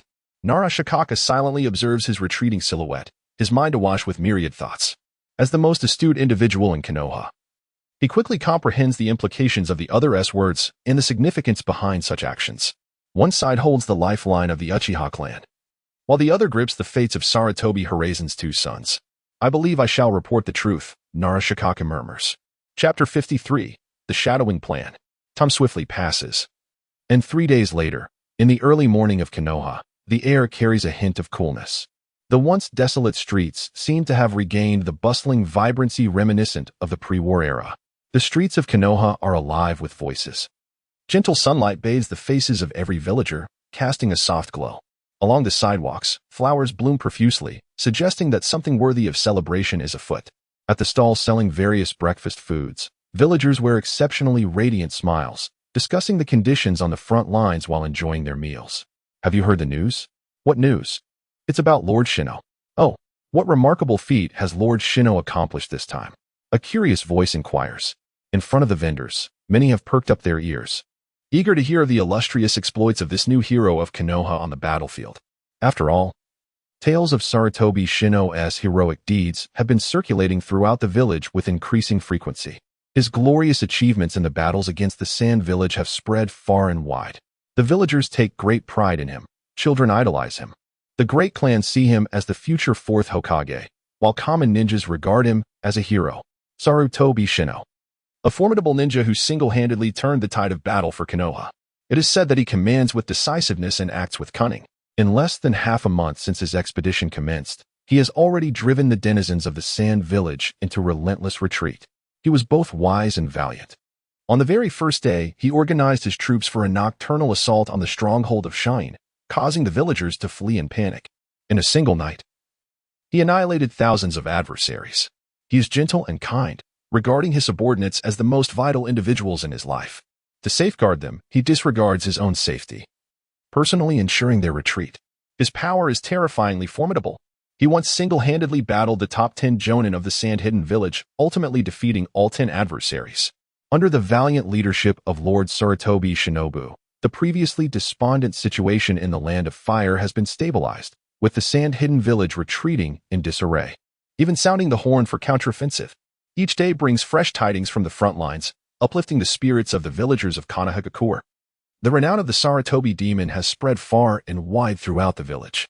At a street-side breakfast stall, a villager with a glint of excitement in his eyes animatedly recounted the latest exploits of the Sarutobi demon amidst the crowd. Lord Shinobu has valiantly faced Chiyo of the Sand-Hidden Village, personally slaying the 2 jonin who guarded her side. The villager surveyed the eager faces around him, sensing their anticipation, and continued, even the foremost puppet master, Chiyo, was forced to flee in disarray before Lord Shinobu. Do you understand what this signifies? The villagers, unaware of the deeper implications, merely speculated, their ignorance leading them to trust the tales spun before them. After all, a title bearing the word first must indicate great strength. The gullible readily embrace rumors, their excitement mounting with every sensational story. Speak on. Do not keep us in suspense. What does this truly signify? A voice from the crowd urged impatiently. Chiyo is none other than the commander of the Sand-Hidden Village. I foresee that it will not be long before the Sand-Hidden Village is utterly vanquished by Lord Shinobu's hand. The war is nearing its conclusion. Will Lord Shinobu truly bring an end to the war? Truly remarkable. Long live Lord Shinobu. Huzzah! The architect of this grand deception wore a subtle smirk as he quietly departed, leaving the villagers in a state of fervor and joy. This foolish lie may not deceive all, but it suffices that the villagers believe it. A madcap campaign of deification is silently unfolding in every corner of Konoha. A thief has seized an honor not his own, metamorphosing into a hero, while the true hero is on the brink of becoming a rogue ninja. The ignorant cry out for Shinobu's glory, absurdly deeming a thief a hero, while the astute, aware of the truth, remain silent, fearful to speak. The truth, in the face of power, is forever trivialized. This is a lesson steeped in blood.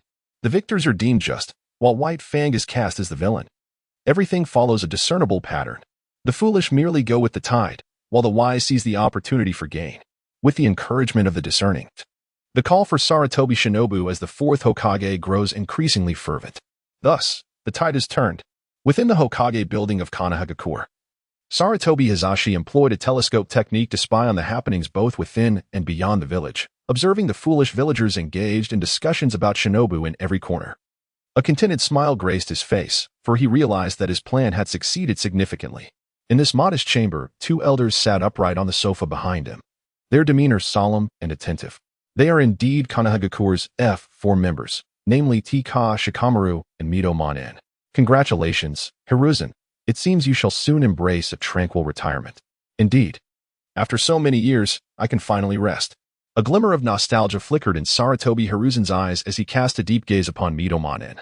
It is indeed time for retirement, the elder mused, lighting a cigarette, his gaze momentarily lost in thought. How swiftly time has passed, in the blink of an eye. He had been entrenched in the power center of Konoha for 30 years. He had lingered too long in the position of Hokage, and some had begun to grow weary of his dominion. Yet, what of Shinobuzuki? A hint of ambiguity flashed in the elder's eyes. He remained apprehensive. Although the newly promoted Sarutobi Asuma was heralded as formidable by Konoha, only he, as the father, truly understood the essence of his son. In the past, he had wished fervently for Orochimaru to inherit his position. After all, in terms of both prestige and capability, Orochimaru was undoubtedly the prime candidate to succeed the 4th Hokage. Under his stewardship, Konoha would surely flourish. Suddenly, Sarutobi Hiruzen's expression darkened once more. He suddenly recalled some recent subtle movements of Orochimaru. During this period, he seemed to be growing increasingly close to Danzo, a former disciple he once held dear, yet now he found him ever more inscrutable. Unbeknownst to him, his relationship with Orochimaru appeared to be drifting further apart. Orochimaru, are you blaming your teacher? The old man's gaze turned toward the horizon, a flicker of guilt crossing his eyes. Chapter 54. Conflict. Hayashi, what are you pondering?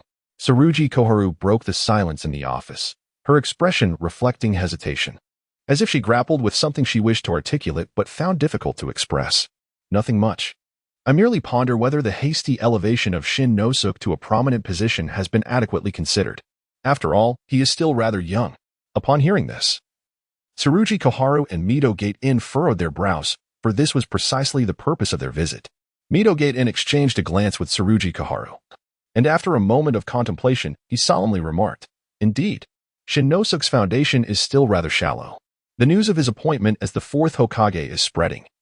And while the common ninja may be indifferent, the great clans within the village seem to harbor ambiguous sentiments regarding this matter. Hayashi, if Shin Nosuke is to assume the role of Hokage without sufficient support from the elite jonin and the consent of those esteemed clans, this endeavor may prove rather challenging." Sarutobi Hayashi remained silent, gazing calmly at his two old friends, seemingly deep in thought. Observing Hayashi's tacit agreement, Mito Gaiden seized the moment to press on. Though the situation is somewhat difficult, it is not devoid of hope.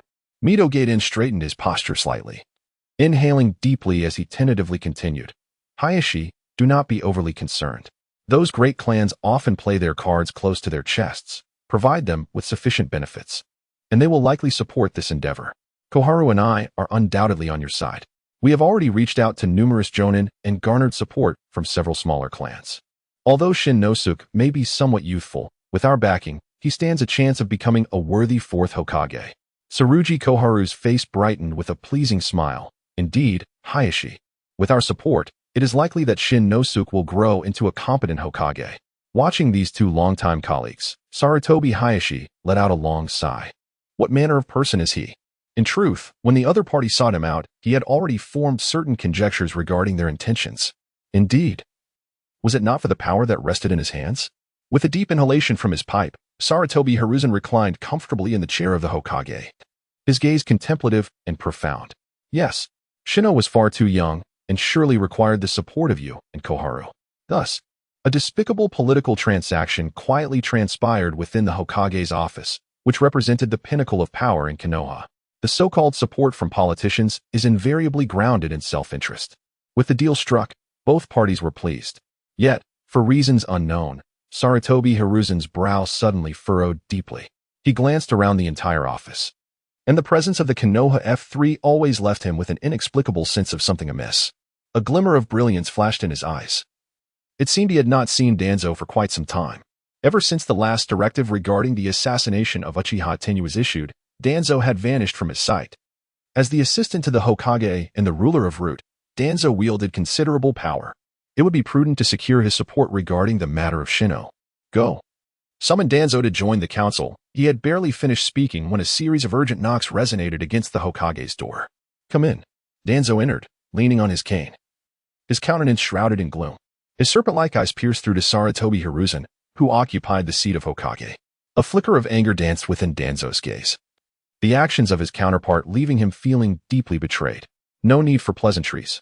I have arrived." Danzo's gravelly voice echoed throughout the office. "Danzo, be silent." Sarutobi's tone suddenly darkened as he shot a frosty glance at Uzumaki Kohara and Midokado Hamura. "You too, leave." Danzo's voice was cold and commanding. With no words left to say, Sarutobi merely gestured, "Koharu, let us withdraw for now." Midokado Hamura furrowed his brow, hastily ushering the impulsive Koharu out of the room. Kohara seemed inclined to protest, but upon meeting Danzo's ominous gaze, she relented. After all, Danzo was not one to be trifled with, at least in her eyes. Once the two troublesome individuals departed, Danzo's gaze brimmed with resentment, his cane striking the floor in fury. The decision to elevate Shino to a position of power felt like a stab in the back to him. "What exactly do you intend to achieve?" Sarutobi, undeterred, glared back at Danzo. The tension between the two elders was palpable, the very air thick with animosity. "I am the Hokage here. You shall not raise your voice in my presence, Danzo." At these words, Danzo's expression darkened, his eyes igniting with fury, veins bulging in his hands that gripped the cane tightly. Sarutobi slammed his hand on the table, rising abruptly, his defiance unwavering as he locked eyes with Danzo. He understood that this time, he must quell Danzo's ambitions and thoroughly extinguish any aspirations he harbored to ascend as Hokage.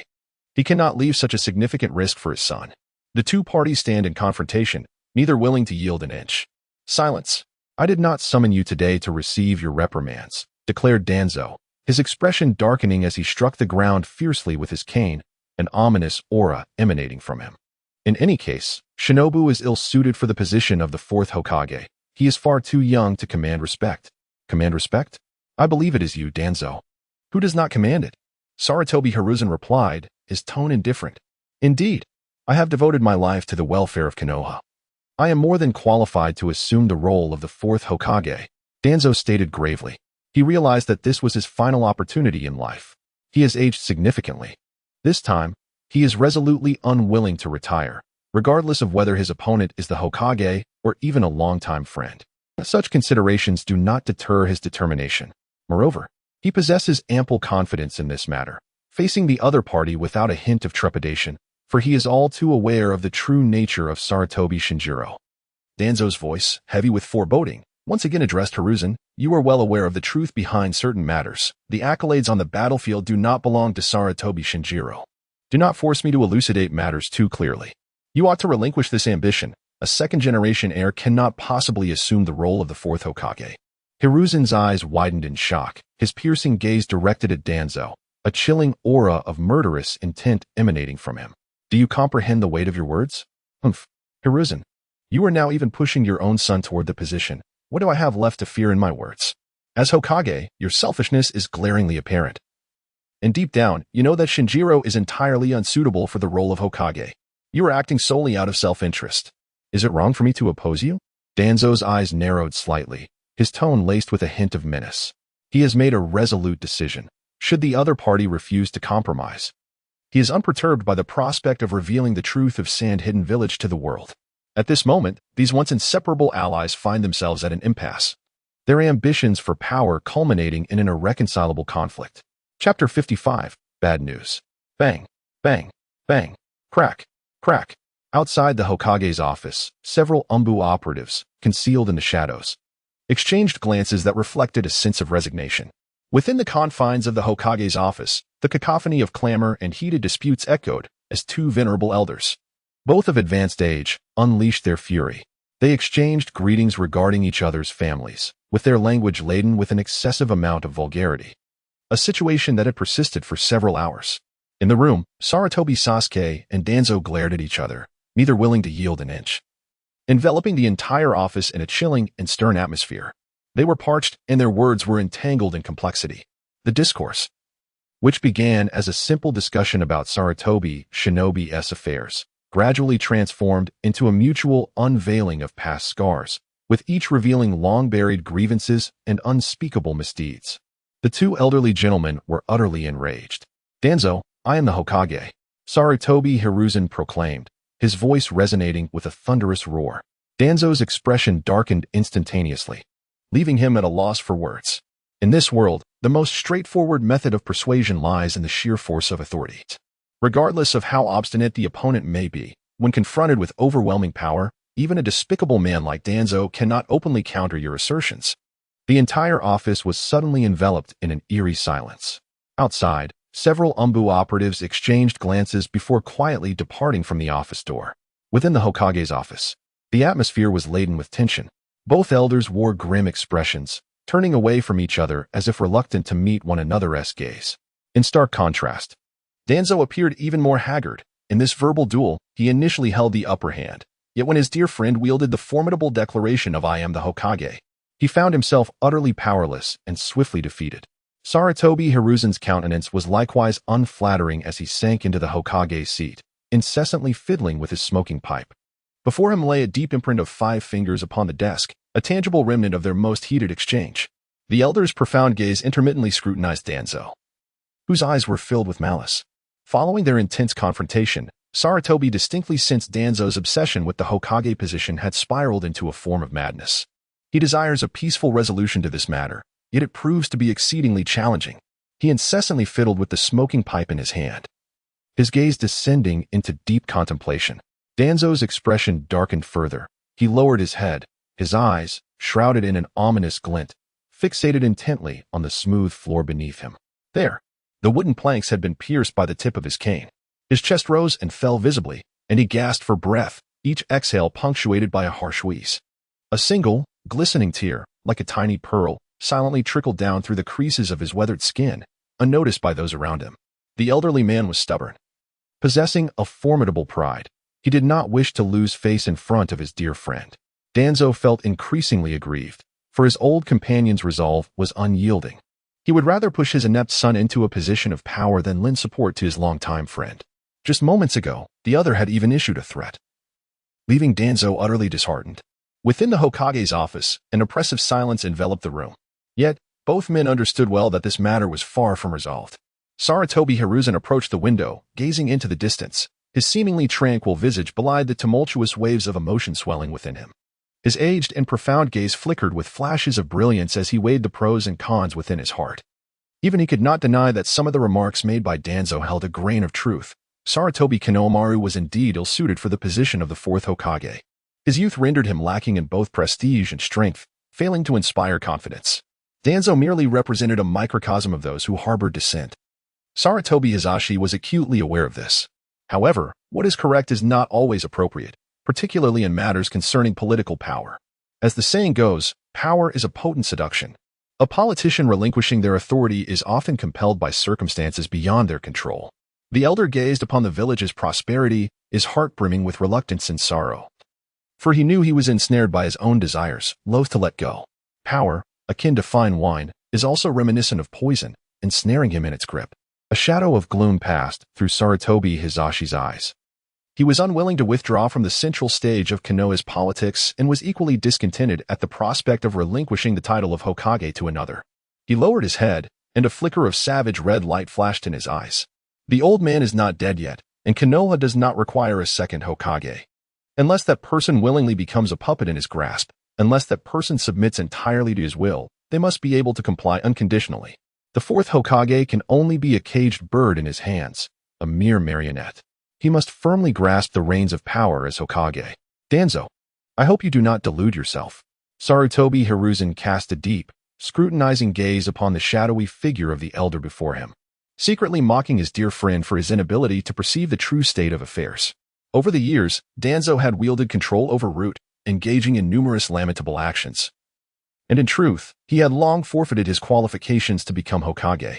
This was not solely a matter of strength, rather. The roots of a tree are destined to remain shrouded in darkness, never to bask in sunlight.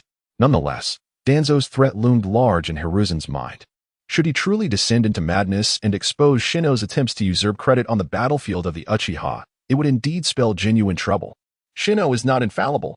His weaknesses are indeed numerous, like mud that cannot support a wall. Forcing him into a position of power will inevitably lead to his downfall. Sarutobi Hiruzen pondered. Familiar figures flashing through his mind: Tsunade Senju, the princess of Konoha, Jiraiya, the sage of the Toads, and Orochimaru, renowned for his illustrious achievements.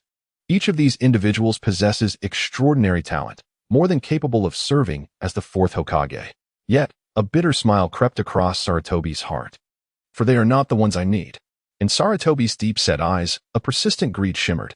However, beside him, Danzo's gaze, fixated on the floor, revealed an astonishing intent to kill.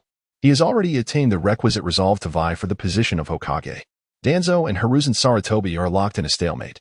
At this moment, a mysterious figure clad in a mask from the Umbu hastily approaches from outside the village, having passed through numerous stringent checks, making a beeline for the Hokage's office. Inside the Hokage's office, Danzo and Hiruzen Sarutobi sit in opposition.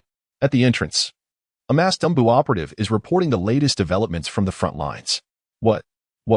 Two aged voices, filled with shock and disbelief, resonate one after the other. Chapter 56, Consequences Unfold.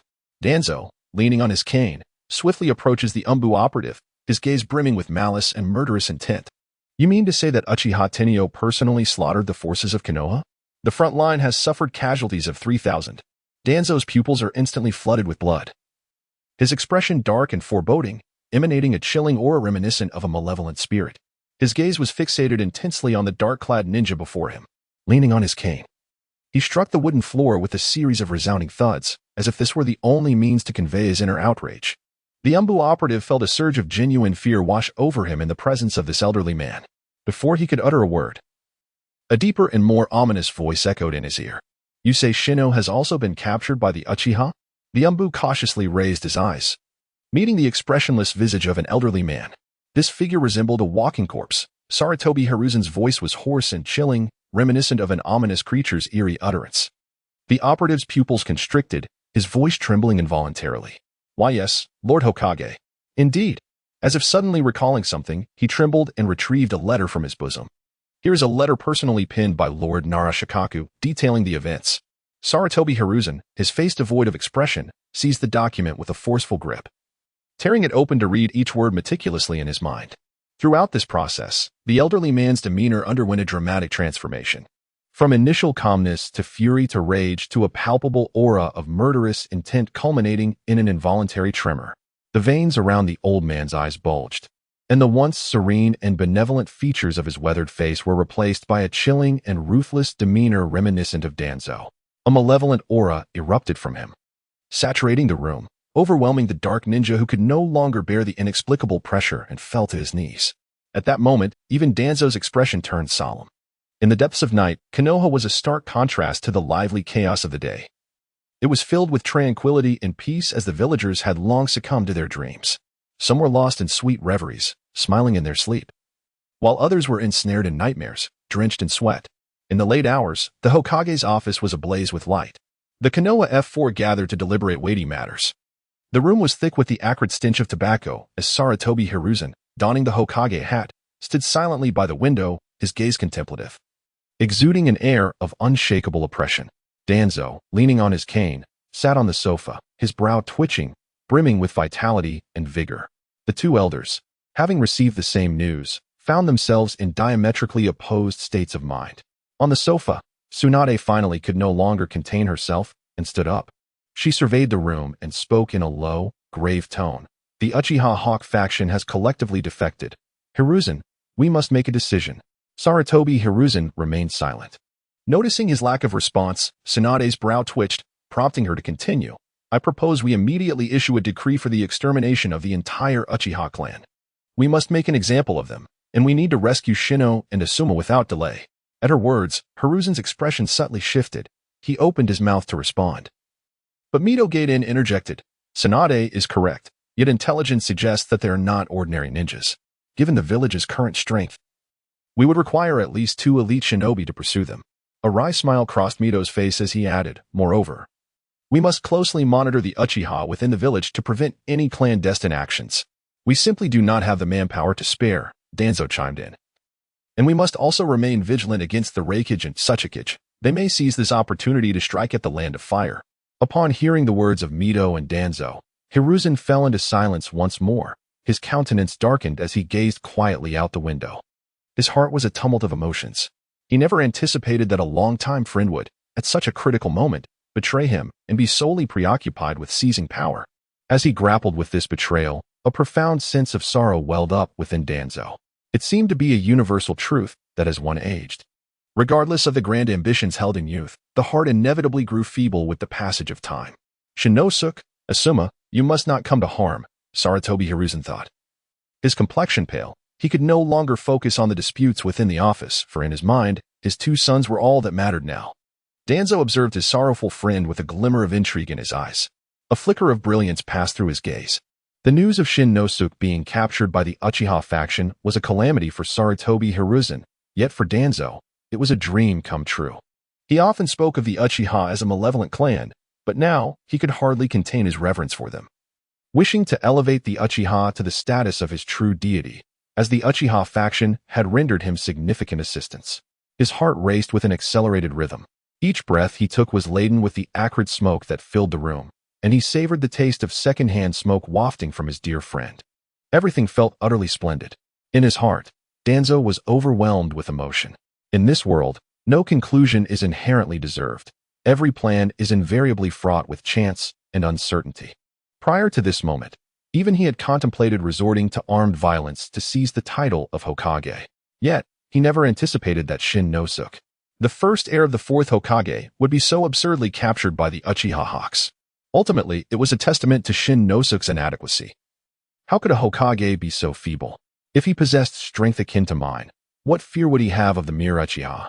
A sense of clandestine triumph filled Danzo as he realized that this incident had obliterated Shin Nosuke's chances of assuming the mantle of the fourth Hokage. Alas, fourth Hokage. Who if not me?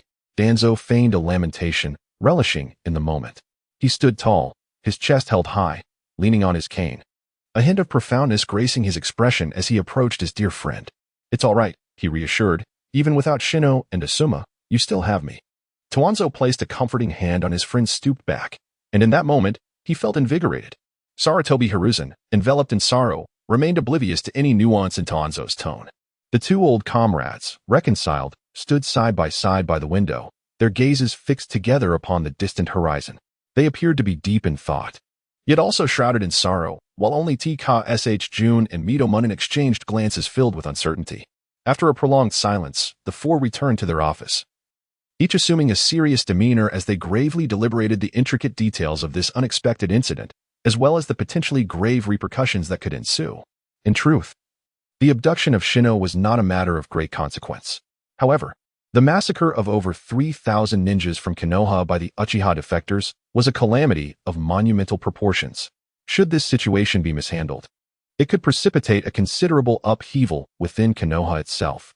Internally, Konoha might resemble Sunagakure, where the higher-ups could find themselves besieged by their own kin, and even the venerable Sarutobi Hiruzen could be in peril. Externally, both the Wagakure and Kumogakure remained ever watchful, likely poised to exploit this turmoil to launch a new assault on Konoha. The specter of crisis loomed ominously. Chapter 57. Reactions from various villages. There is no wall that does not allow the passage of whispers. While the leaders of Konoha deliberated through the night, nations commenced their own strategic responses. In the land of Earth, within a Wagakure's Tsuchikage building, Noki leisurely stretched his body in his office, occasionally twisting his seemingly rusted waist and gesturing with his hands. As a seasoned and venerable figure in the ninja world, his age surpassed even that of Sarutobi Hiruzen. Yet, no matter how powerful a ninja may be, they cannot resist the relentless march of time. As one ages, discomfort becomes an unwelcome companion. Despite his cautious efforts, his frail spine, reminiscent of brittle chicken bones, succumbed to the fate of a twisted back. With a resounding crack, a look of pain etched itself onto Naki's weathered face. Even his prominent nose seemed to twitch involuntarily. Ouch, ouch, Noki lamented, clutching the desk in agony, rendering the scene both comical and pitiable. In the office, the expressions of several high-ranking officials from a Wagakure reflected a mix of helplessness, while only Kuratsuchi, clad in black stockings, hastened to assist the diminutive leader to his seat. You are of such advanced age. Why are you so restless? Summoning us at this late hour. What is the purpose? And exercising? Have you considered your age? Although Kuratsuchi grumbled, her skilled hands gently kneaded Naki's back muscles, alleviating his discomfort. Enough, enough. Naki's face flushed crimson. Despite being old enough to be Kuratsuchi's grandfather, he felt an inexplicable embarrassment at being pampered by a woman in a public setting. With Kuratsuchi's support, Noki cautiously settled into his seat of authority, bringing the farce to a close. The elder's dim eyes sparkled with renewed vigor as he surveyed the assembly of high-ranking officials before him. It is not that this old man is restless, he intoned gravely, but that Konoha is in grave peril. In the land of lightning, within Kumogakure's Reikage building, a masked man knelt respectfully before the fourth Reikage, Reikage-sama. A significant change has occurred at the Konoha front. This intelligence has been relayed by our operatives from within Konoha. Very well, you may withdraw, replied, raising an eyebrow as he nonchalantly accepted the report, swiftly tearing it open to peruse its contents. A surge of excitement and a hint of exhilaration flickered across the face of the robust figure, akin to that of a lion.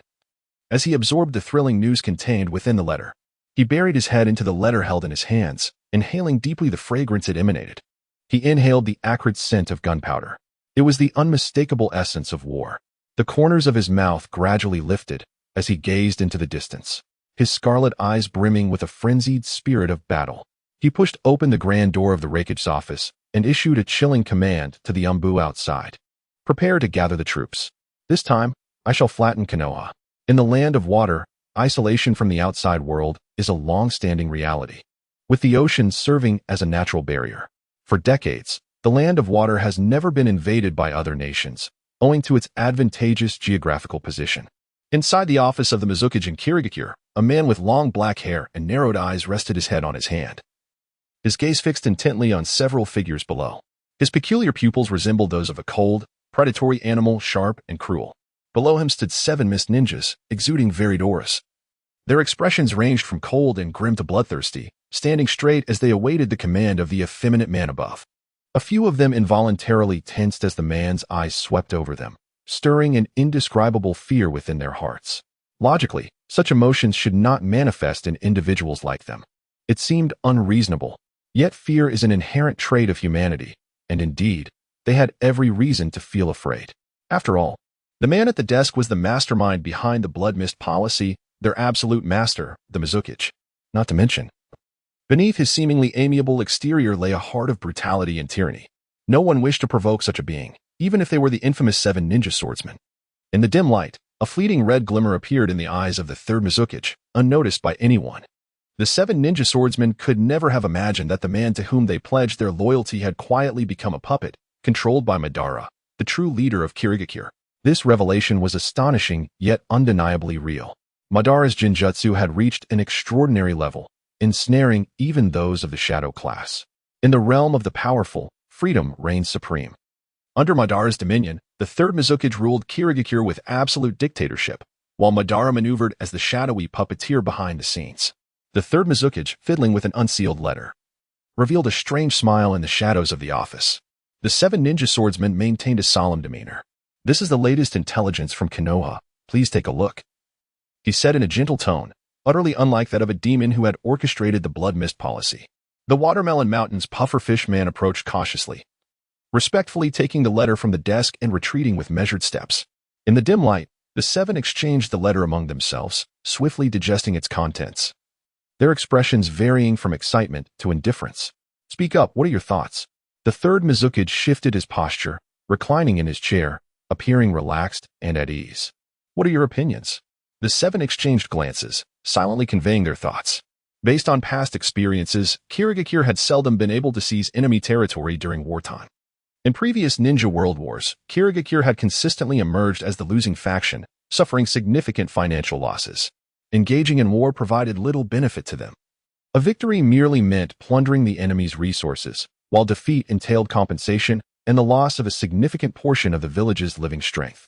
War was, for Kirigakure, a matter of indifference. The group gazed at the man at the desk, their minds swirling, yet none dared to voice their thoughts.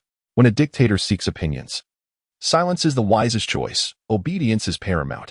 The 7 ninja swordsmen were not fools, and thus, they refrained from expressing personal opinions. "Respected 4th Mizukichi, we all hold you in the highest regard. Your will is our will." "Very well. Then let us declare war on Konoha." The man propped his head on his hand, his tone casual yet resolute as he formally announced the onset of war. Chapter 58, The Land of Rain. In the eastern region of the Land of Rain, on a muddy path outside a remote village, a group of rain ninjas from Amigakure was braving the downpour, transporting supplies through the night. Behind them trailed a massive convoy of supply carts, with dozens of horses laboriously pulling wooden carts laden with provisions, slowly making their way through the mire. The wheels of the carts occasionally sank into the muddy road, forcing the ninjas to not only endure the relentless rain, but also assist the horses in navigating the treacherous terrain. A middle-ranking ninja, Kamikaze, gazed up at the unending downpour in the overcast sky, his expression distant. The environment of Amigakure had always been like this.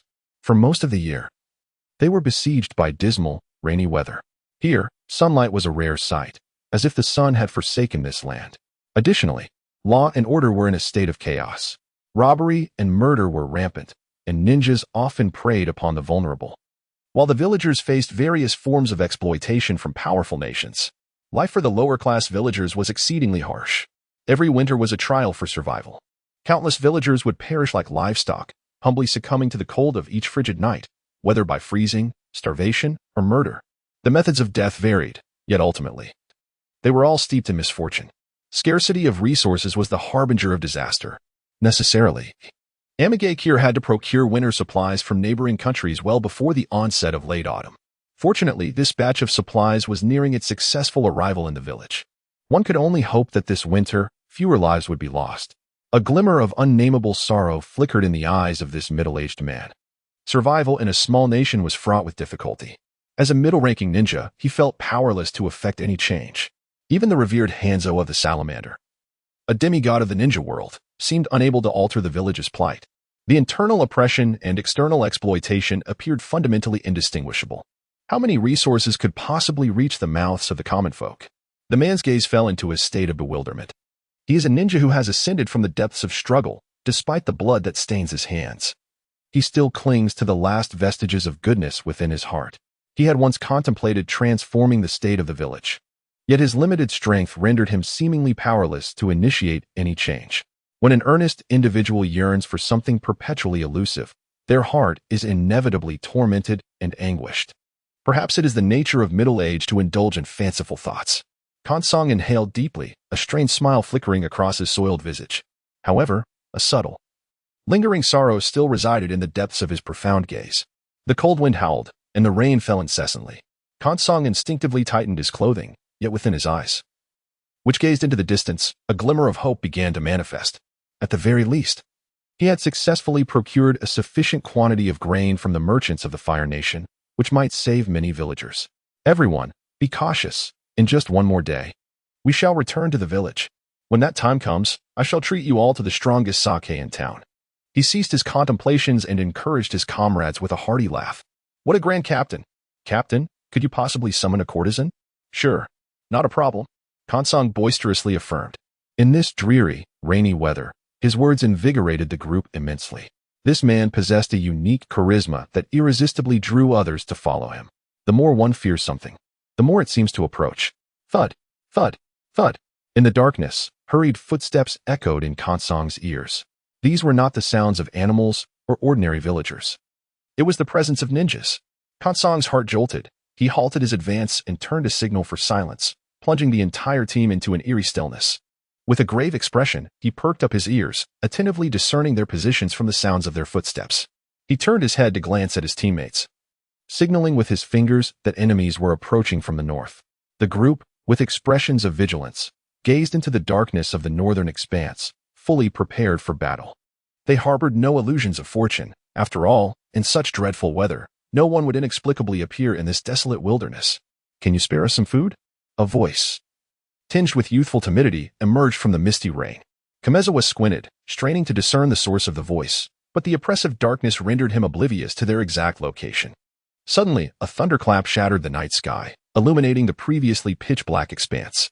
In the shadows, a pair of crimson eyes glinted ominously from the distant gloom, emanating a chilling aura as several figures cloaked in black, their faces obscured by wide-brimmed hats, surged toward them. Under the veil of night, these figures resembled phantoms, an inexplicable air of sternness and cruelty seemingly locking onto their presence. The sight of those wolf-like scarlet eyes instilled dread in the hearts of the ninjas from rain-hidden village. Were they rogue ninjas seeking food, or marauders from a powerful nation? Kamezawa's expression tightened, gripping the shuriken in his hand, the arrival of these figures weighing heavily on his psyche. Who are you? Kamezawa shielded his comrades behind him, questioning them loudly while whispering, something's amiss. The enemy is formidable. Be ready to flee at a moment's notice. As he cautioned his teammates, he cautiously lifted his gaze to scrutinize the approaching figures once more. If possible, he did not wish to abandon their food. Yet, the value of life outweighed all else. Thud, thud, thud. The sound of resolute footsteps drew near, revealing the true visage of these specters of the rain-soaked night. A diminutive young ninja led the throng, his eyes a striking crimson that sent an uncomfortable shiver down Kamezawa's spine. Following closely behind were 7 or 8 ninjas exuding a chilling presence. Raindrops pattered against their hats, creating a symphony of sound. Kamezawa tightened his grip on his short blade, his expression taut with anxiety, acutely aware of his racing heartbeat as the rain danced upon him. Uchiha Ina stepped forward with a smile, softly inquiring, "What is the matter? Are you unwilling?" Although the boy smiled, his tone dripped with coldness and severity, causing Kamezawa's nerves to tighten further. The rain on his hat blurred the line between sweat and rainwater trickling down his forehead. "Kid, there is nothing here that you need," a man stammered, desperately attempting to encircle the food. "It seems you are indeed unwilling." A peculiar smile flickered across Uchiha Ina's face. "What a pity. Without food, we shall have no choice but to devour you instead." The boy appeared as if he were a demon risen from the depths of hell. His voice was chilling to the core, and his merciless gaze sent shivers down the spine of Kamezawa, plunging him into a state of panic. For a moment, he could not discern the truth of the words spoken. Only the palpable aura of malevolence locked onto his body. causing his hair to stand on end and his pupils to constrict sharply. Although the other was merely a tender child, the inexplicable dread they evoked was overwhelming. Ultimately, his eyes rolled back, and he collapsed into unconsciousness. The boy's eyes, which had radiated in extreme gloom, silently withdrew, reverting to an abyssal darkness. Chapter 59. The harrowing life of a defector knight fell upon the ancient village. Within the dilapidated remnants of a small ruin, Uchiha Tenyu stood upright by the window. Outside, the relentless rain continued to pour, and the night sky was cloaked in thick clouds, devoid of any moonlight. Occasionally, the clouds roared with thunder and flashed with lightning, illuminating the pitch-black landscape for brief moments. Beneath the shadow of his hat, his gaze was profound, akin to an ancient star. Uchiha Tenyu's eyes were fixed on the rain tapping against the muddy path, his expression grave as though lost in deep contemplation. Inside the small ruin, a dozen or so weary clan members huddled around a flickering fire, seeking warmth. The flames cast a glow upon the dark night, dispelling the chill of late autumn.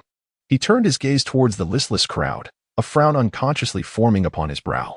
He remained somewhat overly optimistic. It has already been a week since their escape from the Kingdom of Rain. He initially believed that at this moment, he was to confront the relentless pursuit of the Konoha Umbu or the relentless hunt of the Sand Village. He originally believed that he would engage in fierce battles amidst the flames of war, and even if he were to be labeled as a rogue ninja, he ought to be regarded as a heroic figure, performing deeds that would reverberate throughout the ninja world. However, he never anticipated that his descent into rogue status would be marked by the first challenge of hunger. Indeed, they had gone 3 days without sustenance, reduced to a state of weakness so profound that movement seemed an insurmountable challenge. Hunger compels the need for nourishment. Without food, the human body withers, a truth that even ninjas are not exempt from. Moreover, the consequences of starvation extend far beyond mere physical frailty, triggering a cascade of reactions. The spirits of the group were low, and in the biting chill of this late autumn, the relentless rain had taken its toll, leaving many of the clan members afflicted with illness and fever. The sound of their hollow stomachs grumbling echoed through the air, and this pervasive despondency, coupled with the increasing number of ailments, had stripped the Uchiha elite squad of its once formidable presence. Unbeknownst to them, they seemed to have fallen into a perilous predicament.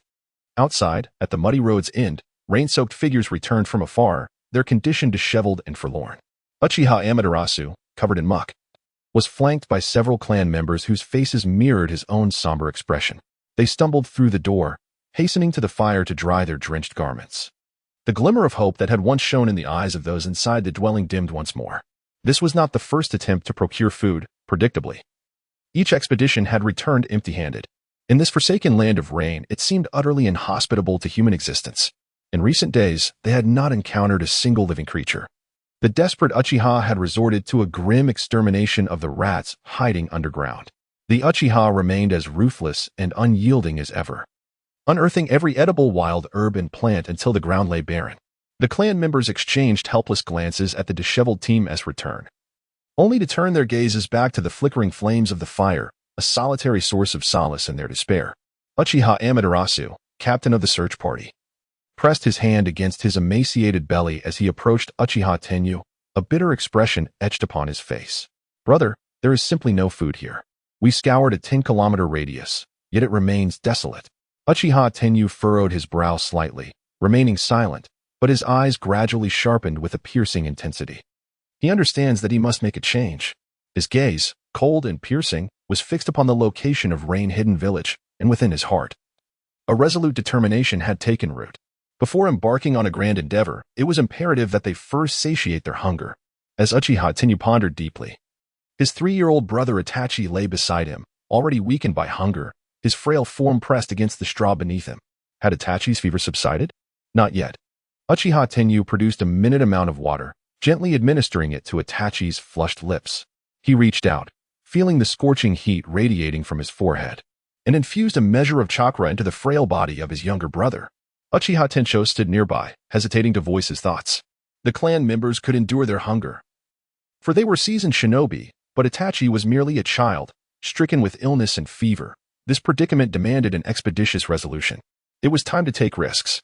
Under the flickering light, Uchiha Tenyu, shrouded in shadow, whispered the name of the demigod with a chilling ferocity in his eyes. Uchiha Tencho seemed to catch the words, his brow furrowing in concern as he prepared to speak, but the distant sounds that echoed through the air diverted his attention. He turned his gaze towards the distant horizon outside the window. There, shadowy figures struggled to haul something towards them. In the gloomy rain, Daohua stood tall, like a victorious general. Behind him, dozens of carts laden with grain trudged along the muddy path, accompanied by 6 unconscious ninjas from the rain-hidden village whom he had brought back.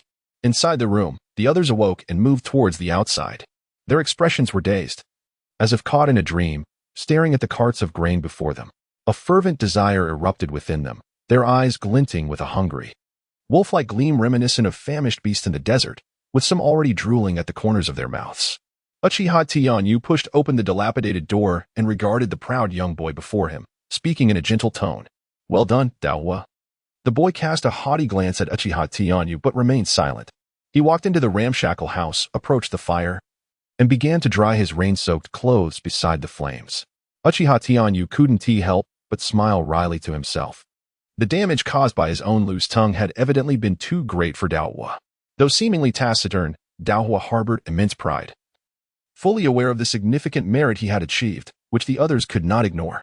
As expected, his subtle thoughts were not lost on the keen eyes of the hawkish crowd, and many began to vocally praise Daohua's capabilities.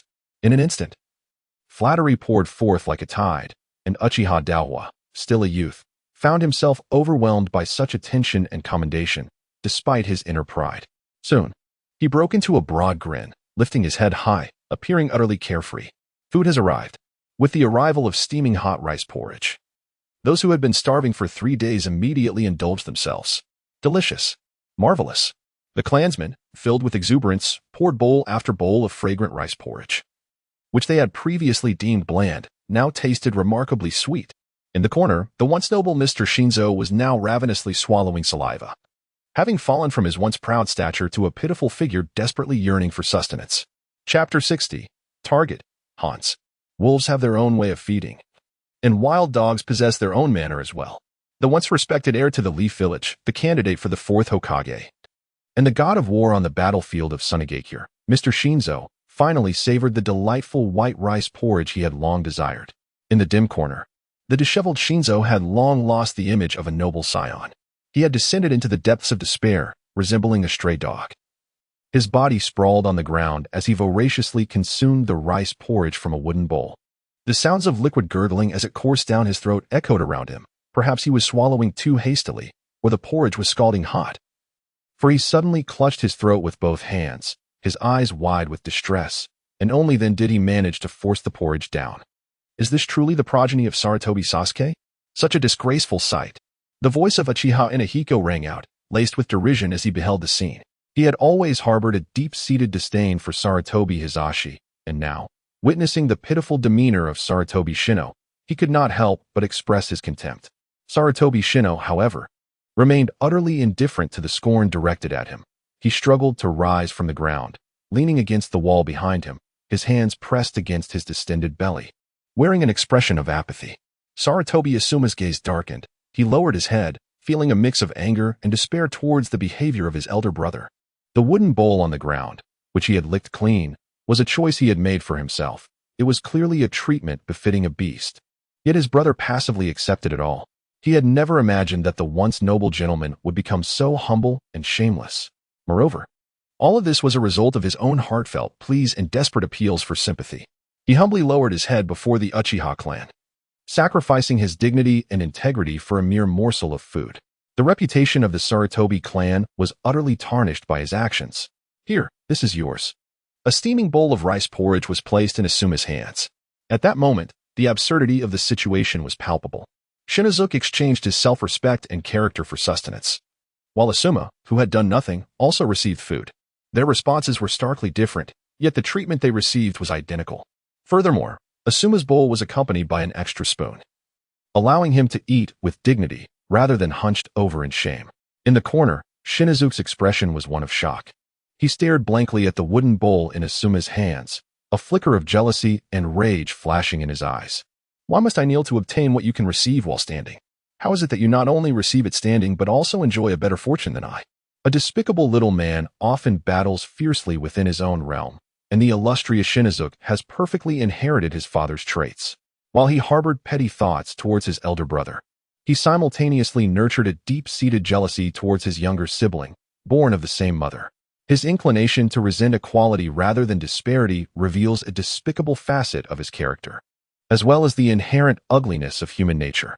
All the unnecessary anxieties that plague humanity are predicated upon the condition of being well-fed. As the populace satiated their hunger and thirst, they congregated around the fire, deliberating on their forthcoming journey. Their options were severely limited. Having offended both the Sand-Hidden Village and the Leaf Village, they found themselves nearly paralyzed within the shinobi world. The pressing question loomed: how could they evade the relentless pursuit of both factions while also escaping a life of disgrace? The innate pride of the Uchiha clan forbade them from residing indefinitely in this desolate place, merely clinging to survival. Members of the Uchiha clan possessed a profound sense of dignity, and the hawkish among them were even more resolute. Even in defection, they aspired to become renowned renegades within the shinobi realm. This desire and longing resided in the hearts of every hawkish clan member, etched into their very essence. Unalterable by external forces, the flames flickered, casting a warm glow upon each face. They have established the fundamental tone for this meeting, to grow larger and stronger. They seek vengeance for their fallen kin, to exact retribution for past injustices. This is the fate that lies before them. To devise intricate plans and prepare for retaliation against the high-ranking officials of Konoha, led by Sarutobi Hiruzen, is their foremost consideration. The flickering flames illuminate every face, as various strategies surge through their minds. Perhaps we should seek refuge with the other 3 hidden villages, someone proposed after a brief pause. The rationale was straightforward. Having offended both Konoha and Sunagakure, only the remaining 3 of the 5 great shinobi villages could extend their aid.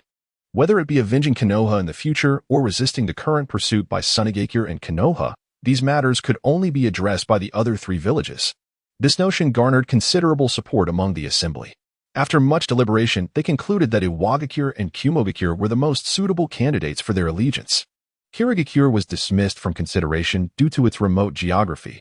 Being coastal, it was unlikely to provoke enmity with both Konoha and Sunagakure by accepting them. Only the ambitious 4th Raikage and the perennial figure of Inoki possessed the audacity to simultaneously offend 2 major villages and offer them sanctuary. In my opinion, we should dispatch 2 representatives to negotiate with Inoki and A. If the conditions are favorable, we may choose to ally with one of them. I believe they would not refuse us, for no one can overlook the power and lineage of the Uchiha. An elderly man with white hair spoke confidently. Uchiha Tianyu glanced at the elder, who was none other than Ina's grandfather, the very mastermind behind the abduction of Itachi. The elder's perspective is astute. I believe we should pursue this course, Uchiha Ina affirmed loudly.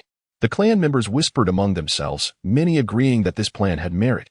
After all, they had already been branded as renegades. It would be prudent to open a dialogue with either the Raikage or the Tsuchikage. In the shadows illuminated by the fire, Uchiha Tianyu's gaze grew profound. Had he not been acquainted with the original tale, he might have concurred with the proposals. Yet now, choosing to align with Amigakure undoubtedly represented the most advantageous path for the Uchiha. Integrating into other villages as renegades was far from simple. Even if Iwa and Kumo were willing to accept them, they would likely remain vigilant, much like Konoha. After all, they were Konoha's renegades, bearing a unique stigma that could easily overshadow any rationale or justification they might present. Relying on their strength to seek revenge against Konoha seemed nearly impossible. Instead, they might find themselves reduced to mere instruments of death, tools for others' agendas. One must never overestimate their worth. Wherever one goes, politicians exhibit the same treachery.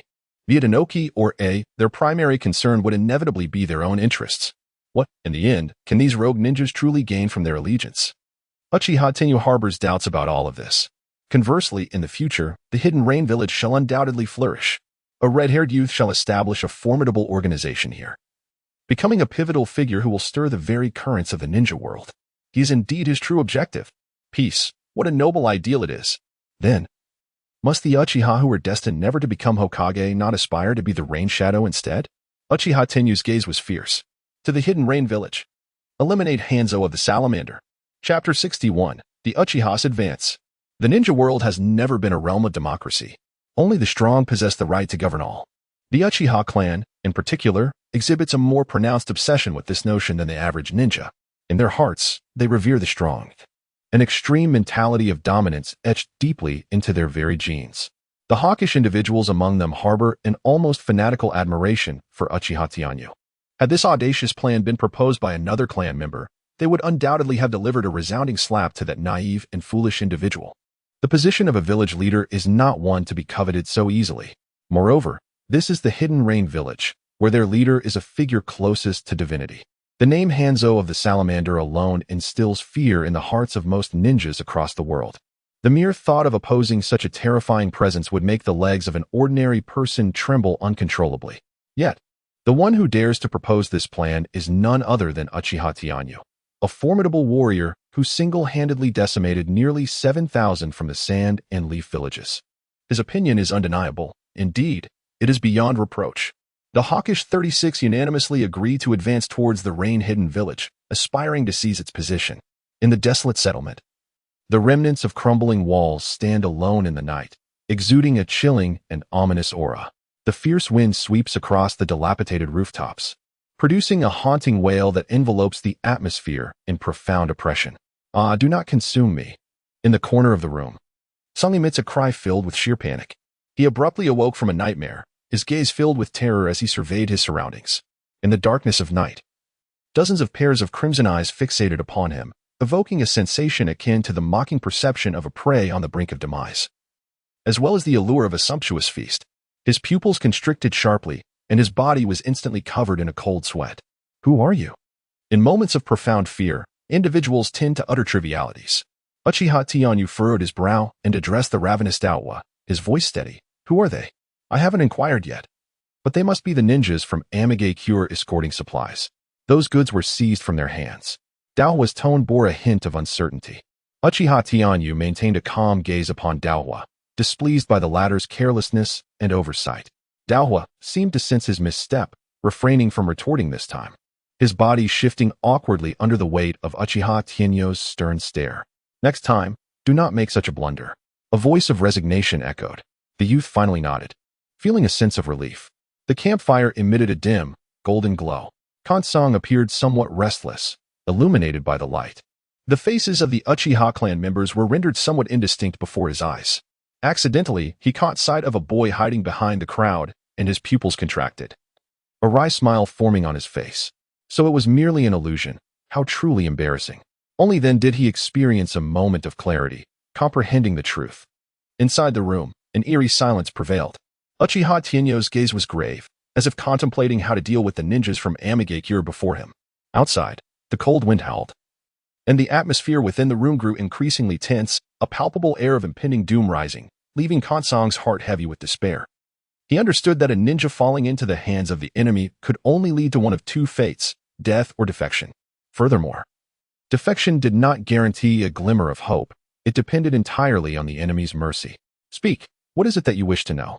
Kamikaze lowered his head, gazing upon his unconscious comrades, resolved to bow before the adversary in search of a sliver of hope for himself and his teammates. He possessed remarkable intelligence, aware that, given his capabilities, he could not withstand the presence of these enigmatic individuals exuding a malevolent aura. The ability to assess the situation is undoubtedly a crucial skill for a ninja. It may offer a glimmer of hope in dire circumstances. From the shadows, Kame lifted his head, a flicker of pleading evident in his gaze. He still clings to life, at the very least. He refuses to allow himself to relinquish his existence without putting forth any effort. Such a surrender would be utterly extravagant, would it not? Uchiha Tianyu sensed the fluctuations of the other party's spirit. Can anything be said? Indeed, replied Liansong, his voice steady and resolute. Even the intelligence of your village? Absolutely. His tone remained resolute, betraying no hint of a traitor on the verge of divulging the village's secrets. This time, Uchiha Tianyu remained silent, his gaze profound as if contemplating the veracity of the other's words. Kamakura was not surprised by the response. Perhaps the youth before him was encountering someone as spineless as himself for the first time. A bitter smile crept across Kamakura's heart. Yet, how could mere information compare to the value of precious life? Not every ninja possesses unwavering loyalty to their village, especially in a place like Amage Cure, where ninjas are inherently a self-serving lot. Ninjas submit to those who are stronger, and the so-called loyalty is merely a deceptive slogan meant to fool the masses. Kamakura seethed in silent indignation. He was unwilling to remain loyal to Sand Hidden in such a manner, thus he chose betrayal. Over the years, he had long since discerned the true essence of a ninja. Look at me, a vague voice echoed, compelling Kame to involuntarily gaze into the eyes of the youth before him. A somber aura permeated the dilapidated room, and within the crimson tomo, there emanated a hazy suggestion of the mind. This mental suggestion, achieved through various forms of indoctrination or other psychological means, aimed to dominate the actions and thoughts of others, often involving manipulation and influence over their psyche, compelling them to act according to the will of the manipulator. Yet, the profession of a ninja is invariably steeped in deception and falsehood. Only by genuinely probing into another's inner world can one find solace. He certainly would not place his trust in the unilateral assertions of the other party. At this moment, he is utilizing the Sharingan as a conduit to manipulate and hypnotize the will of his counterpart. After a lengthy pause, he inquires about the identity of the individual. Name: Kameo. Affiliation: a ninja from the Hidden Rain Village. Are you part of the Umbu? No. I am merely an ordinary nin responsible for procuring provisions from various nations. After another prolonged silence, he exhales deeply. Uchiha Tianyu has extracted a wealth of information from his adversary's lips. Within the dimly lit confines of the room, only the flickering flames illuminate half of his shadowed visage. His expression remains impassive as he addresses a clan member skilled in genjutsu behind him. Continue to delve deeper into his psyche. Deception, distrust, and trickery. Ninja will resort to any means necessary. Under the veil of rain, a contingent of 36 Uchiha ninjas embarks on a journey, escorting provisions along the muddy path. Uchiha Tianyu strides with a disciplined and measured gait, his body swaying rhythmically akin to a pendulum, the silver pendants atop his hat chiming softly with each movement. This time, it is the sound of hypnosis and brainwashing. With each crisp chime, the subtle dark red hue in Kameo's pupils becomes increasingly pronounced. His mind was utterly ensnared, completely oblivious to the fact that 36 more individuals had joined the ranks. The creaking sound of wheels and hooves crushing the earth resonated. A group of figures adorned with wide-brimmed hats gradually faded into the distance amidst the curtain of rain. They departed from the desolate little village, fleeing their tranquil abode to embrace a future filled with uncertainties. Chapter 62. The current state of Rain-Hidden. Rain-Hidden Village. A gentle mist of rain drifted through the sky as a group of ninjas, adorned in the attire of Rain-Hidden Village and donning wide-brimmed hats, escorted dozens of horse-drawn carts laden with provisions, slowly advancing towards a towering edifice at the heart of the village. The 36-strong contingent surrounded the convoy of grain-laden carts.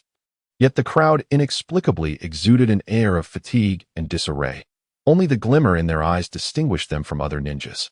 Among the ranks, a short, middle-aged man with a visage marked by pockmarks walked nonchalantly through the throng, seemingly unremarkable. Uchiha Tianyu touched his pockmarked face, revealing a peculiar smile. He was quite pleased with the effectiveness of his transformation jutsu. Had this been in the Academy of Konoha, he would have awarded himself a perfect score. At the very least, under this guise, they had navigated their way into the depths of Rain-Hidden Village with greater ease than he had initially anticipated. The village's defenses were lax, and with the cover provided by Kamikaze, their journey had been smooth and unimpeded. They were on the verge of reaching the Rain-Hidden Tower to fulfill their mission. Is it finally here? How nostalgic it feels, Uchiha Tianyu mused. As before him stood the tallest structure in the Land of Rain, a symbol of this realm and the hideout of Hanzo the Salamander, from which the edicts influencing this nation were disseminated throughout the land. His gaze gradually transformed into a fiery crimson, as a flicker of battle intent surged within his eyes directed towards the ominous Black Tower. There awaited a formidable adversary, poised to confront him.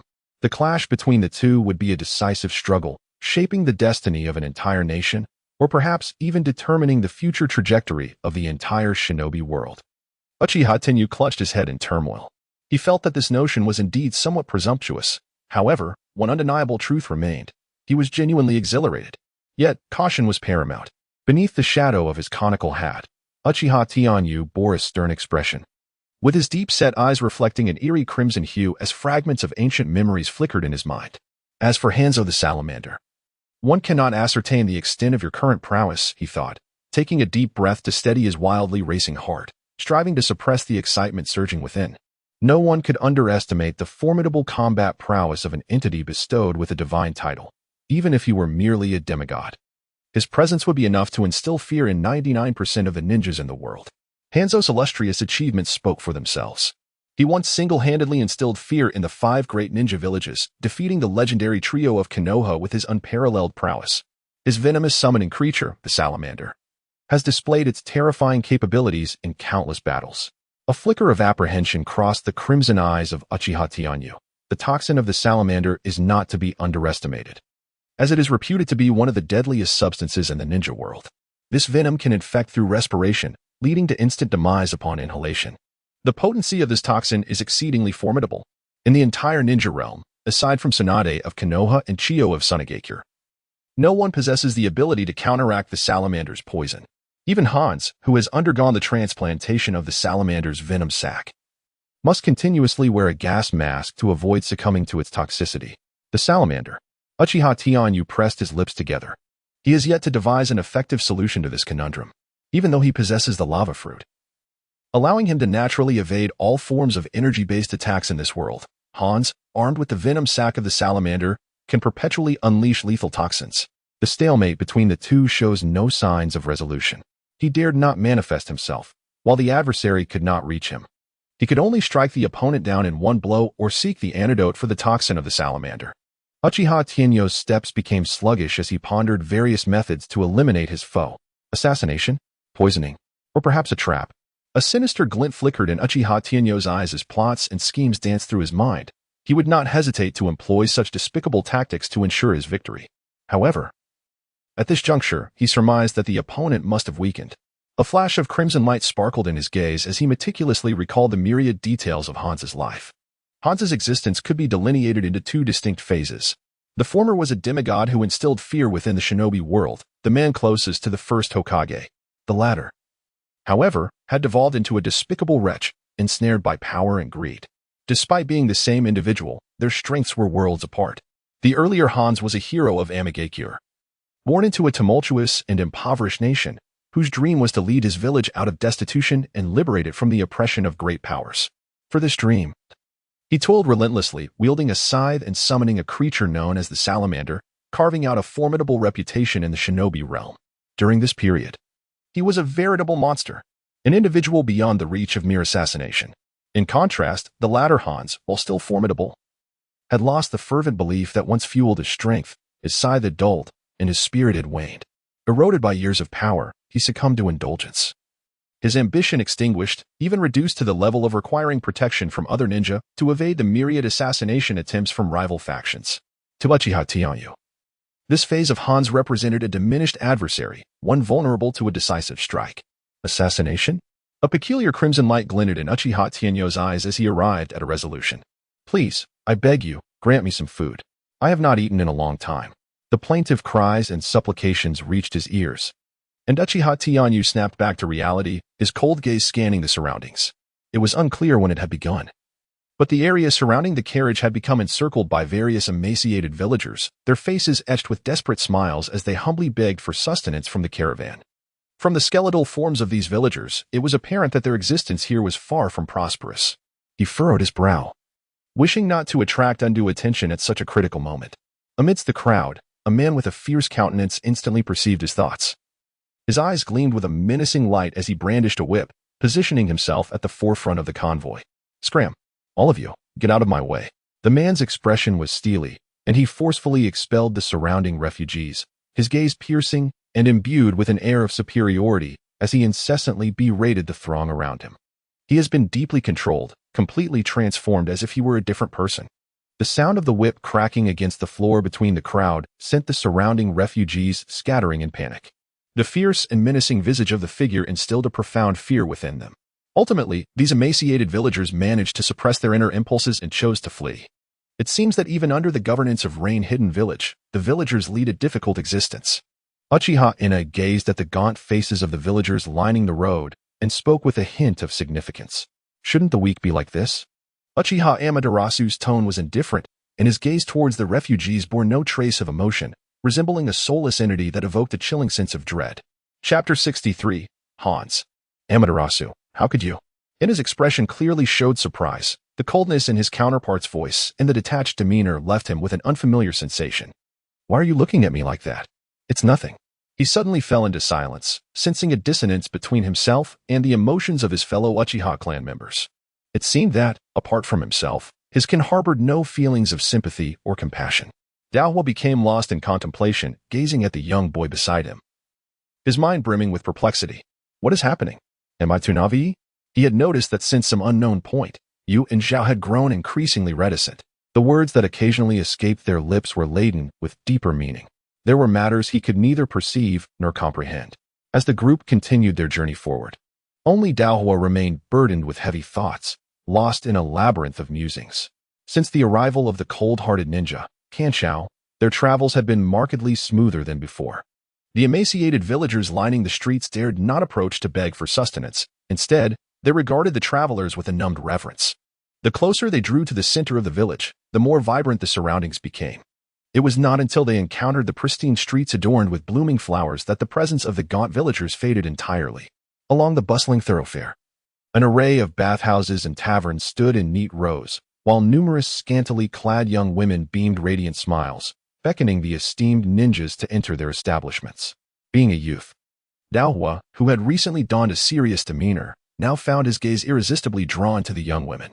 The sounds of merriment, laughter, cheers, and the soft gasps of the girls emanated from the taverns, where, in this autumn season, scantily clad courtesans writhed enticingly on their patrons. Uchiha Tianyu maintained a calm demeanor, his inner tranquility unruffled. Yuin village indeed had an openness in this regard. Or perhaps it was true that in every tumultuous corner of the world, the natural order tends to dissipate. At least in Konoha, such activities were conducted with a semblance of refinement, with patrons typically opting for private bathing rooms or hotel accommodations. Zhao, what exactly are they engaged in? The youthful curiosity of Daohua, who had just moments ago appeared so profound, now sparked an intrigue awakened by the allure of the young women. He is, after all, young and inexperienced. Pointing at a pair of entwined figures, he spoke with a face full of curiosity. Perhaps he had indulged a bit too much. Amaterasu's gaze remained indifferent, after casting a fleeting glance at the tangled couple. He casually remarked. Uchiha Tenyu frowned slightly. It seems his two younger companions are still oblivious to much. It appears to be time to introduce them to Jiraiya's renowned masterpiece. He subtly touched the area over his chest, where a thick tome was preserved in pristine condition.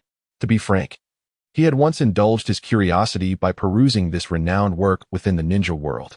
It is often said that a great reputation is not without merit, and he had gleaned much wisdom from its pages. As the cart creaked away from the tavern, the group drew ever closer to the rain-hidden building. According to what Kamitu had mentioned, the task delivery point was situated on the first floor of the rain-hidden building. Here, the absence of villagers was palpable. Instead, checkpoints and various teams of ninjas patrolled the area surrounding the building. The defensive forces here were astonishingly formidable. Was Hanzo truly so fearful of death? Uchiha Tianyu surveyed his surroundings with an impassive demeanor. Prior to this moment, they had encountered several inquiries, but fortunately, with Kamisu's cover, they had managed to blend into a location merely 300 meters from the rain-hidden building. The regulations here were stringent. Even the explosive tags and shurikens in their possession had been confiscated by the patrolling ninjas. After navigating numerous checkpoints, they finally succeeded in entering the first floor of the rain-hidden building. This was the stronghold for rain ninjas to assign tasks. As they walked, several ninjas donned in mysterious animal masks traversed the hall, their piercing gazes exuding an ominous and bloody aura, rendering the atmosphere quite unsettling. It was the Umbu member Uchiha Amaterasu who spoke in hushed tones. Let us refrain from further discussion. The security here is more stringent than we anticipated, so we must tread carefully. Uchiha Tianyu, appearing as a middle-aged man with a stern visage, spoke in a low voice. Just ahead, Kamisu was engaged in task handover with an Umbu ninja. His heightened sensory perception allowed him to discern the severity of the security. Visible patrols were evident, while hidden forces were alarmingly abundant, posing a risk of exposure with even the slightest misstep. The transformation technique, too, was not without its flaws. If one were to be perceived through chakra detection, discrepancies could be revealed. Numerous ninjas moved about the task hall, each radiating an aura steeped in the sin of blood and the residue of battle. In a concealed corner of the hall, the Uchiha clan diligently transported supplies from the cart. Some passing ninjas engaged in discussions about the latest happenings in Rain Village, capturing Uchiha Tianyu's attention as he listened intently to their conversation. Hey, did you hear? A few days ago, yet another presumptuous outsider ninja came seeking revenge against Lord Hanzo. Oh, who was it? They say he is a chunin skilled in explosives. Apparently, his parents were slain by Lord Hanzo 12 years ago, hailing from a Wagakure. Oh, that truly is the progeny of a significant figure. However, it's rather naive of him to think he could assassinate Lord Hanzo with explosive tags. He never even laid eyes on Lord Hanzo before being eliminated by the Umbu. His remains were even ground up to feed the pufferfish. How cruel, chuckled a man with a scarred face, his sinister smile betraying a twisted sense of excitement at such brutality. By the way, how many have attempted to assassinate Lord Hanzo this month? This should be the 8th, right? Lord Hanzo's summoned beast must still be hungry. Uchiha Tianyu silently followed behind Kamasu. Straining to overhear the conversation between two passing genin, his brow furrowed. It seemed that the desire for Hanzo's life was not unique to him alone. Indeed, the Rain Village occupied a strategically vital position at the confluence of the Earth, Fire, and Wind nations, and yet Hanzo reigned over this critical territory, effectively grasping the throats of the other 3 nations. It is hardly surprising that they wished to eliminate the troublesome Hans. Moreover, in his youth, Han slaughtered countless ninjas from various villages, leaving behind survivors and their descendants who yearned for vengeance. Be it avengers, those entangled in interests, or challengers drawn by his grand title of demigod, all these factors would undoubtedly exhaust Hans. Observing the departing figures of 2 lower-ranking ninjas, Uchiha Tianyu's gaze remained tranquil. It appears that meticulous planning is imperative. Chapter 64, Customs. On a rainy evening, at the Dream Tavern. This establishment is reputed to be the most opulent and extravagant venue in the rain-hidden village, where expenditures of hundreds of thousands of ryo in a single night are commonplace. The patrons who frequent this tavern are either nobles, affluent ninjas, or intelligence agents from various nations. At the entrance of the tavern, 2 rows of vibrant flowers flank the path, where young women of various ages stand in neat formation, donning radiant smiles akin to blossoms, welcoming each customer entering the establishment. Some scantily clad young ladies enticingly display their charms, seemingly impervious to the autumn chill. Clad only in minimal fabric, these young women exude enthusiasm, boldness, and exuberance, under the alluring whispers beckoning patrons to indulge. Even those merely passing by seem to lose their reason, bewilderedly following them into the dimly lit tavern. For these young women, today promises to be a day of abundant profits. Beneath the night sky, outside the tavern, 3 youths hastily approach through the relentless rain, their clothes drenched. Yet the fire within them remains undiminished. They have finally arrived. Uchiha Tenyu holds his head high, his gaze fixed upon the flickering neon sign above, radiating a peculiar desire. The Dream Tavern, renowned for possessing the strongest liquor in the ninja world.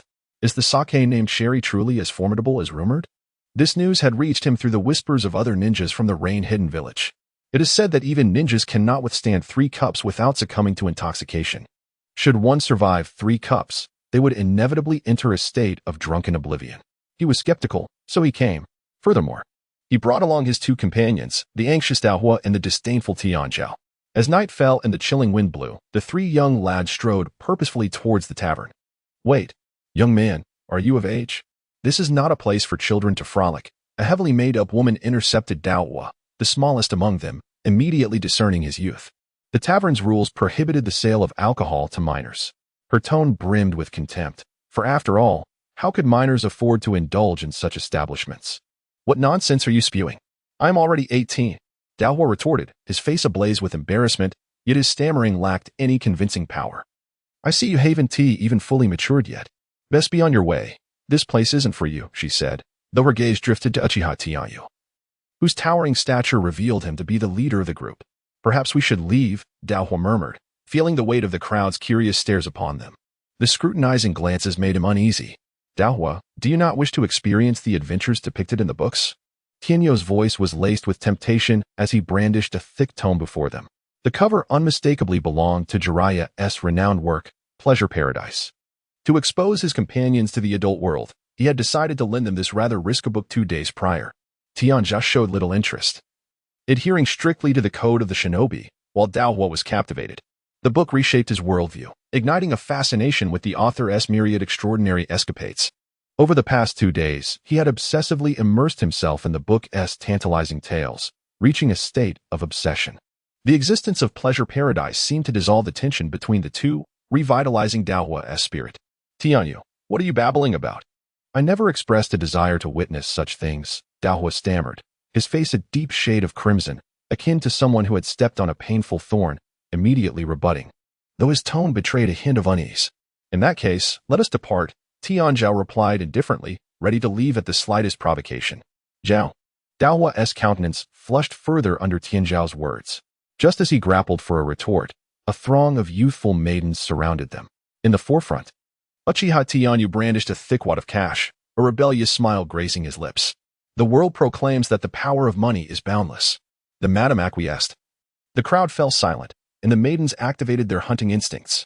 An intoxicating fragrance, reminiscent of orchids, enveloped the trio, enchanting Daohua. He swore it was the most delightful scent he had ever encountered. "Young master, you are truly adorable," one maiden beside Daohua remarked, seemingly adept at reading the boy's psyche. Her smile blooming like a flower. This gentle smile ensnared Daohua, leading him dazedly into the tavern. "You carry yourself with such pride. It's quite cool," another woman, holding sake, gazed at Tianzhao with admiration, and under her half-hearted insistence, he too entered the tavern. "My, you are quite robust," a heavily made-up older woman, grinning lewdly, approached Uchiha Tianyu, her hands poised to grope the youth's chiseled chest. "Get away.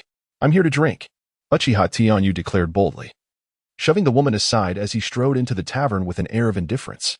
Within the dimly lit tavern, countless souls indulged in revelry. The atmosphere was rife with unspeakable activities, punctuated by the low, guttural cries of men and women. All of this left Daohua's face aflame, as he truly opened his eyes to the world.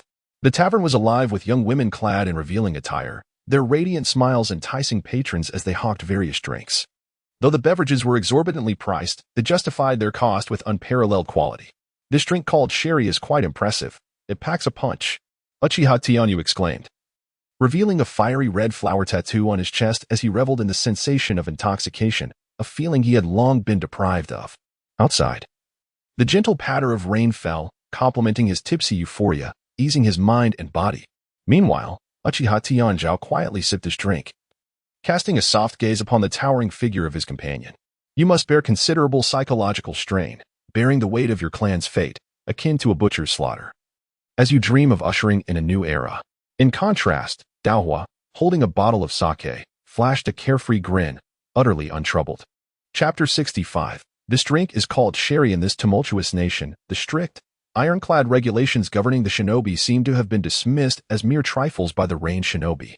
They indulge in alcohol, smoke, and engage with women, seemingly unwilling to reject anything that provides them with a sense of numbness and pleasure. From the lowest ranks to the esteemed Hanzo, all partake in this escapism, living in a haze of intoxication and oblivion, seemingly having forgotten their original aspirations. Even as the villagers of Rain Hidden Village face increasingly dire circumstances, with the onset of late autumn bringing hunger and cold that claim lives, they remain indifferent. The Dragon Slayer has ultimately become the very dragon, succumbing to the comforts of ease. Within the tavern, a thick haze of smoke envelopes the air, while vibrant voices rise and fall in a cacophony of seductive murmurs, furious shouts, and the raucous antics of drunken revelers, where every corner becomes a scene of debauchery and chaos. Some inebriated ninjas lay bare the basest instincts of humanity, revealing their vile natures. They unveil the shadowy aspects of their repressed souls. In a state of chaos and intoxication, they engaged in dubious acts under the guise of dreams.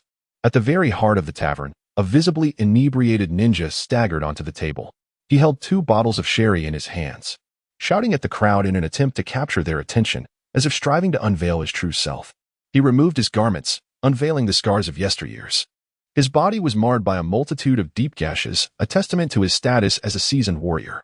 In the shadowy corner, Uchiha Tianyu's gaze was captivated by this man. Suddenly, a middle-aged ninja, intoxicated and exuberant, bellowed with enthusiasm, hastily shedding his trousers. "Ah, damn it! This scoundrel intends to defile the very ground with his disgraceful display." The audacious act of this inebriated ninja left the patrons of the tavern in sheer disbelief.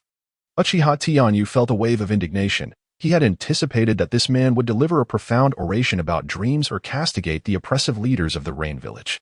Clearly, he had overestimated the situation. The burning sensation of alcohol surged down his throat, flushing his face with heat, perhaps from shame, perhaps from anger. The man was ultimately forcefully expelled, as the crowd could no longer tolerate his vile antics. Even in this whimsical tavern, such degradation could not be permitted. After this incident, the tavern returned to its tranquil state. Meanwhile, at a window-side table, Inari found himself ensnared in a precarious predicament. "Let me see. Just a glance. Don't act like a child." No. What are you doing, Sister Yin?" The young Inari, his face flushed, futilely resisted the advances of a seasoned hostess. But he was merely a child, utterly outmatched by his opponent. He resembled a hapless lamb ensnared within a pack of wolves, destined to succumb to their relentless onslaught. "Come, let me take a look." he exclaimed. No, the rice fire still strives to resist. Such exhilarating events were perhaps too premature for him. He was ill-prepared mentally. Young man, do you truly believe that having perused a few books grants you the prowess to navigate the taverns? How absurd. Uchiha Tianyu gulped down his drink. His gaze clouded with inebriation. Utter nonsense. Uchiha Tianzhao remarked indifferently, casting his judgment upon the naive rice fire. At times, the distinction between reality and illusion may hinge on a mere sip of liquor. The facade of the false seductress appeared innocent and carefree, akin to the girl next door. However, the genuine temptress, after a drink, unveiled her true nature, revealing her predatory ambitions. What nonsense is this? Ambiguity? Sweet nothings? Or the collision of hearts? Such trivialities can go to hell. Her fragility and innocence were mere masks. Now, she smoked and drank, her demeanor exuding a wild and unruly charm. The once pure visage now bore a sinister grin reminiscent of a hellish specter.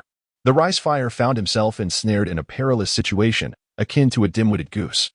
Utterly at the mercy of the other party, his youthful, innocent eyes brimmed with helplessness, evoking sympathy. In stark contrast stood Uchiha Tianzhao, his expression devoid of emotion. He maintained an icy demeanor throughout, exhibiting an air of extreme arrogance. He resembled a hyena mingling among a troop of monkeys. His demeanor utterly incongruous with the tavern's vibrant atmosphere. Even amidst the revelry and indulgence of this lively establishment, he remained composed and dignified. Abstaining from even a single drop of alcohol, he strictly adheres to the constraints of the ninja code, perfectly restraining the turmoil within his heart. He is a truly qualified ninja. After being consumed, the gugu shui li evokes an intense, searing sensation akin to a blade slicing through the throat, swiftly followed by a burning agony that engulfs the very core of one's being. In this moment, the eyes of Uchiha Tianyu, which should have been entranced, now reflect a profound depth reminiscent of an abyss. In this world, every individual harbors their own tragic tale. A flicker of reminiscence crossed his eyes, reminiscent of how Amaterasu's parents perished on the battlefield due to their carelessness. Indeed, it serves as a poignant lesson etched deeply in one's memory. As twilight descends, the tavern becomes increasingly crowded. It appears that in the rain-hidden village, ninjas, apart from frequenting the tavern to numb themselves with alcohol and women, have little else to engage in. Wealthy ninjas indulge in upscale taverns, while their less affluent counterparts settle for a few bottles of sherry, seeking the intoxicating experience of oblivion. Each individual has their own way of coping, yet ultimately, everyone aspires to visit the dream tavern. No one wishes to savor the taste of sherry in solitude. Such a manner of drinking is indeed profoundly desolate. Bang! The tavern door was forcefully thrust open. All eyes turned towards the entrance. A tall man with a sinister expression entered, his gaze as sharp as that of an eagle. He surveyed the surroundings of the tavern, flanked by dozens of glamorous courtesans eagerly attending to him. His arrival stirred considerable commotion. Lads, the eagle-eyed lord has arrived. Hurry and welcome him. At the bark of the madam, the tavern momentarily froze. It is the eagle-eyed lord. A sudden uproar of cheers erupted within the tavern, as if the newcomer were a personage of great significance. In a dimly lit corner, beneath the flickering lights, Uchiha Tianyu's eyes glimmered with intrigue. What a fortunate coincidence. He had not anticipated the target would appear so swiftly. Uchiha Amaterasu's body tensed, his gaze radiating a chilling light, reflected in the bottle of sherry. The sharp blade he gripped was held tightly in his hand. Do not be too anxious. The moment has not yet arrived, Uchiha Tianyu remarked, swallowing the sherry. His stare directed at the man by the door, calm to a terrifying degree. Chapter 66, Hattori Haijiro. In this world, money holds immense significance for everyone. Without it, one finds it exceedingly difficult to navigate life. Yet, there are two forces that surpass monetary value: power and strength. Within the Dream Tavern, while the patron's wealth dictates their enjoyment, for the tavern's proprietors, maintaining a business amidst chaos necessitates the importance of strength. Despite the presence of the most potent spirits in the ninja realm, alcohol cannot offer protection. Only the might of ninjas can safeguard them. Arson, robbery, and murder are realities that unfold continuously in the rain-hidden village. To sustain a business, one must inevitably seek the protection of Hanzo. However, Hanzo does not frequent such public establishments. Yet, the eagle-eyed lord does. He is the true figure of Yuin village, renowned as the right-hand man of Hans, H. Kagami Haijiro. This is a man who has devoted his life to following Hans, a formidable warrior forged in the crucible of battle. The air around him was steeped in the acrid smoke of battle and the metallic sin of blood, an atmosphere so intense it was almost terrifying. He was undoubtedly a figure of formidable power, perhaps not inferior to Hanzo himself. A flicker of caution danced in Uchiha Tenyo's eyes, although he had never before heard this man's name. He was certain that the strength before him transcended that of an ordinary shadow-level warrior. In this world, there are always those who remain inconspicuous yet formidable. Much like Hatake Anshan, the youth in the shadows bore a depth in his gaze. He gulped down a generous draught of sherry, the fiery liquid scorching his throat. Yet his mind remained remarkably lucid. The legendary eagle eye was never underestimated. Even the tavern's courtesans were well aware of this fact. The tavern maidens held him in high regard, with various enchanting figures hastening towards this esteemed individual. Some women, who were previously engaged in playful banter with patrons, decisively abandoned their companions to flutter over to Saito Haijiro. Even the lesser figures harbor their own ambitions. The courtesans, too, aspired to ascend the ranks and become phoenixes among the branches. The world may proclaim the Uchiha clan as powerful, but these tavern maidens undoubtedly possessed more cunning than the Uchihas themselves. In this chaotic realm, the protection of the influential can often prove far more valuable than millions or even billions of gold coins. In the village of Amigakure, there was not a single courtesan who did not yearn for the favor of the esteemed Eagle Eye, just as no man could resist the allure of Sherry. At least in this moment within the Dream Tavern, the arrival of this man eclipsed Sherry in both dominance and charm. He had finally departed. It was indeed perilous. And Adahibi, breathless, gazed after the retreating figure of the enchanting lady, his eyes betraying a flicker of trepidation. He finally realized that the authentic tavern experience was utterly dissimilar to the encounters depicted by the protagonist in the Paradise of Intimacy. One was a narrative, the other an incident. The taste of sake was quite pleasant, wasn't it? Uchiha Tenyo's gaze bore a hint of amusement. The youth, though his eyes darted away, remained resolute in speech. You brat, Uchiha Tenyo chuckled softly, yet chose not to elaborate further. Within the tavern, the ambience seemed to revert to its previous state, the only alteration being the presence of a notable figure from the rain-hidden village. The woman who referred to herself as Sister Yin had ceased to harass Daohua. Shifting her attention towards the man known as Eagle Eye, she too aspired to capture the attention of such a distinguished individual. At that moment, Daohua, with a sullen expression, sipped his sherry. It was rather amusing that when that woman was by his side, the youth had not touched a single drink, his face reflecting disdain for her company. Yet, once Sister Yin departed, the young man grew restless. Perhaps this had little to do with Sister Yin herself. It was likely a sense of dissatisfaction arising from the loss of something that was uniquely his. Sister Yin, adorned with a smile as radiant as flowers, boldly sought her prey, deftly maneuvering through the throng of numerous barmaids to stand before Eagle Eye. However, her efforts were destined to be in vain, for the man was in a rather foul mood. Get the hell out of here, Hattori Haijiro bellowed in a dark, thunderous voice. A palpable aura of menace enveloped the tavern, plunging the patrons into a profound silence, while the women surrounding him scattered like frightened birds. He sat alone by the window. Behind him, 3 youths silently sipped their drinks. Serve the drinks, and everyone keep quiet. The powerful figure spoke. Instantly, the once boisterous atmosphere of the tavern was enveloped in silence, the shouts and cheers of men and women replaced by the muted sounds of drinking. Such was the might of the powerful, it was indeed formidable. He sipped his sherry expressionlessly, while the man known as Eagle Eye also drank his sake with an impassive demeanor. He preferred sherry over women. He gulped down the strong liquor. Yet the turmoil within him found no ears to hear it. With each glass consumed, the gaze of this man, sharp as an eagle's, began to blur. In this world, no matter how dark the corners, there will always be souls yearning for light. Once a resolute follower, his heart was now filled with despair. Time may have altered Hans, but it could never change the essence of Heiji Hattori. The man who once harbored grand ambitions to transform the hidden rain village had devolved into one seeking mere pleasure. Yet, the once obscure man still clung to the aspirations of his youth. Hans and he had grown increasingly apart. Ah, Lord Hans, you have truly changed. Am I now but a stumbling block in your eyes? The man's hands trembled with tension, his gaze rife with anguish and grievance. He poured the sherry into his mouth in large gulps. He felt as though he was on the brink of collapse. His eyes flickered with an overwhelming fury. He was enraged that the man he had followed for half his life had become so absurd. Those reformers who had previously stood behind him had suddenly met with inexplicable deaths, and in their place, a crowd of sycophants now surrounded him. He is aware that this group of shameless individuals has usurped the honor of true reformers. Even more despicable is Hans's tacit approval. These people meticulously weave various dreams and narratives, allowing Hans to indulge in the intoxication of past accolades. They, under the name of the Rain-Hidden Rulers, have utterly tarnished the former glory of Rain-Hidden Village. In the face of all this, Hattori Hydra refused to submit. Thus, he took action against those beasts. Consequently, he lost the trust of Hans. His foolish insistence has only invited Hanzo's lethal intent. To outsiders, he still appears to be Hanzo's right-hand man. A significant figure commanding the dark faction, yet he alone comprehends the bitter truth.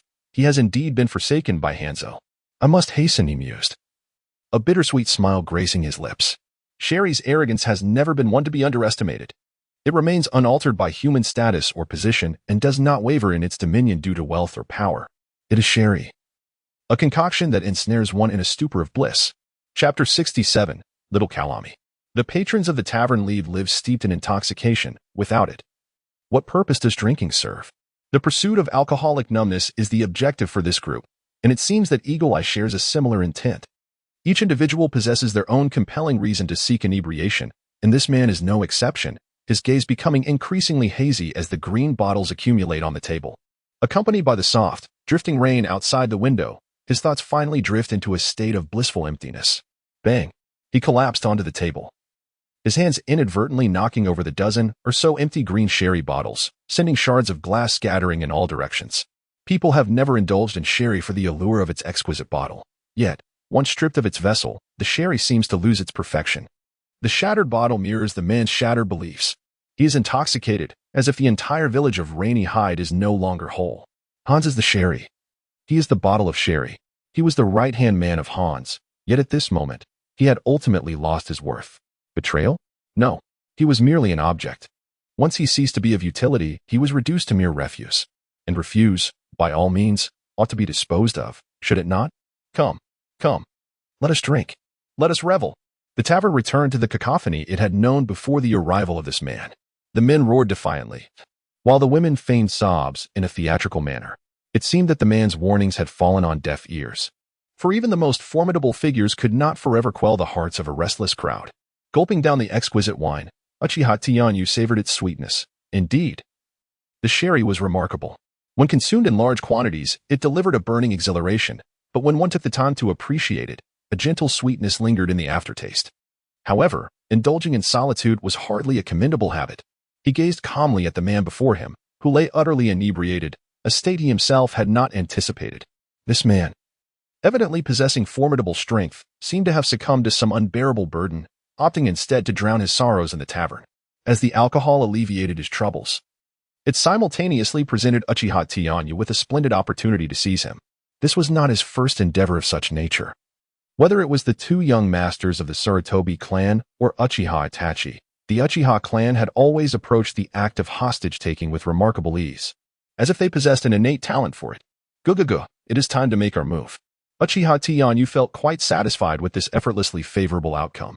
He seized a freshly opened bottle of sherry and poured its crystalline liquid down his throat, the translucent nectar cascading down his neck, rendering him an image of reckless abandon.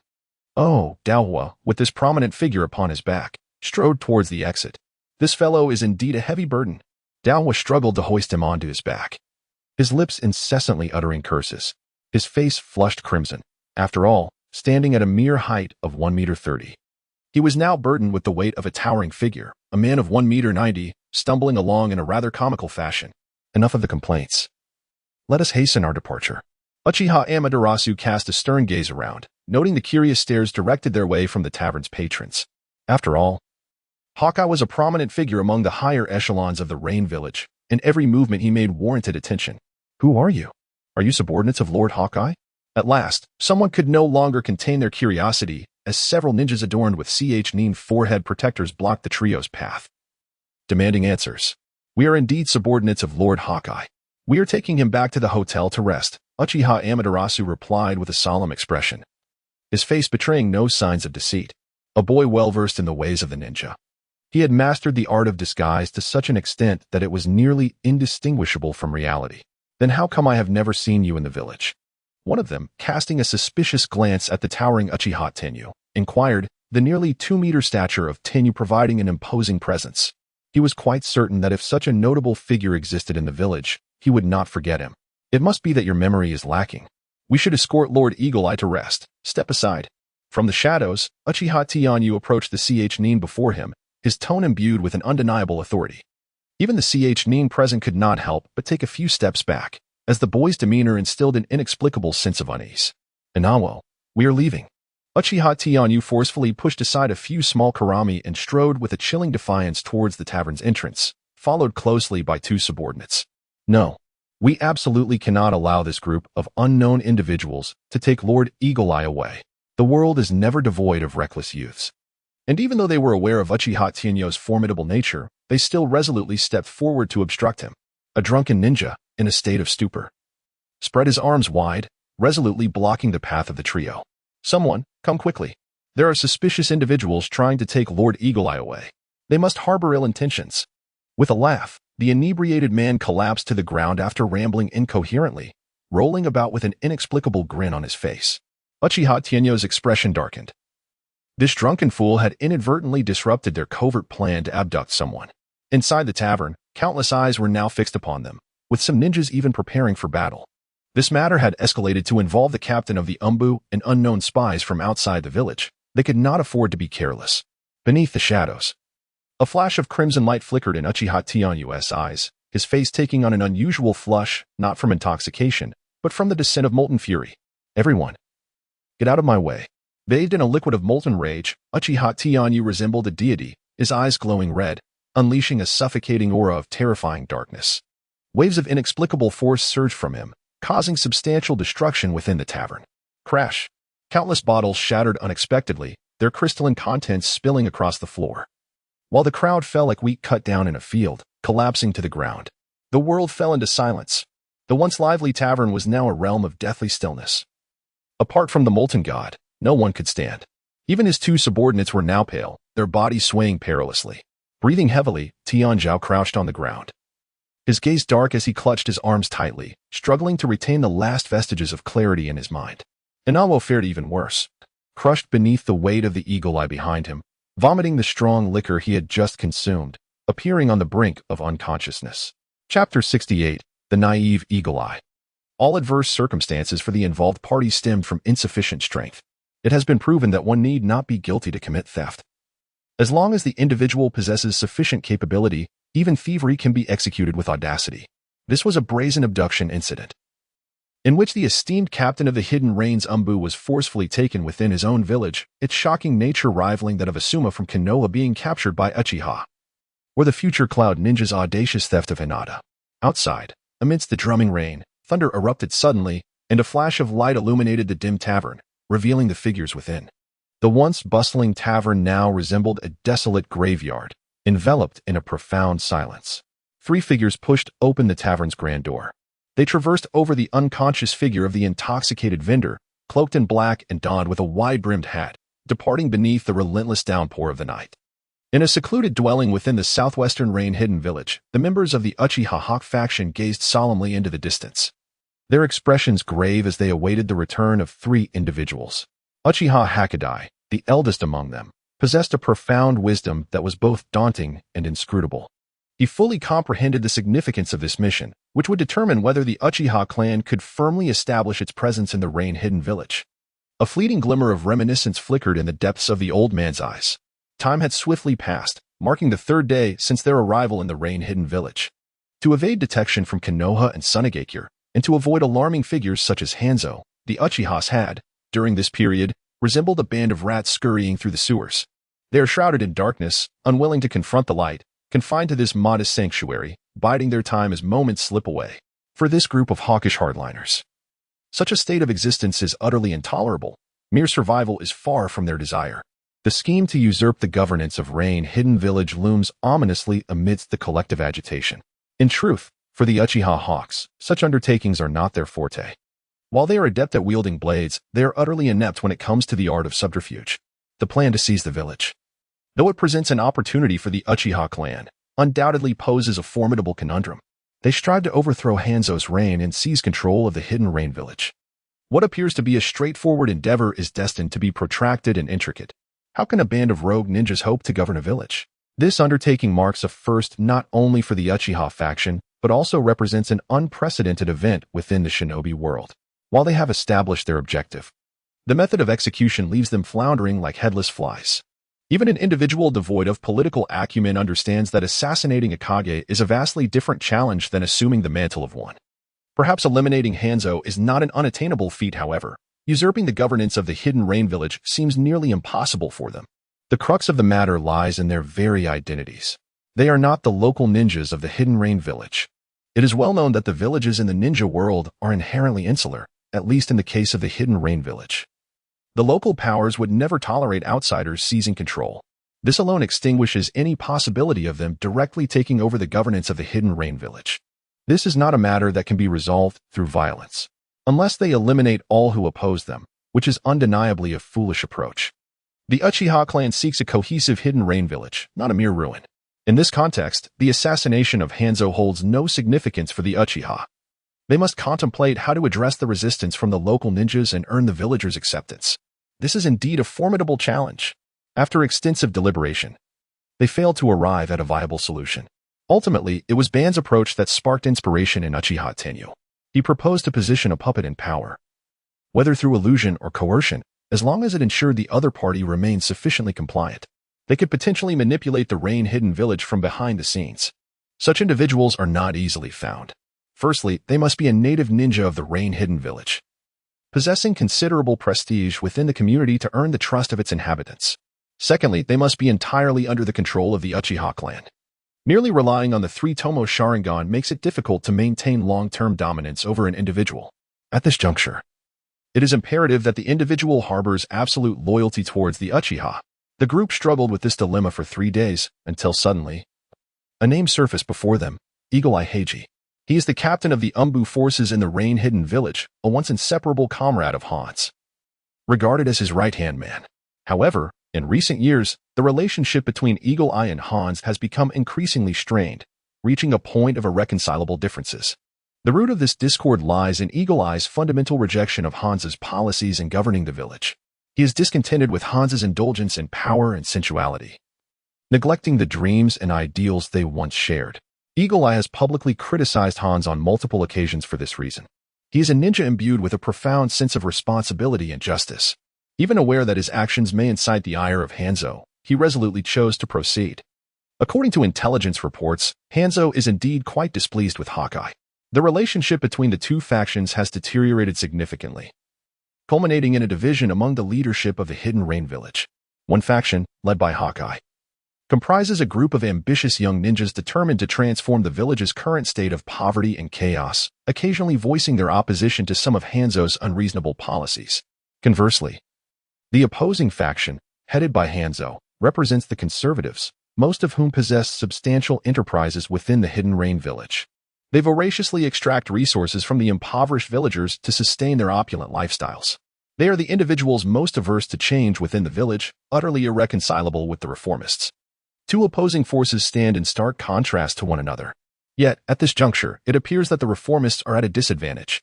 The leader of the reformists, known as Eagle Eye, seems to lack the resolve to confront Hans directly. Instead, he harbors a lingering hope of persuading the once ambitious and youthful Hans to return to his former ideals. He is undoubtedly an innocent fellow, entirely oblivious to the life and death struggle that has long since developed between him and Hanzo. Consequently, the Uchiha clan has set their sights on this naive man. Uchiha Hakadai, the grandfather of Inazuma, stands quietly at the door, his brow slightly furrowed as he gazes into the distant shadows of the torrential rain. A mixture of excitement and unease swirling within him. Suddenly, 3 swift sounds pierce the air from afar, and the Uchiha within the room watch solemnly as the dark night is shrouded in rain. In that night, 3 shadowy figures race towards them. Chapter 69, Conflict in the Land of Rain. The downpour is relentless. It seems that the people of this land have not beheld a clear sky for an eternity. As incessant gloom hangs overhead, a report circulates, fueled by the whispers of the malicious, concerning the Dark Division's captain, Lord Eagle Eye, who was forcibly abducted by unfamiliar faces after a night of revelry in a tavern. This news has stirred the village into a frenzy. The situation is dire. Amidst the escalating tensions between the reformists and the traditionalists, the unexpected disappearance of Heiji Hattori, the leader of the reformists, has exacerbated the conflict between the two factions. Upon receiving this news, the traditionalists swiftly gathered a multitude of ninjas in the village, seemingly intent on exploiting Eagle Eye's absence to eradicate the reformists in one fell swoop. The reformists, however, are not standing idle. They have directed their accusations towards Hanzo, who has had disagreements with Eagle Eye, and have mustered a significant force of their own. At this moment, both sides are locked in a fierce standoff beneath the rain-hidden building. Political struggles are merciless and brutal. In such times, even the truth seems to lose its significance. What matters is that the reformists are convinced that the traditionalists are behind this incident. And the traditionalists are eager to seize this opportunity to eliminate their rivals. Have they not yet located Eagle Eye? Not yet.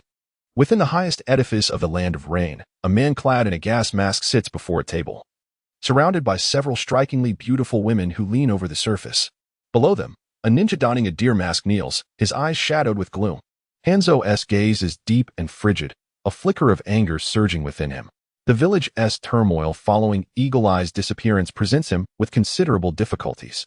If mishandled, the village could plunge into civil war. Hanzo, despite being the leader of the traditionalists and harboring disdain for the reformists, is not one to desire the outbreak of war. Who is the scoundrel behind Eagle Eye's predicament? Suddenly, Hanzo rises, peering out the window to see the gathering forces of both the traditionalists and reformists below the rain-hidden building, creating a tense standoff. It seems that a mere spark could ignite a brutal slaughter between the two factions. The sky is hazy, rain pouring down relentlessly. Yet it does nothing to quell the fiery tempers of both sides. Ah, what a tumultuous season this is. Hanzo's gaze, once again, grows pensive. He realizes he has become a scapegoat in this affair. Is this a farce orchestrated by the reformists? Or perhaps a conspiracy devised by the traditionalists under his command? Or could it genuinely be the work of spies from enemy nations? Hanzo's demeanor darkens, for he is a man plagued by suspicion. As the situation escalates, he cannot help but entertain the notion that Eagle Eye may be plotting a coup against him. People are prone to change. Could it be that Eagle Eye now aspires to occupy the position that I hold? Unease envelopes Hanzo, as the entire affair remains shrouded in uncertainty, ensnaring him in an invisible web woven by unseen hands. He gazed down at the dark figure kneeling before him and inquired once more. Are you certain that a ninja unleashed a mysterious genjutsu, causing over 230 individuals inside and outside the tavern to faint? And this occurred in the blink of an eye? Indeed. What manner of ninja possesses the ability to cast an illusion on so many at once? Hanzo's eyes widened as he rose abruptly, looking down upon Mist, the once fiercely loyal subordinate, who now appeared to covertly support the reformist elite. Speak. What kind of genjutsu was it? Answer me. Mist furrowed his brow, pressing his head deeply against the ground in silence, which only deepened his confusion. Throughout the shinobi world, he had never heard of anyone capable of employing such an extraordinary illusion on a large scale. Perhaps it is a hallucinogenic poison. After a moment of contemplation, Mist finally spoke. Only poison could achieve such an effect. Hanzo remained silent, his gaze cold and menacing as he scrutinized the high-ranking reformist before him. Mist, do you suspect that I am responsible for this? After all, my reputation for using poison is well known throughout the shinobi realm. A palpable aura of menace emanated from Hanzo. Mist merely bowed his head in silence, refusing to respond. He indeed harbored doubts about the man before him. After all, only Hans possessed both the motive and the capability to execute such a shocking act within the rain-hidden building. Wu understood that a man like Eagle Eye would never lose his ninja's acuity simply due to a few drinks. Nor would he allow himself to be abducted by 3 mere children. Such an occurrence was utterly unbelievable. Not only did he doubt it, but not a single member of the reformist faction believed it either. As the representative of the reformists, his sole intention in discussing this matter with Hans was to compel him to surrender the individuals in question. Wu raised his head, his gaze as cold as ice. He chose to confront Hanzo here, never contemplating the possibility of returning alive. The truth about Lord Hanzo is indeed so, is it not? Despite the testimony of a certain courtesan named Yin Jie, claiming that these 3 enigmatic ninjas were merely boys no older than 15. One must acknowledge that transformation techniques are not particularly extraordinary. At the very least, many ninjas in the village are adept in them. The Mist spoke with a dispassionate certainty about what he believed to be fact. Furthermore, I am well aware of Lord Eagle Eye's capacity for alcohol. He could never succumb to inebriation unless someone were to poison him, correct? Or perhaps the words of that so-called courtesan were orchestrated by me. Hanzo's voice dripped with an icy disdain. The Mist fell silent, standing tall. Sometimes, matters do not require explicit articulation. In certain instances, a wordless silence can wield greater power than a vehement retort. And that was precisely his approach now. Hanzo's gaze was frigid, exuding an aura of utmost severity. The Mist defiantly stared at the man reputed to be a demigod. Although it was deep autumn, Beads of cold sweat still trickled down his forehead, seeping through the layers of his black, cat-like mask, yet his eyes remained resolute. The room was filled with the crisp sound of raindrops striking the glass, punctuating the oppressive atmosphere. The ambience was one of grim foreboding. Hanzo's eyes, filled with chill, momentarily flickered with a hint of sorrow.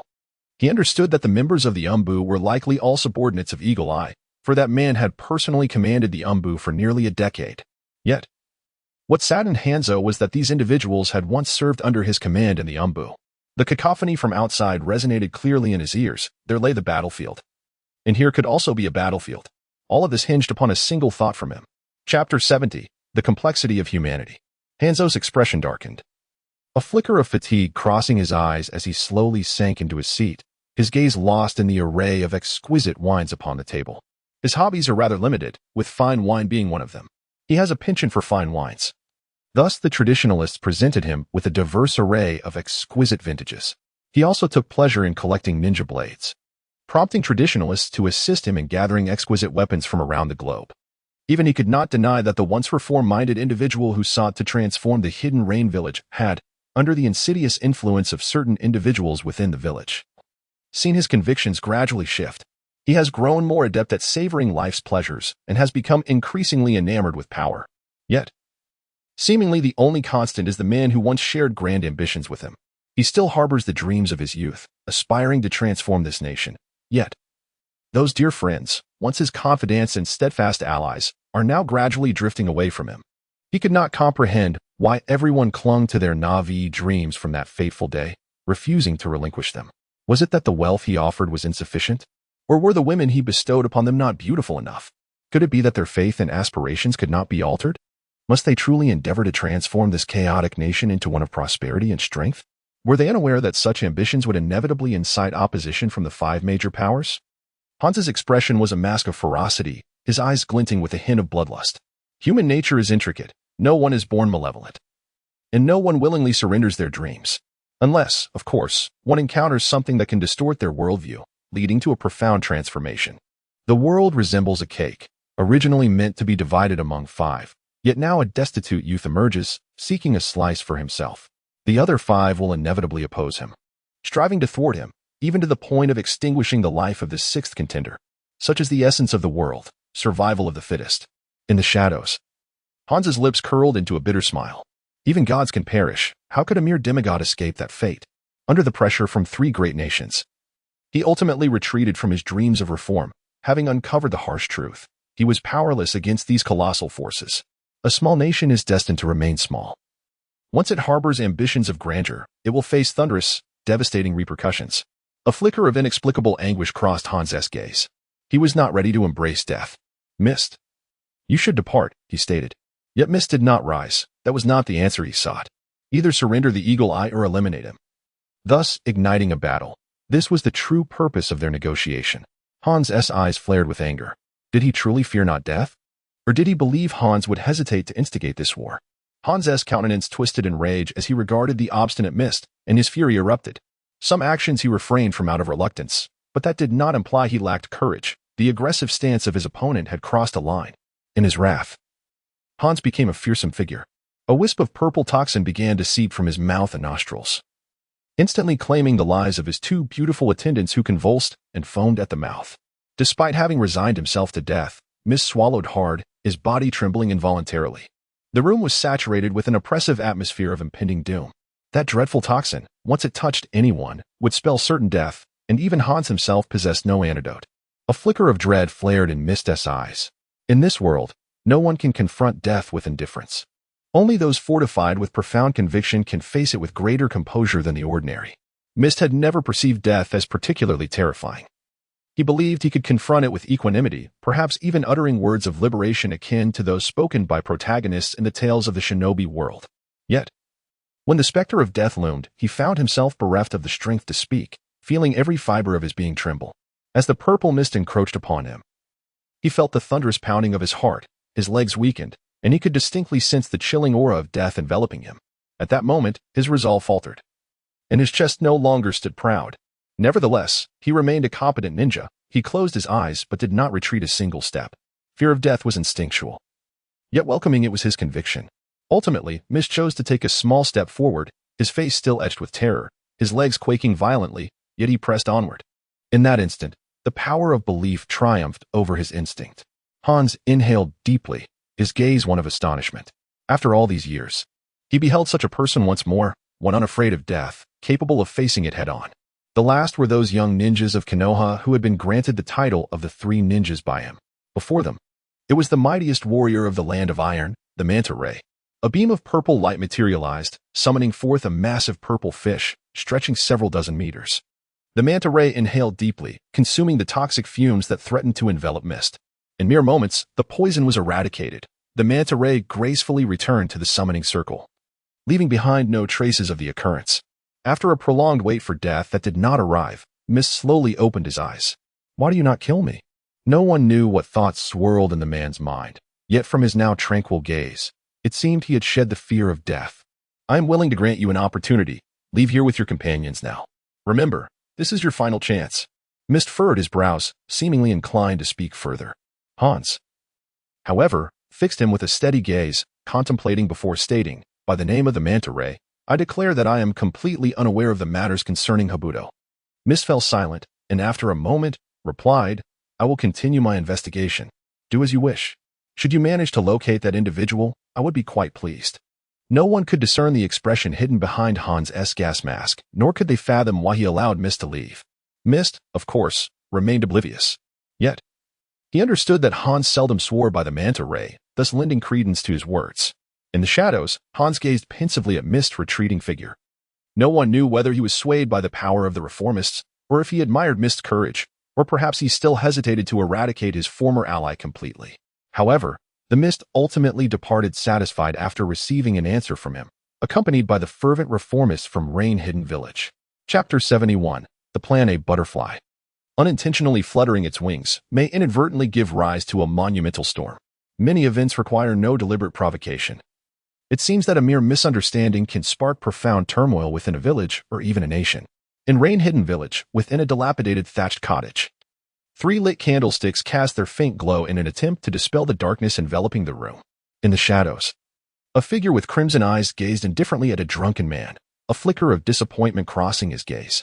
It had been 24 hours since Eagle Eye was taken away.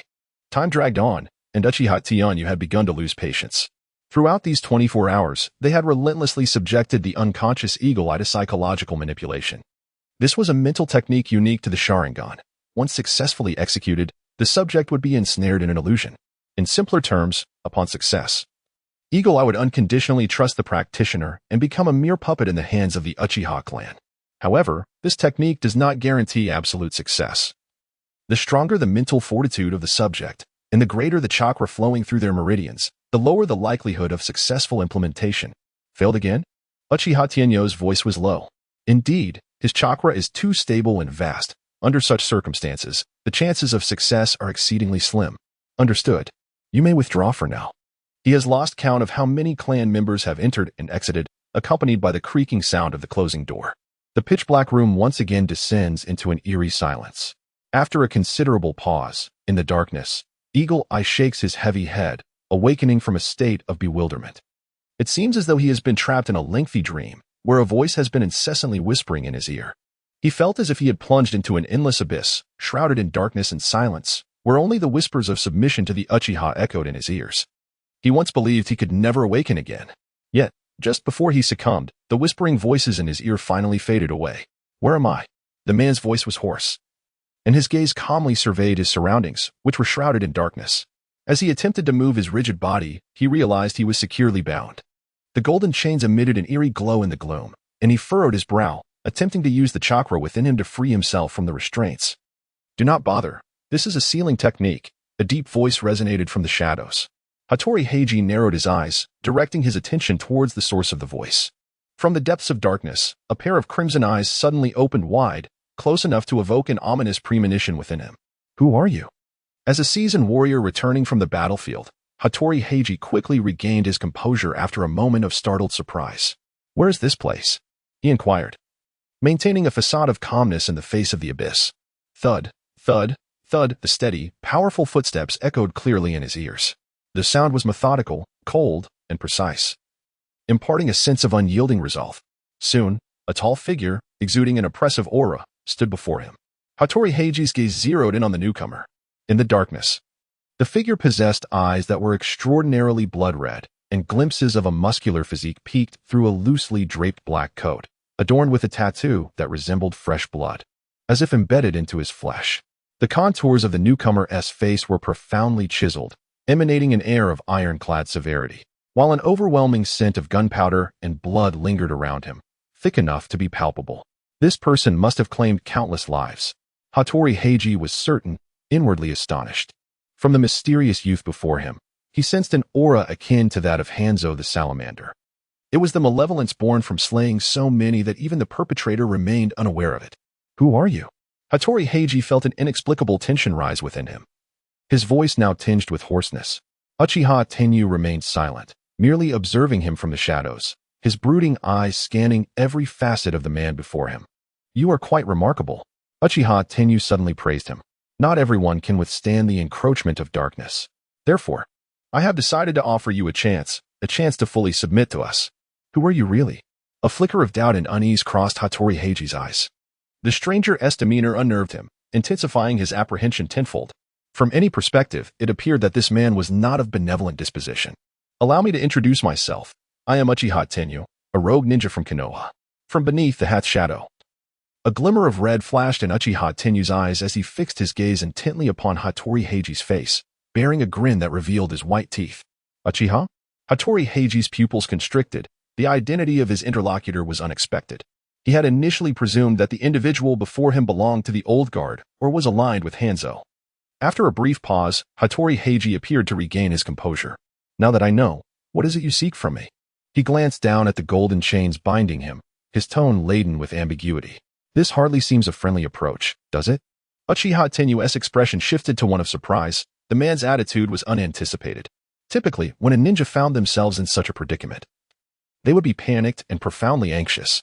Yet, this man merely experienced a fleeting moment of disquiet before swiftly regaining his cool. Truly, a ninja forged in the crucible of battle could maintain composure even in adverse circumstances. "Allow me to clarify," an aged voice, presumably that of Uchiha Hakadai, resonated. "I shall elucidate the situation. You may converse. I shall take my leave." In the darkness, Uchiha Tenyu turned to depart. Professional matters require those adept at them. He was not one for the role of a negotiator. Chapter 72. Joining.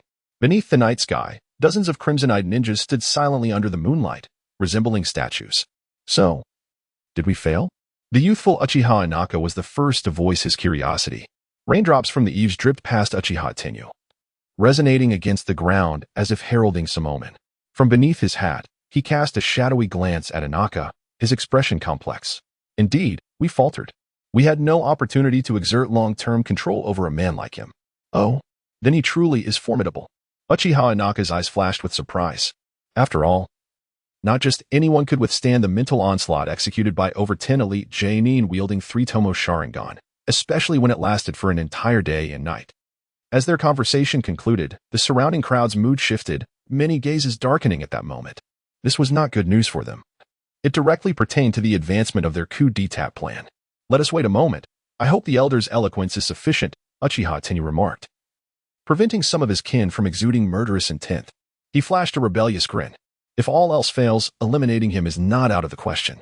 Though his tone was calm, a chilling intent glimmered in his gaze directed at the room, ever ready for action. His heightened perception allowed him to remain acutely aware of Hattori Heiji's emotional fluctuations. "I hope you comprehend your situation," he murmured inwardly. In their pursuit of a successful coup, they had prepared several strategies for this man. The most straightforward yet brutal approach involved using genjutsu to brainwash him into submission. However, it was evident that this plan had utterly failed. The second strategy involved persuading him sincerely to join their ranks, overthrowing Hanzo's regime and reshaping the nation. If he truly was the kind-hearted ninja described in the intelligence reports, harboring naive dreams, he might just shed his biases against outsiders and choose to ally with them. However, other clan members collectively deemed the likelihood of success for this approach to be minimal. The world was rife with narrow-minded ninjas, and few could embrace the Uchiha clan. Yet, Uchiha Tenyu still believed there was hope in the second option. He was acutely aware that within the realm of the ninja world, those who clung to their naive dreams often made astonishingly shocking decisions. When all else failed, the final recourse would be to completely erase him from existence, inciting a conflict between the reformists and the traditionalists, who would ultimately benefit from the chaos behind the scenes. The plan involved eliminating Hanzo and employing a transformation technique to assume his appearance, thereby deceiving the world and seizing control of the hidden rain village. However, such a strategy carried significant risks. Should anyone detect his presence through chakra sensing, it would likely lead to his exposure. Outside, a solemn atmosphere enveloped the crowd, punctuated only by the sound of raindrops striking the ground. They all awaited a verdict. After a prolonged silence, the door swung open, revealing dozens of crimson eyes fixated upon the elder, an inexplicable air of menace coalescing in the courtyard. Uchiha Hakudai emerged with an expression devoid of emotion. "You, follow me," he instructed, and the two swiftly returned to the chamber. In this world, there exist individuals who regard righteousness as the most vital aspect of existence, while others prioritize certain beliefs above morality. Heiji Hattori, known as the Eagle Eye, is one such man. Uchiha Tianyu regarded this individual with curiosity. He was unaware of what Uchiha Hashirama had conveyed to him. Nonetheless, this man had consented to join their scheme. He willingly played the role of a puppet for the Uchiha clan, determined to overthrow Hanzo's reign. In doing so, he made but one request: to spare the life of Hanzo the salamander. The night was shrouded in mist, with a gentle drizzle falling. Inside the room, two men sat on the floor, a small table placed between them, upon which rested two nearly empty bottles of green sherry. "Why did you choose to join us?" After a few rounds of drinks, Uchiha Tianyu finally broke the silence. Hattori Haijiro took a swig of sherry, the fiery sensation awakening his senses. "There are many reasons. Which one would you like to hear?" "Then perhaps you should share the most significant one," Uchiha Tianyu replied with a calm demeanor. "Consider it my desire to preserve Hanzo's life. After all, he is my dear friend." In the darkness, Uchiha Tianyu observed the man's gaze, sharp like that of an eagle, fixed intently upon him. He spoke with a grave tone. "I sense that your strength surpasses Hanzo's. If I were to be this puppet, at least he would be spared a life." Upon hearing this, Uchiha Tianyu turned to leave, choosing not to utter another word, fully aware that the man's words bore a profound truth. As he watched Uchiha Tianyu's retreating figure, Hattori Haijiro slowly withdrew the smile from his face. The ease he once felt was abruptly swept away. He gently set down the now empty sherry glass, retrieving a cigarette from his pocket and igniting it. A wisp of smoke gracefully ascended before him. Hattori Haijiro gazed deeply, contemplating the receding figure of Uchiha Tianyu, remaining silent for an extended moment. As tendrils of smoke were slowly exhaled from his lips, the matters appeared to present choices. In truth, he had long since been devoid of options. He is an intelligent individual. He would certainly not be foolish enough to remain oblivious to the peculiarities occurring within his own body. Alas, Hans. He slowly settled back down, a flicker of regret passing through his gaze.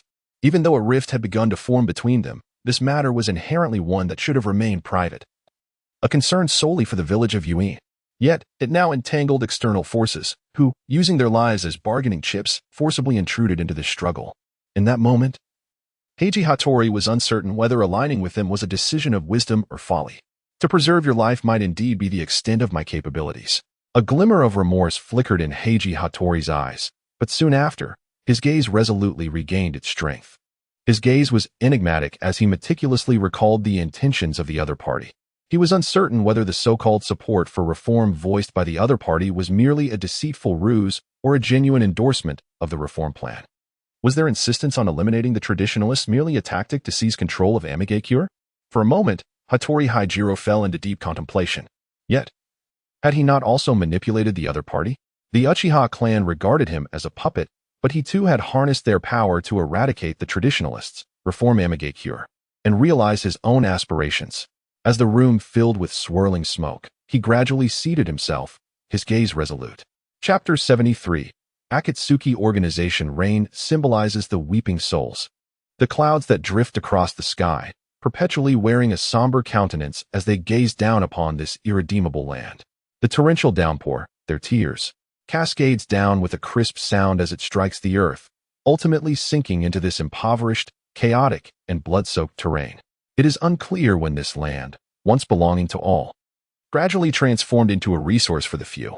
The traditionalist nobility suddenly seized control of Amigakure's most fertile lands, monopolizing the majority of the nation's resources.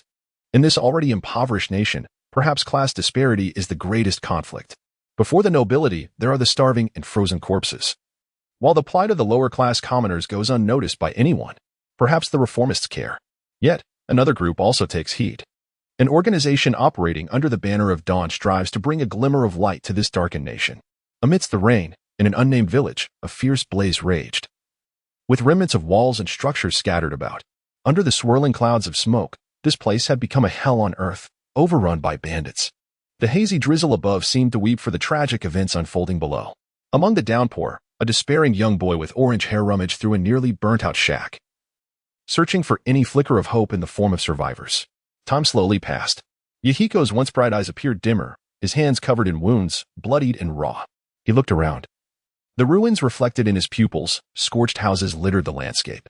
Beside him lay two charred corpses, solemnly resting on the cold ground. And everywhere were villagers in various states of death. The torrential rain seemed powerless to save them.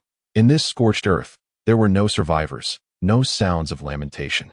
The atmosphere was somber and oppressive, as more and more Akatsuki members returned empty-handed from all directions, a silent mockery for the organization.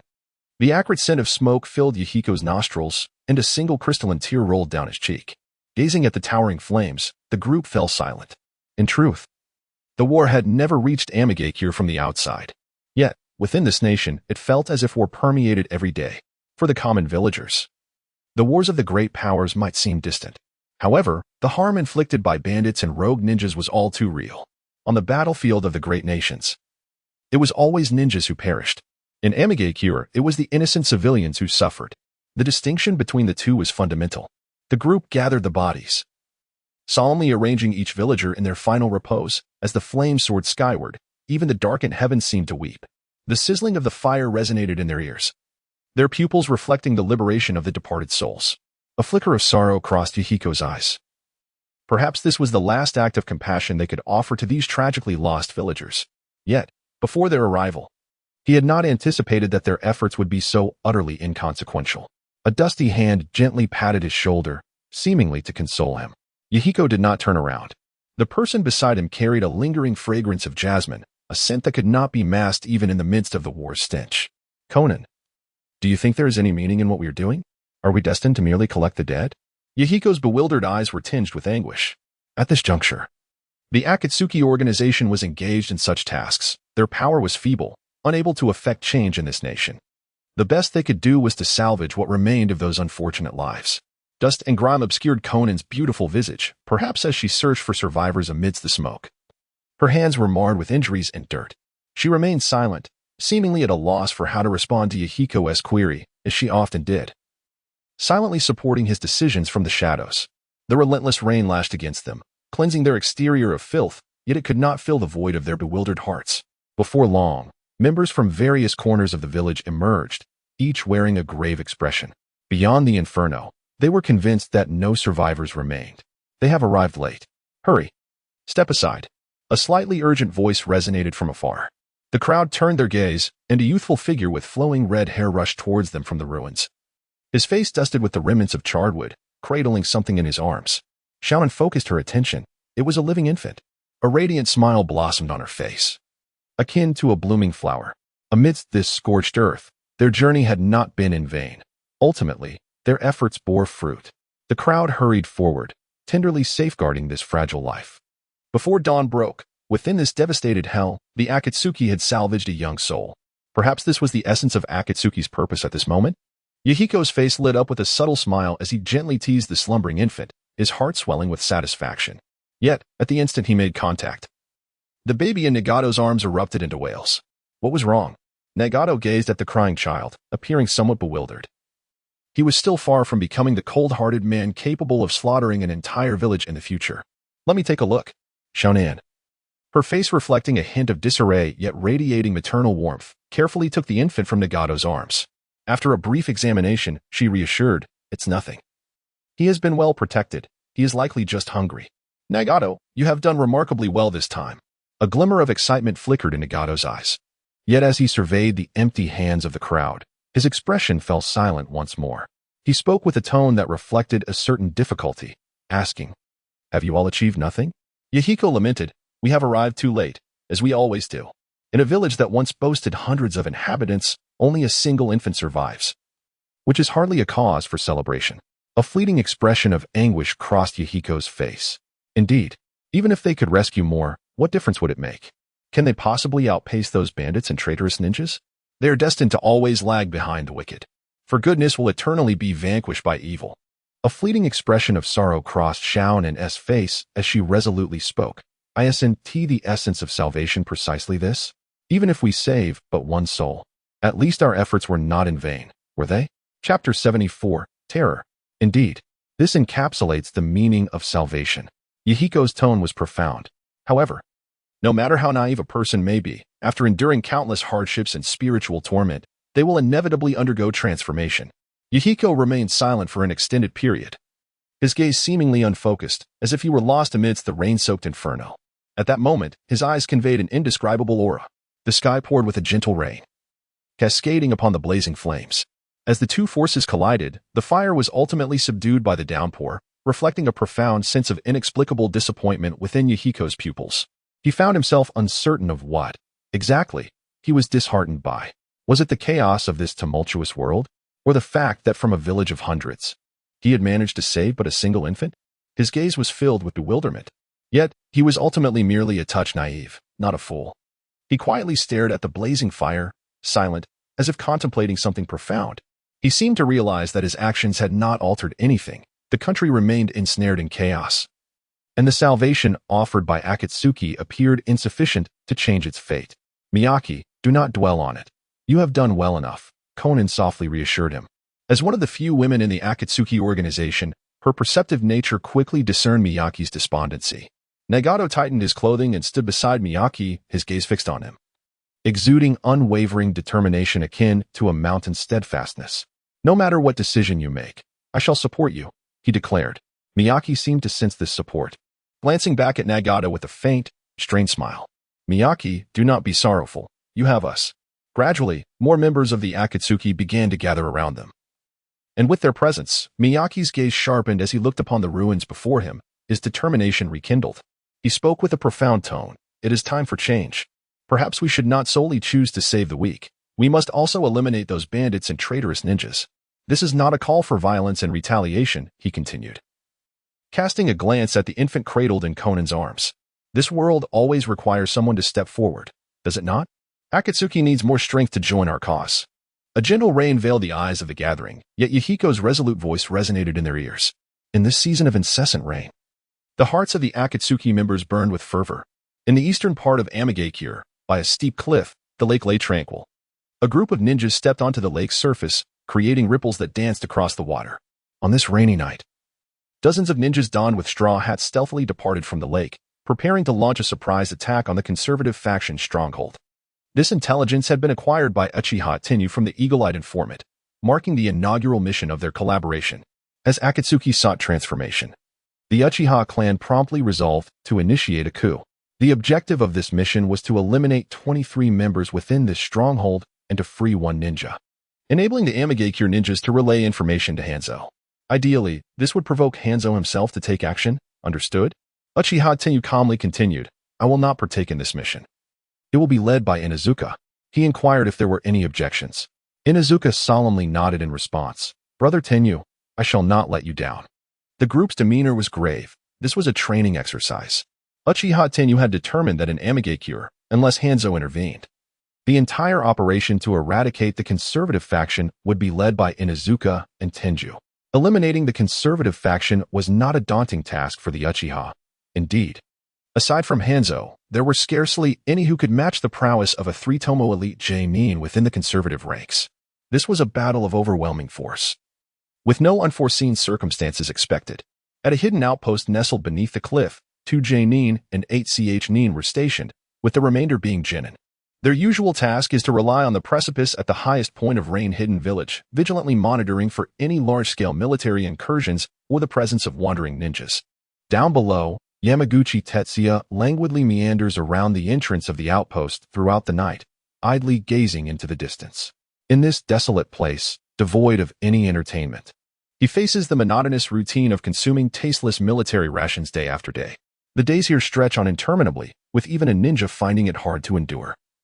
His pupils begin to dilate, and his gaze drifts away, reminiscing about the time spent in the village, indulging in fine wine and the company of beautiful women. Alas, there are still 2 weeks left until his shift change. How tedious. Yamaguchi Tetsuya begins to voice his grievances, casting his eyes towards the torrential rain above. His restlessness bubbling to the surface. What if he slipped away to the village for a brief escapade? His thoughts wander back to the village, caught in a conflict between desire and duty. After all, in this forsaken place, no one is monitoring his actions. The sooner he leaves, the sooner he returns. What is there to fear? A flicker of fervor ignites in his eyes. His innermost desires swiftly overwhelm his rationality. On that rainy night, he can no longer restrain himself. He assembles his gear, dons his hat, and, without alarming his comrades, he dashes towards the cliff like a specter. The pouring rain drenches him, yet his heart burns with fervor. Merely contemplating the enchanting forms of the women in the dream tavern quickens his pace. Suddenly, a peculiar sound resonates in his ears, interrupting the fervor within Yamaguchi Tetsuya. He was suddenly taken aback. How could such a sound emanate from this desolate cliff?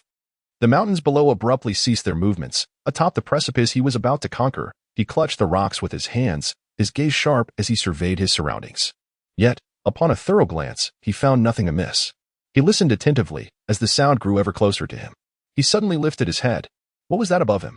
A youth crouched in the darkness, regarding him with a mocking gaze. In that instant, Chu's pupils constricted sharply, and he felt a chilling sensation prickling across his entire body. It was an utterly terrifying scene, upon the sheer cliff in the dead of night. A figure stood atop his head. Thunder rumbled ominously overhead, and as the stark white lightning illuminated the earth, the reflection in Chun's pupils revealed dozens of sculpted silhouettes, each streaked with a grotesque crimson that gradually consumed his entire gaze. Ah! A harrowing scream escaped Chun's lips, his legs turned to jelly, and his chakra spiraled into chaos within him, propelling his body into a plummet towards the abyss below. Chapter 75, Encirclement in the Dead of Night. At the edge of the towering cliff, the howling mountain winds whipped past Chu's ears. His complexion was pallid, and a glimmer of terror flickered in his eyes. He was momentarily paralyzed by fear, plummeting into the abyss of his own thoughts, his heart racing with alarming intensity. Chilling rain poured from the heavens, drenching him as it cascaded down the mountainside, leaving him shivering, his hair standing on end. Clearly, he was deeply unsettled by the recent events. It was almost inconceivable that on this storm-lashed night, atop the cliff, dozens of shadowy figures, resembling malevolent spirits, gazed ominously into the void below. This uncanny scene had been witnessed by Yamashita, a sight that would terrify any ordinary ninja. In this moment, Yamashita felt stripped of the earlier excitement. As if doused in a bucket of icy water, his mind reeling from the bizarre entrance of the Uchiha clan. Were they human, or phantoms? Or perhaps agents of a force daring enough to challenge Lord Hanzo? His thoughts raced in turmoil, yet amidst the vertiginous heights of the precipice, his innate ninja instincts remained intact. His movements were agile, deftly navigating every protrusion on the sheer cliff, and even in the pitch-black obscurity of the night, he was able to sprint towards the stronghold at the cave's entrance with remarkable speed. Can you truly escape? Uchiha Inahoko sneered, unhesitatingly leaping from the precipice, followed by dozens of Uchiha clansmen who cascaded down the mountainside like dumplings. The crimson Sharingan in their eyes spun wildly, and under the cloak of night, the Uchiha clan could unleash their utmost potential. The night was indeed their domain. From a lofty vantage point overlooking the sheer cliffs, one would notice, lurking in the shadows below, dozens of phantoms radiating a sinister scarlet glow, relentlessly closing the distance. In truth, a mere jonin from the hidden rain was not a formidable opponent for the Uchiha Hawks. His existence merely served as a means for Uchiha Deo to hone his skills, which was why they refrained from striking. Like a cat toying with a mouse, the fate of the one below had long been sealed. On the precipice, Yamashita Chiya, heedless of the danger, fled with fervor. This terrain was familiar to him, and his speed was akin to that of a specter. Yet, to the Uchiha possessed of Sharingan, he appeared woefully sluggish. Didn't you fall? A youthful voice echoed near his ear, tinged with a hint of mockery. Yamashita Chiya was startled, raising his gaze to find the cold rain pelting his face. More chilling than the rain, however, was the piercing crimson gaze that locked onto him from mere inches away. A boy stood before him, a smirk dancing on his lips, eyes glimmering with mischief. Are you human or demon? Yamashita Chiya gasped, breathless and filled with dread. Yes, came the light laugh from Deo, as the double tomo in his crimson eyes spun frantically. Illusion, Kage no Jutsu, the boy murmured, his voice imbued with a potent hypnotic allure. Yamashita Chiya felt his eyelids grow heavy, his mind slipping into a haze. Within him, the chakra instantly became chaotic. and as he stepped into emptiness, he fell as if in a deep slumber, unable to maintain consciousness, plummeting from the towering heights into the abyss below. After a long moment, the realization struck. So high up, it seemed certain death awaited. Uchiha Amaterasu clung to the rocks of the cliff, craning his neck to gaze into the pitch-black depths of the chasm, his tone devoid of emotion as he remarked, "Well done, Inaho. I never anticipated you could eliminate a Jainin. Impressive indeed." The crowd echoed their admiration. At the tender age of 11, to have vanquished a Rain Village Jainin was nothing short of astonishing. Even if this was not a direct confrontation and there were allegations of a sneak attack. In the world of shinobi, the ability to slay an adversary outweighs the methods employed. Ninja have never been known for their transparency. Below, beneath a jutting rock, Yamashita's chest heaved violently as he gasped for air, his eyes wide with terror as he witnessed his clone plummet into the unfathomable abyss. He held his breath, cautiously gazing upwards, scrutinizing the mysterious adversary that had nearly claimed his life. Beneath the inky shroud of night, the pairs of crimson eyes resembled demons from the depths of hell. This was the first time Yamashita Tora caught a glimpse of the Uchiha clan in their entirety. A sudden tension gripped his heart. It turned out that the little rascal had so many others backing him. He held his breath, striving to regulate the rising and falling of his chest. He realized the formidable power of this inexplicable force. His arms were engorged with veins, and his face was drenched by the rain, leaving him momentarily unable to discern whether the moisture on his forehead was rain or sweat. No. With my abilities and those of Takeshita, we would certainly be no match for them. What should I do? Yamashita knew that the strength within the base was utterly insufficient to contend with this enigmatic group. He must hasten to the village in search of reinforcements. Yamashita, realizing the futility of further contemplation, resolutely chose to abandon a direct confrontation, until, under the guidance of Ina, the Uchiha clan completely vanished into the cavern at the cliff's edge. Yamashita stealthily descended the precipice, taking advantage of the cover of night. He is astute, opting not to continue fleeing along the upper path, but instead choosing to escape towards the depths of the valley below. He harbored concerns that the Uchiha clan's forces remained stationed atop the cliff. In truth, the judgments made throughout the night by the individuals below were indeed accurate. At the summit, Uchiha Tianyu gazed indifferently at a shadowy figure swiftly retreating into the night. A gentle breeze stirred the silvery pendant of his straw hat, producing a delicate jingling sound. Uchiha Tianyu narrowed his eyes slightly as a powerful surge of energy erupted from his chest, swiftly radiating throughout his entire being. He unfurled his tightly clenched fingers and forcefully grasped the air, suddenly unleashing a terrifying torrent of molten lava. The horrific heat surged forth, warping the very atmosphere surrounding him. "Crimson Dog of Akainu!" Uchiha Tianyu exclaimed with a cold shout, as his entire arm erupted with a torrent of fiery magma, launching it downward like a rocket projectile towards the rushing figure below. The colossal crimson magma hound advanced with a devastating intent to obliterate all living beings, recklessly closing in on the figure of Shanai Chui at the cliff's edge. Feeling the searing heat approaching from behind, Shanai Chui glanced back, his pupils dilating in shock. In that moment, he had no time to react. What met his gaze was a massive, gaping mole resembling a bloody lotus. Instantly, the inky night transformed into blinding daylight. The magma hound opened its gaping mouth, utterly shattering and consuming Shanai Chui's. Chapter 76, The Confrontation. Atop the mountain, beneath the shadow of his conical hat, a flicker of fury ignited in Uchiha Tianyu's eyes. He was deeply disappointed. This sentiment extended not only towards the young warriors, but also to all the hawkish members. This mission was originally intended as a training exercise for the clan. He initially believed that during this trial, even if Commander Inawo might make some decisions in error, the support of his kin would ensure the successful completion of the task. However, the outcome suggested otherwise. They had only just begun to act when they committed a fatal blunder. An elite rain ninja nearly slipped away right beneath their noses. It seems that these seasoned ninjas, having endured the trials of the Second Great Ninja War, have lost their once meticulous vigilance in the face of a mission.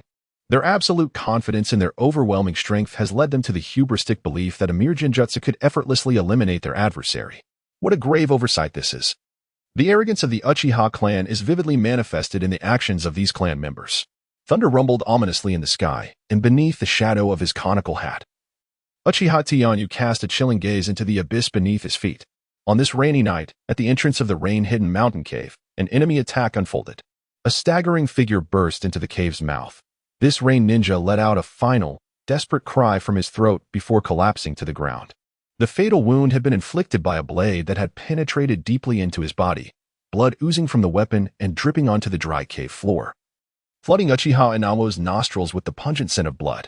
Uchiha Inawo retrieved a shuriken from his waist, his face contorted with displeasure as he stepped over the corpse, his crimson gaze sweeping across the cave's interior. His brow furrowed in consternation. He had not anticipated that, despite his covert assault, his adversary would not succumb to a single fatal strike. This unforeseen outcome led to the complete failure of the group's meticulously planned ambush on the enemy's stronghold. It was, indeed, a rather inadequate incursion. His methods were rather naive, utterly failing to achieve a lethal strike. Indeed, the covert attack he executed had the potential to take his opponent's life.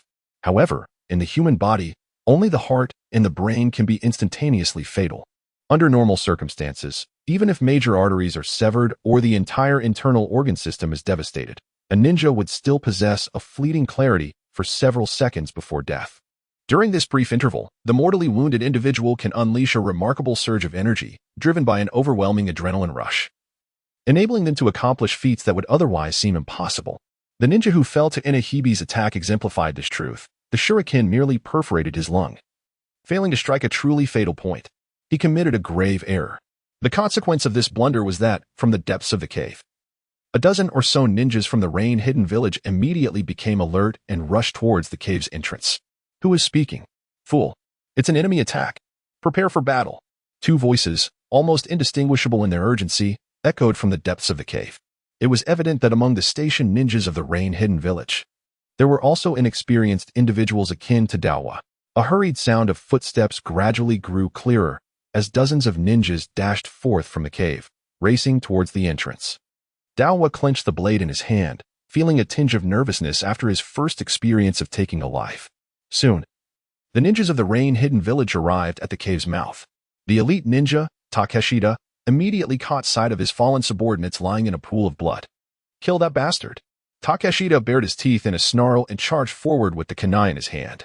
The ninjas of the rain-hidden village surged behind him, brandishing their ninja swords, shurikens, and even explosive tags as they lunged towards Dawa. Instantly, a murderous aura enveloped the cave. The ninjas exhibited no hesitation, their eyes glinting with a savage malice akin to that of hyenas as they lunged at Dawa. A grim expression transformed into a maniacal grin on Dawa's face. Since you have discovered me, I shall no longer conceal myself. In any case, once I eliminate all of you, this mission will be deemed flawless. Great fireball technique. Dawa let out a sinister laugh, swiftly forming hand seals, and raised his head to unleash a fireball nearly 5 meters in size towards his adversaries. The flames engulfed the cave's entrance, surging toward the ninjas of the rain-hidden village. Within the confines of this narrow cave, it appeared that the rain-hidden ninjas had nowhere to escape. Form seals. In the darkness, Takeshita commanded with a cold voice. Water release.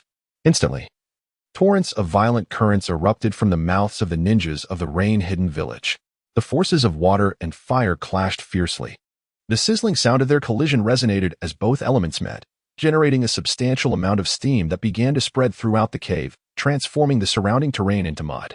Amidst the misty waters, a figure darted through the haze with astonishing speed, as Takeshita wielded a short blade glimmering with a cold light, aiming to slash at Dao's throat. His speed was astonishing, and his gaze was imbued with a chilling indifference towards life, as the powerful swing of his blade sliced through the air with a piercing whistle. This strike was nothing short of a stroke of divine inspiration. Both the timing and the decisive swiftness of the blade were nothing short of perfection. For a moment, Dawa stood frozen in place, his pupils constricting rapidly, reflecting a glimmer of cold light, his heart brimming with despair and terror. Between life and death lies immense horror. He once believed that he possessed the strength to contend with the elite shinobi, yet, in truth, he had grossly overestimated his own capabilities. At this moment, his legs quivered beneath him, leaving him helplessly watching as death loomed ever closer. What of shadow clones? What of evasion? He resembled a prey utterly terrified by a hunter, his mind a blank slate, awaiting death in place. Beneath the bamboo, his expression was devoid of emotion as he brandished the blade in his hand, akin to a merciless assassin. Yet, deep within the depths of his pupils, a flicker of vengeful excitement emerged. Thud, thud. The sharp clashing of blades resonated, the glint of the knife grazing the neck of Daohua, reflecting the visage of a youth consumed by fear. Uchiha Amaterasu slowly sheathed his sword, his gaze icy as he regarded the man before him, who wielded a short blade. The two stood in a tense standoff. Takazuka dared not make a rash move. After a mere exchange of blows, he quickly assessed the formidable strength of his opponent. What truly instilled fear within him was the swirling crimson tomo in the other's pupils. From the Uchiha clan, perhaps? Do you dare to oppose Lord Hans? Takazuka's voice was laced with authority, yet his eyes furtively scanned the entrance behind the youth, clearly anxious about the possibility of other Uchiha lurking outside. No need to look further. If you manage to survive my hands, no one will lay a finger on you. Uchiha Amaterasu's gaze was as cold as a serpent.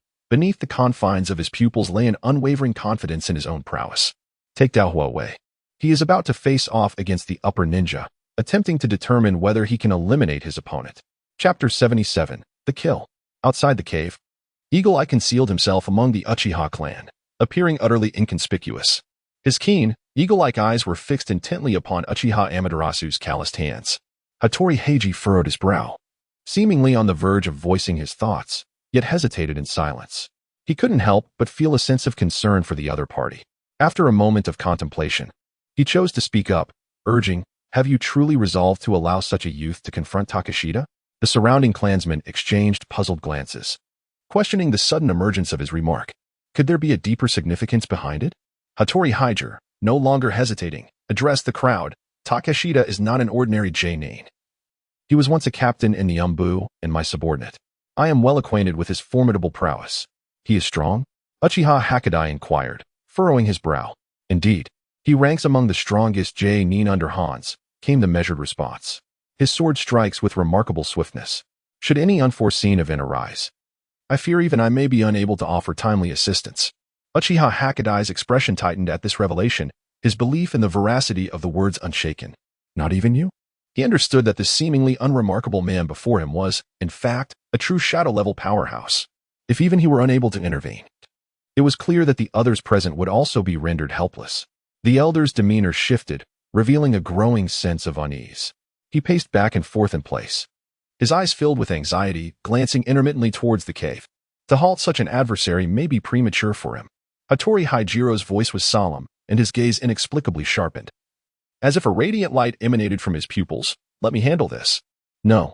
A resolute voice emerged from the crowd. Perhaps you should place your faith in Amaterasu.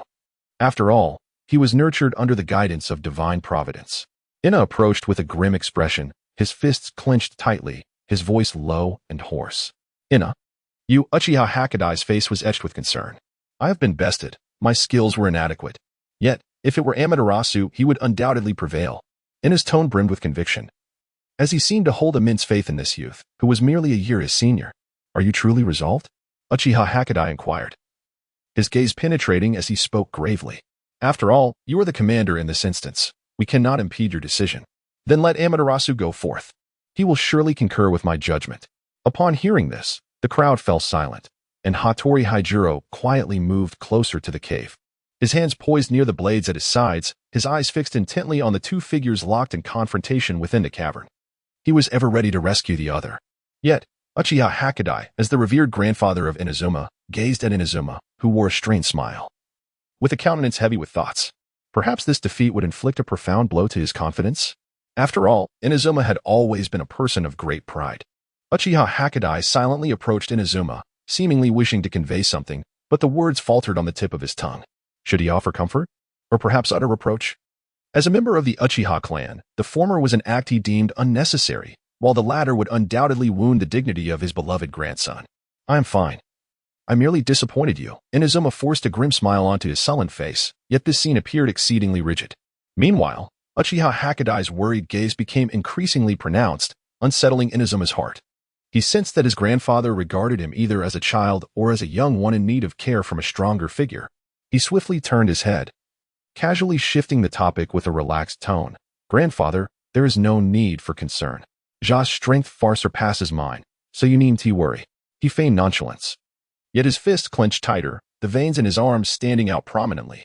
Uchiha Hakadai's furrowed brow relaxed slightly, as if the elder had come to a realization. This time, he refrained from casting his gaze into the cave. Perhaps he ought to extend due respect to a defeated youth, rather than offering a gaze filled with worry or pity. In a way, Inahibi was correct. Amaterasu is indeed formidable. He has always been formidable, a being far superior to Inahibi. The two have grown up under the guidance of Uchiha Tenyu since childhood, yet they are fundamentally different. Amaterasu, having lost both parents at a young age, had no choice but to undergo rigorous training under the stern and demanding Uchiha Shinai, a hawkish elder. The elder was strict and exacting, and both received traditional ninja education. In contrast, Inahibi was nurtured by his grandfather, Uchiha Hakadai. Hakadai's gentle demeanor and indulgence led to Inahibi's naivety and mischief in certain matters. Such pampering can ruin a young man's future, and Inahibi has never been a qualified ninja. Within the cave, Yamamoto gazed gloomily at the scene before him. Gripping his shuriken tightly, he sensed an immense pressure emanating from the cold-hearted youth in front of him. His opponent was far from ordinary. You all attempt to break through and immediately relay the information to Lord Hans. I will hold him off. Takashita's voice was hoarse as he resolutely chose to act. Swiftly forming hand seals, water release, water wave chaos. However, it was evident that this C-rank water technique posed no challenge to Uchiha Amaterasu, who merely twisted his body slightly to evade the turbulent onslaught of water. While dodging, Uchiha Amaterasu rapidly formed hand seals, fire release, great fireball technique. The battle was officially underway, and outside the cave, dozens of spinning Sharingan eyes fixated intently on the two figures. Uchiha Amaterasu's expression was grave as a fireball nearly 10 meters in diameter erupted from his mouth, filling the cave with its fiery presence. This strike was far more potent than Inahibi's previous attempt. Yet, Uchiha Amaterasu remained vigilant, his crimson eyes locked onto his opponent's response. As anticipated, the C-rank Great Fireball technique failed to make an impact. A figure shot out from the searing fireball at blinding speed. A blue water release wave enveloped Chaya Yamashita, the searing heat of the fireball failing to penetrate the layers of water enveloping him. With a swift motion, Chaya Yamashita's lips curled into a smirk, and he inexplicably vanished from Uchiha Amaterasu's line of sight. Uchiha Amaterasu's body tensed, his three-tomo Sharingan spinning wildly. Where? He surveyed his surroundings with a keen eye, his heart racing with trepidation. Die, you brat. Suddenly, the earth trembled as a figure inexplicably emerged from behind Uchiha Amaterasu. Yamashita Chiya, wielding a short blade that glimmered with a chilling light, lunged towards the unsuspecting Uchiha Amaterasu in the blink of an eye. The sharpness of the blade's wind caused the air around them to howl. A hint of satisfaction curled at the corners of Yamashita Chiya's mouth. He was utterly confident that this strike would bring his opponent's demise. Bang! The short blade in his hand pierced the crown of Uchiha Amaterasu, instantly cleaving him in two. Alas, it was merely a clone. Chapter 78, Defeated? Yamashita Tohya's heart sank, instinctively rejecting this outcome. How could such a mere youth, despite some achievements in physical prowess, possibly exhibit such mastery in ninjutsu? Yet, this was the stark reality. Swish, swish, swish. There. Yamashita Tohya lifted his gaze coldly, and indeed, several shurikens gleaming with a chilling light shot down from above, where the boy hung inverted over the cavern, his gaze icy and unyielding. Yamashita Tohya shifted his body slightly and effortlessly evaded the shuriken assault. Wind release, great breakthrough. A tremendous gale erupted from Yamashita Tohya, sweeping through the entire cavern and clouding the vision of all present with flying sand and stones. Uchiha Amaterasu, positioned at the cave's apex, was compelled to descend to the ground. Decapitation technique. Uchiha Amaterasu, displaying unwavering decisiveness, chose to pursue actively. Suddenly, the terrain beneath Yamashita Tohya warped and contorted. Caught off guard, he found himself dragged underground, with only his head protruding from the earth. Death. Uchiha Amaterasu's tone was devoid of emotion, resembling a heartless assassin. He wielded the blade with merciless intent, bringing it down towards Yamashita Tohya's exposed head. Sizzle. It was a clone. You have lost. Yamashita Tohya's voice emerged calmly from behind Uchiha Amaterasu. Water release, water whip technique. In an instant, a water dragon shot forth from Yamashita Tohya's right hand, transforming midair into a long whip that ensnared Uchiha Amaterasu tightly around the waist. With the water whip in hand, Yamashita Tohya smirked and commanded the rain ninjas behind him. Now is the moment. Quickly relay the message of the Uchiha clan's invasion to Lord Hans. With Yamashita Tohya's roar, the rain ninjas sprang into action without delay. They swiftly dashed towards the cave's exit, not daring to glance back, for they held unwavering confidence in their strength against the forces below that would persist throughout the night. They did not believe that a mere youth could challenge this formidable figure. The only objective was to relay the intelligence from this place. Perhaps Lord Yamashita could survive the night. Let us break free. A voice rang out from the crowd, embodying a glimmer of hope not far away. If they could escape the cave, shrouded by the cover of rain and night, they were confident in their ability to convey the message back to Lord Hans. Wind release. Great breakthrough. Meanwhile, Yamashita was not idle. He unleashed a tempest from his mouth, instantly sending sand and stones flying at the cave's entrance. The ferocious winds sweeping toward the Uchiha clan. To underestimate me like this is rather unwise, Uchiha Amaterasu remarked with an indifferent tone. In his hand, the short blade had severed the water whip that bound him. The two exchanged fierce glances. This time, Yamashita could only reluctantly focus on the figure of the youth before him. At the cave's entrance, a voice, still tinged with youthfulness, spoke with indifference. Is it truly noble to abandon one's comrades in flight? Behind him, dozens of Uchiha clansmen, adorned with conical hats, cast menacing glances, enveloping the atmosphere in a palpable sense of foreboding. Kill. We must relay the news of this to Lord Hans.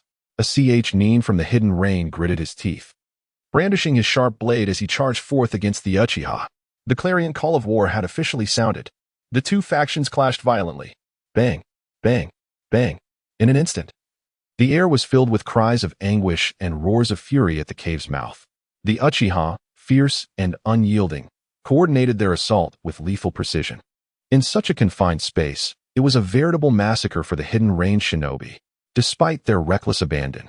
Charging forth with bloodlust and even resorting to explosive tags and desperate suicide attacks against the Uchiha, the disparity in strength remained insurmountable. The glimmer of hope was tantalizingly close, yet utterly unattainable for the beleaguered rain ninjas. One after another, they fell in the vicinity of the light, facing an adversary so formidable that they appeared invincible. The ground was strewn with various shattered corpses, crimson blood soaking the earth, and a nauseating stench pervaded the entire cave entrance. In stark contrast, the Uchiha members remained impassive, resembling merciless deities of slaughter. Han shall not spare you, accompanied by the mournful cry of the last rain ninja. The entire cliff stronghold was left with only a trembling rain ninja and the fierce battle raging within the cave between Uchiha Amaterasu and Yamashita. The combat between the two continued with unrelenting intensity. The sound of blades clashing echoed from the depths of the cave. Both were not mere novices. One, a rare genius of the Uchiha clan wielding the three-tomo Sharingan, and the other, an elite jonin, the strongest among Hans's subordinates, with extensive battlefield experience. Their struggle was evenly matched. At this moment, the Uchiha members gradually made their way deeper into the cave, hoping to position themselves closer to the fight, perhaps to provide timely aid should Uchiha Amaterasu find himself at a disadvantage. Meanwhile, Hattori Heiji's pupils constricted sharply, aware of the grave risks posed by such close-quarters combat. He dared not be careless. Within the cave, the speed of the two combatants escalated, captivating the eye. They darted apart only to collide again, each delivering lethal blows. Engaged in a perilous battle where neither dared to relent, Yamashita, employing his ethereal body flicker technique, continuously probed for vulnerabilities in the tenacious opponent before him. An air of ominous intent enveloped the area. Beads of sweat streamed down Uchiha Amaterasu's cheeks, yet he did not dare to wipe them away. He harnessed the full potential of his three-tomo Sharingan, grappling with the immense psychological pressure exerted by his foe. He had never encountered such a formidable adversary. His opponent possessed absolute advantages in ninjutsu, speed, and strength, and was exceedingly cunning, skillfully evading the traps Amaterasu had laid and exploiting the flaws he had intentionally exposed. Fortunately, thanks to the superior sensory capabilities of the Sharingan, he managed to withstand the relentless onslaught. Bang! Another crisp collision of their short blades. Uchiha Amaterasu was forced back several meters. At this point, he was in a disheveled state, his hands trembling uncontrollably from the repeated clashes, having exhausted his strength. A shallow cut marred his back, and had he not fled in time, he might have perished at the hands of his adversary. Chapter 79. The Glorious Past of the 8th Generation Huffing. Uchiha Amaterasu's chest heaved violently, feeling utterly drained. At the tender age of 12, he found himself overwhelmed in this high-intensity battle. Both mentally and physically, he was on the brink of collapse. He fixed a cold gaze upon the scarred man before him, burdened by immense psychological pressure. The opponent's strength was unfathomable, akin to a mountain whose summit eluded sight. The thought of personally ascending to uncover the truth was perhaps premature for him. However, the night was far from tranquil for Uchiha Tenjieo. As he remained acutely aware of the Uchiha clan members silently encircling him, each one a source of tremendous anxiety, their eyes glowing with a murderous intent, seemed poised to strike at any moment. This overwhelming aura of impending violence paralyzed him with fear. The mere sensation of being scrutinized by so many adversaries of the Uchiha left him utterly uneasy. He should have pursued and eliminated Uchiha Amaterasu. Yet now he could only watch helplessly as the latter regained strength. This feeling was utterly stifling, yet he found himself powerless to change the situation. The Uchiha clan was drawing nearer to the foot of the mountain throughout the night, with some of its members brazenly revealing their murderous intent towards him. His expression darkened, and his heart sank. What is this? Is the illustrious Uchiha clan truly descending upon a mere Rain Village ninja? Or is it that the renowned Uchiha have merely built their formidable reputation on the advantage of sheer numbers? His voice resonated with a deep gravitas as he surveyed his surroundings with narrowed eyes. He cast aside the blade in his hand, allowing it to clatter to the ground, then crossed his arms with a hint of disdain curling at the corners of his mouth. If that is the case, if you wish to surround and kill me, then come at me now. I shall not resist any longer. With a smirk of derision upon his lips, he let the blade fall to the ground, producing a resounding clang, and slowly closed his eyes. He completely let down his guard, extending his arms wide, embodying a serene acceptance of death. In the realm of ninjas, intelligence is a pivotal element, and it is well known that the Uchiha clan carries an immense pride. Yamashita Toshiya fully understood this, deliberately provoking his adversaries in a quest to unearth a slender thread of hope for himself. As anticipated, the crowd erupted in furious rage. Bastard! Seeking death! Come, let me personally dispatch this scoundrel. The murderous intent surged among the masses, and Yamashita Toshiya's disdainful demeanor incited their wrath. His words struck directly at the heart of their grievances. They indeed prepared to encircle and eliminate him. But to suggest that the prestige of the Uchiha clan is built solely on mere numbers is utterly intolerable to the Uchiha members. They are undoubtedly the proudest individuals in this world, having consistently triumphed against overwhelming odds since the Warring States period. Time and again, other factions have relied on their numerical superiority to clash with the Uchiha, and they will not tolerate anyone daring to tarnish the Uchiha name. Step aside. This battle shall be my own to determine the victor. If you can survive my onslaught, I may grant you your life. Uchiha Hakadai spoke with a grave tone, parting the crowd, his crimson Sharingan swirling with a cold, lethal intent. Those who insult the Uchiha shall face merciless retribution. Today, I shall ensure your demise is willingly accepted. Uchiha Hakadai exuded an imposing aura. Despite his white hair, the overwhelming ferocity emanating from him sent a chill down Yamashita-chia's spine.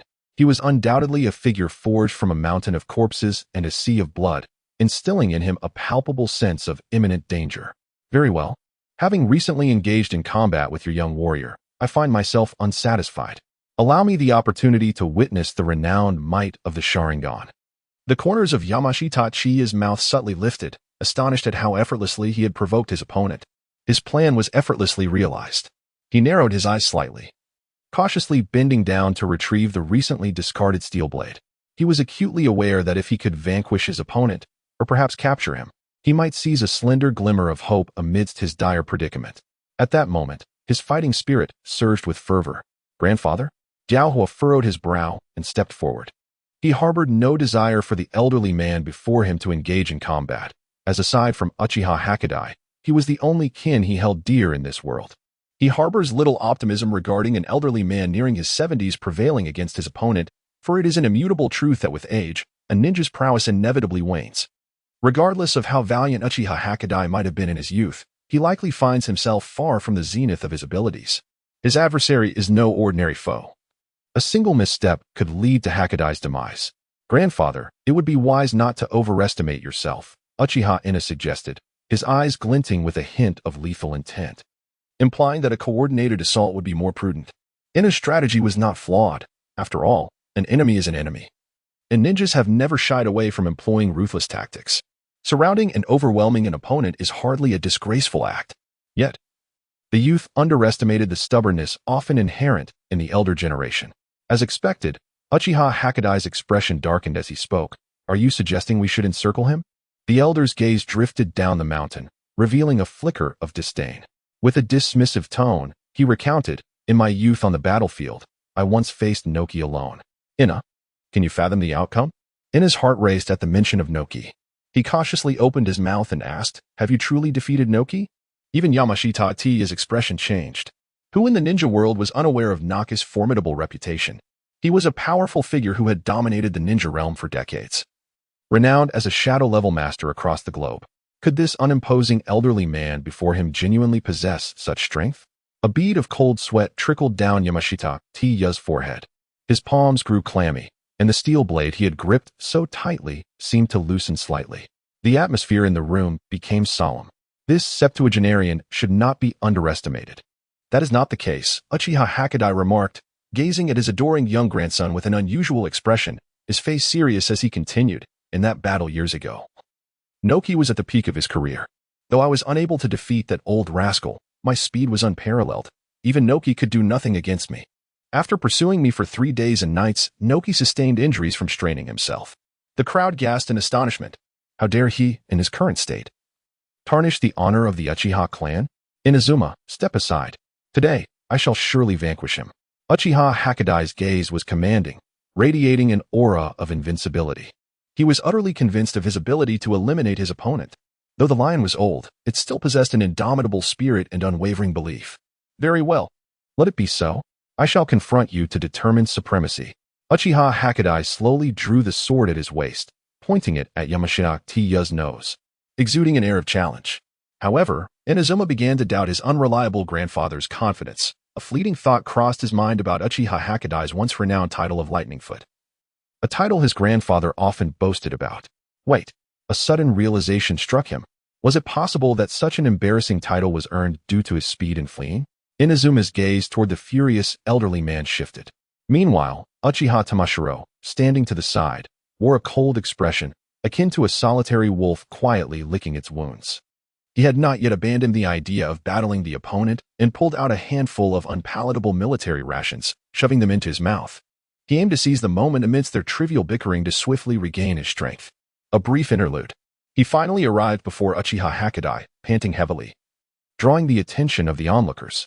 This prodigious youth of the Uchiha clan was undeniably remarkable. Even in defeat, no kin would cast blame upon him. Yet, within his heart lingered a sense of discontent. His eyes, reminiscent of venomous serpents, displayed an unprecedented human earnestness. Lord Hakadai, I have regained my strength. Since this battle commenced with me, let it also conclude with me. His voice, hoarse yet imbued with unwavering resolve, resonated in the air. Uchiha Hakadai cast a silent glance at the pale-faced youth before him, furrowing his brow as he decisively rejected, "You cannot do it. You would be unable to triumph over the adversary. It is far more prudent for me to personally handle the annihilation of such a madman." Uchiha Hakadai, with an imperious wave of his hand, outright dismissed Tianzhao's unreasonable request. It seemed that the remarks made by the mountain's denizens throughout the night had thoroughly provoked this elder, who had hitherto been relatively benevolent. Stubborn in nature, he refused to concede even an inch, insisting that he must take matters into his own hands. Upon hearing this, Uchiha Tianzhao's brow furrowed tightly. He is undoubtedly aware of his opponent's prowess. Should they engage once more, he may genuinely face death at their hands. Yet, such is the way of the ninja. A fleeting glimmer of fear flickers in his eyes, only to be swiftly overshadowed by unwavering resolve. Those who dare to wield their blades against the formidable are inevitably strong themselves. This embodies the conviction of Uchiha Amaterasu. Once one retreats from certain matters, losing their essence, such individuals shall never attain the status of a true warrior. The Uchiha clan has never known cowardice since the Warring States period. If one allows the might of another to instill fear, it is likely to become a lifelong regret. Although Uchiha Amaterasu is youthful, his steadfast belief in the path of executing the ninja's code is more resolute than that of anyone else. He is unwilling to bring disgrace upon himself, nor does he wish to tarnish the reputation of the Uchiha clan. His expression was exceedingly grave as he cast a sidelong glance at Uchiha Daohua. A fleeting glimmer of understanding passed through Daohua's eyes, and he instantly comprehended. "Grandfather, please step back. This battle shall continue with Amaterasu," Daohua asserted resolutely, choosing to align himself with Uchiha Amaterasu. Daohua. Uchiha Hakadai's eyes widened in fury, his face flushed as he glared at the youth before him, clearly unwilling to yield an inch. "Grandfather, do not forget that I am the commander, and let us not overlook the words of Brother Tianyu." Uchiha Daohua spoke with calm conviction. Upon hearing this, Uchiha Hakadai furrowed his brow slightly, as if the skin of his weathered face had softened a bit. Observing this, Daohua seized the moment to further his argument. If Amaterasu were to lose, we shall indeed allow him to return, honoring your promise. Yes, I assure you that I will not allow you to be a man of broken words. Uchiha Amaterasu, standing nearby, also solemnly pledged, I will not falter in my commitment. Yet Uchiha Hakadai appeared reluctant, eager to continue his pursuit. Such is the nature of the elderly. They are often obstinate and desperately strive to prove themselves before the younger generation, perhaps to demonstrate that they have not entirely succumbed to the ravages of age, or to affirm their enduring capacity to protect their successors. Uchiha Amaterasu acutely sensed the elder's sentiments and chose to remain silent, trusting that Daohua would be able to sway Uchiha Hakadai. There is no need to speak further. Even if you triumph in this battle and we allow him to depart, you will have another opportunity to confront him in the future. Let this occasion belong to Amaterasu. Daohua's voice carried a hint of entreaty. He felt utterly helpless. In order to prevent his grandfather from continuing to nag, he reluctantly guided the old man away from the battlefield. Sighing, Uchiha Hakadai, though unwilling, departed from the scene of conflict. He turned to gaze down the mountain and, with unwavering seriousness, declared, Today, consider yourself fortunate, young one. I shall spare your life. He passed by Uchiha Amaterasu and spoke in a low voice. Do you truly intend to continue fighting him? Yes. I cannot be a coward. After a moment of hesitation, Uchiha Hakadai placed a hand on the young man's shoulder and said in a solemn tone, Do not let this old man down. Taking a deep breath, Uchiha Amaterasu exhaled slowly. His gaze was resolutely determined. You shall not be my rival. Yamashita Toshiya spoke with an unwavering calmness, as though what he uttered was an undeniable truth. Perhaps, but who can say? Uchiha Amaterasu's tone inexplicably took on a similar tranquility. The two fell into a silence, devoid of further words. With a flash of crimson in his eyes, Uchiha Amaterasu unleashed several shuriken, glinting menacingly towards Yamashita Toshiya. In that very moment, Uchiha Amaterasu charged forward without hesitation, opting to engage in close combat. Naive, Yamashita Toshiya crossed his arms, a smirk playing at the corners of his mouth.